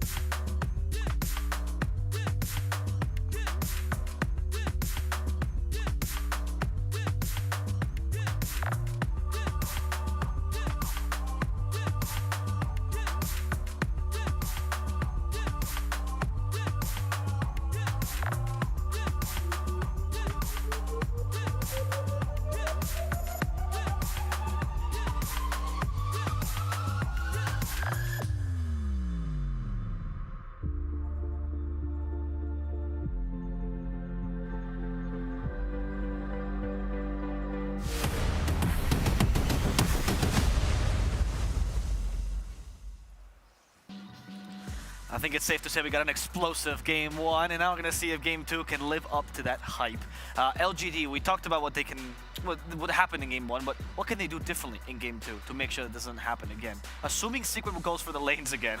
Many things. many things. Okay. That's a good news. That's good news, right? I mean, if I told you there's nothing they can do, they're running into a second stump. No, probably many things. Obviously, like games can look like that when lanes go so poorly. Yep. We've all played these Dota games where like everything is just on fire, everything is crumbling. You just have nothing to fight back with, right? Then it looks like Secret is like a million times better than LGD. They're probably not. They showed that they look much better, but I'm pretty sure LGD, they just kind of have to adapt a little bit to what Secret is ready to throw at them, which is very, very, very intense laning presence. You have to take it into account. Look at Rez. I mean, Man, how many times do you Okay. see Rezo? I mean, a player, any player, really even acknowledge the camera. Usually they're in the zone, but I mean, he's just feeling really good after that. He's feeling game. it. Yeah. Actually, when we did the first stage interview, and we usually go to the teams like, who wants to do the interview? It's usually the same thing. It's like people avoid your gaze. The Rezo stands up, raises his hands, like, I'll do it. I'll do it. I'll do it. He was super hyped. It's lovely, and I think it's contagious when you see somebody smiling, happy to be here, enjoying the games. You just get the same kind of joy just watching him, right? And you can only root for him. I mean, he's also like a land beast. Like, he's been known for being so comfortable, and he shows up in the big games. And, now this is a LAN, and he's showing up big time. Oh, yeah. I mean, we spoke about it in our pregame panel as well, right? Having these players on your team that not only can make the plays, right, but also elevate your team, whether that's through the smaller things, even just being comfortable in front of the camera, taking the hit, so to speak, on sort of having to do the interviews. Right. Not really a pro player's favorite thing to do, but, you always know Rezo's got your back, win or lose. Like, that's got to be, quite comforting. And it means you have the headspace for that too, right? It means like the rest is kind of in check. You're in control of your own gameplay. Because if you're stuck in your head having like confidence issues, feeling uncomfortable, then of course you don't want to, you're already struggling, but that just shows like a lot of control over the day, the situation, He's here, he's ready, he's feeling good enough to also kind of, allowed to be snapped out of that and be like giving a good interview, looking at the camera, now focusing back on the game. Yeah. It shows a lot of control. Yeah, and of course, like you were hinting at, Secret definitely outclassing LGD in that game 1 with that specific draft. I'm sure the director has got some notes, right? He's going to rewrite the script here, and very excited here for draft number 2, starting momentarily. Hey, you're the American, so tell me what the remake looks like here of this game. Oh, the remake? So they recast the main actor after the sequel, right? It has to have a car chase scene, every single movie, right? So who's the car chase? I mean, maybe they get the Bloodseeker now, That's right? a good one. I like it. They get the Bugatti and he goes zooming. I mean, we talked about how Crystallis, you want to ban the Monkey King, maybe pick the Visage. Maybe that's a bit of a trap. I'm sure he's had to deal with that actually quite a few times, right? But you're right though, because usually they also take the French part out of the scene. The more experimental part, they just take it out. They take it out. By Visage. Yep. Yeah. They play the hits. Yeah, right? exactly. Maybe you play the hits here for the game, right? But something I think we're going to end up seeing is maybe LGD a little bit more for the lanes, right? That Wyvern Alchemist lane, not the best, not the worst, but definitely easily abused there by the Dawnbreaker techies. For sure. I mean, they have to. There's no way. Like, you can't fall behind. So, I mean, Visage was level 4. Bloodseeker was like on close to level 7. That's like, there's such a stomp. And then same for the Alchemist that died 3 or 4 times, Wyvern 2. I mean, at some point, Black was mentioning that, the safe lane, he was like, that's a lot of death. And it was indeed a lot of death from them. They lost control of their jungle, which is probably the worst thing that can happen to an Alchemist that early. Yeah, I mean, it was like all the pressure onto nothing to say to try to salvage the game. But we've seen, between the Zeus, like reducing, the lowering his cast animation, plus the techie silences, it was just too much for him to handle. So yeah, definitely LGD, they have to adapt, and that's like this is a big difference, right, between LANs and DPC, because DPC, you have like a week to prepare for one team in particular, so you have time to kind of study them, understand that they're heavy on lanes. Some teams are heavy on team fights. We've seen OG right before, and they were picking the Phoenixes and, maybe less laning presence, but you have to be ready for all these teams that are gonna have really different styles, and that's like the challenge of LAN, is like how quickly can you understand what they're gonna put on the table for you, and can you adapt to it and stuff. So, LGD, they're experienced in these big tournaments, so I'm pretty sure that, they had a break now to think about what just happened. They're gonna come up Yeah, they got some words of wisdom, and now we're going to see the battle lines part 2, right? Yes. This is always my favorite part, seeing how you adjust from draft to draft, and there it is, Dawnbreaker right? The already. Dawnbreaker You band see- being the only different secret, quite comfortable with their opening, but Yeah. sometimes that's all you need, right? Just take out the one hero, and it's the mental resets. And I mean, if there's one thing that really adds to the lane presence, then it has to be a Dawnbreaker. Right? So we've seen what he does, like so much damage. And not only does he win his own lane, but then he gets the ulti early and he prevents you from playing away from him. Because, you know, obviously you cannot touch Dawnbreaker anymore. You're going to think about, you know, ganking the Bloodseeker on the other side of the map, but then you just get Dawnbreaker ultied. So he just locks the map. You know, he kind of forces you to just look at him, which is the worst feeling ever. So I really like that they decide to ban this Dawnbreaker. Very good ban in my opinion. But Secret still highly valued as Zeus, so they see that as a really high value pick. As still a flex, right? Last time we saw it obviously as a mid, but could have been a 4 perfectly. Yeah, and both of these teams actually highly value the Zeus. I think over in for LGD, when I was looking at their like how much they contested heroes as far as like their pick ban rate, it was like Zeus was like 80% or something, right? Either picked or banned in the series with them. Very much like this Tiny that they are going to pick up. So it is maybe back to the hits, right? The Warlock, something that the Chinese region was playing all throughout this last summer tour, and was picked actually even in the first game of the day, where it looked pretty unstoppable.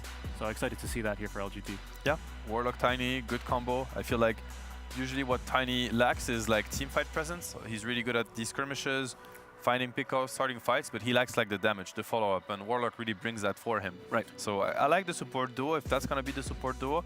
Yet again, it could be a Tiny 1, Tiny mid, Tiny 3. Probably one of the best heroes for LGD, one of the most flexible for them, as we mentioned.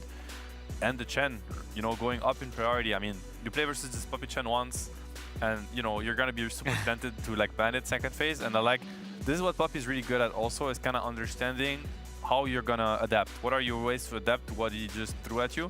And he probably, yeah. I mean, it's a good guess. I'm pretty sure this Chen would have been banned in the second phase. And this is like this has to come as a surprise for LGD. Like, damn, you know, we had a plan of like getting rid of the Chen later, and now it's just already here. So we just have to deal with it now. Yeah, and it's a bit of burst healing to counteract the burst damage of the Tiny, just like generally speaking about the heroes that we see. So that's always going to be pretty useful, right, as well at stopping the early initiations, if this is not like a Tiny core with Echo Saber follow-up. I mean, add to that, right, Warlock usually goes great with this area damage, right, but that means usually less burst because you're about trying to do as much damage to as many people as possible. Hand of God, probably the best thing against that, right? Yeah, I mean, even more so, right, because usually, you know, for example, you don't really want to do a shallow grave on a bristleback when your entire team is bonds. Everyone's going to die on the bristle. But with the Hand of God, everyone gets that burst heal and then that heal over time, which did double. That was really, really huge for the Chen, who was kind of unpicked for a couple of years. So all that regen does actually allow you to fight through like an early fatal bonds. We saw how big of a difference that made earlier today for LGD. I like the Kunkka ban a lot from Secret. I think this is a really clutch ban. I'm convinced LGD was looking at it. First of all, a hero, you know, nothing to say, is really comfortable with. But more importantly, it's a hero that shuts down the Zeus mid very well. We've seen it yesterday. One of the few heroes that also doesn't mind fighting into Chen, you know, at any stage of the game. Mech, no mech, creeps, no creeps, doesn't matter. Ghost Ship is just too potent, especially in the early game. You know, this Kunkka Warlock would have been so massive. So really clutch bans from Secrets. Okay. Early Bristle pick. Yeah. They did ban the Viper to protect it, right? The Bloodseeker also gone. And the Void too. Void really good against Bristle. Also just for the time dilation, preventing him from casting his spells. Very annoying. Bristle doesn't want to really buy the spell that early in the game. He wants to go for the, you know, typical Vanguard into Ags. So yeah, very well protected Bristle pick. It's interesting that they decide to pick it now, because they could have picked it, you know, like as a close-up pick for the second phase. And they decide to just show it early. Means means a lot on how confident they are. At playing it. Maybe it's flexible too. It could be an explanation. It could be, right? But I mean, the thing that's scary for me, and you're implying, is Secret now have 2 picks to address it. Exactly. Right? I mean, sure, you take out the Viper, but I wouldn't say, you know, a Zayat's Hoodwink sounds not too bad for me right now, especially because you can still pick the laning partner with the Hoodwink for the break, right? If you really desperately want to nerf the Bristle right now and address it, that could be the solution. Or something like the DP. Yeah, DP, very good hero. Super good if the Tiny's going to be core. Very good against Bristle, and that's kind of what I was wondering, like, why do you show the Bristle that early? Why do you allow them to have like 3 picks to counter it instead of, you know, only 1, technically, if it was going to be picked last? But that means that they probably have a plan. I would only expect them to have a good plan for that. And yeah, once again, it could be maybe a Faith Beyond hero, and now Ame is going to be, you know, a DP Punisher. Like, you kind of get baited into counters that you can deal with later down the draft. So, I mean, we'll see what LGD does. based on that. But yet again, you know, you see this grouping up kind of lineup from Secret. You know, I feel how they can speed the tempo. The Doom too. Doom, okay. This could very well be a Zayak Doom. He's very known for his Doom position 4. Very comfortable on it. And DDP Doom sounds like a pretty good combo to play together. Yeah. Percentage-based damage as well, obviously, against the Bristle. So they've committed to this Bristle, but not over-committed, perhaps, right? They didn't go for the more the archetypical counters. I also, you know, looking at Secret's lineup right now, they contest Roche really well. They can still push objectives. DP's no longer like completely Omega bonkers and like his, you know, the values don't do what they say. She finally does what she does on the box, or she does what it says on the box with that regard, but it's still a respectable amount of Roche and objective taking here for them. I'm looking at Lycan for LGD. I mean, the problem is that Bristle is super countered by DP and Doom, so maybe you feel bad putting it on +1, but I just feel like it's such a good Lycan game, you know, like against the Doom, the DP, the Chen, the Zeus, like these heroes don't deal with Lycan whatsoever, and I know that LGD is very comfortable with the Lycan. Faith Beyond, obviously, you know, they're very known, they were playing it a lot at TI, so I feel like it could be a really strong pick for them. I just wonder if, once again, maybe that's not respecting the laning phase enough, because it's gonna get countered, you might run into some Chrysalis Monkey, these kind of things, but they need to switch their win condition. It's not going to be the Bristle, not against Doom DP. It's not happening. Right. So Lycan would be a good idea. Maybe we could get a mid-win condition here for nothing to say as well. Anything here that works that you can see? What could he be looking at? I mean, they have limited amount of lockdown once again. Yeah, right. So I kind of want to go to the Spirits, but yet again, you have Zayas on this hero where if you can close the gap and get the spell off, it's, you know, completely removes the hero from the fight and basically the game. I mean, it kind of feels like he's going to have to Doom the Bristle most likely, so you could get away with a Spirit still, I would say. I'm just... Yeah, I mean, nothing to say. He might need to look at this. Okay, they go for Enigma. That's the win condition. Okay, very interesting. So we're looking at potentially a tiny +4 and an Enigma for Faith Beyond. I mean, once again, they have very little lockdown, and once Enigma gets BKB, unless he gets doomed, which should be kind of hard with the Bristle kind of running in. You know, you're going to have to put some attention on the Bristle. Then this is a win condition. So far, it looks like a win condition for LGD. Okay. Now the bans from LGD, do you get rid of the Monkey King here, just to make sure? I think you have to. I mean, he's good against Enigma too. I think like players are kind of mixed on that. Like, really? Yeah, as an Enigma player myself, I don't mind laning against Monkey King, but I know that Monkey King carries also like laning against Enigma. I think there's like a debate. Right. So I'm not really sure. I don't know what Chrysalis would think about it. He's a very experienced Monkey player. I would be really curious to see, and if he would pick it or not, or if it's gonna be banned. It's gonna give us the answer. But definitely a pretty good Monkey King game, I would say. Right? Like they have very little lockdown. If you get on top of the Enigma, then it's kind of a free monkey. Troublesome. Yeah. No, I would expect to see it banned, right? I mean, they need the Chrysalis hero, not a whole lot of flex with what Secret is presenting at this stage of the draft. So I think that's probably what we'll end up seeing here. He also brings an extra stun that they kind of lack, honestly, on Secret side. Like they have a lot of damage with the DP and the Zeus. They need lockdown. And some pretty decent initiation. No, you know, immediate. Immediate. I mean, they were just waiting. Yeah, the Coddle taken out in the meantime would have given you even more sustain, some early push, right? Yeah. Which is always goes very nicely with already the pretty high amounts of heals you can get on a Warlock with a Shard. I mean, the Coddle ban is really interesting. It's really important, I feel, because they have so little. Just imagine this Coddle Boots of Travels kind of, you know, full speed running around. Like, what hero is going to deal with him? Nobody. Zeus, Chen, like, none of these heroes can actually lock him down. So, very interesting ban. I think teams are really on point right now with the bans and how they're covering angles and the weaknesses of their drafts. So we're looking at what? We're looking at a carry for Secret, most likely, and what should be a mid hero on LGD side, but it's still a little bit more open on LGD. They go with the Pango yet again. Very little lockdown. Yeah, I wonder what Nothing to Say is going to be looking at. I mean, no Void Spirit, no Ember. I kind of, you know, there's one hero I really want to see him play is Tinker, but I know it's not meta. Oh, man. He's famous for his Tinker. He is so good at the hero. Yeah. The Tinker versus Zeus historically. Well, I guess probably now with the overwhelming Blink build, maybe it seems better. It's just like it's just me fanboying over his Tinker. No, I agree. Yeah. They did nerf that. Remember, that used to be quite strong, and then they changed it to be more based off of your strength rather than the Blink itself. So it would be really cool to see. I agree, and plenty of long range distance. Right, Secret right now they do kind of struggle to get these fights started. Right, so I could see even with the lockdown. So I could really see that as being potentially a pretty powerful pick when you've got a Bristle to frontline and the threat of a black hole counter initiation. Yeah, I'd feel pretty safe behind that as a Tinker. It's a decent Invoker game also for him. Like I know Invoker players really like the matchup against DP. A lot of damage against the Chen, obviously too. Good against Doom. Just kill him through, you know, like physical damage. You got a lot of people that can use the spells. Alacrity, you know, Cataclysm into Black Hole is always a game ender, right? You do have the hero of the patch Puck still available, by the way. Right. Oh, you know what? And dooming a Puck is near impossible. So. Okay, that is a scary pick in a way. I think PA into Enigma can be quite scary, obviously. You know, especially on the lane. I think you're definitely not one of the weakest laners, I would say, against Enigma. So that's that shows a lot of confidence. I think when you look at the PA in this game, he's mainly looking at the PA shard and the break mechanism against Bristol, which is really deadly for Bristol. So this really gives them. I think Secret's going to feel super comfortable scaling into this game right now. For sure, against the Templar Assassin. I also like the PA to just quickly jump the backlines, delete this support Tiny at this stage, right? Delete this Warlock before he can get that Golem off, and ideally try and just take the fight with your overwhelming damage with Zeus to follow up. Yeah, I could see it. Also a bit of a Crystallis hero. It's not as renowned. An older one, Yeah, it's not as renowned. He might not be Grandmaster level 30 like he is on the Monkey, like he is on the Bloodseeker, but I'd still definitely seen him pop off quite a bit on that guy.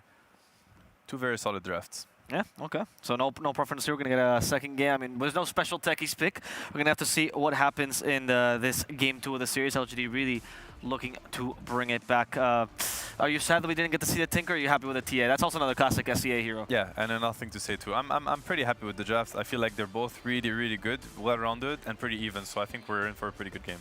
Okay. All right. Well, let's hope there's no shellacking as we're casting here a BB, and we have the caster's BB to cast it. So instead of Bristleback, let's send it to Beak Up and Black. Thank you very much, Avo. Yeah, we're looking at potentially a 2-0 for Secret, a 1-1 for LGD. We'll see what they get, but there is a Bristleback, which has been very popular in the Chinese region in terms of being on the carry position. I myself was hoping for the Tinker as well. Once Seb said it, I was cheering. I don't know if he heard me, but I really love Nothing to Say Tinker. We're not seeing it. We're getting his TA.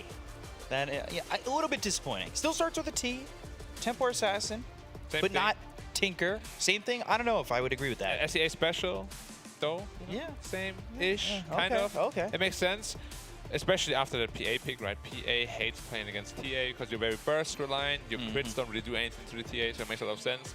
Lanes very well to Zeus, but I'm a little worried for the Bristleback because now we actually see one of the hardest counters in the game, the Doombringer.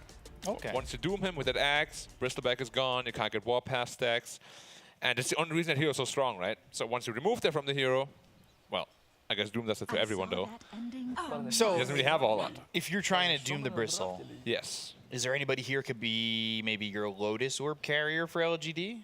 Yeah. I mean, you could build it on the Enigma.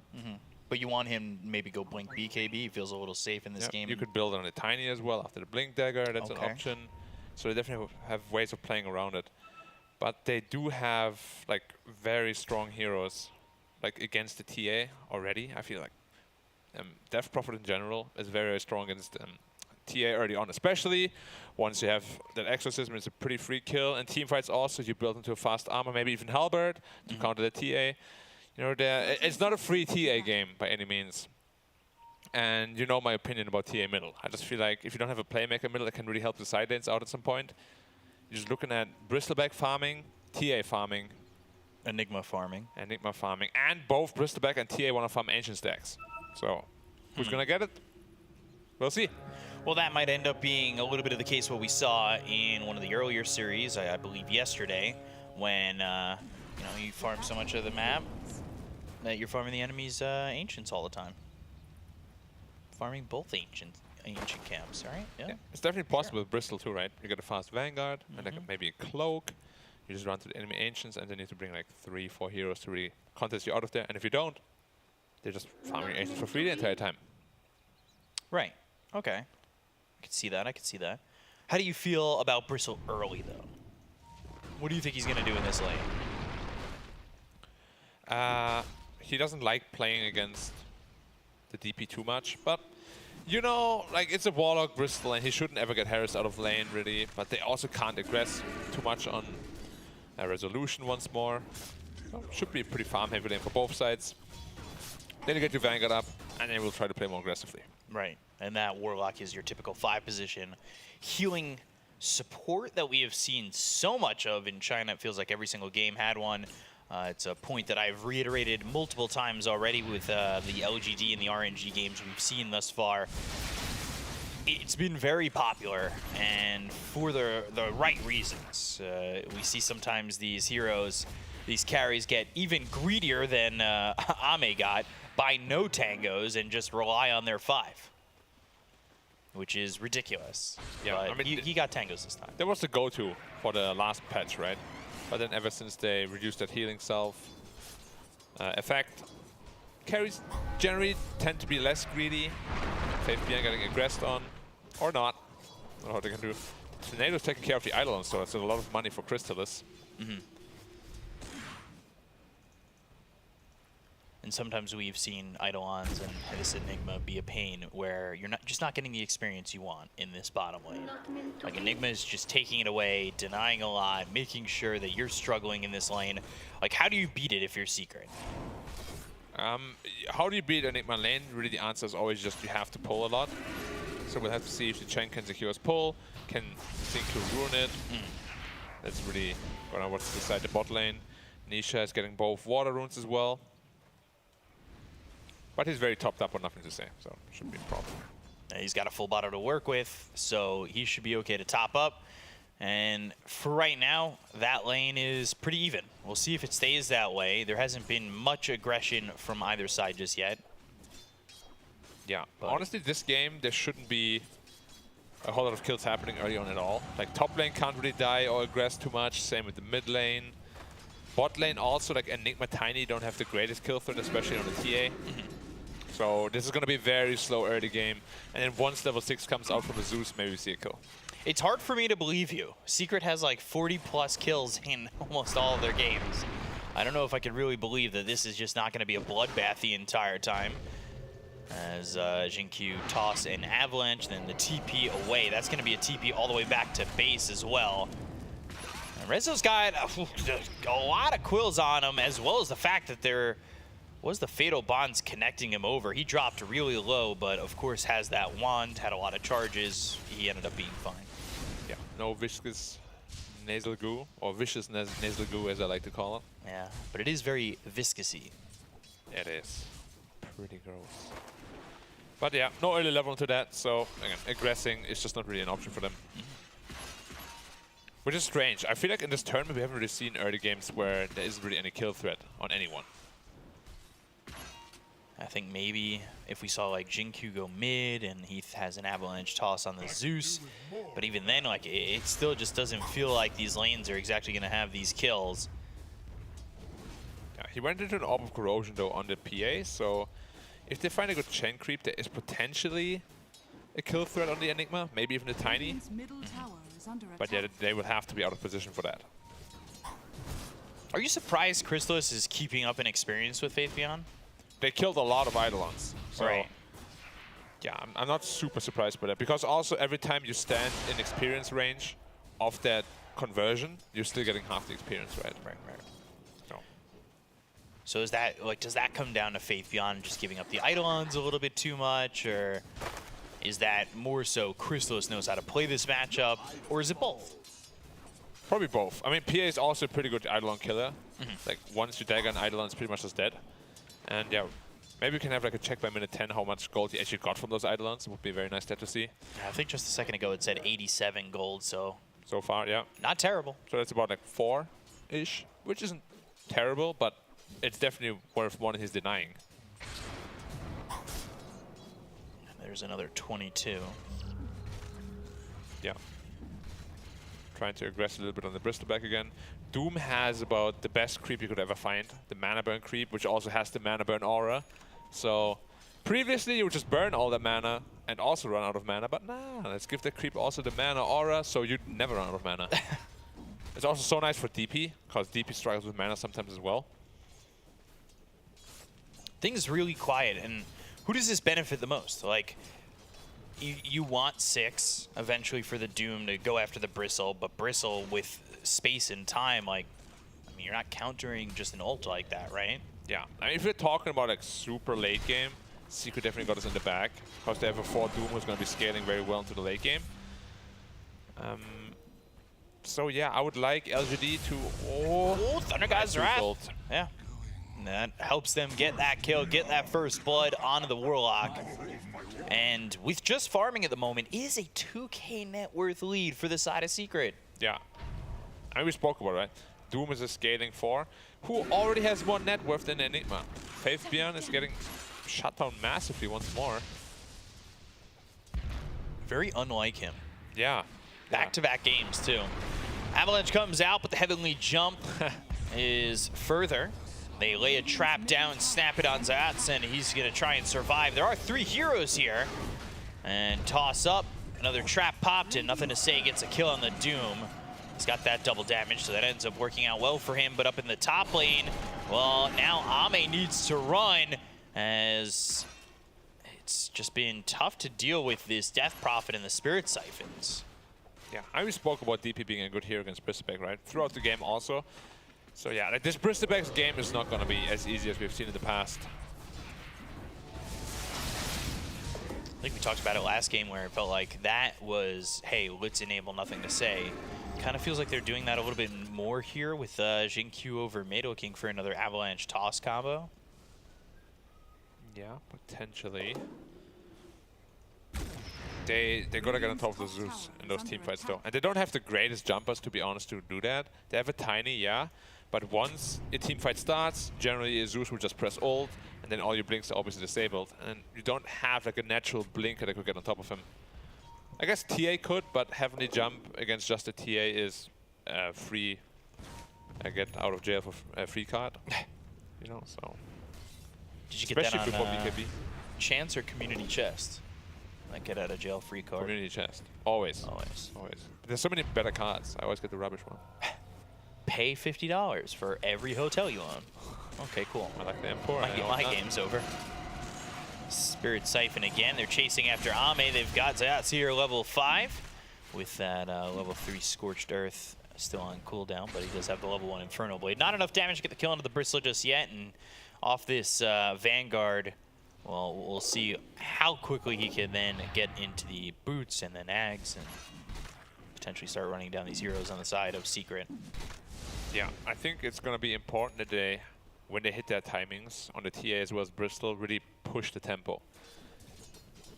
Because, like, again, late game, Bristleback against Doom with Axe is very difficult to play. You always want to be in the front line, obviously, but if you are, you're just going to die. You're going to get doomed. They're going to run you down. Not a whole lot you can do about it. Seeing PA take more Eidolons, get some more gold. Meanwhile, Nothing to Say, he's in the jungle going after what I believe was a 3 or 4 stack of Ancients. Top lane, Ame in some trouble. The Exorcism popped off, and they're going to try and chase. They've actually got him in a good spot in between the tier 1 and the tier 2. But here comes the Zeus, Thunder God's Wrath, the end of the Ghost, as well as Nisha will get the kill on Ame. That works out in the favor of Secret. The rotation's just not nearly enough for LGD. I wonder what's up with the tipping. They've been tipping him like hard both games. Maybe they know he's big tilt. Maybe they played some pops today or yesterday. Starting the drama. No, guys, probably nothing is up. We just like to gaslight some people sometimes. So Nothing to Say with the highest amount of last hits at 9 minutes on any hero this event. 102. Yeah. And now they've got the Doom up top. That's onto the Warlock. Sorry, Y. You're very dead. Deadlock. Deadlock. No war, just death. And this has just been Secret's a whole series so far. Just kills. And LGD wondering, hey, where do I farm? That being said, like you saw, that stat showing that Nothing to Say is doing much better than the last game in terms of farming. We'll see if he continues it. Avalanche toss, but this is a Death Prophet. Also has the help of the Chen ulti. So how do you really kill this hero? And I guess, at least for the moment right now, you don't. Yeah, the answer is you don't, especially if you don't have the goo on Bristleback. Chen might be in trouble, though. Oh, Faith Beyond. Let's see if he drops down the black hole. Okay. Nothing. I mean, they're not going to pass the event horizon that way. But now the Fatal Bonds comes out, and it's a Stifling Dagger to get the kill out onto Faith Beyond. Crystallis doing the carries amount to get that kill. 1 Q. He threw a couple of daggers and right clicks previously. Don't do our carry players like that. I know you're a support player. Give me the lane. Why are you so greedy? No, that was good. That was good, Crystallis. Keep it up. All right, well, at least he's not going and feeding another lane like we talked about. The classic, dude. Yeah, the classic, my lane went bad, I'll go top, try to gank, but my team doesn't gank, and then I die 2 times and feed. That's indeed the classic. That's all like one word, by the way. Yeah, always is. Top lane, Rizzo, go for the tier 1 tower, and free to do it so far. Like, this is just going to be a tower to open up more of the map. We've seen what Secret can do when they control the map. They start erasing parts of the other side. Yeah, but finally they will be able to claim that bot tower, open up the map a little bit more for the Enigma and the TA. But again, I'm just a little bit worried that Bristol, he's not having a terrible game by any means. But where is he gonna farm? Because TA wants to farm his space, basically. Yeah. And he'll have to find another space on the map, or Nothing to Say will have to. Either way, one of them will have to expose themselves to danger. Do you think maybe the timing comes, it's like, okay, Nothing to Say, you got your Deso, now it's time for me to farm. You fight, you kill, you jump, and I'll farm. The problem is, even with the Deso, you're not really happy to fight because you have no BKB. You're playing against Zeus, you're playing against Doom. Even PA might potentially be a problem, you know. And Death Prophet just finished the Vessel, and we all know what Vessel does to our boy Bristleback. Especially early on like this. You're not going to have a BKB for like another 10 minutes at least. Yeah, the question is now how quickly does he get into that axe? Well, he's trying his best to get into it fast, but they're actually leaving the Ancient stack for him, which is a kind gesture. Oh, but again, that delays Nothing to Say's timings. He could have already had a Desolator if he kept farming those camps, right? Yeah. It's a little bit counterintuitive always when you have 2 heroes to do the same. Right now, he just has the gold for the Mithril Hammer. We'll see. Does he pick it up right now? What does he want to do? Holding on to a lot of that gold and finally buys it, and we'll get that shipped his way via 1 day. Or same day, really. But this game continues to stay pretty quiet for the most part. Yeah. Secret happy with where this is at, content with what they're getting. You've got Crystallis, who's getting close to the Battle Fury. And he's just been unchecked. Like, these heroes on Secret, they're allowed to have free reign. Looking for Doom. So Zats goes in, and he'll move forward, going after the Templar Assassin. And Nothing to Say, they'll get the Doom out. The Chaotic Offering comes in with the Fatal Bonds. But it's not exactly the bond LGD's looking for. Secret are bonded together in a unified group, playing as one. I'm a little bit scared, because it feels like every time these rotations happen, they're very well done and not obvious at all, but LGD always looks surprised. Yeah. Like they're like, oh my god, I got a TP here, drop the rock, it's already too late. On top of which, Secret's done a really good job of recognizing who the most important kill on the map is, right? Yeah. Like in the last game, they knew it was Nothing to Say. They focused him, got a couple kills, shut down his game, and now here, it's him again, and where his net worth is really rolling. And they'll take out the TA once more. Yeah, his Desolator is unfortunately delayed by having to share the easy farm with the Bristleback. Usually when you play TA like this in the mid lane, with a hero like that, you want to get like a Blink Dagger and try to get into the action early on. But they're looking for a Roshan timing, which he's 900 gold away from a Desolator. It's going to be very important that they get their first Roshan. Rezo just TPing in pretty confidently. Fatal Bonds tossed over to the rest of the team. They've got the silence out of the Bristleback. So, well, there's the Black Hole immediately stopped. That's unfortunate. The Hand of God already used. Now some damage on Anisha, but the Crystallis PA is in. Looking over at Ame. He's on the run. He's showing you his namesake, his bristled back. So, well, the side of Secret will jump away. They got the kill on the Faith Beyond. 1 kill's enough. Yep, and while all that was happening, Battle Fury is almost complete on the PA. Lots of A's. Yeah. Today's game. That could be a nice kill on the Doom, though. He has Frost Armor, so he's surprisingly tanky. And he just runs away. Every draft from Secret just feels like every hero is tanky. Every hero has survivability. I want to say Chen's got to be on the list here coming up soon of who to ban. I mean, they're first picking it every game. It would definitely warrant a ban. But again, we spoke about it in the past, right? Where banning a support first phase feels so bad. Like you play against RNG and you ban at Nyx Assassin, you're like, that feels terrible. And if you don't, then he picks it. Who are they getting instead if you end up banning that Chen, right? Like, I guess they get access to the Dawnbreaker. Dawnbreaker. I mean, he also likes to play Ench. We haven't really seen what he likes to play when there is no Chen. Like, a lot of teams just give him the Chen, and he's very happy to play it and pick it, and to great success. Like, most of the time he doesn't die at all. He gets a fast mech. You have the Hand of God and Mag teamfight combination. Mech. There's that Deso, by the way.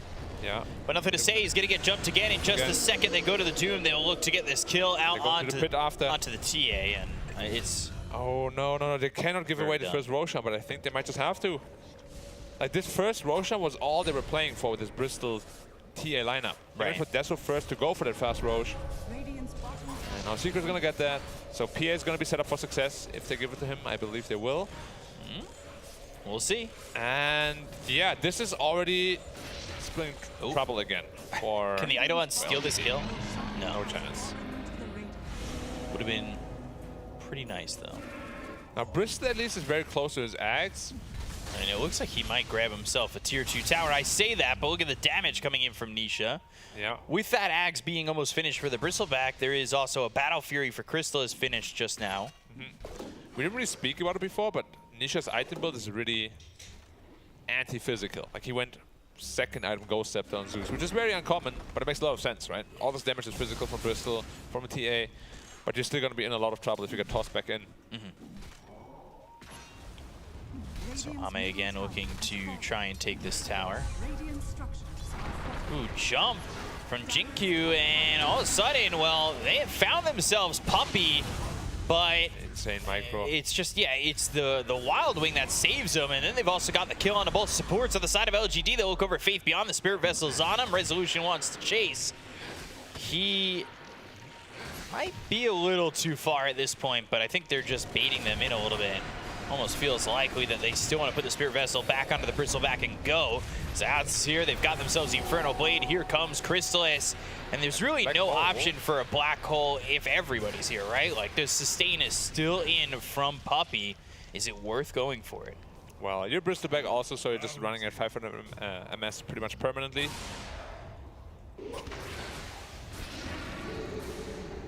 He's looking for a pipe, obviously playing against Zeus.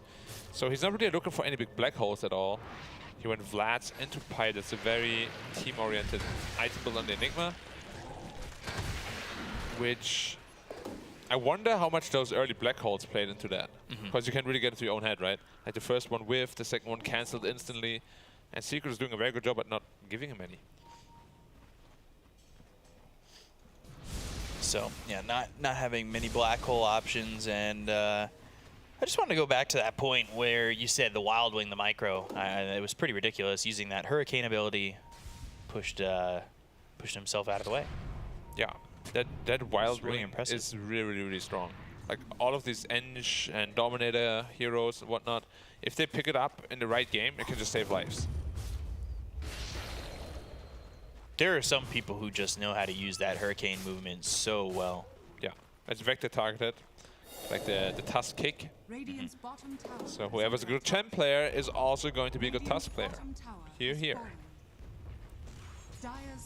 No. Blink Dagger for nothing to say. We haven't really talked too much about Crystallis, but he's had pretty much a free game, free from the entire game.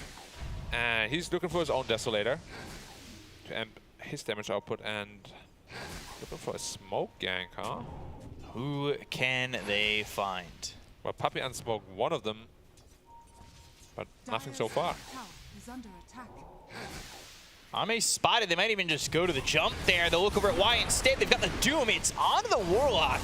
Maybe leaving Ame to be free here. They've got the Black Hole. It's on to 2. They'll look over at Crystallis, and they'll take the Aegis out of his hands. They've got the help from Nisha with the Thunder God's Wrath and the buyback coming in for the Warlock. Warlock trying to get back into the fight and maybe throw a Chaotic Offering at an ample time. But let's see what LGD still have in the tank. It's not Bristles in their back, that's for sure. Resolution chases down Ame, and it's 11-2 for a second. It looked good for LGD, and Secret swiped that away. Man, that is a good counterplay there. Did cost the buyback of the Doom, and they did get the buyback out from Y. Still, though, happy to take that trade and get Ame. Yeah, but we spoke about that the later the game goes, the better it's probably going to be for Secret. So you win the first fight, or you win this fight on the back of an Aegis, which... Ooh, Nisha the damage, and there he goes. There's a big kill for LGD. They're starting to find some semblance of damage here, and Sayatsi bought back just a moment ago. You gotta be careful about how far you're willing to go. The Chaotic Offering is down with the Fatal Bonds onto 3 of these heroes. It's onto the army of puppies, but now they go after Nothing to Say. He's trying to TP, but they get the kill there too, and Rezo's on a mega kill streak. So even with the Chaotic Offering, even with the Fatal Bonds, they just don't have it. After they got that kill on Nisha, that's all they had in the tank. Yeah, and that now gives Resolution his BKB. Honestly, it's kind of crazy how good of a tournament Resolution has had so far. I don't know his KDA, but it is ridiculously high. Yeah. Like, he hasn't died a single time again. A perfect game from him. Even when greedy with Travels instead of BKB first, got away with that. And he is just looking to scale into this mid-late game enormously. Going to the Shivas next in the Shard. So far, he's been a real carry. Like, Crystalis has been somewhat quiet. He's done a good job, of course, but definitely getting overshadowed right now by Resolution and Nisha's performances. Yeah, but they have all looked good. Could certainly start to think about putting them as your favorite to win it all. That's for sure, with the way they've played. I mean, a lot of people thought LGD was going to be that, right? And they're handing it to them 2 games in a row. Granted, this game is way, way, way better than game 1. They need their BKBs. Bristol's pretty close to his. But TA is still over 2k gold away from it. They can't fight without them. Now the entire map control is going to go to Secret. So need to find a way to open it up if LGD can. They've tried maybe fighting, but that hasn't worked out. They only have 3 kills thus far. And again, it's Secret who really do just control the majority of the map. Thunder God's Wrath trying to scout. Yeah, I like that. I like the way they use Zeus. They've done it the last game too. Whenever they think there might be a tower defense, they just Zeus ult to make sure there isn't. Right. Or to catch any heroes they want to like delay it a little bit. Tier 2 top. Gone as well, yep. There it goes. LGD can only see it go and say bye, bye, bye. And Secret just continue to put movements on the Dire side of the map. They smoke again. They might come across a couple of these heroes on the side of LGD if they're quick enough. They do have the drums, and they are going to make that jump. They've got the Doom, the right-click damage coming in from Crystalis. Down goes Nothing to Say. Another 50 seconds without this Templar Assassin farming. It's all while Bristleback does, in fact, make his BKB, but will that be a changing factor, or are they too far behind? And they want more. Puppy's coming over. Rezo's in. They just can't catch these heroes. Sayats is looking for the Bristol potentially, but he's all by himself right now. Stun. They won't be able to reach him. Scorched Earth in the Infernal Blade. Not enough control to help his team match up with him. Now again, 8k lead. And it looks like as though they're running out of options once more. They need the TA BKB. It's just when your TA isn't at mid position and you have another hard farmer, it's very difficult for that hero to snowball, right? But you're so snowball reliant. At least Armor is feeling very strong right now. They're gonna make use of his strength, but now the Nimbus is also up. So those TP outs that we have seen, not gonna be nearly as easy. Zayas went into the Boots of Bearing, which are really good against Bristleback, and the TA traps, of course, because you can't get slowed for 1.5 seconds. So it makes a lot of sense. And then Axe, next item, because we spoke about that. Axe counter against the Bristol, of course. Do we have any Lotus Orbs coming? No, not even close. Yeah, no Lotus Orbs, no way to reflect anything. Oh, they see Puppy, he's TPing out straight away. Puppy TPing away, and they don't get him. Now, this is when you know that game wants Secret to win.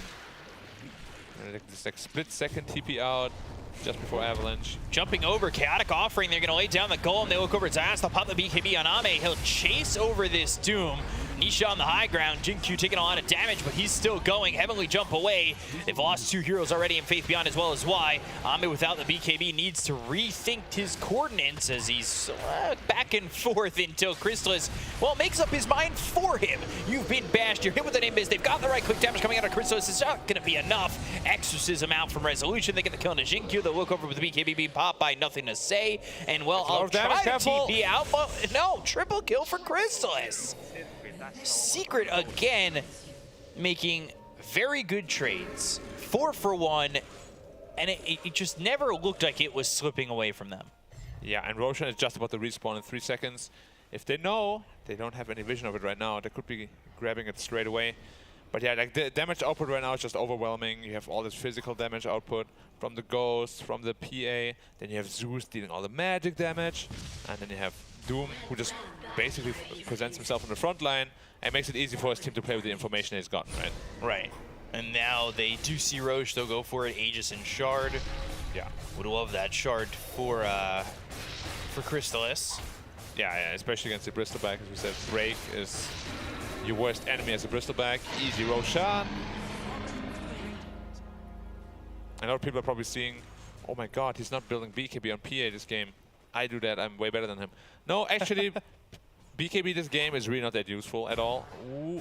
Oh, that was a crit, but won't be able to get him. He's got double damage. I want to say, yeah, he'll get the creeps. He maybe even thought about going, right? Nah. You don't want to throw anything away. The Secret we have seen here is very conservative. True. Like, not conservative, but like they know when to get back. Because in the DPC, when Secret had a big lead, they were quite prone to throwing it away. So whatever they've done, they found themselves this tiny. Goodbye. And Jin-Q is very dead. Yeah. It just, I don't know. I almost want to say it seems like the same story every single time. Doom, right clicks for Nothing to Say, but still not finding his voice. Where are you running, my friend? Nowhere. Thunder God's Wrath and Crystallis now wicked sick. Yeah. And it's the problem with the Bristleback hero. It's very strong, but if you can't use your timings and you sort of miss them, then a lot of hard characters is better than you. Like PA will always outscale the Bristleback, especially with the itemization he's going for. As I said, no BKB, he's going pure survivability and damage.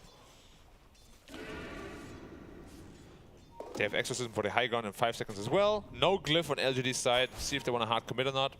Really not much speaking against that right now. So they pop it straight away. And the tower should be made short work of. How long are you willing to sit here if you're LGD against what Secret have their way? And it looks like the fight's going to break out. They've got the BKBs as well as the Chaotic Offering. They'll go after Jin-Q. Crystallis with the damage. It's actually Resolution against the kill with the BKB being popped by Ame. He'll go after the side of Secret, but, well, BKB and Magic Immunity no longer. They'll go after the Bristle. They'll fear him up with the Shard coming out from Resolution with that Spirit Siphon and no Bristle for 70+ seconds. All of a sudden, they're on your last leg if you're LGD, and that is without Jin-Q. They'll buy back on the Bristle, and now Secret, they start to back away, but it almost feels like they thought about going back in with the positioning of Zayats there, and then they were like, all right, let's get back, let's reset, we could do it again. But here come LGD trying to chase. Ame going in. There's the fan of knives. Well, Ame's certainly not a fan of knives, but now they go to the black hole. They've got the Nimbus down, stopping the black hole. Crystallis on a godlike spree. Infernal Blade hits, and he will wipe the floor with LGD's bodies, and GG is called. A 2-0 for Secret over what was assumed to be the favorites of this event. But LGD, they don't show up here, and Secret continue to, well, give away the secret. It's that they're back. That was a super one-sided game again. 4 kills is all LGD could muster up once more. Yeah. What can you say about Secret? It's an amazing draft, amazing execution. The synergy is great. Like, that offlane duo in particular, I feel like this is breaking every game. Zayat and Resolution. How do you stop them? Like, okay, you ban the heroes, but then they just pick other heroes and do the same thing anyway. That must be such a, that's like the biggest compliment you can give, right? We banned your heroes, you're still good. You're still dominant. You're still destroying everybody, including now the likes of LGD. They've made the list, and they've been crossed off it. Like, it is so impressive what they are doing with this Secret lineup, and they're making me a big fan. I'm a big fan of Secret. It's really looking so good for them. Even though it's LGD. Yeah, exactly. I don't know. So against LGD, I'm not jumping ship. I would never do that. Right. But if I had to pick somebody from the European region, it might just be Secret right now. Might just be Secret right now? It might. Well, So you're one of those like Reddit guys, like, oh my god, at the DPC you guys didn't do so well. They were like, I'm probably not your fan, but now they're doing really well. You're like, oh my god, I'm a fan of you guys. Yeah, I'm like that too. Let's go. Yeah, I'm on there. I'm just like, Secret, come on, you guys are losing. What do you have, 1.5k MMR? This is crazy. I can't believe you're doing this. And it's just like, now they're showing up. They've got, 9, 10k MMR and kicking the butts of everybody. It's a shellacking. I'm from NA. I can use that word. It's a certified shellacking. Yeah. The process of putting, I think, a clear coating on top of wood is why we call it a shellacking. I don't really know, but I never said good lines come from North America, and right now good teams come from Europe, and it's just Secret that have been overwhelming these teams. Like, if you're watching this, if you have seen Secret run down the gauntlet, I just don't know what you really can do here. And now you've got to try and change the mindset going up against Secret. And, well, honestly, you want to think, what is the mindset from Secret? So we're going to find out. We're going to throw it over to the interview, and let's take a listen. Puppy, first of all, Puppy, congratulations.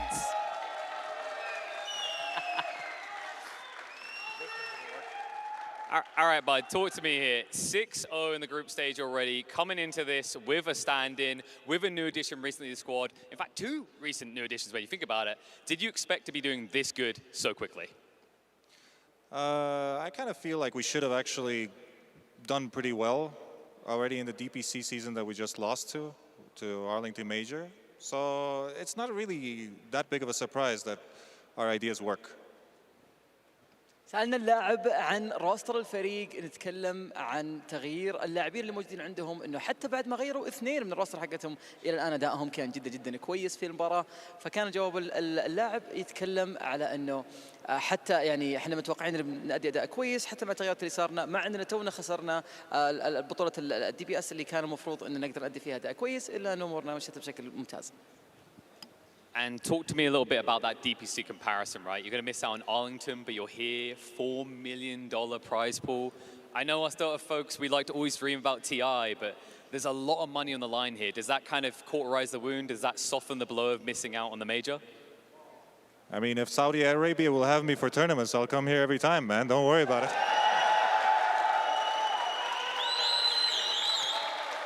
سألنا اللاعب عن شعوره على تواجده معنا في رياض ماسترز، انه البطوله والجائزه حقتها جدا كبيره، فهي مقارنه في التي اي والبطولات الكبيره.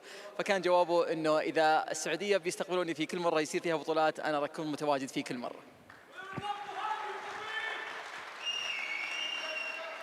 And talk to me a little bit about the magic that Rezo and Zayats have going on. These guys, they seem like their own operation on the side. Was that all intended? Was there kind of this understanding that maybe they'd have a bit of carte blanche to do what they want? Or are you still very much commander-in-chief on this team over everything?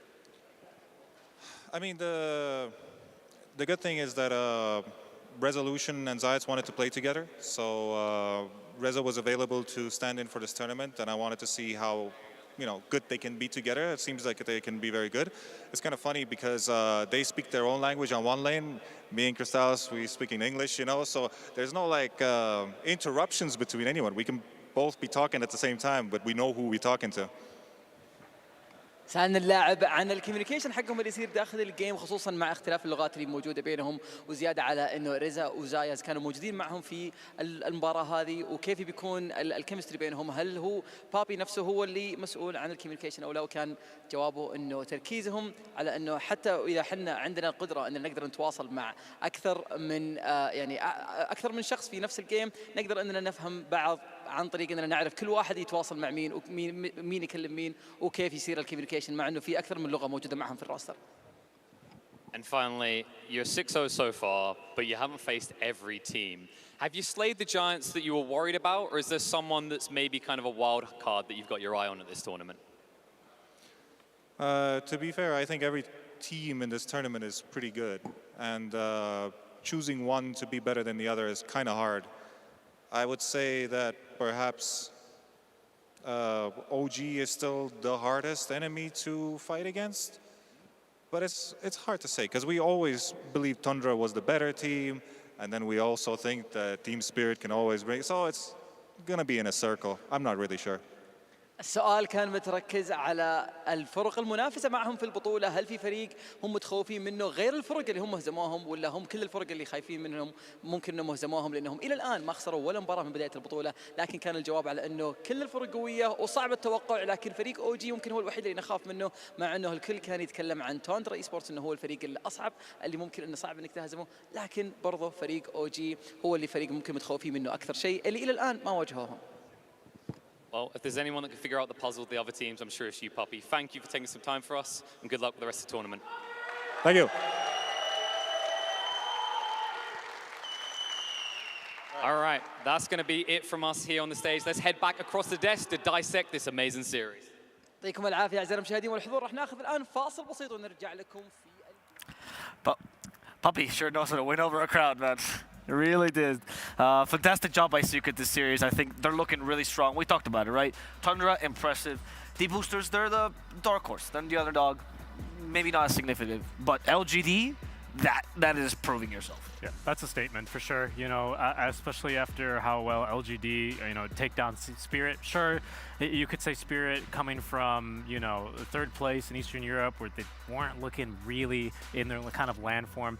Regardless, still winning that series 2-0 on just the bear, and then getting kind of destroyed here by Secret. Yeah, the way in which they won it also, like, that was probably the biggest part about it, right? Like, they dismantled LGD 2 games in a row. I think they very much outdrafted them, they outplayed them, and I think we haven't seen LGD that confused and shocked. It felt like they were in shock when they were playing. Like, they didn't really know what was happening to them. And I mean, as you said, really, it is a big statement, and it's the kind of statement that's gonna impact how the meta of the tournament is gonna develop, because now everybody must be paying like closer attention to Secret, because it's just not a normal thing to come in and just stomp LGD twice. We get to watch the series highlights brought to you by Aramco. We get to re-witness the beginning or the second game a little bit more. Yeah.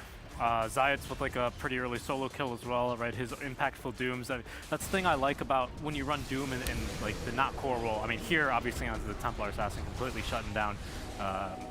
Nothing to say, but especially even top lane, just using it onto kills onto Warlocks, right? Buying back, dooming the Warlock, like stuff like this, really stopping that BKB piercing ulti and truly making it a 4v5. There's a small number of heroes that can fight through a Doom, right?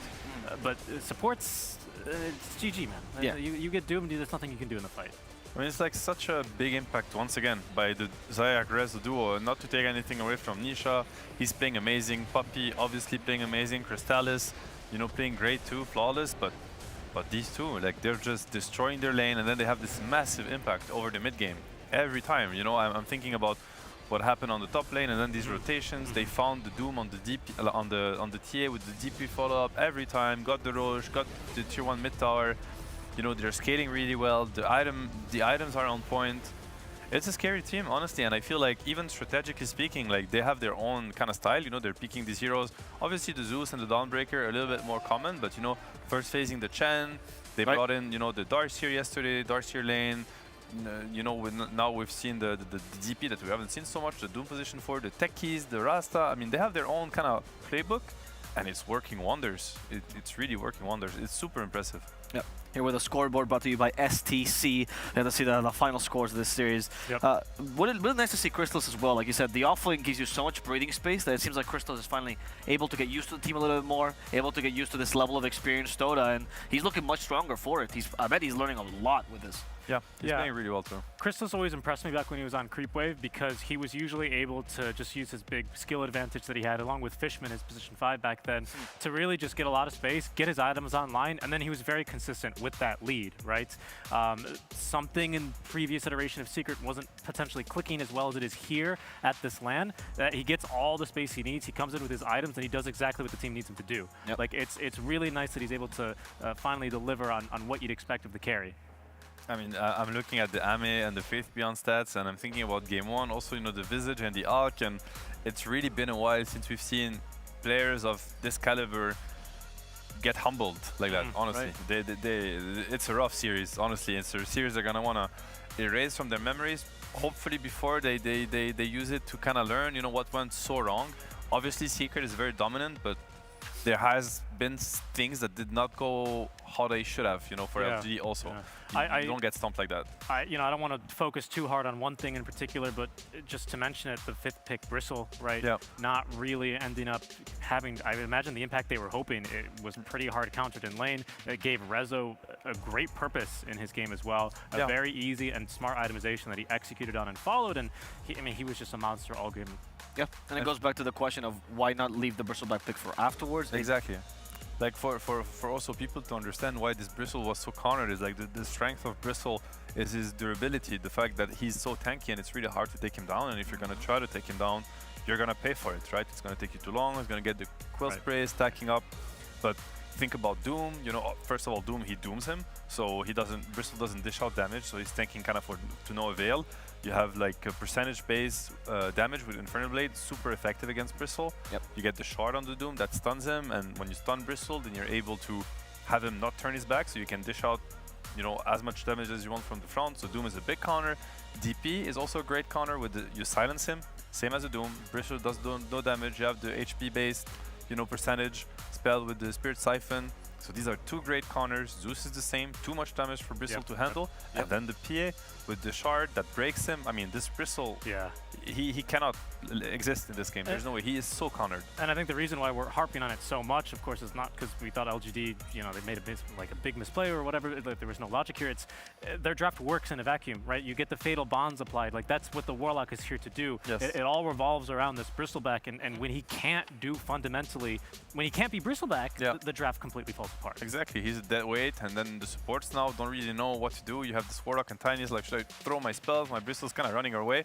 You know, when do you see a Bristle running away? Like, it's a bad sign, you know? Like, if your Bristle's running away, run away too. That's the only advice I can tell you, you know? If he's going in and doing what he should be doing, then you're going to be able to throw your spells efficiently. I mean, what did that shift didn't work though? Because they shifted the win condition to this Enigma and now TA as well, right? Why was that something that didn't really work out for them in that game? I mean, the Enigma also was exposed in the sense that he was picked before the carry was picked, so they got to... And I think they maybe also underrated how much Chen felt fine against Enigma. I think Puppy really salvaged that lane by taking over the Eidolons, and obviously they're going to be stronger when you take them over as Chen, so... I got surprised, honestly, at how well the Chen Pia did against the Enigma. Pia was free farming completely, and I don't think LGD really expected that either. Yeah, Nisha with very superior positioning as well all game. I think I saw one micro black hole, right? He was immediately with the lightning bolt to cancel. Lightning bolt. Exactly, right? Just smart positioning, and Secret were able to easily adapt to it in the early game. Not to mention, you know, even when you do shift it onto the Enigma, I think the cooldowns here you look over for Secret are just a little bit easier for them. You know, yes, one big black hole, but if that doesn't work, Exo's still running. You have 4 Spirit Siphon charges, even more, right? Zeus, the longer the fights go, the better it is for him. And TA, it was an idea. Eventually with Deso, you were getting in some of the splash damage on that last black hole we really saw.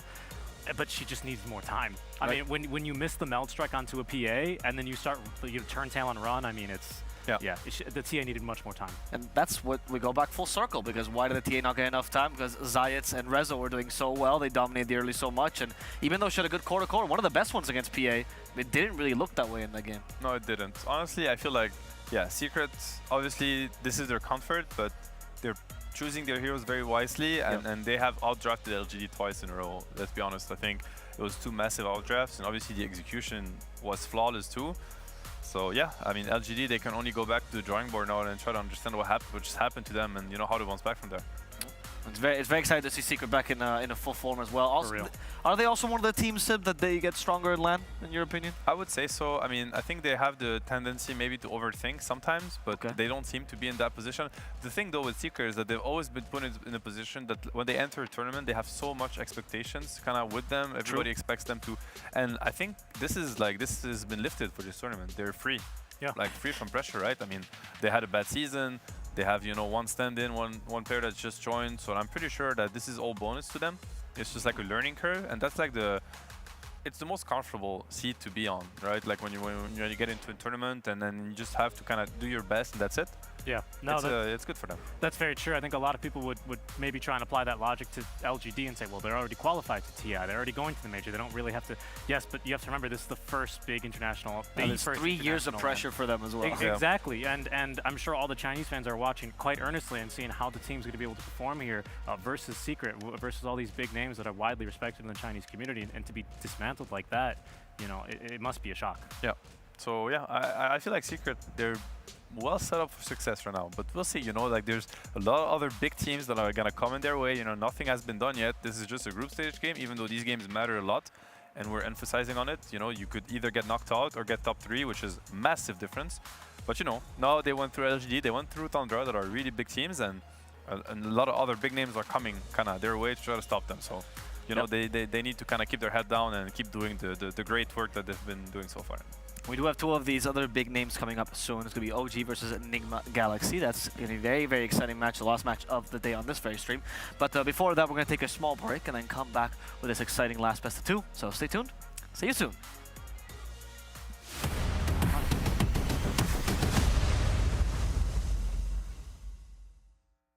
عايز تترجم راب؟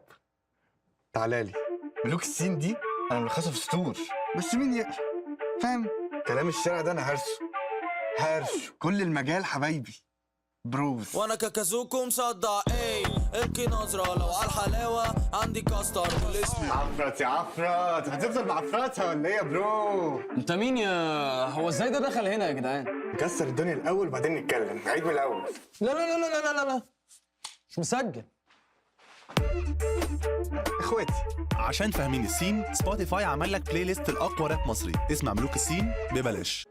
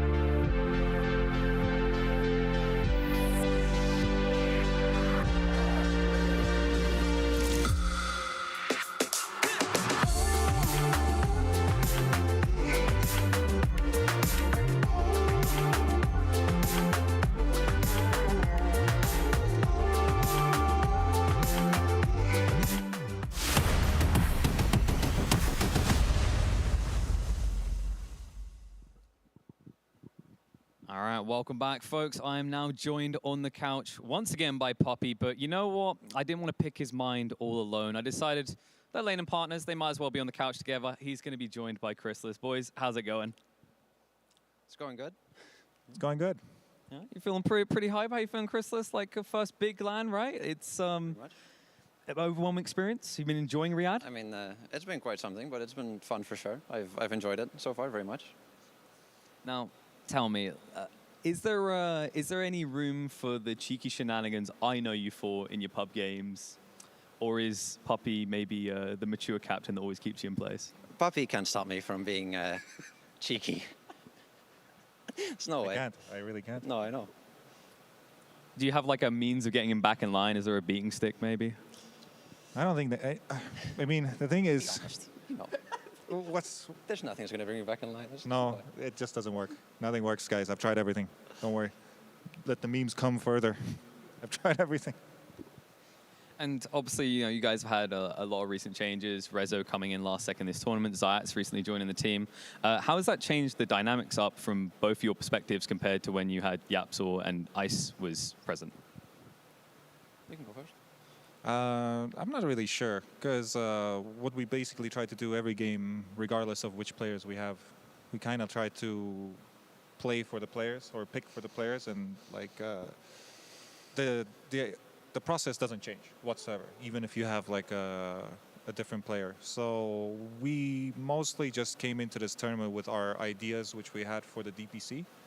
Perhaps there's an extra flavor on there from Resolution, but at the same time, the plan kind of still stays the same. I'd say the same thing, actually. I have the same mindset on it. I think, we haven't changed how we wanted to play based on a change of player. And speaking of changes, Chrysalis, like quick rise, right? Time and time again, you've had to change up. You've had to become a little bit more flexible in your heroes picks. You can't be the Monkey King spammer we once knew you as. How has it been kind of flexing these roles? Because I know we talked in the past privately, there's expectations of heroes you should go after. Do you make recommendations to Poppy, or is Poppy more kind of like, I think this would be good for you? It kind of goes both ways. Sometimes I'll pressure more for my own hero. Sometimes Poppy's like, I really think this hero's going to own, and then I'm like, okay, sure, then I'll play this hero instead. And usually, we draft kind of together. Usually Poppy gets the last word, but overall the drafts are You have to say it like that. I mean, I did. You can defend yourself there, Poppy. I mean, he's kind of like... No, I don't. I told you, nothing works. Doesn't matter if I defend myself. There's topics we have talked about, non-Dota topics that we talked about. I don't know, like wearing your belt this way, that way. He's going to go against anything I say. It's not like it's a bad thing that you have the last word. No, it's not. It's not a bad thing. But I get the last word. That's important. And I'm sorry. Talk to me about how things changed, right? Like when you come with these big teams, maybe you had bad habits or habits they were unfamiliar with. Was there anything that Poppy had to get the beaten stick out for and say you can't do this anymore in terms of the way you played the game? Did he listen to us at all? He's just like few No, I'm fishing. I want specifics. Give me specifics. He literally didn't listen to a single conversation right now or something. He doesn't understand that nothing has worked. Kinda, yeah. It's just it's not gonna work. Well, something's working. I mean, you guys are 6-0 up on the groups. Like, is it really just simply we just play our Dota, we just do what's comfortable, like no secret recipe? I mean, if you're talking about Dota, that's a little bit different because, it depends what you do in real life, depends how you are in game. He's the way he plays, he's crazy. So you gotta let him be crazy. There's nothing you can do about it. It is how it is. All right. Speaking of real life, you gotta have that unwind, that thing you like to do when you're not in front of the PC playing Dota 2. What do you guys do to kind of relax, to get away from the Dotes? Don't starve first. Don't starve. There's multiple games, but he says not PC. So I mean, that's a problem though. Yeah. Do you just get locked in Poppy's basement? You're not allowed to come out? I just play my. He locks himself in his own basement. Let's be honest here. Yeah, I don't know. What do you mean? What do you mean? Never mind. You know exactly what it means. The thing is, we're gamers, so if we get bored of something or we want to chill out, we're gonna probably find something to do in the games scenario. Also to do that, and we've basically played a bunch of games already. No more Apex Legends, Chrysalis? No, Not at the moment. No, I'm very sorry. Not at the moment. I was hoping we're going to be able to queue. All right, let's look a little bit over the DBC, because I think people got like feelings about the format and how things have been going. How have you viewed the regional format and the majors in their current construct? Is there anything you'd like to see drastically overhauled? That's a question for you. Absolutely, it's not, dude. If anyone has experience here and should know things about this, it should be you. This guy Look, if you needs ask to me, I will genuinely say I really don't care because I'm just playing games, okay? I'm just there to play Dota, and that's all I'm going to do. If there's no DPC, if I don't have to play, I'm still going to be playing pubs, right? I'm just not going to be playing competitive, but it's the same to me, honestly. That's a good answer. I think you might want to disagree. No? No? Okay. I mean, I'm not disagreeing with your point. Sure. I'm saying that you know, the DPC is very bad scheduling, very bad. But it's good to have third-party tournaments like this, right? It's hard to squeeze them in, but how have you been It's actually feeling? pretty important that these tournaments are here. You know, Definitely. The more the DPC expands, the less this happens. The more the DPC expands, the less everything Just look intensely into the camera and do Everything that, here please. goes away. I'm not even sitting here next year, maybe. Who knows? Is this your plight to, like, please allow room for third-party TOs or iPuppy will just disappear from existence? We will all disappear. A little one of those, you know, snaps, whatever the, you know, big boy from Marvel did. What are you going to do if that happens? Yeah, I know his name. Oh, okay. Oh, yeah, what's his name? Thanos. Thanos? Kind of off the mark there. What are you? Thanos, right? Yeah, but you say like it's an E. Thanos. Or like a U. No, because any people that watch that, whatever, man, you keep going. Okay. Can you pronounce it? Thanos. There we go. course I That's the one. Okay. Oh, great. This is You think I couldn't pronounce it that way? It's actually insane. It's besides the point, you know. Really, is it? He's just like, it was a test. I definitely knew it all I along. want to point out he's the one who kind of pushed you on it, you know. Yeah. So I'm sorry. Thanks. I shouldn't have done that. normally Okay. I would, but Final snap just happened. Dota disappears. What y'all doing next? No. We're still playing DPC. That's the problem. It happened, and we're not here, but we're actually playing DPC. Perhaps one game a month, perhaps. Perhaps that is what's going to happen. Sadly, you know, I'll probably be dead by the time I, like, qualify to a tournament after playing one game a month. I'm sensing some frustration building up there, puppy. Nah, man, what are you talking about? How about you, Chrysalis? You know, you gonna retreat to a different game, pursue an esports career elsewhere? Or are you too much of a Dota lover? I have no idea. Don't really have to think about it at the moment, so I'll just, you know, I might just play pub. I hope it comes back. You mean if Dota gets lit as a game? Yeah, like Dota just disappears. Like, what's next? No, I'm just gonna, I don't know. I'll have to figure that out. I have no idea. I'll see. All right, so you guys have been in Riyadh a few days. Obviously, you've been prepping for the tournament, but is there anything you've like looked at that you maybe want to go check out? Something in this beautiful city you want to see? I kind of just stay in my room and play Dota. I do it. I know what you're expecting, honestly. Poppy, you seem like a sophisticated man. There must be something you've got your eyes on. I mean, it's really hot outside, though. Like, this is probably the worst time to be outside on, because if you think about, like, it's July, right? It should be really hot right now. And, I mean, I'm not really sure yet exactly what is there to do here. We don't have that much time either, because obviously, like, I've been to Jordan, you know, when I was visiting Yazid, and we went to do a lot of stuff there, visited the Petra and stuff. So I'm not sure if, like, you know, we visited it and I didn't die of the heat, but I'm pretty sure I will die from the heat at this point. You know, the problem is, it's because you're winning. Like, if you just lost really quickly, you'd have time to go check out all the sites. What? No, you'd have to play more Dota because you just lost. No, because if you go on the group stage, you've got like the last days to go Yeah, check out. but you're not good enough Yeah, if you're lost, so you have to grind even more. Oh, that's true. You have to. There's no way. If you lose, it's like when you get on a lose streak. You know, you lose. You have to play more. You can't stop. So you're saying when you lose, Puppy's just instantly there, play more pubs. No, that's me. I did like. That's I what he do that does to me, myself. man. I'm crying every day. All right, talk to me a little bit about the boys. Like, we've all had those experiences. Maybe, Chrysalis, you haven't had this because obviously COVID kind of took us out of the works for a while. But Puppy, you've had many years in this scene. Who is the worst roommate you've ever had? What a loaded question. Holy shit. You can't say me. That's the fun part. I can't? I mean. I am in a room with him, so it's kind of... Yeah, but I'm not a roommate, you know. You're not. I'm not sure, man. It has to be Remco, actually, because, like, you know, I haven't roomed with him, but if I would imagine. Not surprised. Tell me what you're imagining. What's this room looking like? What's he done? I don't think he does anything in the room. He's like, barely is there. To be honest, it might be good, actually. It's like it's almost like a ghost. It's like he wakes up and the next second he's probably like in a PC already somewhere playing Dota. So it might be pretty all right actually. I mean, that's a question. Like I don't even know. I can't even remember back who's bad, to be honest. You know, let's look at the good. You've got Heen supporting on the side. How much has that been kind of a switch up, having that kind of knowledge pool of both Puppy and Heen for you as an upcoming player? How has that helped you grow quickly into Team Secret? It's a hard question. What did he say?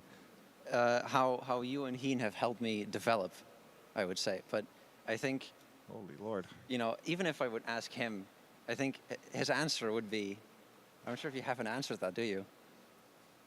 I don't think this guy develops the way you think people develop. That's You fair. make it sound like it's just all chance. No. It's great. It's just you know, let him do his thing. But at the same time, like, you know, he might not notice it. You know, he's got a bubble around him. But once in a while, we inject some kind of like logic in there, and then it becomes him. You know, slowly. You gotta be you gotta be careful though. You might pop the bubble. You know? We might pop the very bubble, easy. you know, with logic, which is really horrible. You know what I love about this interview is like there's probably other teams watching. They open their notepads, they started taking notes of like, yeah, we're really gonna get the deets on how Crystal's Puppy works. And then they got halfway through this interview and they just closed the notepad and they went, this is just messing with our brains right now. Halfway? Halfway, yeah. What the hell? All right, I'm giving too much credit. All right, boys, I'm going to let you get back to your team, though, and figure out what's next. Congratulations on the win. Amazing streak you're on here. Hopefully going to see you making a deep run here in the Riyadh Masters. Thank you, though. We're going to head across to a short break, though. Fantastic to be joined by Poppy and Chrysalis, as always, and I'm sure we'll be checking in with them more as the tournament goes on.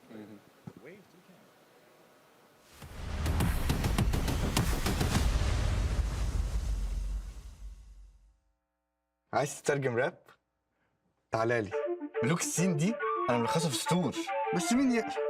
فاهم؟ كلام الشارع ده انا هرشه كل المجال حبايبي. بروز. وانا كاكازوكو مصدع ايه ابكي نظرة لو على الحلاوة عندي كاستر والاسم عفرت يا عفرت، هتفضل معفرتها ولا ايه يا برو؟ انت مين يا هو ازاي ده دخل هنا يا جدعان؟ نكسر الدنيا الاول وبعدين نتكلم، نعيد من الاول. لا لا لا لا لا لا مش مسجل. اخواتي عشان فاهمين السين، سبوتيفاي عمل لك بلاي ليست الاقوى راب مصري، اسمع ملوك السين ببلاش.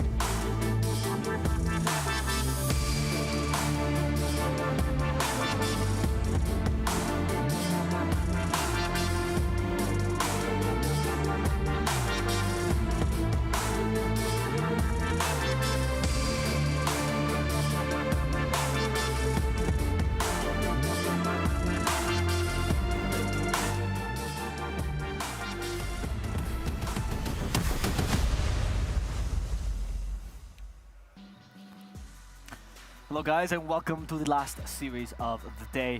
About to begin very soon. We have a panel of experts for you guys to break this down. My name is Al Plus and I'm joined by Seek and Strike and Black. Sounds like that you've just like really elongated my name there. No, Seek and Strike. That's how I always call you. Richie. That's very true.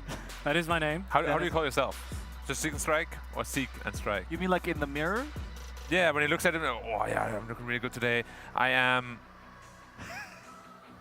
I don't know, actually. That's a good question. It's very important I've for never your own thought identity. about it. I mean, I guess it is, yeah. What do you call yourself? It depends on my mood. Sometimes I'm Dominic, sometimes I'm a superhero, sometimes I'm wow, Black, today you're going to be playing in this tournament. That was like 5 years ago. You're going to do super great, and then you usually don't, and you're kind of sad. What? Are you just superhero or are you a specific superhero?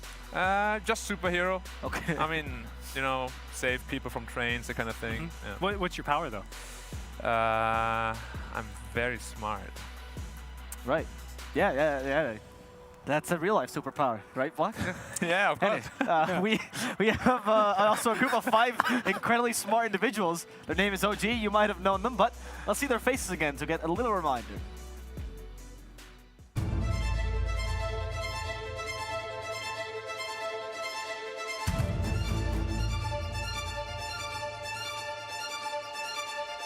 I think our performance this year has been splendidly, like amazing.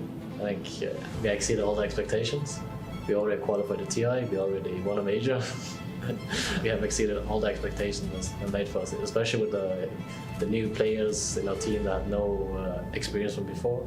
So even if we start losing or whatever, it's like we all can be happy with what we achieved and hopefully we keep improving.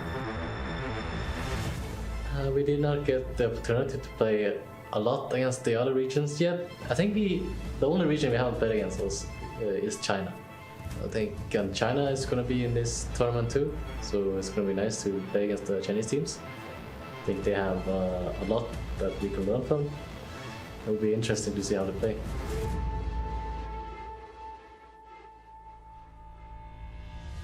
I don't really fear any teams, I will say. I feel like when it comes to losses or winning, it's all up to us, pretty much. It's up to us how we try and how we take the games.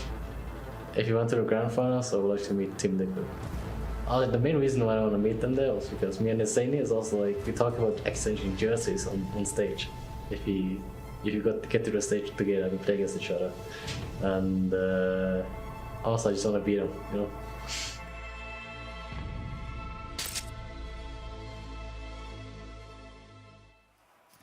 As always, Taiga glowing with positivity. He said they already exceeded expectations with that major win. I think that would be pretty true for most people would have said that, right? And now they're just here to play as well as they can. Yep. When you win a major, Black, you've been in positions where you've gone really far. do you feel Close. Thanks for bringing it up. Yeah. Do you feel like that is a motivator, or do you feel like it sometimes makes teams relax a little bit too much? I really think it depends on like where you're standing, but I think they're pretty much guaranteed TI already. They are. They are guaranteed TI. That's So right. after that, there is cruising mode. Like you will approach all the tournaments with a lot lighter heart. You won't really try hard as much. Of course, you will still try hard. You always want to win your competitor, but you will like use them more as like practice, figure things out. You know, just make your team stronger overall, so you have that best chance to perform well at TI. You know, these videos that we see that was walking in, the hardest part of these videos is how we have to really take them far away from the arena because they're here all day and they have to find their way on their own. So this is their final stride here. And it's really hot sometimes. Yeah, there's no map either. They just have to figure it out in the desert. No mini-map button. Yeah, it's pretty tough. Yeah. But they finally made it to the arena here. Richie, what are your expectations of OG considering how they've been performing today? A lot better than day one. Yeah, much better than day one. Back at full strength, back on LAN. I think, an audience, yes, but also new teams and new players, new threats to face, right, with the Chinese Dota that they're going to be up against. Kuroki as well on LAN is a complete beast. I mean, OG were actually playing their match at the same time that Nigma was 2-0ing TSM, but I was, as I am with the zoomer, multiple screens in front of me trying to catch all the action at once. And every single time I looked over at the OG game, they were doing real well. They were playing very confident. Every single time I looked over at Nigma, Nigma was doing even better, right? Yeah. So like I assume that they've had a chance to look at those replays and you got to go into every match thinking you're going to win. But after seeing Kuro back on LAN after like a year of Div 2, dude, he's looking real good. Yeah, I mean, Kuroki has always been a player that, honestly, his MMR is really low.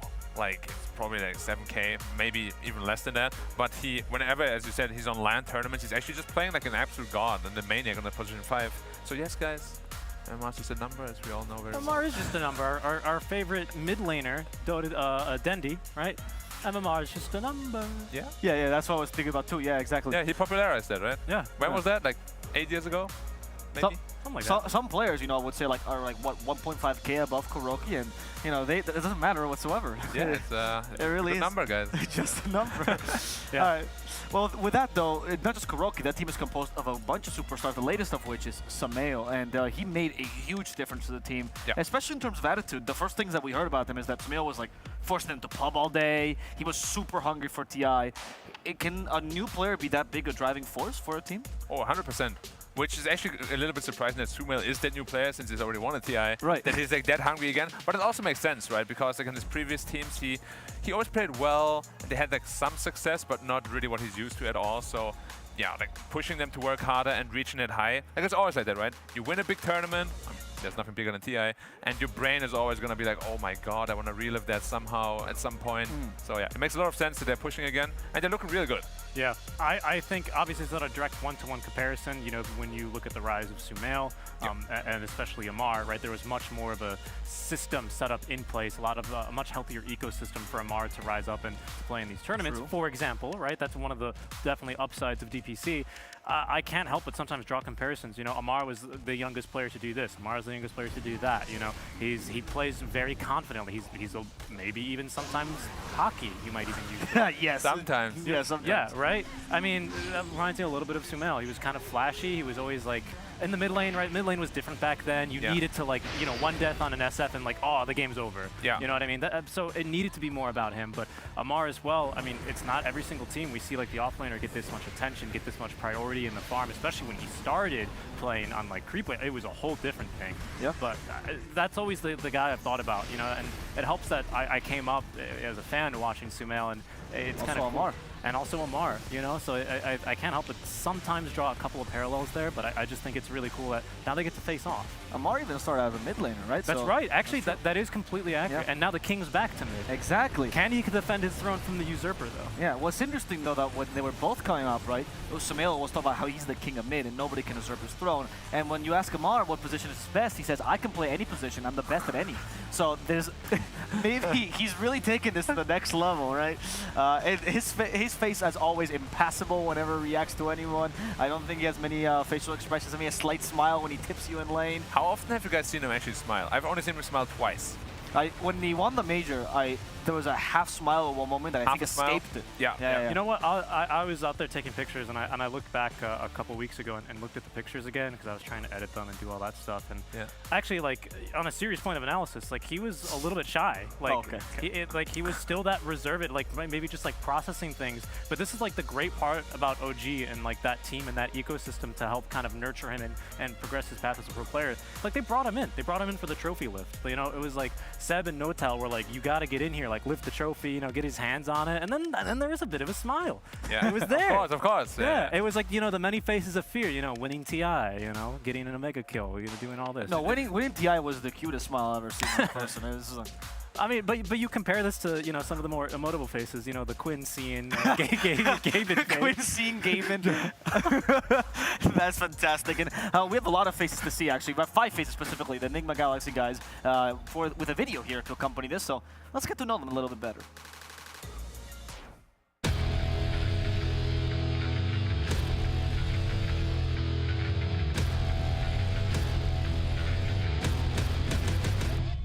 In Riyadh it feels very good, it's very warm, but we have AC here, so we're all good, and yeah, we're ready to play.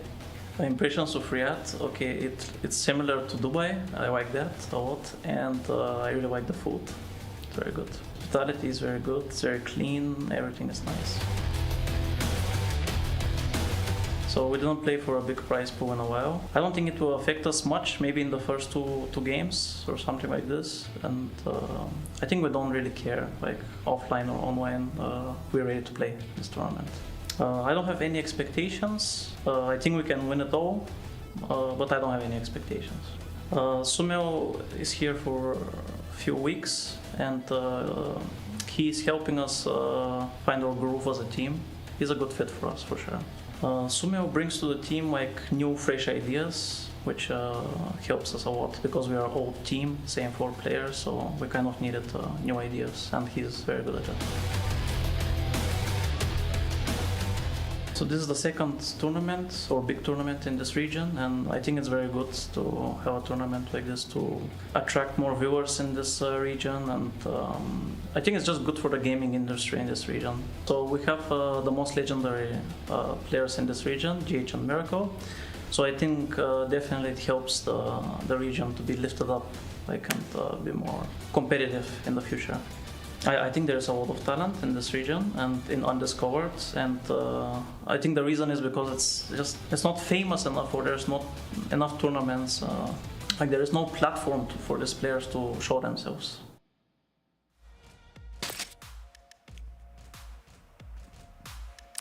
Interesting to see his perspective on the region. You know, talks about the lack of platform for MENA. They don't have their own qualifier in many cases. They have to play in Europe. That's ping. You're not really sure where they fit, right? Because Southeast Asia is too far. Europe is too far. I mean, it was always a joke we did. We actually got to cast a lot of the Iranian team that made it to Winter Bears, was it? Winter Bears? Yep, that's right. Yep, and they're part of this like geographical region where you're unsure where to put them, and somehow we decided Western Europe, which is, you know, yeah, Iran, you know, the known country next to Spain and France, right? Well, what's the ping there? Like 100? I think they play with 100, 110. 120. That's rough, that's rough. I remember when I played in the team with GH as well, and his brother, like they always played like 100 plus ping. And I mean, obviously they managed to break through and get to the big stage, but yeah, it's really tough to actually impress on high ping. Yeah, exactly. Yep. Yeah. In their case, like they hold special ties to this region specifically, right, as he was mentioning. Yep. And that's been something that is nice to see, right? Players appreciating the fact that there needs to be more effort they put to the new talent here, like the boosters, which is a huge opportunity for them. They might not do too well this land, but it's a learning experience, isn't it? No, yeah. Yeah, I mean, especially when you're faced up against like pretty much only Tier 1 teams, the best teams of like every region, right? It is definitely a tall order, you know. If they can take a win or two, that would definitely be very nice for them, but you're hard-pressed to see that they can really do that because it's the top of the top. Like maybe if there were some Tier 2 or maybe Tier 3 teams here, you know, you would give them a higher chance, but yeah, this tournament is super stacked. Yeah, no, I mean, for sure, and that's the nice part about getting time to do the third-party tournaments, right? You get to do them in different parts of the world, different TOs, and sometimes you get to get some really hype matches, like the one we're about to see. Yep. Now. I can't wait to see the players walk on that stage. But as we get into this match, any quick predictions you guys have? No draft, nothing like that, you know. Who do you think is looking stronger this tournament, Richie?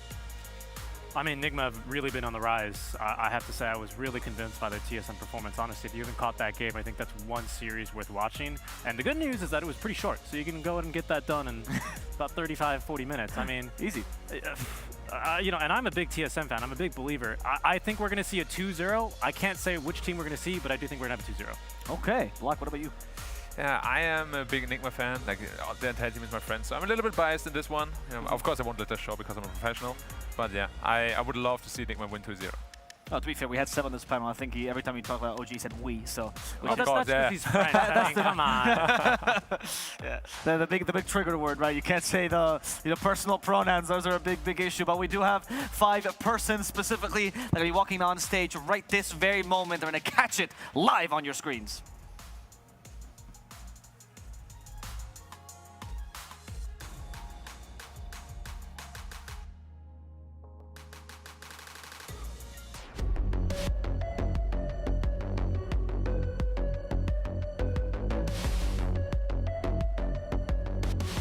أعزائنا المشاهدين والحضور، المباراة الأخيرة لليوم الثاني من رياض ماسترز راح تبدأ الآن. وزي ما احنا عارفين المباراة هذه أبدا مو بسيطة، والفرق جدا قريبين مع بعض في النقاط. ما عندنا إلا فريق واحد انديفيتد شفناهم قبل شوي، لكن الآن ودنا نشوف إيش ممكن يقدمون في المباراة الأخيرة اللي فعلا بتكون مميزة. والفريق الأول اللي بيكون معنا هو الفريق اللي في المركز الثاني معنا الآن في الجروب حقهم، وخصمهم بيكون هو المركز الأول. فخلونا نشوف إذا يقدرون يعوضون عن خسارتهم في المباريات الماضية ولا لا. رحبوا معنا أعزائنا الحضور المشاهدين بفريق OG.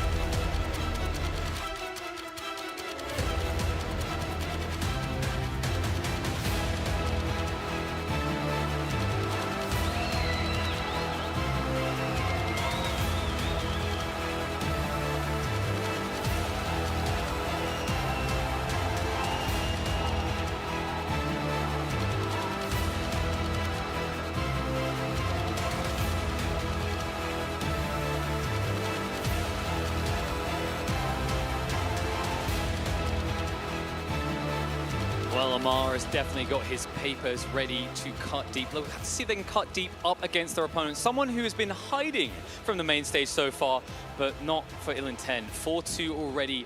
Nigma Galaxy take to the stage.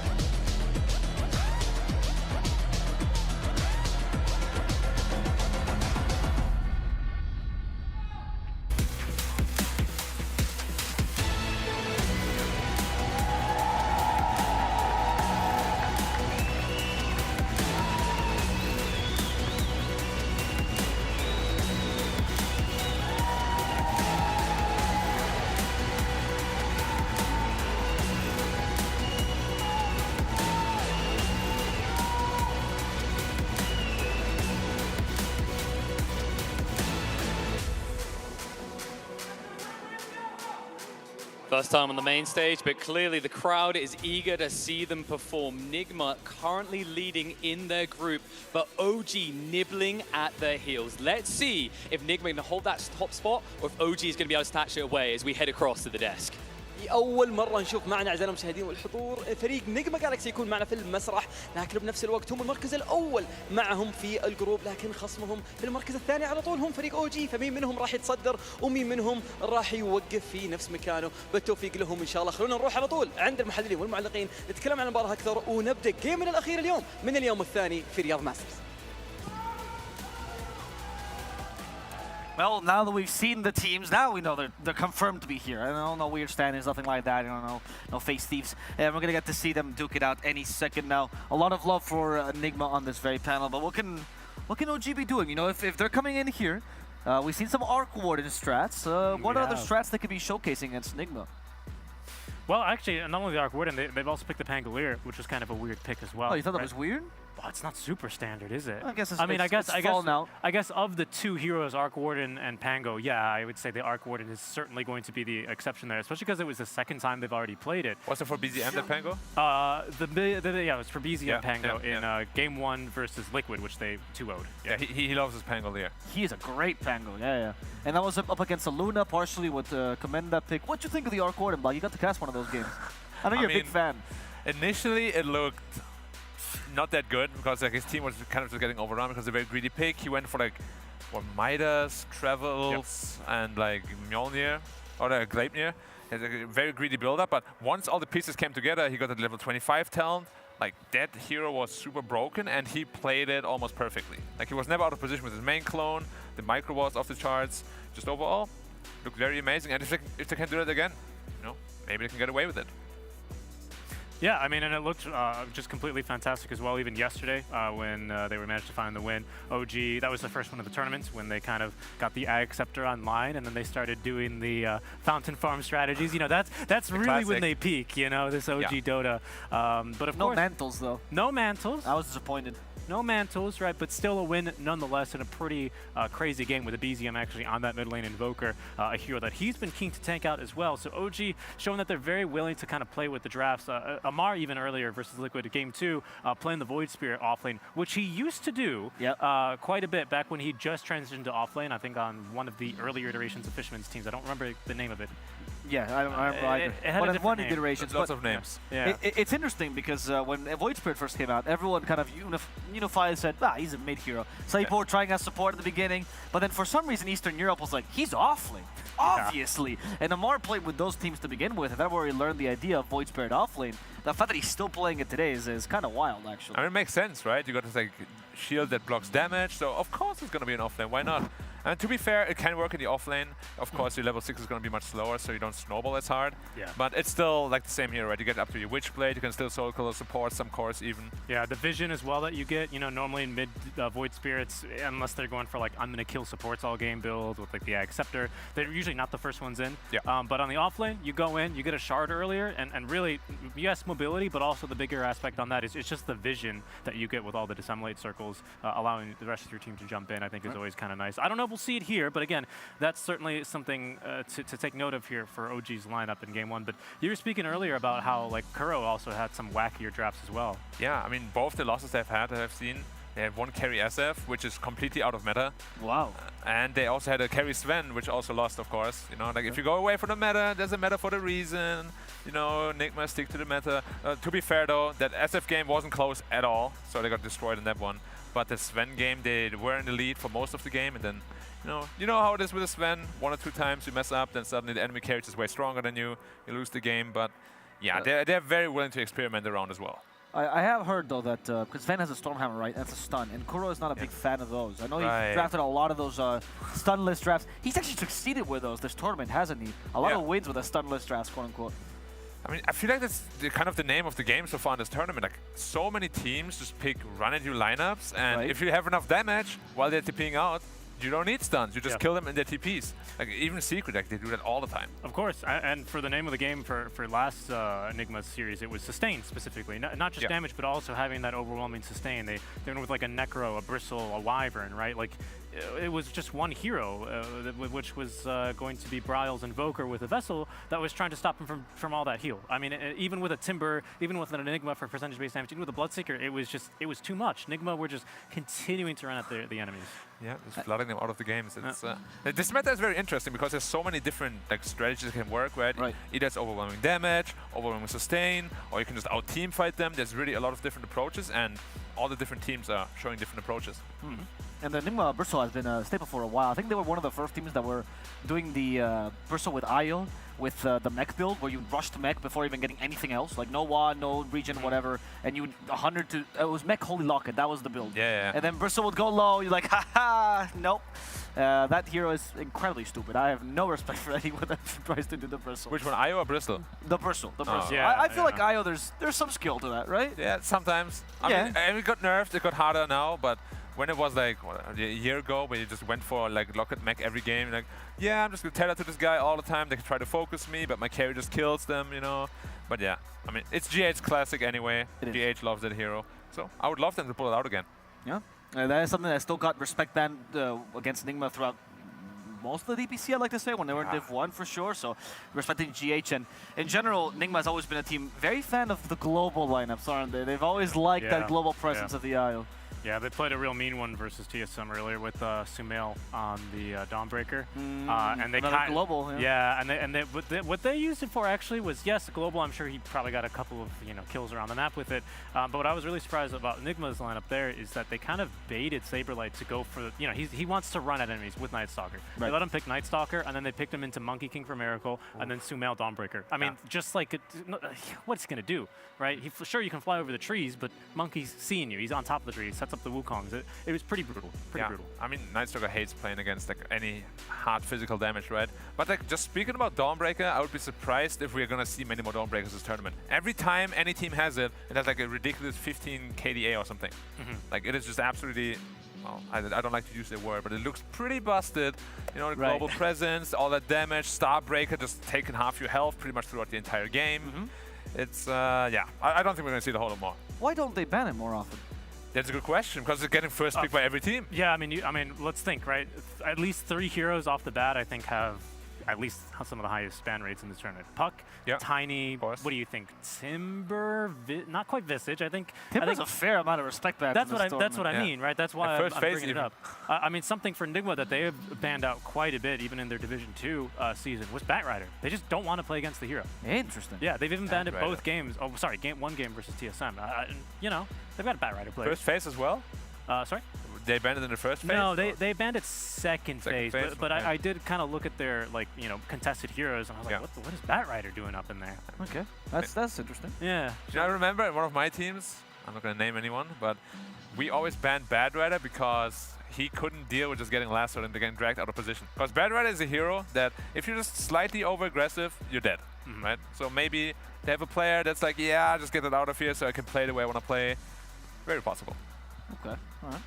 Well, we'll see what they decide to ban here. The Razor is another one that's also been very popular. Oh yes, the Chinese teams brought that here.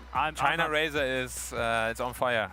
It was first banned against LGD and RNG in pretty much every game. Or they just first pick it and win with it. Yes, and who was it earlier today? Spirit figured out why lots of teams were respect banning that Razor against him as well, as that was used to great effect alongside The Lightning Revenant is a great hero, great laning.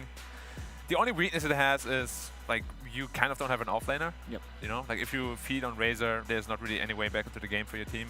But it's very hard to feed on the hero because his laning phase is so strong. Exactly, right. And usually they get a power spike no matter what. Amar is gonna showcase that if he gets the chance.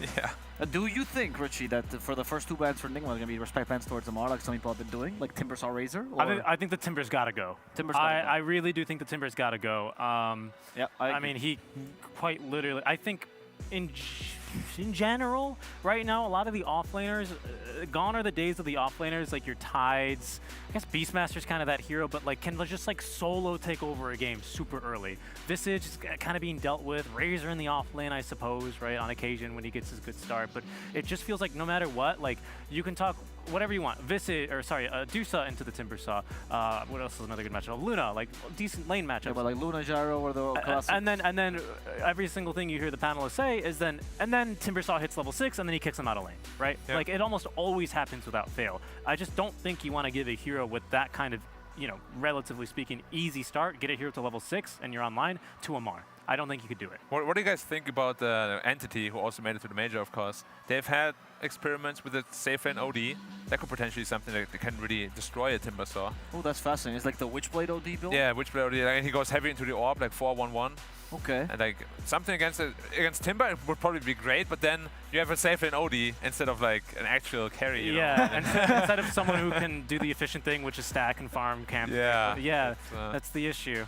I guess Monkey King could be like one of the other answers, who can actually stand there for a while. Yeah, but good Timbersaws don't care. You see this a lot. They just cut the lane, they ignore Monkey King completely, and then once they hit 6, goodbye Monkey. And then, I mean, Monkey, sure, you can stay for a little while. Man. But then, Chakram. That's the thing. Maybe it's more of a result of these safe laners that just need to get into the jungle and start farming. It's always like the position 5s, like these Wyverns. Not so much the trees anymore, but like these Wyverns, not even Grimstrokes, but like the deep pushers who are like, get out of here, let me get my safe lane farm. now, you know? Get into the jungle, start stacking, get moving there.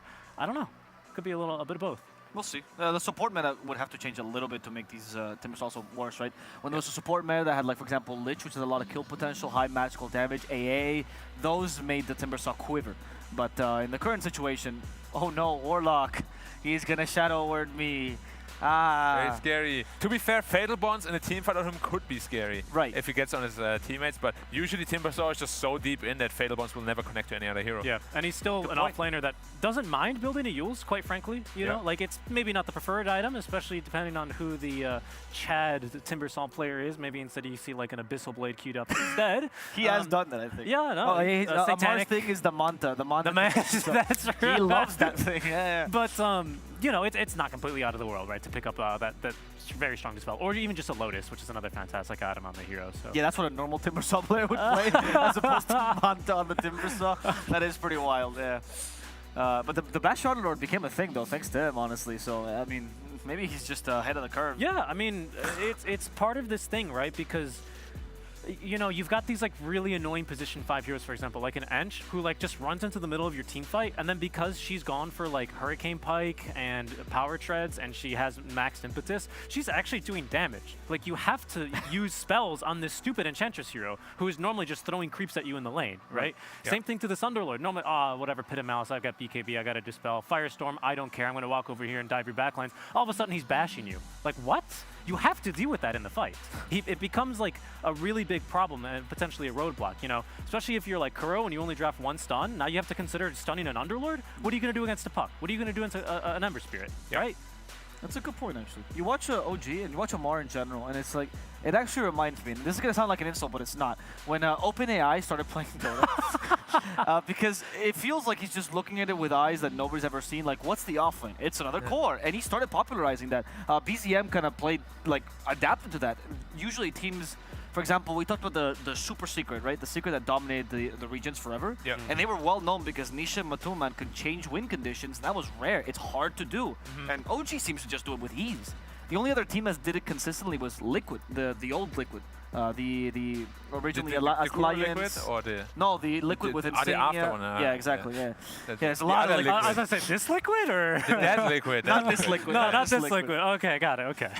But I think this Liquid does it now as well, right? Sumail and Miracle can both play that win condition role. They're both pretty experienced. They can both play that Space Creator because they both played carry and mid. So they have that versatility a lot, which could deal with OG's style as well.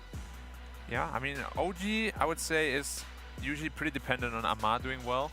Like, I usually see them not do very well when Amar gets shut down on them, which, frankly, almost never happens. Yeah. But, like, when it happens, it just feels like, oh my god, we gotta get Amar back into the game, and then they struggle around trying to get him into the game. So maybe they just pick, like, a really strong safe lane, which I've also been doing some thinking.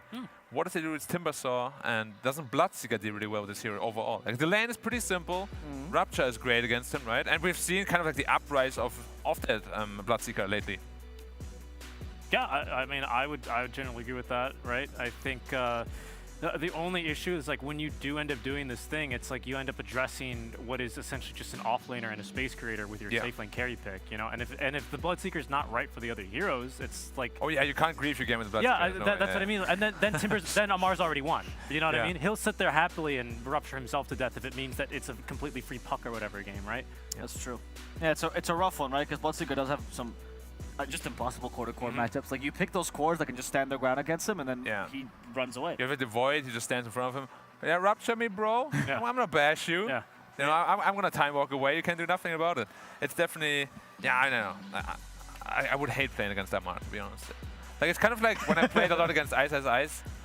Oh, he does have that style. He loves his Timbersaw, and he's just always in your face, man. I hate this kind of players. Like, when you're a carry player, you just want to farm in peace, but that guy they want to bully you to the jungle at level 3. And you're like, dude, get out of my face. You're diving me at level 3. I just want to farm in peace. Yep. You 7th pick AM, and then they snap 8th pick to Slardar, and you're like, oh, here we go. Slardar or some... NP was a nice Ice one as well. Yeah, it's... I mean, he is a definition to me of someone who just has Schadenfreude. You know, he just enjoys your suffering. That's the only thing he's there. Yeah. He grieves his own lane to grieve your own more. Like, he does that. Like, he misses an entire wave just so you stand at the tower and look at it. He'll, you know, you're gonna, oh no, I'm dying. He starts the bait TP, and then, oh, it can kill him. You commit the stun, and then you go, oh, what have I done? You know? Yeah. and he kills you instead. Those are my favorite. But then he doesn't have TP and he's got no HP and mana. The bait TP was, I've never seen a player do a bait TP so often as Ice. Yeah. It was his play, man. I feel like Amar wouldn't do that because he does like to be more of a dominant player, right? Yeah. He doesn't have that SCA style of sacrificing for the team as much. I think Amar wants to crush you. Yeah, he does. Yeah. He does. And after he crushes you, then he will like make fun of you. Yeah, and then he'll drop some mantles. Yeah, exactly. Yeah, that's what it but is. Ice is like, he crushes you, and then if you have a chance to fight back, he will still do something stupid, you know? Like, he doesn't go for the full crush. Right. He likes to see you, live still. Amar, Yeah. he's fine It's with kind of like letting he's hunting for sport. And Amar's more like, Amar like wants to kill you, but Ice is like, yeah, you can run, you can hide. Ice he wants to play the most dangerous game, and that's killing safe laners in this meta. And Amar's just hungry. He's just looking for food, man. It reminds me a lot, speaking of like really quite notable offlaners like Universe, right? He'd always try and like push the line and push the line and push the line and see how much he could really get away for. I think like really kind of changed the way I think a lot of the offlane was played, back in the day. And I think Mind Control might be the one that fulfills that role a little bit, right? He is definitely the pushing the line offlaner a little bit extra, right? Of course, he's known for being a really impactful offlaner, but he was one of the older stacks, right? One of the guys that just he brings it a little bit extra every single time, and he always won with his map control skills, especially. I always remember when in Mind Control, I had a friend who played with him. He was not a relevant pro player, but he did that a little bit. He was a tier 2, tier 3. My name is Slashstrike. And he scouted Mind Control a while back, quote unquote. And the play that he remembers from Mind Control, I thought, okay, this guy's going to win TI someday. This is like, hey, TI 4, TI 3 era. So this is before Dota, people were like very good. Yeah. He remembered Mind Control, he was playing with a Magic Wand, right? He was being chased. And he was most likely going to survive because the Magic Wand had 20 charges. But he was being chased over to his tier 2, and not until the very last second, until the auto attack was in the air, did he actually activate the Magic Wand, baiting the enemy into overextending. And that, back in the TI 3, TI 2 era, was like unthinkable. People didn't even consider. Magic Wand baits. Yeah, I know. How could that happen? Now it's like, you see 2K players do this, but back then, that was actually like a high-level skill, and that's when he thought, really, he'll win TI. And I don't know, man. Magic Stick is not that good, but okay. That reminds me exactly of like when I was standing here with Seb, we were just looking through some like super old footage, like pre-TI2 of him and I. We were so bad. We were so bad. Like, I just saw myself right-clicking hero for like 10 seconds without any regard for anyone else. I just get killed like an idiot.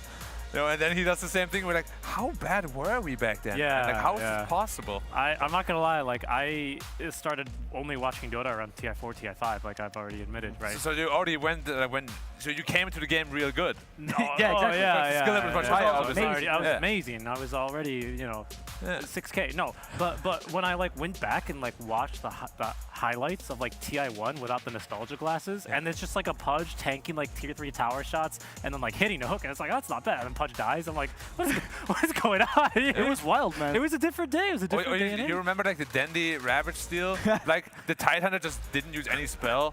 He's just like Ravage and all right. Yeah. And then he steals the Ravage like 5 seconds later. Wow, Dandy with the Ravage steal. Like, and then you think about how far the game has progressed and how some of the greatest minds like Kuro here, have seen that, have experienced it, and they can take all of that in when they head into drafts, as we will soon. Yep, someday. It's kind of really awe-inspiring how far the game. Wait, I forgot. Is Kuro still? Did he still go to every TI? No, he missed last one. He missed the last one. Same as Puppy, right? Oh, Puppy's been to every TI. So Puppy is the one who went to every TI. Yeah, he's also been he's placed every single position at TI. Yeah, I know that. Whoa. He's got to make it this year. Yes. Because now there's 20 spots. Oh, it's true. And now he has to get dead last. Just for the record. I don't think Puppy is going to like that. No, imagine after a performance like this, they're most likely going to crush the qualifiers. And then they get last place and they don't even get in. No, I mean, I wouldn't want that for him, obviously. No. Right, of course, and in the form that they are playing, they are the team to beat here, seemingly. I mean, you handle Tundra like that with a stand-in, okay, there's some reservations, there's some questions to be asked.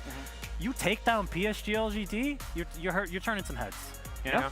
They're walking into breakfast and people go, oh man, don't discuss the strats. Let's keep the voices down. I've been doing that ever since. I do that with every pro player. I don't know about you. They all starstruck me. I do it with Black. I still think he's playing sometimes. Yeah, I mean, I might be. Who knows? Oh, right, yeah. Behind the scenes. LFT at Black Dota 2. Yeah. No advertisements here, of course. Of course. We're professionals. We keep that for after the broadcast. But yeah, I mean, I've seen Puppy today in the lift. I've already said that during my cast, but I'll say it again because why not? I asked him, what happened to you guys? Right? How did you suddenly enter beast mode?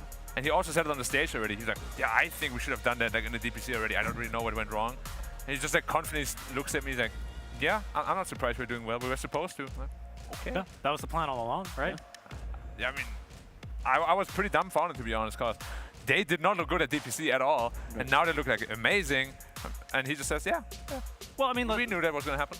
I think it's a similar story to Nigma, right? Especially last the tour, what would that been? The spring tour, right? Where they do end up dropping down into Division 2. They pick up Sumail, obviously, during the break, right after the Stockholm Major. I mean, during the Stockholm Major. And they basically cruise through Division 2, you know, let's be honest. I mean, Team Ball, they gave him a bit of a difficulties, right? It was an effort was made.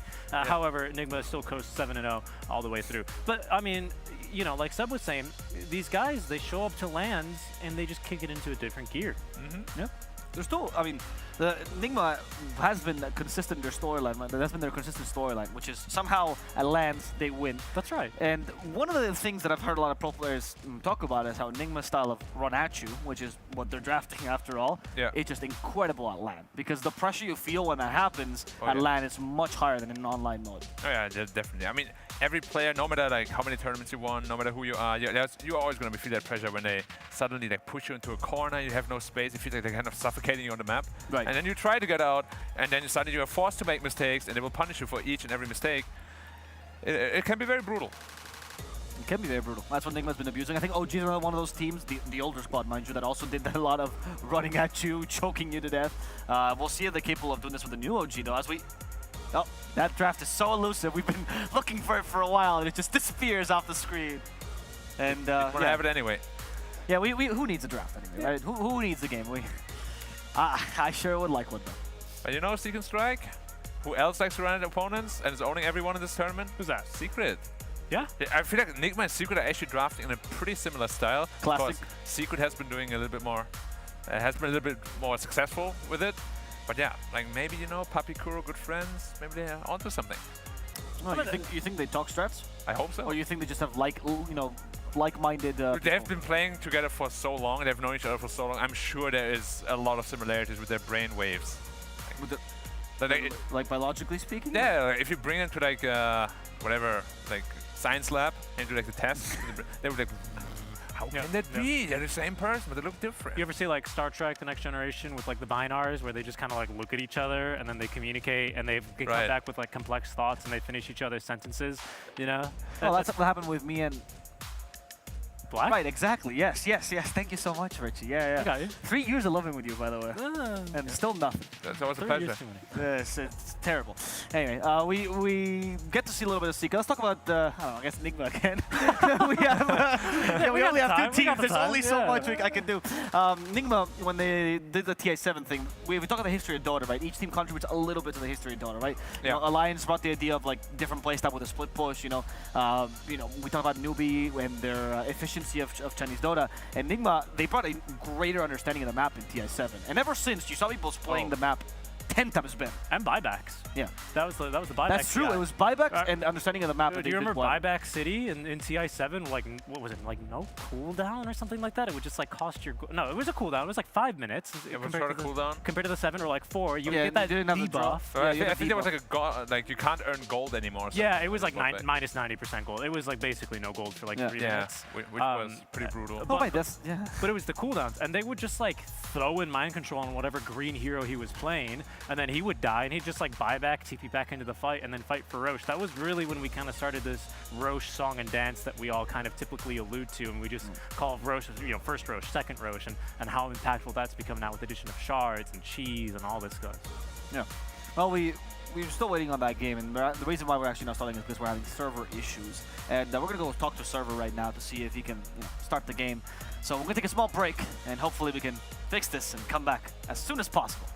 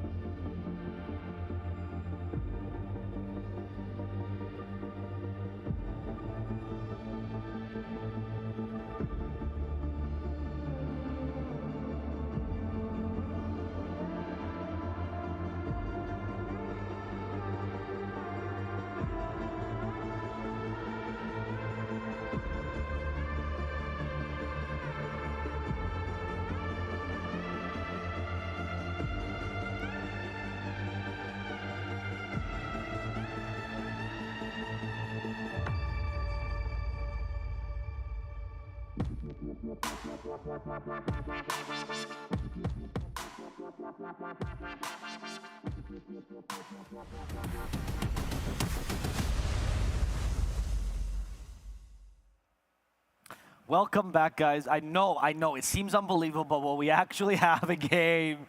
The first game between OG and Nigma is just seconds away from starting.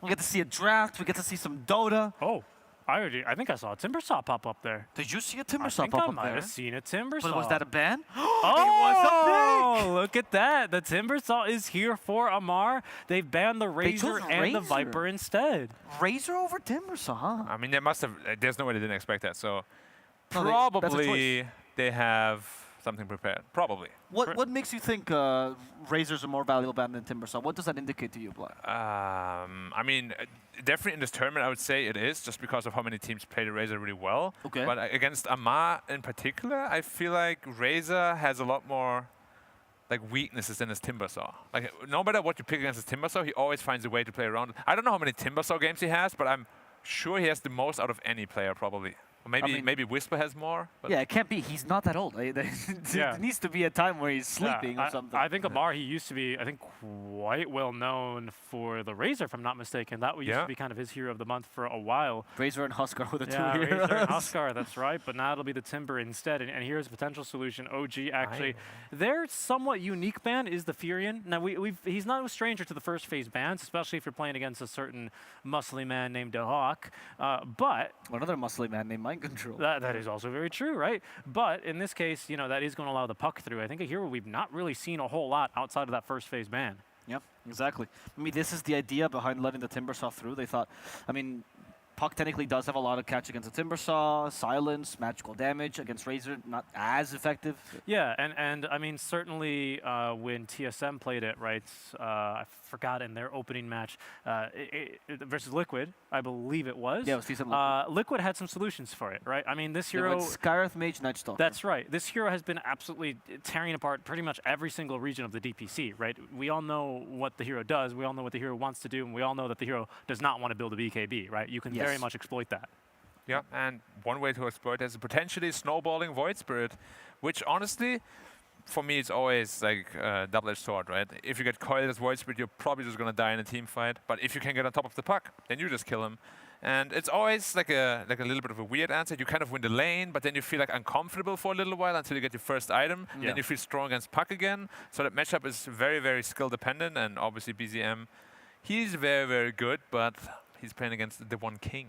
That he is. The king back to mid, and the king's going to have to make a lot of space here because they're going to pick some Wisp partner here. Not quite famous for their ability to show up and fight earlier. Generally, you want the Wisp to flash farm an item or two, speed up the timings, and then start showing up to fight. So it's crucial here that the king actually delivers and makes a bit of space to ensure that they're not pressured too early on. Yeah. It never feels really great playing a Wisp draft and having to use relocate level 1 to try and save your teammates. That's a 3.5-second delay on that bad boy. At the end of the day, though, we have to consider they're both mid laners, and we know what that says about their ego. So whenever you ask him, it's like, what do you think is better, Void Spirit or Puck? They always ask, who am I playing? So we'll see. Maybe BZM just thinks he's going to be the better laner. Best Zoomer mid? Yeah, best Zoomer mid. I don't know if that's true, but that's what we were told his name's supposed to stand for. I think he told us that. I think it was a tweet. It was a Creepwave manager that told us that when he was playing on Creepwave back then. Yeah. I remember we tweeted at him, and I was like, what does BZM stand for? Best Zoomer mid. Yeah, well, he's certainly one of the best mids out there. He's definitely the best Zoomer mid right now. And we'll see if he can beat the puck. Void Spirit as well, good not just for the puck, but also for the IO, right? An easy hero to catch, easy hero to kill. Is that going to be able to stop the GH IO though, Black?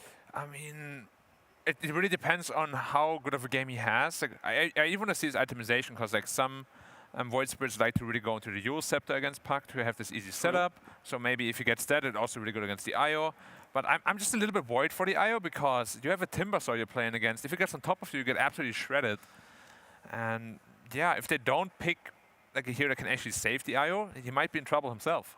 Yeah, for now they've banned out only a couple of the traditional Wisp laning partners. Luna being the big one, right? Gyro, I almost say like nigh unpickable, but with a Wisp to enable him into a Timber lane, that doesn't sound too impossible. Am I wrong? Like, that's what I always say. You got to pick a Gyro into a good matchup with a Wisp. here we go. Here it is. I mean, maybe OG have got a plan for it. Maybe they think it's really weak. But either way, they're going to ban out the AM and the Ursa instead. Monkey King's still in the pool, though. They wanted to try that. Yeah, Monkey King. Miracle also loves to play as Monkey King. Yeah. And we briefly touched on that. Like, you won't really be able to kill the Monkey King or harass him out of lane anymore, but like, I don't think that Amar's going to get too pressured by it either. Like, he knows how to play against it. Again, he has so many games on his Timbersaw. You can counter him. He will find a way to play around it. Yeah, I mean, when you just firstly blind pick the Timbersaw in all of your games, you're bound to play into some difficult matchups. But that's how you learn. That's how you learn. If you only pick Timbersaw last and you always make sure it's a good Timbersaw game, I mean, you know, you're not going to really end up having to face any hardship and learn how to fight through it and what to do and when to put more points into Timber Chain, when you can put a point into Whirling Death. It's a pretty big aspect of the hero. He's not just a free win. Amar makes it look easy. It is not. You try buying an Abyssal Blade on that hero and see how easy it is. Or a Manta style. Or a Manta style, or a Satanic. Or they picked up a Nyx here on the Enigma, so... Yeah. I'm checking. Dawnbreaker is not banned, so also simple preemptive pick, making sure that could be a carry or even 5 Dawnbreaker, but what's the value of the Nyx aside? He's good against Void Spirit? He's good against Void Spirit. He's very good against Timber to intercept that chain. Yeah. Also, mid-late game mana burns are amazing. And straight off, we always see like the Hex answer to Nyx, right? You Hex him before he gets the Carapace out, you burst him down. And against Puck too? Against Puck too, yeah. It's always the Shaman or the Lion. And they choose to go for the Lion over the Shaman. Personally, I like Shaman a lot more than Lion. I feel like Lion is like a discount Shaman. Yeah, Secret kind of showed us how good it could be as well, especially for the Serpent Wards. I think Serpent Wards did the majority of the pushing. Right. And right now, that is a little bit of an issue here for OG's lineup as far as the pushing power, right? Timber, yeah, he can frontline. He does it anyway. He can get the Flamethrower, and that's something. It ain't bad, but whereas the Lion still brings you the Hex, the Shaman also has one as well as the pushing potential. And the Roche potential, still very much a real thing. My question though for you guys is, where does the damage come from? They have no damage. Nyx, IO, Puck, like this Timbersaw, if it gets one hood, it's nothing. That's true. Now that's what they need to draft, and that's the damage. There it is. Okay. That's the ultimate Timbersaw. So is that like it is. And yeah, the Vendetta is instant pure damage as well, right? So no longer going to be reduced by all that armor that Timbersaw has, even if he's at max stack. So, I mean, not impossible. You're right. Before the Lesh, they needed something specifically bespoke for the Timbersaw pick. Yeah. Here it is. It's also going to effectively deny pick a lot of the illusion heroes that would otherwise, you know, have been pretty decent against like the single target of a Nyx. But sorry, I just want to question. I want to go back to a point, Black. You were saying, what do you think, carry or offlane, Leshurk? Oh, it's or is it offlane could Puck, be offlane Puck potentially. I know Mind Control plays there, but I also know that Miracle loves his Leshurk. But I also know that Sume loves his Leshurk. So yeah, he does. who's gonna get it? Honestly, carry Lesh, we have seen it many times. It can work, but you have to play for that snowballing, which can work with a Puck. And maybe he will play like a more off-lane carry kind of ish hero. Even in the mid lane, honestly, with the changes to Bloodstone and 731D E we're in. Yeah. The most recent patch, the Bloodstone. Oh, the please use this item buff. Yes, the please use this item buff. It's been getting nudge and change, and now it gives you an incredible amount of spell lifesteal. Yeah. You buff that now with the Wisp on his shard as well, which also buffs your spell amplification, therefore giving more. I mean, we've seen this before, right? It's true. You loves this. Yeah, they love this. Arkosh Gaming, I can't believe I'm invoking that name on this panel. Also, really love to run this. I mean, that's not a good sign. It's not a terrible idea though. Yeah, I mean, especially if you go for the Eternal Shroud as well, right? Yeah, exactly. You get the amplification, and this might be a game where you can get away with like no BKB just because you have the IO to protect you and you have the lockdown coming from the Nyx and Puck. Yeah. OG needs to solve this with some physical damage now, right? Yeah, yeah. But a lot of physical damage heroes like are already banned or are not great against Leshurk plus IO. Like you can pick a Terrorblade who can shred a Leshurk, but vice versa, the Lesh can also just run you over. Right. Is there any carry you can think that's solid here, doesn't risk too much? Or do you think OG could play it risky? Because they have been playing risky. That Arc Warden shows they're not afraid to try it out. So maybe it could be a Terrorblade game? It could be. I also thought about the Bristleback potentially, but you have the Nyx already, which is super annoying. Like Nyx covers a lot of Leshurk's weaknesses, honestly. It really does. Yeah, if it weren't for this pesky Nyx assassin, perhaps the Arc Warden might have been another option. I mean, the double does die quite easily, and they hunt him real well, but they've picked it. I mean, and that's a hero nobody is touching these days. So, yeah, I mean, I Arc Warden technically can deal with the Nyx. The only problem is the amount of mental power you have to expend, because you have to essentially set up the Spike Carpus yourself, then have your clone with some sort of save, force step yourself because you're looking in the right direction. Like, it's not an easy thing to do. No, certainly not. But I have a feeling that's like kind of what the Arc Wardens really thrive on. You know, picking the Arc Warden when he's not meta into these quite difficult matchups when Ice Frog has nerfed him for 2 years steady now for some reason, just to spite him. I don't know. I kind of doubt it, but just because it's OG, I'll put it out there. Okay, yeah. I mean, they haven't just picking Arc Warden forever. He is fantastic against Leshrac, though, I will say. The current iteration. Yeah. Lesh is a very, well, he's mobile, right? But he runs at you. You spark rates all around. He doesn't run at you anymore. Yeah. And also the shard is not bad against Lesh, right? You can just kind of pop him out. Boop. That's true. Push It's him away. very annoying. Also gives you magic resist, actually. Yeah. So 40% even. Is it's kind of wild. ridiculous. Yeah. They banned Slaughter and DP though. That could mean that they wanted to pick something like a Bristleback, or they just banned it because it's super strong with the IO. Lone Druid. Lone Druid, okay. I like that. I like that quite a bit. Yeah, there's Interesting. some damage issues for Enigma now, aren't there? Yeah. Chewing through this bear, especially when Lone Druid gets off true form, it'll be even difficult to take him down. You know what destroys Lone Druid though? What's like that? the axe of Leshrac, the Nihilism, both heroes turn into like ghost form. That's like the new up-and-coming pub build right now, where they just built like this axe and Bloodstone, Eternal Shroud, run in. I feel like it ain't that good because, I mean, it's good. Don't get me wrong. That's very, very good. We don't see that egg so much. I really want it to be good. I'm in the same boat as you. But the Savage Roar just seems like a solution, right? You're not going to be silenced unless the puck's on top of you. And then Lesh gets out of the AoE, and then Bear is free to do his thing again. Just, like... Well, we can still pick a carry here that solves this issue, right? Yeah, certainly. Oh, it's going to be an offlaner that solves this issue. Okay. So they have flexed then this Leshrac. I mean, I don't know if it's flexing. It was always weird. Yeah. I think it's carry Lesh. I think it's going to be carry Lesh in the mid-puck. So they're playing all for tempo. Which honestly is not the worst idea because they're not really on a timer, right? They're playing against the Lone Druid who, yes, he will have a lot of damage in like the mid-game, but if you survive their timing, I actually believe Nigma's late game is a little bit stronger even. Yeah, because their team fight's looking a bit better. And they also have this classic combo of Nyx Darkseer, right? Vacuum into Impale. Always works. Oh, yeah. Actually, yeah, that's real good. You know, he's not maybe as best suited as, say, the Clockwork in terms of actually utilizing Ion Shell in the laning stage. But that is a much better combo into the late game. Yep. Yeah. Wondering then, seeing these two drafts, Black, any predictions? I like Nigma's draft a lot. Like, even though OG's draft looks very smart, very finesse, you know, like, I don't know if they can withstand the overrunning power. Yeah, that's kind of my concern as well. But, you know, I've seen worse games for this Timbersaw here for Amar, and yet he always prevails. So I'm going to go with OG in game one. All right. Well, we're going to have to see what our casters have to say. I think one of our casters might be pretty happy with being able to cast this game. So let's get to them and see what they have to say for this first game between OG and Enigma. Thank you very much, Avo. Yeah, I'm joined here by Seb. We're doing the OG series. I feel like I don't even need to ask you your prediction. Obviously, you're rooting for OG here. Yeah, but if there were no names on the draft, who are you picking? I think I would still go for OG. Okay. I think the Enigma draft is very funky. I'm very excited to see how it's going to unfold, but maybe a little bit too crazy to my taste. Right. I'm trying to not be biased here.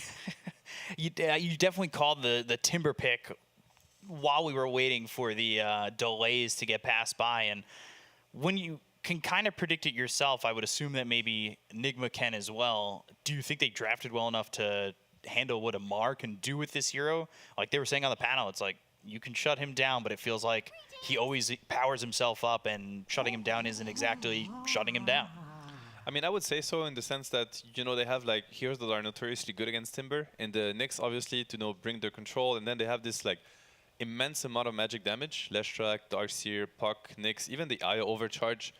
To be fair, I don't think we've seen enough IO Lesh. It's a very, very potent combo, and maybe even busted if it's, you know, pushed to the limits. And I can't think of a better duo than Miracle and GH to kind of do that. Yeah. They're so used to playing, you know, IO combos together.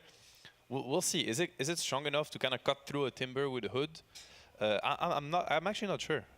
I'm wondering if maybe they use that IO Lesh, cut down these buildings, cut down OG's map, like try to just choke him out and restrain what seems to be the never-ending farm that OG gets. Yeah. Thankfully, no Arc Warden in this game, but you know, there is a lot of heroes here that can take advantage of the farm. And I'm wondering about this Lone Druid because, like, we don't see it that much. Or at least from what I've seen in the Chinese region, this hero gets picked like twice maybe. completely different elsewhere, I would assume. But was that the final pick you were expecting? Is that something that, like, even if it wasn't to your expectations, something you can agree with?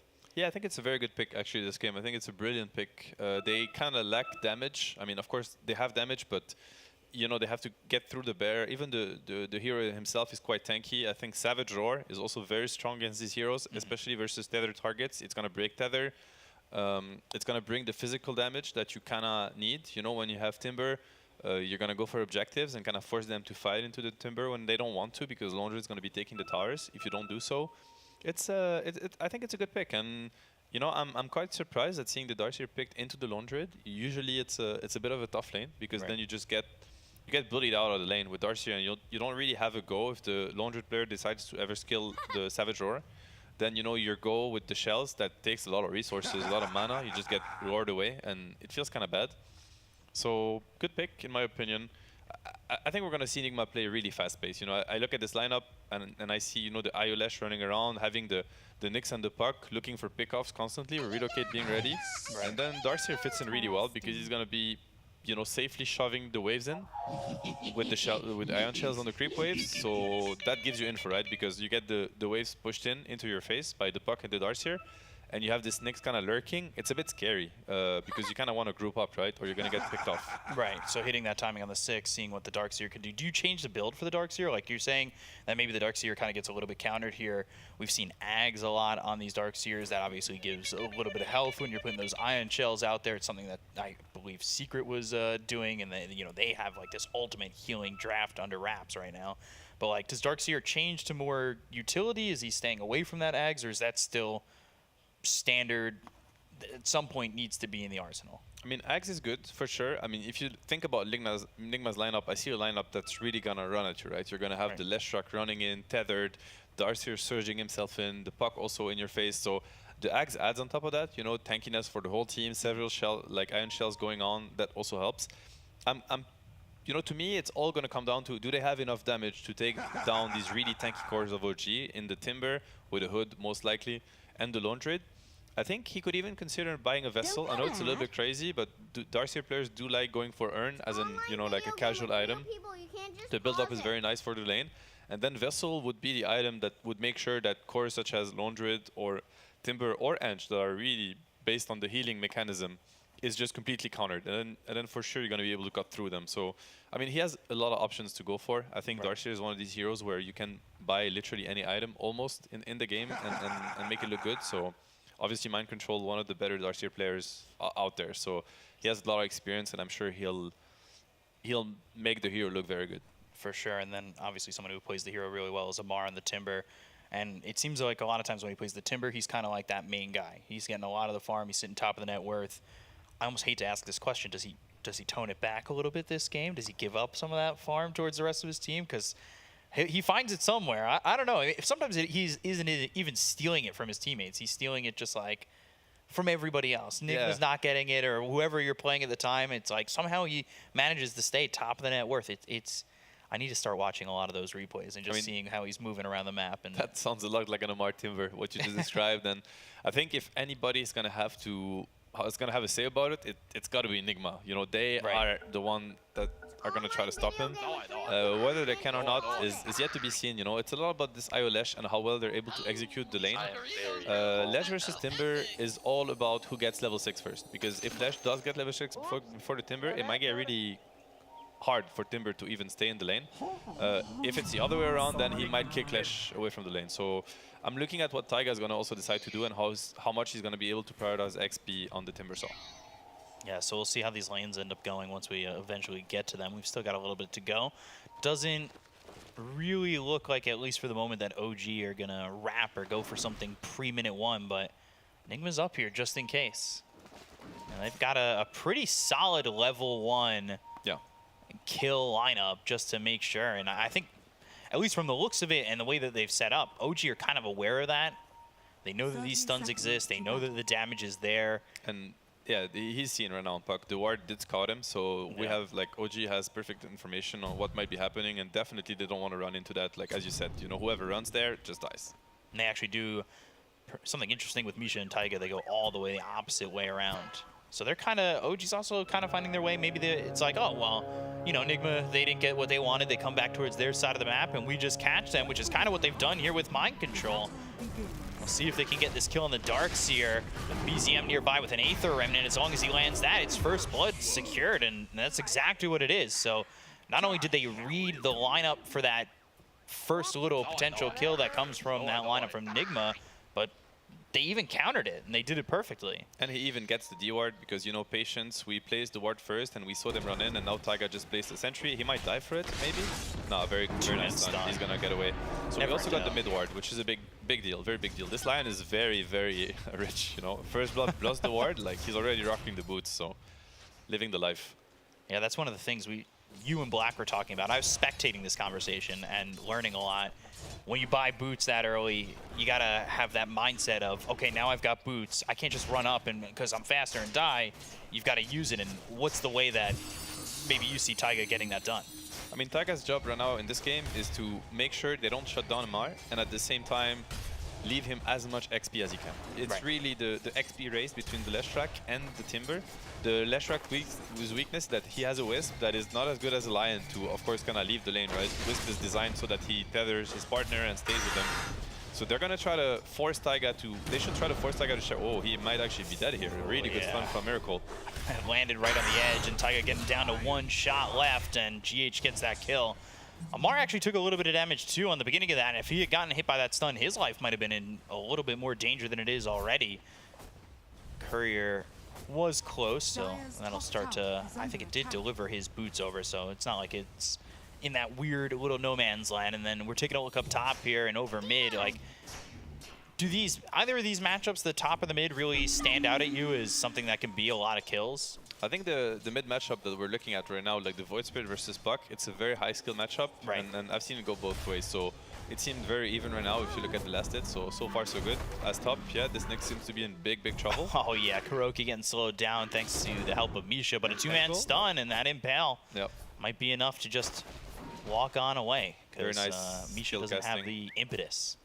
Very nice skill casting from Kuro. I mean, this was a tough one to get off, but he did very nicely. No entangle, obviously, that comes into play, but yeah, he's gonna live. So far, so good. Able to get away. We've seen Impale and Earth Spike just multiple heroes every time. Like, these guys are ready with it, and we don't really see Lion too much. He seems to be one of those supports that have kind of fallen out of favor for other ones, but like, if you're OG, what's bringing you that mindset? Like, hey, I can put Lion back into this lineup and make it show its value. He can be a bit of a weak laner, but when you lane with Timber, you have more freedom to pick the hero that you want, so that's one argument. And also, they saw Puck pretty early. Lion, obviously, you know, a hero that Puck has to really worry about. So does Nyx. Obviously, Carrot Pace is a very hard, you know, spell to work around, but Hex is the best answer, because then you just Hex the Carrot Pace and you can wait out for the stun. So yeah, Nyx and Puck, you think of Lion. Stun out through on a Miracle, but now Taiga needs to run. He'll probably die here. He's got the Hex, but he doesn't have the life, and Miracle gets a kill over in the bottom lane, so he's 1-0-1, and this Lion dying a couple times. Obviously, sucks to give away those kills, but he also got that first blood, he got the D-Ward, the gold. It's going to stay at where he should be in terms of net worth. The question is, can he kind of keep his life? And at what point does Lion kind of like think, okay, Amar's here, can he sustain by himself? Can I move around the map? Can I go mid, maybe top? Try and find some kills with the rest of my team. Ideally, it would be the level 5 on Timber. I think before level 5 is a bit hard for him to fully sustain, and Lion's going to keep looking at it. He could decide to leave now, but if he does, he might, like, I mean, now the lane is in a position where he can, but if he leaves too early, I mean, yeah, we see the rune control. Probably Lion's going to want to join that. We already see, you know, I mean, supports are quite busy. You have the Lion on the bottom rune, and you know, these matchups, Bug versus Void Spirit, it's all about the regen. It's all about the water runes, about the power runes, so you're going to see a lot of action around the river. And there you see the pressure, right? It's still a bit early for Timber to be left alone. Yeah, and they go for the stun actually over mid. Smell had been hit by an Aether Remnant just a moment ago, and they're diving the tower. They want Amar. They won't land the stun. He's got that wand. He heals up a little bit. The Whirling Death. We'll see if he survives this or if anybody comes over bottom to try and help him out. He gets into the trees. But Miracle and GH are on his tail. He's just Timber chaining across the lane back and forth. And, well, kind of playing him a little bit. Yeah, this is an insane amount of pressure, and you don't want to trade too much with this IO, pairings, because they don't use anything for that, right? I mean, the Lion, he's going to have to bring tangos, he's going to have to bring mangoes. This IO Lesh is just going to keep sustaining, so you don't want to get baited into trading too much with them, right? You just, Amar right now, all he wants is level 5. When level 5 happens, it's going to get better for him, and Lesh is still a little bit under level. Amar is close to level 5, Lesh is level 4, and it's all about this level 6 timing. I can't emphasize how much it's important, so... But yeah, you see, like, Taiga is kind of forced to be here because they're putting up, so much pressure on this Timber, which is, they're playing this really smartly. Yeah, especially, I mean, you're saying level 6 is very important. The way to make it sure that they can win that, push Amar out of the lane. Make sure he's uncomfortable. Okay, they're going to TP a +1, so BZM coming bottom, he's level 6. If they can catch somebody... It looks like it's been spotted, right? And this rotation hurts the Void Spirit a lot. His bottle is empty, so the 6-minute rune is going to be super important. He has no boots. He's really sad right now. Like, this hurts your game a lot. Hopefully he gets a rune, and then it's going to make up for it a little bit. But yeah, this also frees up the puck for his own rotation now. They know that Void Spirit has no TP. Right. So he can't react. Exactly. Okay. Let's see, 6-minute rune coming up. We already see, Misha going for the top rune, Taiga on the bottom rune. The Enigma supports are a bit late to the party, so maybe we get... Okay, Void Spirit does get the... He got denied, actually. It, yeah, Sumail just got the right click in. Very well done. 1v3 rune deny, so that's like big impact. Making sure that you kind of keep that advantage on the lane, and Sumail definitely showing some prowess here over mid. They drop down the Dream Coil, they've got the Impale coming out from Kuroki, but the Aether Remnant lands on Sumail might give BZM a chance to use that jump and get out, and that's exactly what it does. So, under that pressure, doesn't panic, just jumps away, doesn't give even more of an advantage. Like you were saying, some of it felt like that bit of an advantage coming over mid, and now GH kind of getting pushed away, but like you said, for the IO, it doesn't really mean all too much. And you see this Darcy, right? He's not having fun. He's level 4, he's really, really under level. Laundry is level 6. And on bottom, the Timber is level 6 before the Leshrac, so, good job from Taiga showing XP properly. And then the pressure, you see it right away, it starts. Yeah, Leshrac was level 6 here, it's a double kill, So now there's going to be a lot of pressure going OG's way for a little bit until the Leshrac gets level 6, and then it's just going to start being relieved. Laundry though, he's having like a perfect game. 40 and 20, I was going to mention it, but it feels like we were talking around the map. They're still putting the pressure on Miracle. He's got to be a little bit careful with Amar just committing to this one, the rolling death, and again, Taiga trying to follow it up, trying to find something. And instead they'll focus their attention onto GH with BZM coming over from the side, so he gets Miracle. Kuroki comes in with an Impale. It'll end up being a 1-for-1 trade, but do they get anything more out of this one? GH under the tower, but that's not home base. That's not safe. So BZM, he'll get the double kill, and they take out GH. Very nice rotation from BZM. Sumail, unfortunately, had no TP. It just got delivered to him, so he could not react to the dive. And yeah, I mean, big, again, the Leshrac is still not level 6, so his game has been really crippled. Yeah. And this is all about XP split. It's this details in high-level Dota that can really turn the lane completely. GH actually goes to fill up the bottle with Sumail. I was going to ask, because BZM's now made 2 rotations off the mid lane, but Sumail doesn't feel comfortable enough to do it himself, right? Like, is that because the side lanes aren't going as well? Like you said, Darkseer's only level 4, Leshrac never hit level 6. Do you not just feel the opportunity to try and go and save a lane, or do you just focus on your lane and then when the opportunity finally comes, go? I mean, to be fair, I feel like Sumail should have been bottom, countering the gank from the Void Spirit. He just had no TP, so maybe we missed that part where he had to waste his TP, and maybe OG had that info. This is the coil. He might actually die here. It's going to be really close. Yeah, the stun follow-up and the illusory orb, they do finally get a kill onto Amar, so that's exactly what they wanted with that follow-up. But while that's going on, there's a wall up top, and Misha gets the kill into mind control. Back over bottom, they're looking over. Miracle, he's sitting a little bit low, but he is tethered up. BZM, we'll see if he can get anything out of it, or if he gets played with the help of Sumail. They've got the silence with the waning rift, and the damage for the Astral Step. One more right click. Sumail wants a high 5, but instead, he'll just give him another 1+ on that death score. Very clutch from Sumail, kind of predicting where BZM was going to try to escape from, and very big kills. I mean, these are 2 kills on 2 cores, and this is the Leshrac being really happy, catching up with XP also. Big kills, big XP. Yeah, and that's exactly, like, it bumps up their game. They were struggling a little bit on the side lane. Now you get a little bit of that pressure alleviated. Miracle hits level 7, and Sumail's still down here. They kind of want to just shut down Amar, and that's almost a double-edged sword. How much can you focus on this bottom lane and just allow the rest of the lanes to kind of have their free will? Even Misha rotated here too. So, you know, OG is trying to this is like the pressure building up on the bottom lane, and both teams are kind of looking at it, and rightly so. So I like that the OG supports are trying to stop that. Now the Hex, but the relocate out. Easy doesn't. Miracle and GH do escape.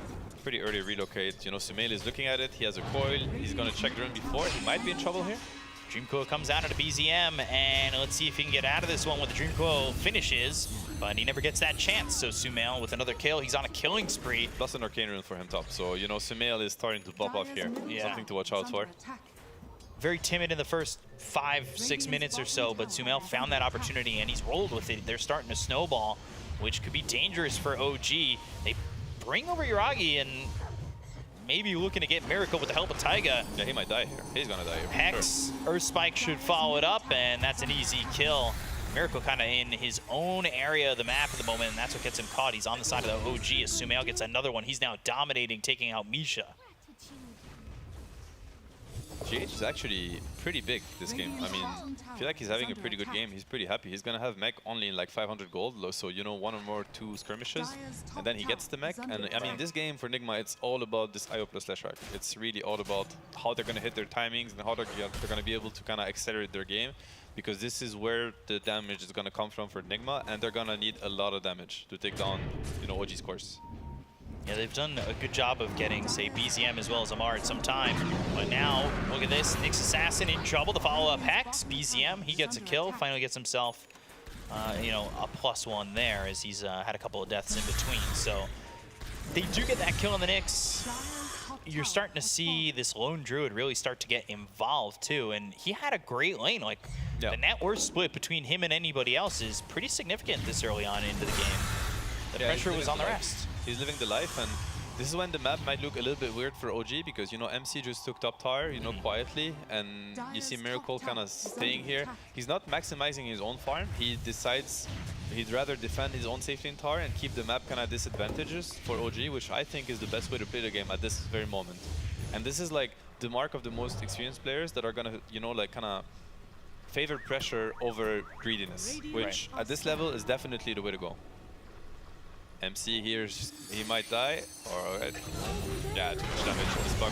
Yeah, they're going up towards top. They want to get this kill on the mind control while Misha goes down. So Sumail with another one, then Taiga falls to Miracle. So you've got the relocate that was over there towards top to get that follow-up. Ends up being a trade there, a kill over bottom. So a couple of kills across the map for the side of Enigma, and well, that's just an impale. There's nothing that's going to happen. I don't think all of a sudden you've got a Nyx Assassin that's going to hit enough or hard enough to kill off that Timber. I'm quite worried about Misha. He is level 4 on Ench, so he is extremely under-leveled right now, and he's playing versus this lineup that's just going to eat him alive all the time, right? The Leshracs, the Darcyr, the Pucks. Puck is having such a good game too. He basically solo kills him with 2 spells right now, so you know, OG is going to play 4 versus 5 for a while, it feels like. You know, this Ench is going to be a non-factor, unfortunately for him.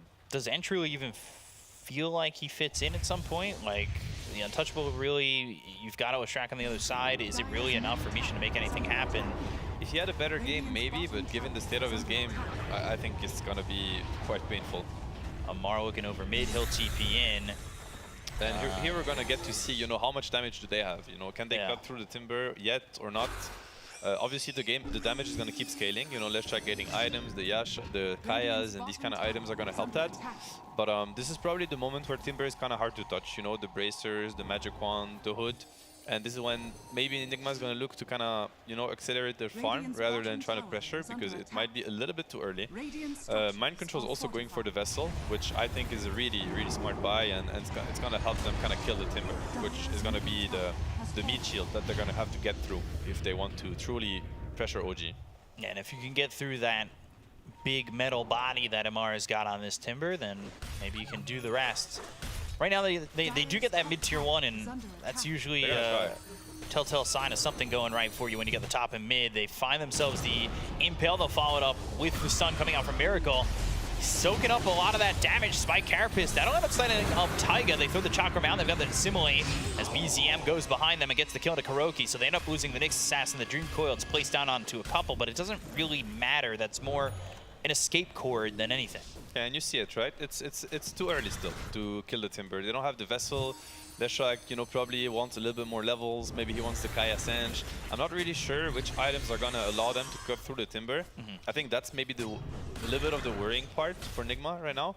But, you know, I'm sure they have a very solid plan, and we're going to be... Eventually, we're going to see it. That wasn't exactly a heavy commitment either. You know, they kind of dip their toe into the water. They see, all right, we don't have the damage. We end up losing KuroKy. That's fine. That Dream Coil makes sure it protects us on the way out. We don't lose big numbers, because if that fight does go the other way and OG start to take 2, 3, 4 heroes, they can snowball out of control too, and all of a sudden turn this around where Nigma kind of missed this timing that they want. Especially with the build that the Laundry is going for. He's going for Deso, Mask of Madness, so you know he's like an objective taker. Like towers are gonna melt, Roche can melt also. So definitely every pickoff that OG will get, like in the in the upcoming minutes, is gonna always transition into an objective. So we'll see which team strikes next and who's gonna end up getting that first Roche. Spike Carapace was there for a moment. I have loved to see these players use this Wild Wing. There are some players who are just so good at like those movements, especially over in the triangle when they're able to get up and down cliffs or move heroes around, move themselves around. Like it really is just 4-staff light. Okay, he might live here. Yeah. Stun, not in time. Very good use of the Hex. Yep. Nice CP out. I mean, I would say that Nigma's answer to is he gonna try it? Okay, nice Carapace.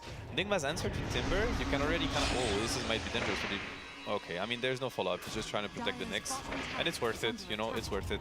I was just going to say that Nigma's answer to Timber, you kind of feel already. It's quite, it's not often that you see Amar being so low in the net worth as Timber. He usually, rocking the #1 spot. He's taking the enemy's jungle. Already, he feels scared compared to other games, right? Where, he feels like he can actually die pretty easily.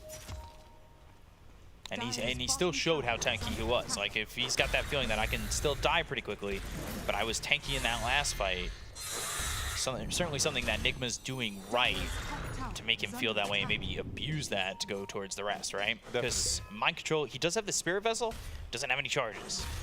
So you got to fill it up somehow and make sure then you can kind of use it, because right now, it's wasted net worth. There's a lot of eggs in the laundry basket right now for OG. It feels like, both Void Spirit and Timber are not scaling as well as they would want to. No TP this time for Taiga. Yeah, but they've got the help with the Aether Remnant. So he's able to survive once again. He is really playing on the edge. He's deciding to kind of, get info instead of farming the Blink, which I could agree with. I feel like it's quite scary when you think about it, because we don't probably feel it in the game, but it's nighttime, you don't have the best vision. There's a Nyx that's always lurking, the threat of the relocate, the threat of the coil, and these cores, they want a little bit more time. The Timber, he wants to farm up, the Laundry wants that too. That's why you see the supports of OG trying to get info. Of course they put themselves at risk, and it looks quite quite scary for them, but they're kind of trying to tank the bullet that they don't want their core to tank. And then on top of that, every time you as a support get that information and don't die, it just feels like you can keep it that much closer, right? Like, you're not giving anything away for this. Like, it's free info. Yeah, and this is probably one of the big force packs. Yep, the big pack already. BZM maybe in a little bit of trouble. They've got themselves the Yules, but there's the follow-up stun coming out from KuroKy. So Sumail will get yet another kill, and he's unstoppable. BZM, he's middle of the pack right now, but I guess the silver lining is still, like you said, the eggs in the basket of Lone Druid. I mean, he decided to go for the Yules. I get it. It's probably quite important versus the puck and that amount of damage. The problem is that it kind of sets up for the Nyx and the Lash follow-up stun, especially when he's caught off guard. I mean, that's going to be a freaking on the edge, right? Misha, so poor. Double stun and an easy kill, just like you said. Miracle getting another one. And Enigma are finding their moments. They're finding their pickoffs. Is this enough at the moment? Do they need to start taking objectives, take some towers with these openings that they're making for themselves? I think they're happy scaling, honestly. I don't think they need to pressure themselves into anything. Like, this puck is super happy, this Lash is super happy. I mean, they definitely hit a really strong timing right now. They have the Vessel, he doesn't have charges yet, but the Blink on the puck. The map is kind of theirs to pressure. It's more on OG's side, what are they waiting for? What are the timings, the items that they're looking at so that they want to fight back? I feel like the Laundry is very, very strong. He has like an overwhelming amount of physical damage. He can take down the Leshrac in one stun right now, so maybe we'll see it happen soon. I feel like both teams right now are looking at, kind of speeding up the pace at which they're playing. See KuroKy get spotted by the Sentry Ward, but he picked up enough information in that little walk over knowing that all the heroes of OG were pretty much there. Nigma is so aggressive and how they position themselves around the map. Like you see, you know, Mind Control's pushing out the top lane constantly with shields. They're already taking enemy triangle and ancient. Like the map, it feels really small for OG already. It feels like they're kind of only safe in their own jungle, even though the game is not that one-sided. But it's just Nigma's decision making on how well, like where they position themselves on the map. They put so much pressure on their opponent. Astral step away. And not going to jaunt over, but they're still sending Miracle forward. Feared up on the run, Chakram hitting on a Kuroki. Pulls him into the air, and they've got themselves the Aether Remnant. They've dropped down the Dream Coil, the stun comes through, that's gonna land on Amar, but they've got the figure to get the kill on a Kuroki, so they'll at least get themselves one on the side of OG. They stun out Miracle, and look at the damage just come out onto this Leshrac. Sumail's not gonna be next yet, it's actually Taiga. He tries to leave, but the Aether Remnant's down, and so is the wall, but the wall is not something that OG are running into at this moment, as they take out 3 on the side of Nigma. Amazing teamfight execution from OG here. That was super clutch, and then they get the free on the Wisp. I mean, they could even go Roche here. I want to praise the Deso purchase on the Laundred. It did everything. You saw how quickly the Slash died. It's crazy. He got 4-shotted by the Laundred, and he was being tethered by a Wisp, right? Yeah. It was still not enough. Unfortunately, the Wisp had to use the mech for the Nyx, meaning they didn't get the double mech value on the Lash, which could have turned things with the vacuum from the Darcer coming in. So maybe a little bit of a mistake from the GH to try to save the Nyx. Yeah, they're gonna try to stop that. They need to stop that Roche, it feels. They might be able to be honest. OG's running low on resources. They actually left that Roche pretty low. Now the question is, can Nigma take it for themselves? It could be possible. They do have a lot of magic damage, and they're gonna try to. This is pretty clutch. Now it's a big moment for OG. You contest it. It's quite risky. You don't have the Laundry ulti. It looks like they're gonna let it go. I think it's the right call, but it cost them a lot. This feels bad. Let's see, just into the hands of Miracle now. And potentially, like you were saying, some aggression from Nigma if they can get this. They've got the Dream Coil, there's the Vacuum. It's only Nisha so far. The Astral Step, they've got the Taunt. It's onto the Leshrac. They're going to look to take this Aegis out, but with that tether, with that heal, he survives. Kuroki hit by the Chakram for a second, feared up once again, and just that burst of damage coming out from OG once again. It's, wow. Runs into the Aether Remnant. Now they catch BZM, but the damage, it's just not enough yet. Here's an Earth Spike out of the Leshrac, but they still have GH. He's surviving for now. The Chakram's there. It pops the Aegis. They've dropped on the wall. Amar timber chaining across, gets the kill on a GH. So now you no longer have the tether option. They've got the silence onto Misha. Misha trying to survive, and Sumail ends up dead. Amar doing so much damage in this fight, especially with the help of Taiga. These Earth Spikes have been on the money, and they're still going to get a kill here onto this Darkseer, as Mind Control will run, but Amar, he can timber chain and chase. And that's kind of the problem. He's going to get him to so much damage. That's the Kaya Sange, coming in clutch for you. Spellamp on the level 15 plus the Kaya Sange. Mid. They have Miracle here. They've got 3 heroes, and the Bear looking to do the damage, and he's gone. Holy man, that damage. Whoa. It is so much damage between the Basher, the Mom, and the Deso. I mean, you saw like the beginning of the fight. It's all about the tether mech. Like Nigma really need to try to force themselves and discipline themselves to play around it, because else right now the Leshrac, he doesn't stand a chance. He just dies right away. And you see the strength of Laundred, and what is their play really? They're trying to turn on the Bear. They tried at some point, but they just don't have enough damage to kill the Bear. It feels bad. You're throwing your spells on the Bear, and then you're dying in the process, and then he just resummons it. So they need to find like a better way to take these fights. So far, it feels like OG and the 5v5s have been doing well. You get a kill on a Taiga, but Nigma kind of need more. A lot of these kills have been on supports. It's going to be about how Miracle is going to itemize. He decided to go for the plate mail, which, I mean, I can only agree with. He's definitely dying to like an overwhelming amount of physical damage, so that's going to help. The analysts, like the panel, they talked about the Axe build on Leshrac. It could be something he could look at. It's gonna prevent the Bear from hitting. That could be interesting. But now we're getting into the territory where Timber and Void Spirit, they're picking up some steam. They're gonna start becoming a problem too and dishing out the damage. Miracle might be in trouble again. They land the Aether Remnant. A couple impetus shots coming his way. They use the Yules on a GH. Look at the right-click damage coming up for the Bear once again, but he lands the stun. It's onto the Bear. That might save his life. Impetus damage, it tickles. It doesn't do a lot. So Miracle is able to fall back, and he's also got reinforcements if they want to just maybe clear up some vision and go. But by doing so, it does show that they're all there under that ward. So OG, they're not letting this opportunity go. They want to take it to Nigma, and that's exactly what they're going to do by getting this kill on a Kuroki, and the rest of the team will fall back towards the tier 2 and into the trees. It is so much damage. It's quite crazy. Okay, Nigma smoked up. They want to contest that. Without the Nyx, this could really catch OG by surprise. You don't expect an aggressive play 4 versus 5. Let's see what they do with that. Looks like they want to bait behind Miracle. It's a really hard move to predict right now. You know, usually most teams will kind of take a defensive position after losing a hero and giving up the ground. But he's getting just the Lion. Would that be worth it? If they can get Yuragi, this would be worth it. He has no ulti.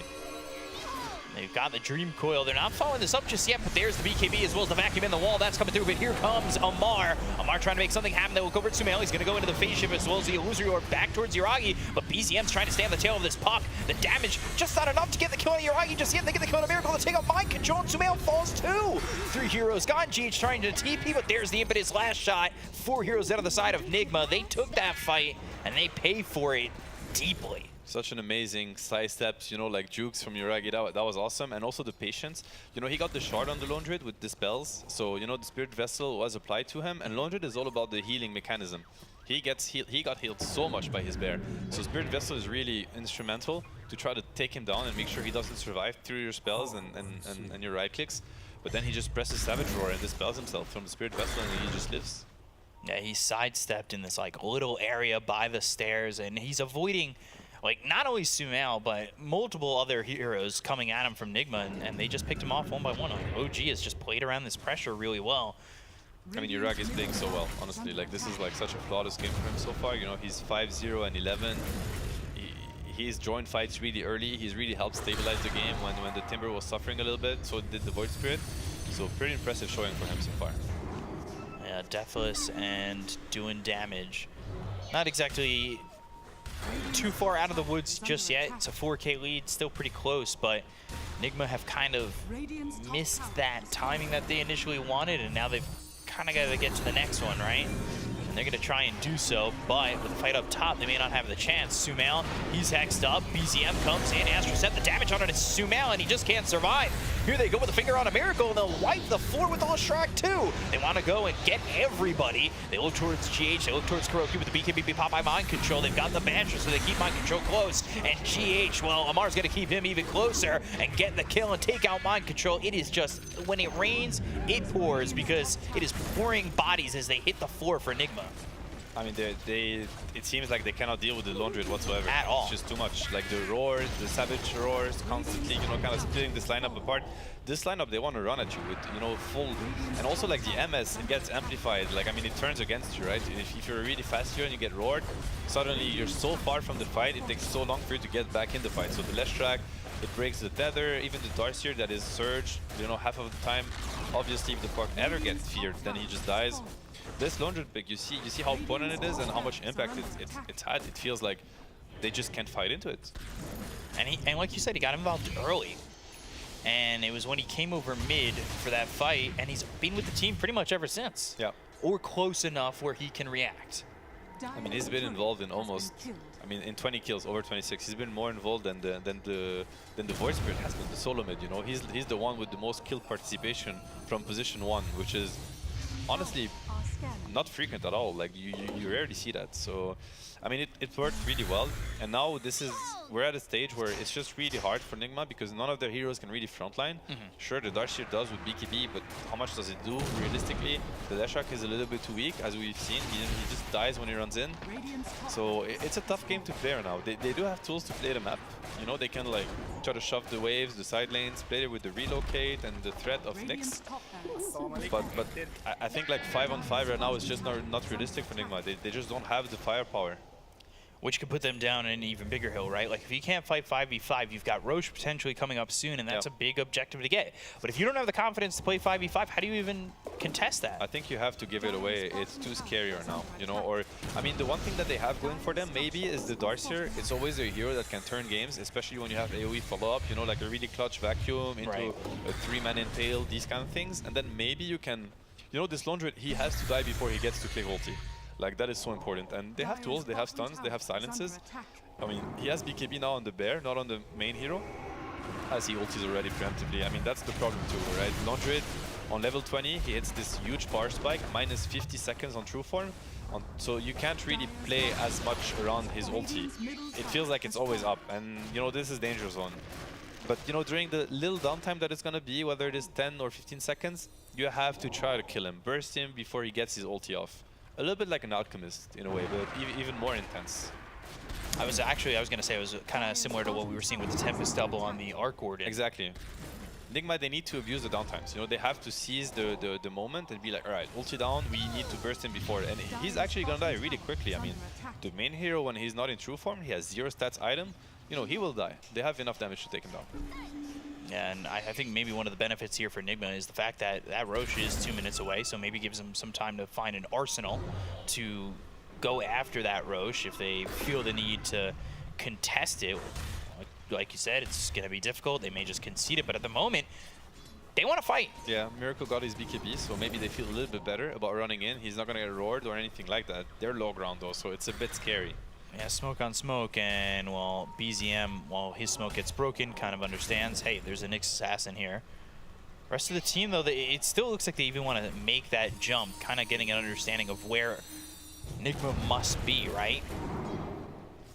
That was really close. BZM, you can feel like he really wants to fight. Like OG right now, I mean, both teams kind of want to fight. As there it is. Jump. Blink Hex with the Earth Spike, drain the mana, throw the finger, and you've got to chop him with the Aether Remnant. BZM, he's now on a killing spree.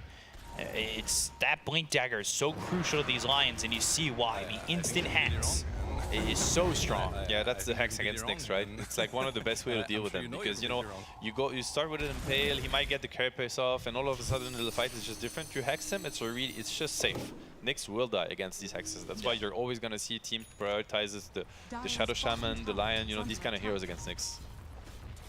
So they're waiting to see if Roche is up, but still has 50 seconds to go.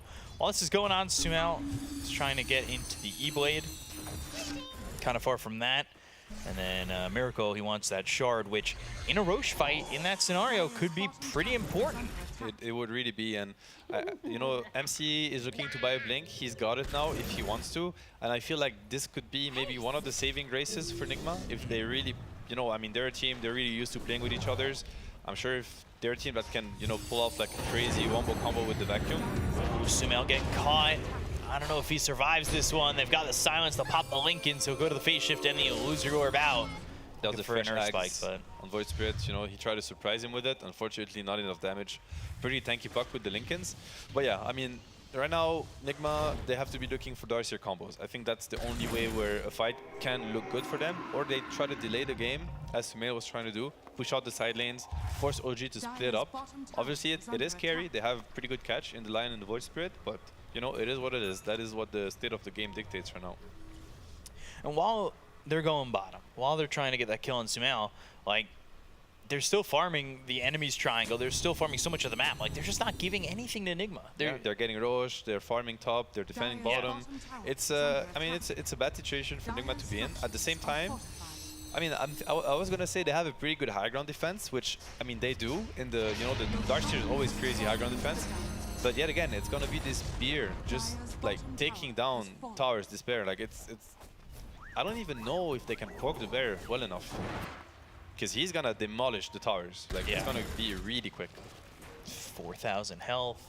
Has that Deso ready to go. The Basher, Mask of Madness, like he's hitting fast. Has the extra buff up with that Hyper Zone. I don't know how you kill the bear, and even if you do, like you said, they've been using so many spells on the bear. Then what? He's still then troubles. Then a lot of troubles. That's where Amar just kind of peeks his head in. He's like, all right, exactly. I'm ready. He's had so much space, right, in the fights. Like you always see him kind of coming later and almost get higher like, than Miracle. He just cleans up, right? Yeah. It's crazy how like this is exactly what the panel said. Even when you shut down Amar, did you do it? No, I mean he's had so much impact right now. Like he's done so much damage in these fights. He's scaling really well. You know, you see it with the net worth. Like he now has a BKB, so he really doesn't care about anything that they could throw at him. And it's gonna keep getting worse, right? I mean, this Timber, it keeps scaling the damage. It keeps scaling up. I mean, I like how Nigma's trying to pressure. I mean, this is good, you know, good pickoff. Yeah. What they're trying to do right now is they're trying to force OG away from their own triangle, like Nigma's triangle, or, you know, force OG away from pushing their base, which is what they should be doing. Right now, OG, they want to create a situation where they're going to knock at the door of Nigma's base and start, you know, looking at the bear taking down the towers. So Nigma, they need to delay that for as long as possible. Interesting move here by Sumail. He did have Croaky nearby, but, you know, he's still a slippy hero. They didn't have the Lion there, obviously, because he's dead at the moment, so they don't have that instant Hex to work off of. He's hard to catch. He's hard to catch. I mean, Puck already hard to catch, but now with the Lincolns on top of it too, almost impossible. I think he got the shot also on Miracle. So the high ground is maybe that's a way to deal with the bear. Actually, if you pre-stun the ground and then the bear, you don't really want to use BKB to just like, you know, hit the base, get extra hits on the base. It feels bad. So maybe that's one way that they have to delay the game. Having the Puck cutting the waves everywhere, having the Leshrac stun plus the Darcyr try to delay the high ground push as much as they can, and you know, OG, they've had enough. They want to end the game. Going into the true form and looking to go. And there you found the Aether now on a Miracle. They're going to try and make the jump. They've got the silence out of a bunch with the vacuum as well as the wall. Normal punch hits on a Taiga, but it's not going to be enough as the Aeon just pops. And then finally, after it goes away, they get the gun to the line. So they'll take him out of the fight. The Hex is gone. They'll look over at Amar. Amar taking a lot of damage. Silence up, stunned up, killed off. Down he goes. Miracle's got himself a double kill. Now looking over the Aegis on BZM. Do they have the follow-up stun? Can they go for the rest after this? Stun over a stun, of course. They've got the lockdown. They get BZM, they'll look for more. Yuragi looking to TP out. Misha not so fortunate, at least not yet. He'll try to TP, and the stun from Miracle not in time. But that is a successful high ground defense. They don't even lose the tier 3 there for Nigma. It's more than successful. That was amazing for Nigma. I think they could not expect better. This is really huge. It's a big spike, and they have a lot of pushing power themselves now with the Leshrac and the overcharge and the edict. They can threaten, you know, I don't know if they're going to be able to force buybacks, but they can definitely look at getting the tier 2 mid and establish vision for themselves. And you see how scary the high ground is, you know. It's maybe hard to grasp how much it did, but these Leshrac stuns, you know, like chain stunning all these heroes. I think Amar, you know, between the Nyx Carapace and the Leshrac, the Split Earth, he didn't even get to press BKB. I don't think he even had like 0.1 second to press it. No. To get chain stunned completely. And I think like that's maybe a mistake from OG to, because Leshrac, he has to prepare these stuns in advance, right? He has to land couple, and they need to keep, you know, proccing. But since OG did not take the tier 2 bottom, they can't just decide to be like, all right, you know, just like Venoward, you set up the mid defense, we're just going to push bottom. But since the tier 2 is still up, they kind of have to bang their head against the wall and fight into the split earth that were preset. And I think they probably need to look at pushing another lane, basically, when Nigma is so ready. Yeah, Nigma now very ready. They were just down 10k. Where'd it go? Like, it's gone in a heartbeat. Yeah. Looking over the Nyx Assassin, Spike Carapace, but they've got the follow-up here with the stun from this Lion. Croaky, though, he gets away for a second until the finger comes. The stun hits down to Amar, but they've got no follow-up damage for that. That's a gem on the ground, so it's a pretty big deal. That'll mean Croaky is way more visible and way less effective, that's for sure. Which is big, because we've seen the areas of the map that Croaky's kind of been putting himself in.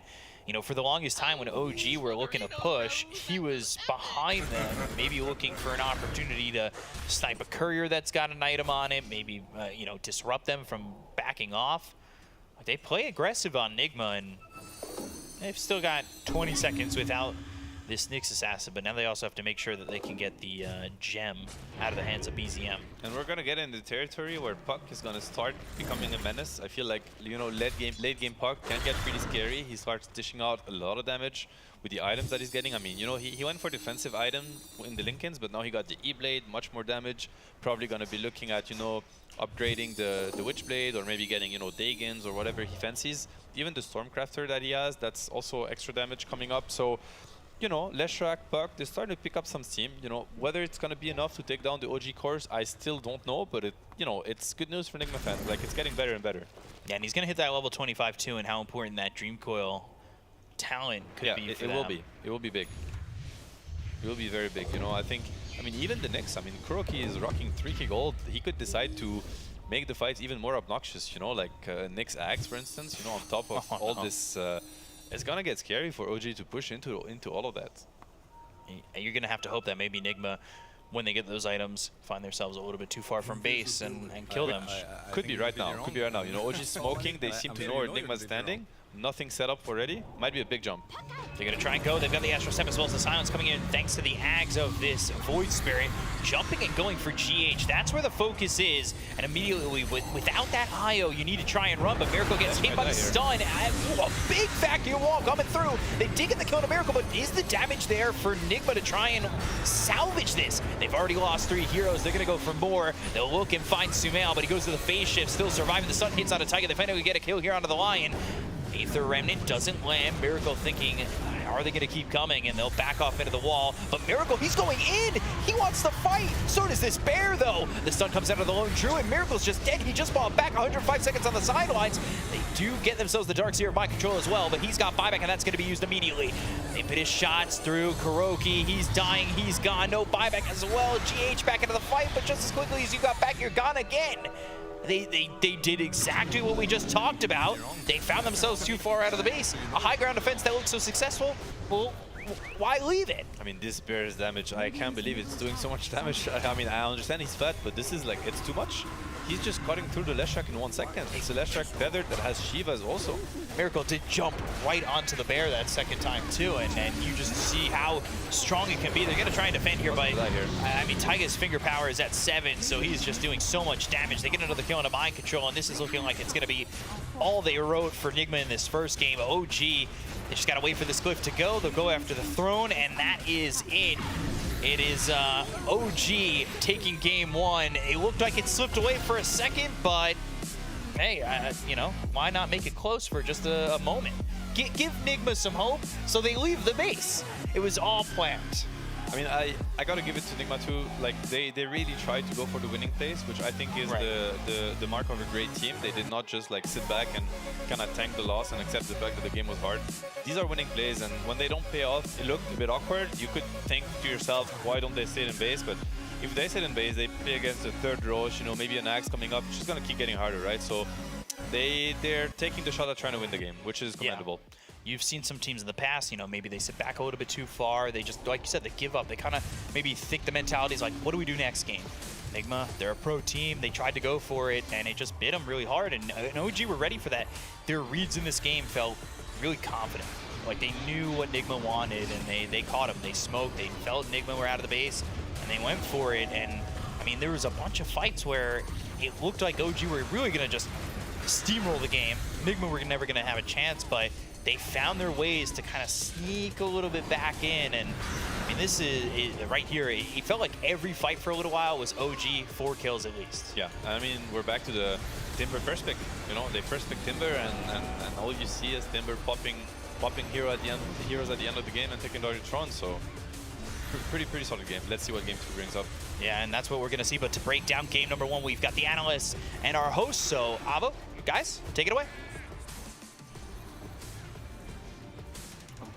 All right. We're here, right, with the highlights presented to you by Aramco, and we're watching the last bits of that first game. There was an inkling of a chance for Nigma towards the end of the game, especially with the great teamfight execution. That vacuum plus Nyx, man, we talked about it. It was kind of insane. But one small mistake in these difficult team fights, and especially lack of a real carry. And this one right here, I think, could have been a huge turning point. Yuragi, I think he literally has 3 sticks in his inventory, and he barely gets a whiff of this smoke, which is a really, really sick play out from Nigma, right? They just lose the Nyx Assassin, and then they smoke around the map through the top lane and into the jungle of OG. Could have been a major turning point for them. As you can see, the tips coming from OG immediately after show that OG were on top and in control of that the entire time. I mean, it's because, like, I was going to discuss the idea that, like, OG's draft is clear-cut to a degree, right? You know which one your cores you're playing around, you know who's your damage dealer, you know exactly what you have to do. And the team fights for Enigma had to be a symphony of skills, and while they executed really well, it's easier to make mistakes in these kind of drafts. Yeah, it's definitely super easy. I actually expected Nigma to kind of run them over a bit earlier on. But I feel like they were very split. Like Miracle was farming by himself quite a bit, got caught out once or twice. And with a lineup like this, you're not really, like, you can't afford to make a lot of mistakes, right? You are running on the snowball, the more often you're down the lash track, the thinner the snowball gets. And ultimately, they had like no damage anymore to kill the lone druid. It's also really, really hard to just engage against the lone druid, right? Yeah. Like, do you focus the main hero? Do you focus the bear? Main hero always gets healed super much by the bear. So, like, I think it was like 2 team fights or so where it cost them. They were focusing the lone druid, but the bear just kept them pretty much at full health the entire time, and they just have no real damage anymore after the Leshrac is dead. Yeah, we don't see the ends of the bear in this score screen, of course brought to you by STC, but he was very fun. Yeah, that bear was very fun. Yeah. I love the casual cloak on the lone. Yeah, we were actually talking about that, right? A lot of the times on the lone druid hero, you'll end up seeing some like wraith bands, or this game potentially That's the gunner. bracers. That's the gunner build, man. He always builds 5 wraith bands after mid 25 every single time. Yeah, I mean, I think it's an understated change because really just the null talismans was the only thing we ever saw out from that on the Storm Spirit meta, especially. But yeah, I mean, you double all of the stats. Yeah, I mean, we didn't really see all that much lone druid before, so it's worth mentioning again because that was kind of understated and still very much is a thing. I was surprised not to see it. I thought your Ag Scepter idea was good. Was genuinely maybe the way for Nigma back into this game. Had they had, like, obviously you can't just say these things because then the entire early game looks different, right? Yeah. Lesh did a lot early, right, to even get into the late game. But, you know, if they had like almost any other carry in the game other than a Lesh, like as soon as you repel the lone druid push like once and twice on that second Aegis, usually you see that really swing back towards the enemy carry. Just not the case here. It only marginally gets better here for the Lesh the later the game goes. Yeah, and that's the risk you run when you pick carry Lesh, right? Or carry like in carry that usually goes from the mid lane. Like you lose a couple of fights, suddenly you don't feel as strong anymore, they get BKBs up, they get magic resistance up, and you're kind of like, what am I exactly gonna do here? You run in, you get bashed once, you just like die instantly. It's very sad when you can't snowball like this. Actually, I thought Nigma did a commendable job winning that one team fight. Like I didn't expect him to win, but Leshrac hit like, I don't know, like 10, 15 stuns with that card. That was a ridiculous high ground defense. Yeah, it looked good. I mean, Alva brought up the vacuum into the Nyx stun, but also just vacuum and putting people into the center of these Ag shards. Split Earth also looked pretty convincing right on that high ground hold. Even the strategy, right, of going for all this lifesteal amp, the Kaya, right, everyone forgets.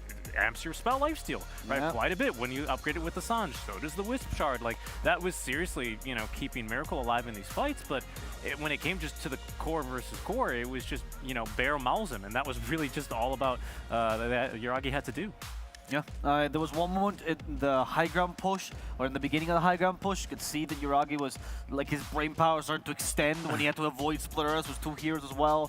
But once they got the hang of it, especially it helped that they had the Timbersaw there as well, right? Like, the Timbersaw separated the fight so much that it was difficult for Enigma to be able to get these, well, 5-man vacuum into Split Earth, Impale, this and mega team fight combo. And in the end, OG just played really well towards that late game. It was really, really impressive. Yeah, they did. But I would say as like a ending thought for Nigma. I don't think they can, or like they try to address the Timbersaw, right, with a lot. Like Puck was on the bot lane for like a good 2-3 minutes. I really think just get rid of that hero. Like Amar just plays it way too well. They try to shut him down. He was pretty low in net worth, still gets like triple kill after triple kill in every fight. Like he's way too comfortable on that hero. Like sure, he's really good on Razor too, but again, Razor has way more heroes that are actually good against him. And it makes laning much, much simpler. Yeah, I mean, I think this is like a, I don't know, like I fear not the man who's got like only 10 games on this hero with a 100% winner. I fear the man that has picked Timbersaw and has lost on the hero, because you learn a lot from that, you know? And you can tell, like, this was not the typical like Super Amar Timbersaw game that we know. This is like your run-of-the-mill Timbersaw build. Dual Scepter, right? Kaya and Sange, quite standard, right? BKB, like, you know, nothing too crazy here. And that's because he just knows it was the kind of game where you just kind of have to build like this, and then your game's fairly free. Agree. That's why I lose all my rank games. So I think, you know, I'm learning, right? Eventually, when I reach 0, I'll be the smartest man here. Eventually, Anyway, it does seem like the Timbersaw was a problem. The Razor, though, we have seen that be an issue with other teams. The Chinese teams bring the Razor, and that also seems unstoppable. Maybe they just have to concentrate both bans on MR in the beginning. But we're going to have to see, as before that game number 2 between Nigma and OG, there'll be a small break. So let's go to that, and we'll come back very soon.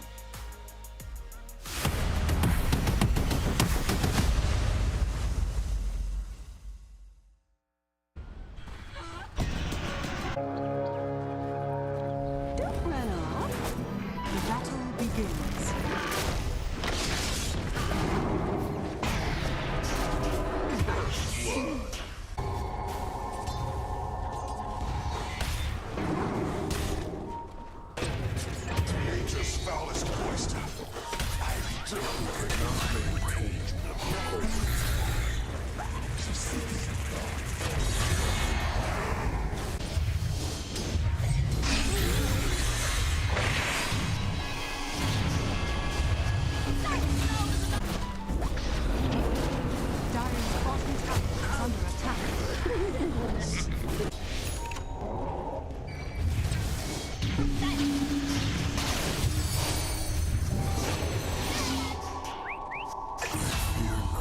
Radiant's middle tower is under attack.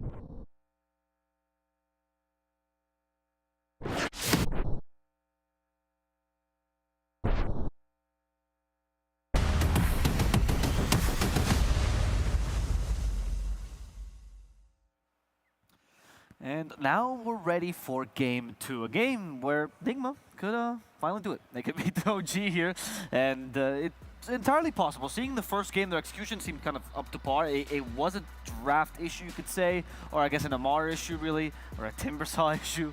But that idea that forced them to deviate such a hard-to-execute draft is really what led them to the position they were in. However, they didn't seem outclassed by any means. No, I agree. I just don't think the strength of that draft was going to be particularly towards the late game with the core-to-core matchup being as it was, right? They were probably looking to kind of really hinder the start of Amar in his lane, take the fight early to the Bear before he's like really kind of unstoppable, and utilize the push of the Leshrac to really close that game out with, you know, Sumail diving and getting the jumps to enable all of the above. That doesn't really happen. They still know the basics. Let's take this even later, fight for Roche, hold the high ground, but core-to-core just wasn't there for them. I gotta admit that I'm really surprised, 'cause especially on LAN tournaments, right? Like if you're on a timer, there's so much more pressure than online. So this kind of draft I feel would work a lot better online when you wouldn't be so pressured just by the entire environment. But like just stick with your like Medusas and stuff, you know, like Miracle loves these real late game carries, and I feel putting the enemy on a clock in a LAN environment always makes it so simple for you. You defend your high ground, you defend your triangle, you make them come to you, you make them play on your terms, right?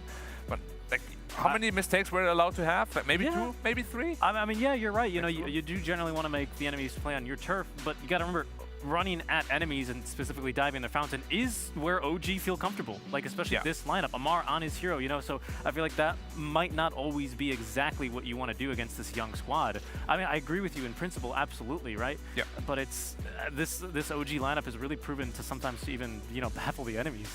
Yeah, it's true. They enjoy putting pressure on these I guess, slower carries, you could say. I remember reading from, I think it was ex-Boom Esports coach, Clairvoyance, was talking about the strength of Dusa and heroes like her, right? Where the pressure exists just by existing, right? Dusa has to do nothing but farm, and she's already creating pressure on the enemy team. And that's what Black is suggesting. However, maybe OG just doesn't care, because they don't seem to ever feel pressure, honestly. No. What's the best way of playing against them? Because they obviously tried to match aggression with aggression, but OG just seems to, well, not outclass them, but just outpace them in that sort of scenario. So what, like, do you want to create like a wall? Do you want to play like a hybrid? Like, what's the best answer? Yeah, I mean, because it feels really difficult to address the OG lineup, right? Even we were talking about, like, well, what do you do? Do you just ban Amara and give BZM like a free pick, and let alone, you know, not to mention Yuragi, who is going to be applying that passive pressure by farming up the map and getting the blah blah blah core to core, right? Like all these things, right, are things certainly to consider, and which do make it difficult to pick one strategy and run with it. Well, you know, one of the options that we could be seeing, and that was one of the things a lot of teams thought about in the major, was play faster. It sounds wild, but when you go for tri-core, you are inherently going to play a little bit slower than any sort of dual core or single core strategy. Nigma tried this, but this was so out of the way that they had to play exactly perfectly. And you saw it in the major. OG would just outclass their opponents in team fights, but Nigma's a team that I think could probably outclass OG in team fights as well. And as long as they play faster, they punish this tri-core. It doesn't really matter. Just take away the Timber Sock. He's an easier tri-core to play. Razor's a much greedier offlane. I agree with that generally, but like every time I saw Nigma lose, they just go for these weird heroes. Like carry Leshak, it's like not weird per se, but it's just not normal, you know? Just stick to your normal heroes. And it's not like they're bad or anything. They don't need to do this. I just feel like they're forcing it on themselves to make the game awkward, which, again, I don't think they have to. They have the skill to back up a normal lineup, and I hope they will stick to that. Yeah. Maybe when you do something like carry less strike, would you expect a second more quote-unquote normal win condition? Yeah, I would. Some mail instead? Like a TA or something, exactly, right? That's exactly what I was going to go for. Like a Templar Assassin mid would have been kind of perfect there. The puck just doesn't really bring the same amount of oomph, tower pressure, right-click damage, scaling even, that one of these other heroes had. And that was really the problem with the lone Druid pick, for sure. Okay, they banned the Viper once again, so this means either Timber. Razor or Timber. Timber, thankfully. Okay. So they think it's the Razor they can deal with. Let's see if that happens. I wonder if OG will start with the Razor Marcy lane, which a lot of Chinese teams like to do as well. What if they first pick the Razor on Nigma? Oh, genius. And then throw in like a complete range. Hamar's out of heroes. Does MC play Razor? I'm sure he does, but like, is he like comfortable on the hero? I mean, the hero's not green, but I'm sure he knows how to do it, yeah. I mean, then again, you're just like Linky guy, plasma field a little bit here and there. How hard can it be, right? The complexities of Razor are endless. Yeah, build BKB. Build refresher. Yeah, you have to know exactly when to refresh in the team fight. Right? Yeah. It's, you know, there's some complexity in that. No, but the complexity of the heroes, I've always said this, but Razor and Bloodseeker and these like really simplistic heroes, they trick people because they are very simple, and that means that all your core skills are truly tested, right? You have a Void Spear and Ember, you're really good mechanically, you make a mess up strategically, you can recover. Razor, nah, you go in the wrong fight, you're done. Like there's no outplaying them. I mean, he's quite literally, I mean, he's not full single target, right? He's got Plasma Field and his ulti as well with that little, you know, AoE around go for Axe. Yeah, but it ain't really, like, you're capped. You're pretty much single target with a bit of a farming mechanism, and you counter these heroes that rely generally on crits and their stats to win them fights, right? That's what you do. You have to make sure you're going on the right initiation. You got to trust your team to back you up and make sure you can get your link off and get, I don't know, a quarter or halfway through the link at least, right? And then really start to be the boss from there.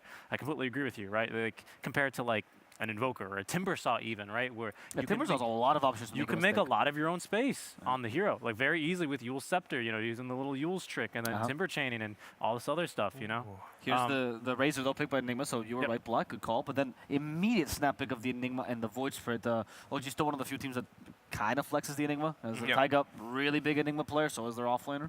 Honestly, I love that because usually what Enigmas do nowadays, they just rush Wraith Pact straight away. Right. And it kind of hits before Razor really hits his strong timing. Even with the BKB, you run into a team fight. If you ignore all other heroes, you just get Black Hole, you can die very, very easily. And then you have a Void Spirit who can also slow through that BKB, which not a lot of heroes can. So those two heroes, in general, against Razor seem very strong. But Nyx Assassin, of course, you know, as the Void Spirit quote-unquote counter. But we have already seen that BZM is very comfortable playing around it. Oh yeah, he did a couple cool things. Set up the Yule Scepter. Nyx can always get off. It's instant on the Spike Carapace. That's like how you beat the ODs. Like Nyx mid versus OD is not bad for that reason, right? You always get it off. But yeah, BZM hiding and disseminate, popping out lots of times there to kind of break open these fights was really unique. Yeah, I like the Enigma quite a bit, right? Because even if he's 4, even if he's 3, you can go for a couple different items, whatever suits the team, you know. Usually if it's not that good of a Wraith Pack game for whatever reason, it tends to be a fairly good Vessel game. And that's still another item that the Enigma can build and does very well with his toolkit of percentage-based damage. Are you guys worried at all that they picked Nyx into a potential Wraith Pack Enigma push lineup? That could be very scary because Nyx hates that kind of stuff. Yeah, he does nothing against that, right? Yeah. I mean, he's good theoretically against Enigma. I mean, you stop the Black Hole, so you have that one single utility, especially as a 4. But you are right. Could Enigma consider other heroes to prevent that? Look, they banned the Lone Druid already. They're like, no, we don't want to push down here. No more Lone Druid. I mean, a couple of teams, picking him up and kind of destroying it at LGD as well with it. So we'll see how much we get to see that hero tomorrow, as of course this is our last draft of the day. Oh, dude. Lycanthrope against Razor and Nyx is also insane. That's true. I don't know if they really like to play that on OG. But Nima could play the Razor carry it, right? If it's like an offlane, then you'd crush the lane. Yeah, it is definitely possible, like to beat Lycan in lane. It's just like against these two heroes, if he ever gets a good start, like they do nothing to him. Right. We'll see. I mean, Nigma needs to maybe a little bit of deep push. They have maybe a consistent stun would help as well here to combine with a Nyx, which is the less consistent one. Yeah. What are some options? Inconsistent stuns? Or deep push here. Let's start with deep push. Sorry, I was hyper focused on these carry bans out, the Bloodseeker and the TB. Terrible. Deep push, I would say, like generally is going to be coming from your mid lane, right? A lot these days. You can still run like a Wyvern 5, which is a common solution towards the Enigma, right? Hasn't been banned yet, and I think for OG ought to be a consideration. Yeah. Because of course the Winter's Curse from range into an Enigma, even though you're playing against a Void Spirit, it can completely ruin your team fight. Okay. So. Okay, it's the Dawnbreaker instead that they banned, which is also a realistic ban, right? Just as easy, to be honest, if not easier, to kind of counter this Enigma initiation by casting Solar Guardian from really any position. This Dawnbreaker can be quite a big thorn in the side for that. I think we should see a Wyvern, though, for Enigma, to be honest. Yeah, Wyvern. Puck could also be really good, because Puck Razor is just a deadly combination. Yes. And Sume played a very good Puck in the first game already. But usually when you lose on a hero like that, even if you played really well, you're like, I kind of want to play something else. I want to mix it up. I want the Wyvern, though. I got to be honest with you. Right? Wyvern is strong here for sure. Wyvern Curse into Nyx, lining up a multi-hero stun. Wyvern Curse into, of course, the Link, right, is a classic. So it seems so good. It's very, very good against the Enigma. I think, yeah, and it'd be good. Okay. I'll go for the Wind Ranger here in OG. That's an interesting idea. I mean, I know they played a lot of 5, obviously in the major, but they did. Yeah.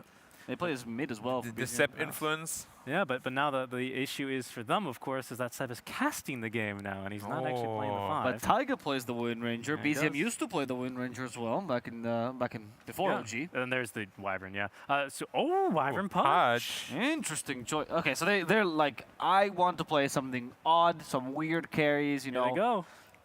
I mean, okay, you've been a little bit critical of when Kuro decides to be a little bit more experimental, creative. Yeah. Where's your feelings on Pudge? I mean, I'm like, when I play Pudge, personally, I have like 80% win rate. I think the hero is really, really strong. I don't quite know where they're going to put him yet. It could be an off-lane Pudge still.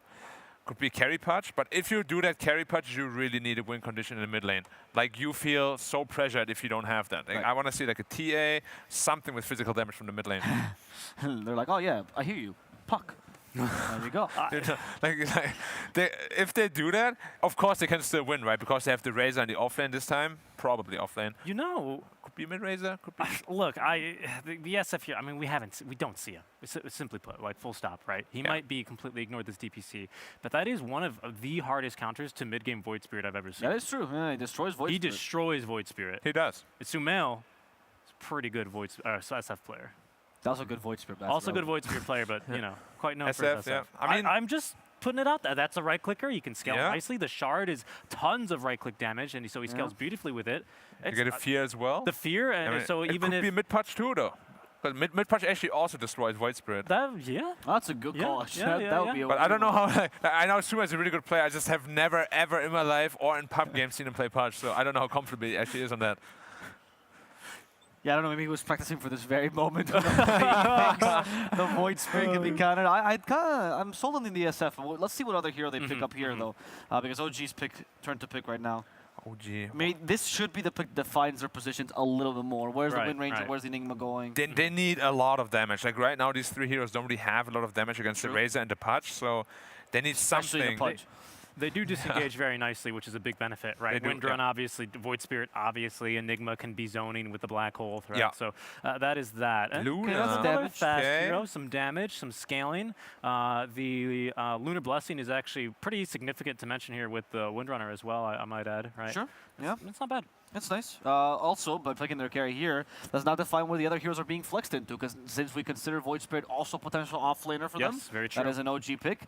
Genuinely, they could go anywhere. Yeah, yeah.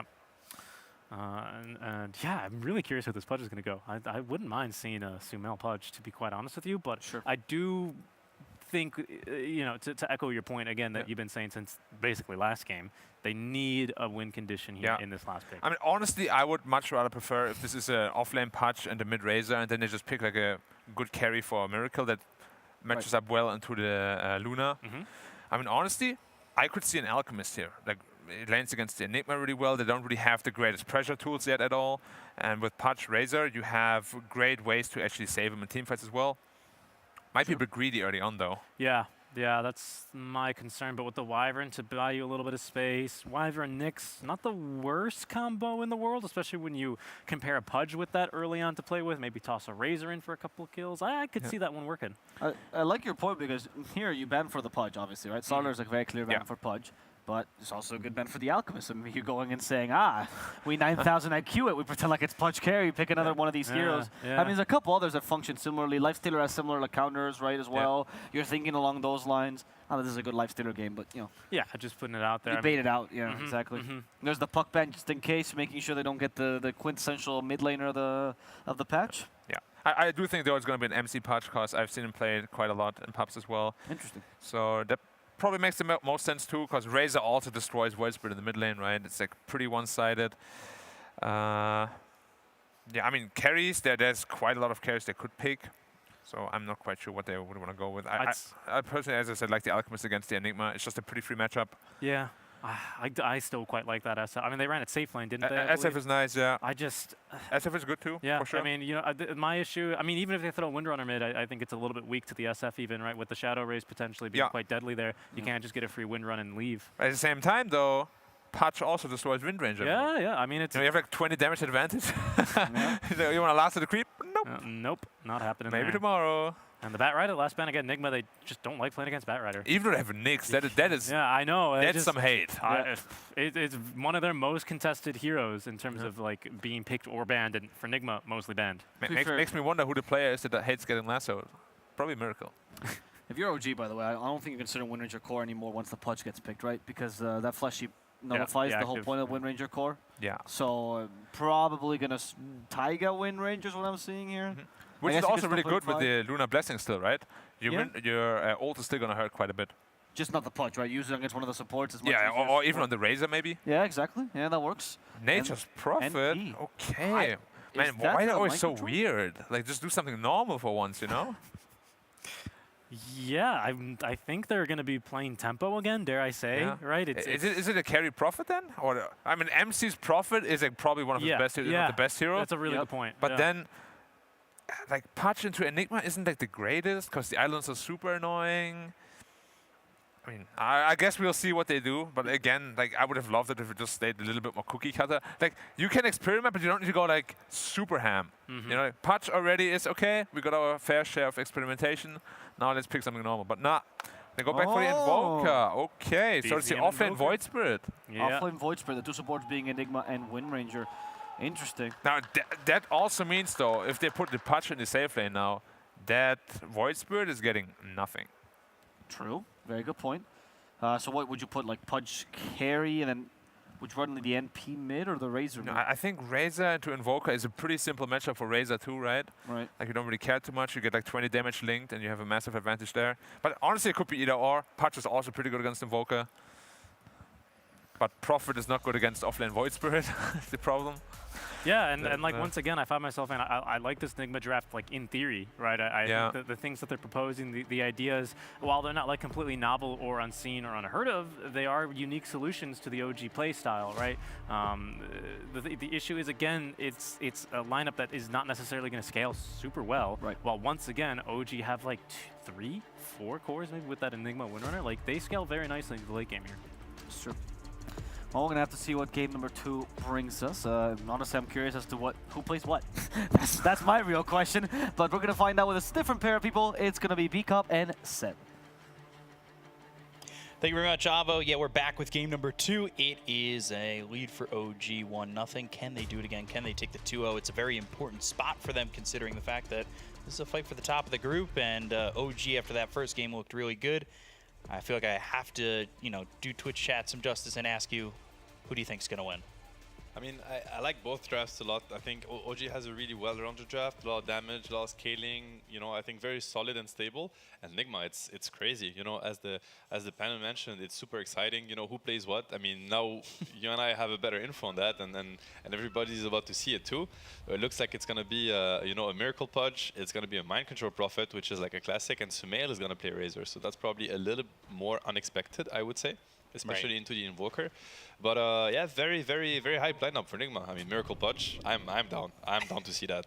Yeah, we've talked about Pudge a couple times throughout the few days we've been here so far, and I got to ask the question about Amar as well. Like, Void Spirit, not the ultimate go-to that we've been seeing as Miracle misses the hook. Okay, never mind, Miracle Pudge.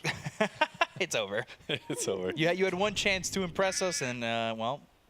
No, but I mean, Amar Void Spirit, it's a classic. He's very comfortable on the hero. I mean, he's shown it. He's played it today, I believe, right? In game 2. Earlier today, and obviously, had a really good game against Liquid, was top 1 net worth, really high impact. I mean, you see it, he's platinum tier, so according to the Amar test, he's passed it, very well, successfully, so yeah, Amar Void Spirit, I'm happy to see it, he's gonna bring, I'm pretty sure, very innovative builds. Yeah, you're going to see a top of the net worth Void Spirit because he is definitely allergic to anything lower. Exactly. There's that hook hitting, and maybe Amar's in a little bit of trouble. They've got the static link. Looking like it might just be first blood.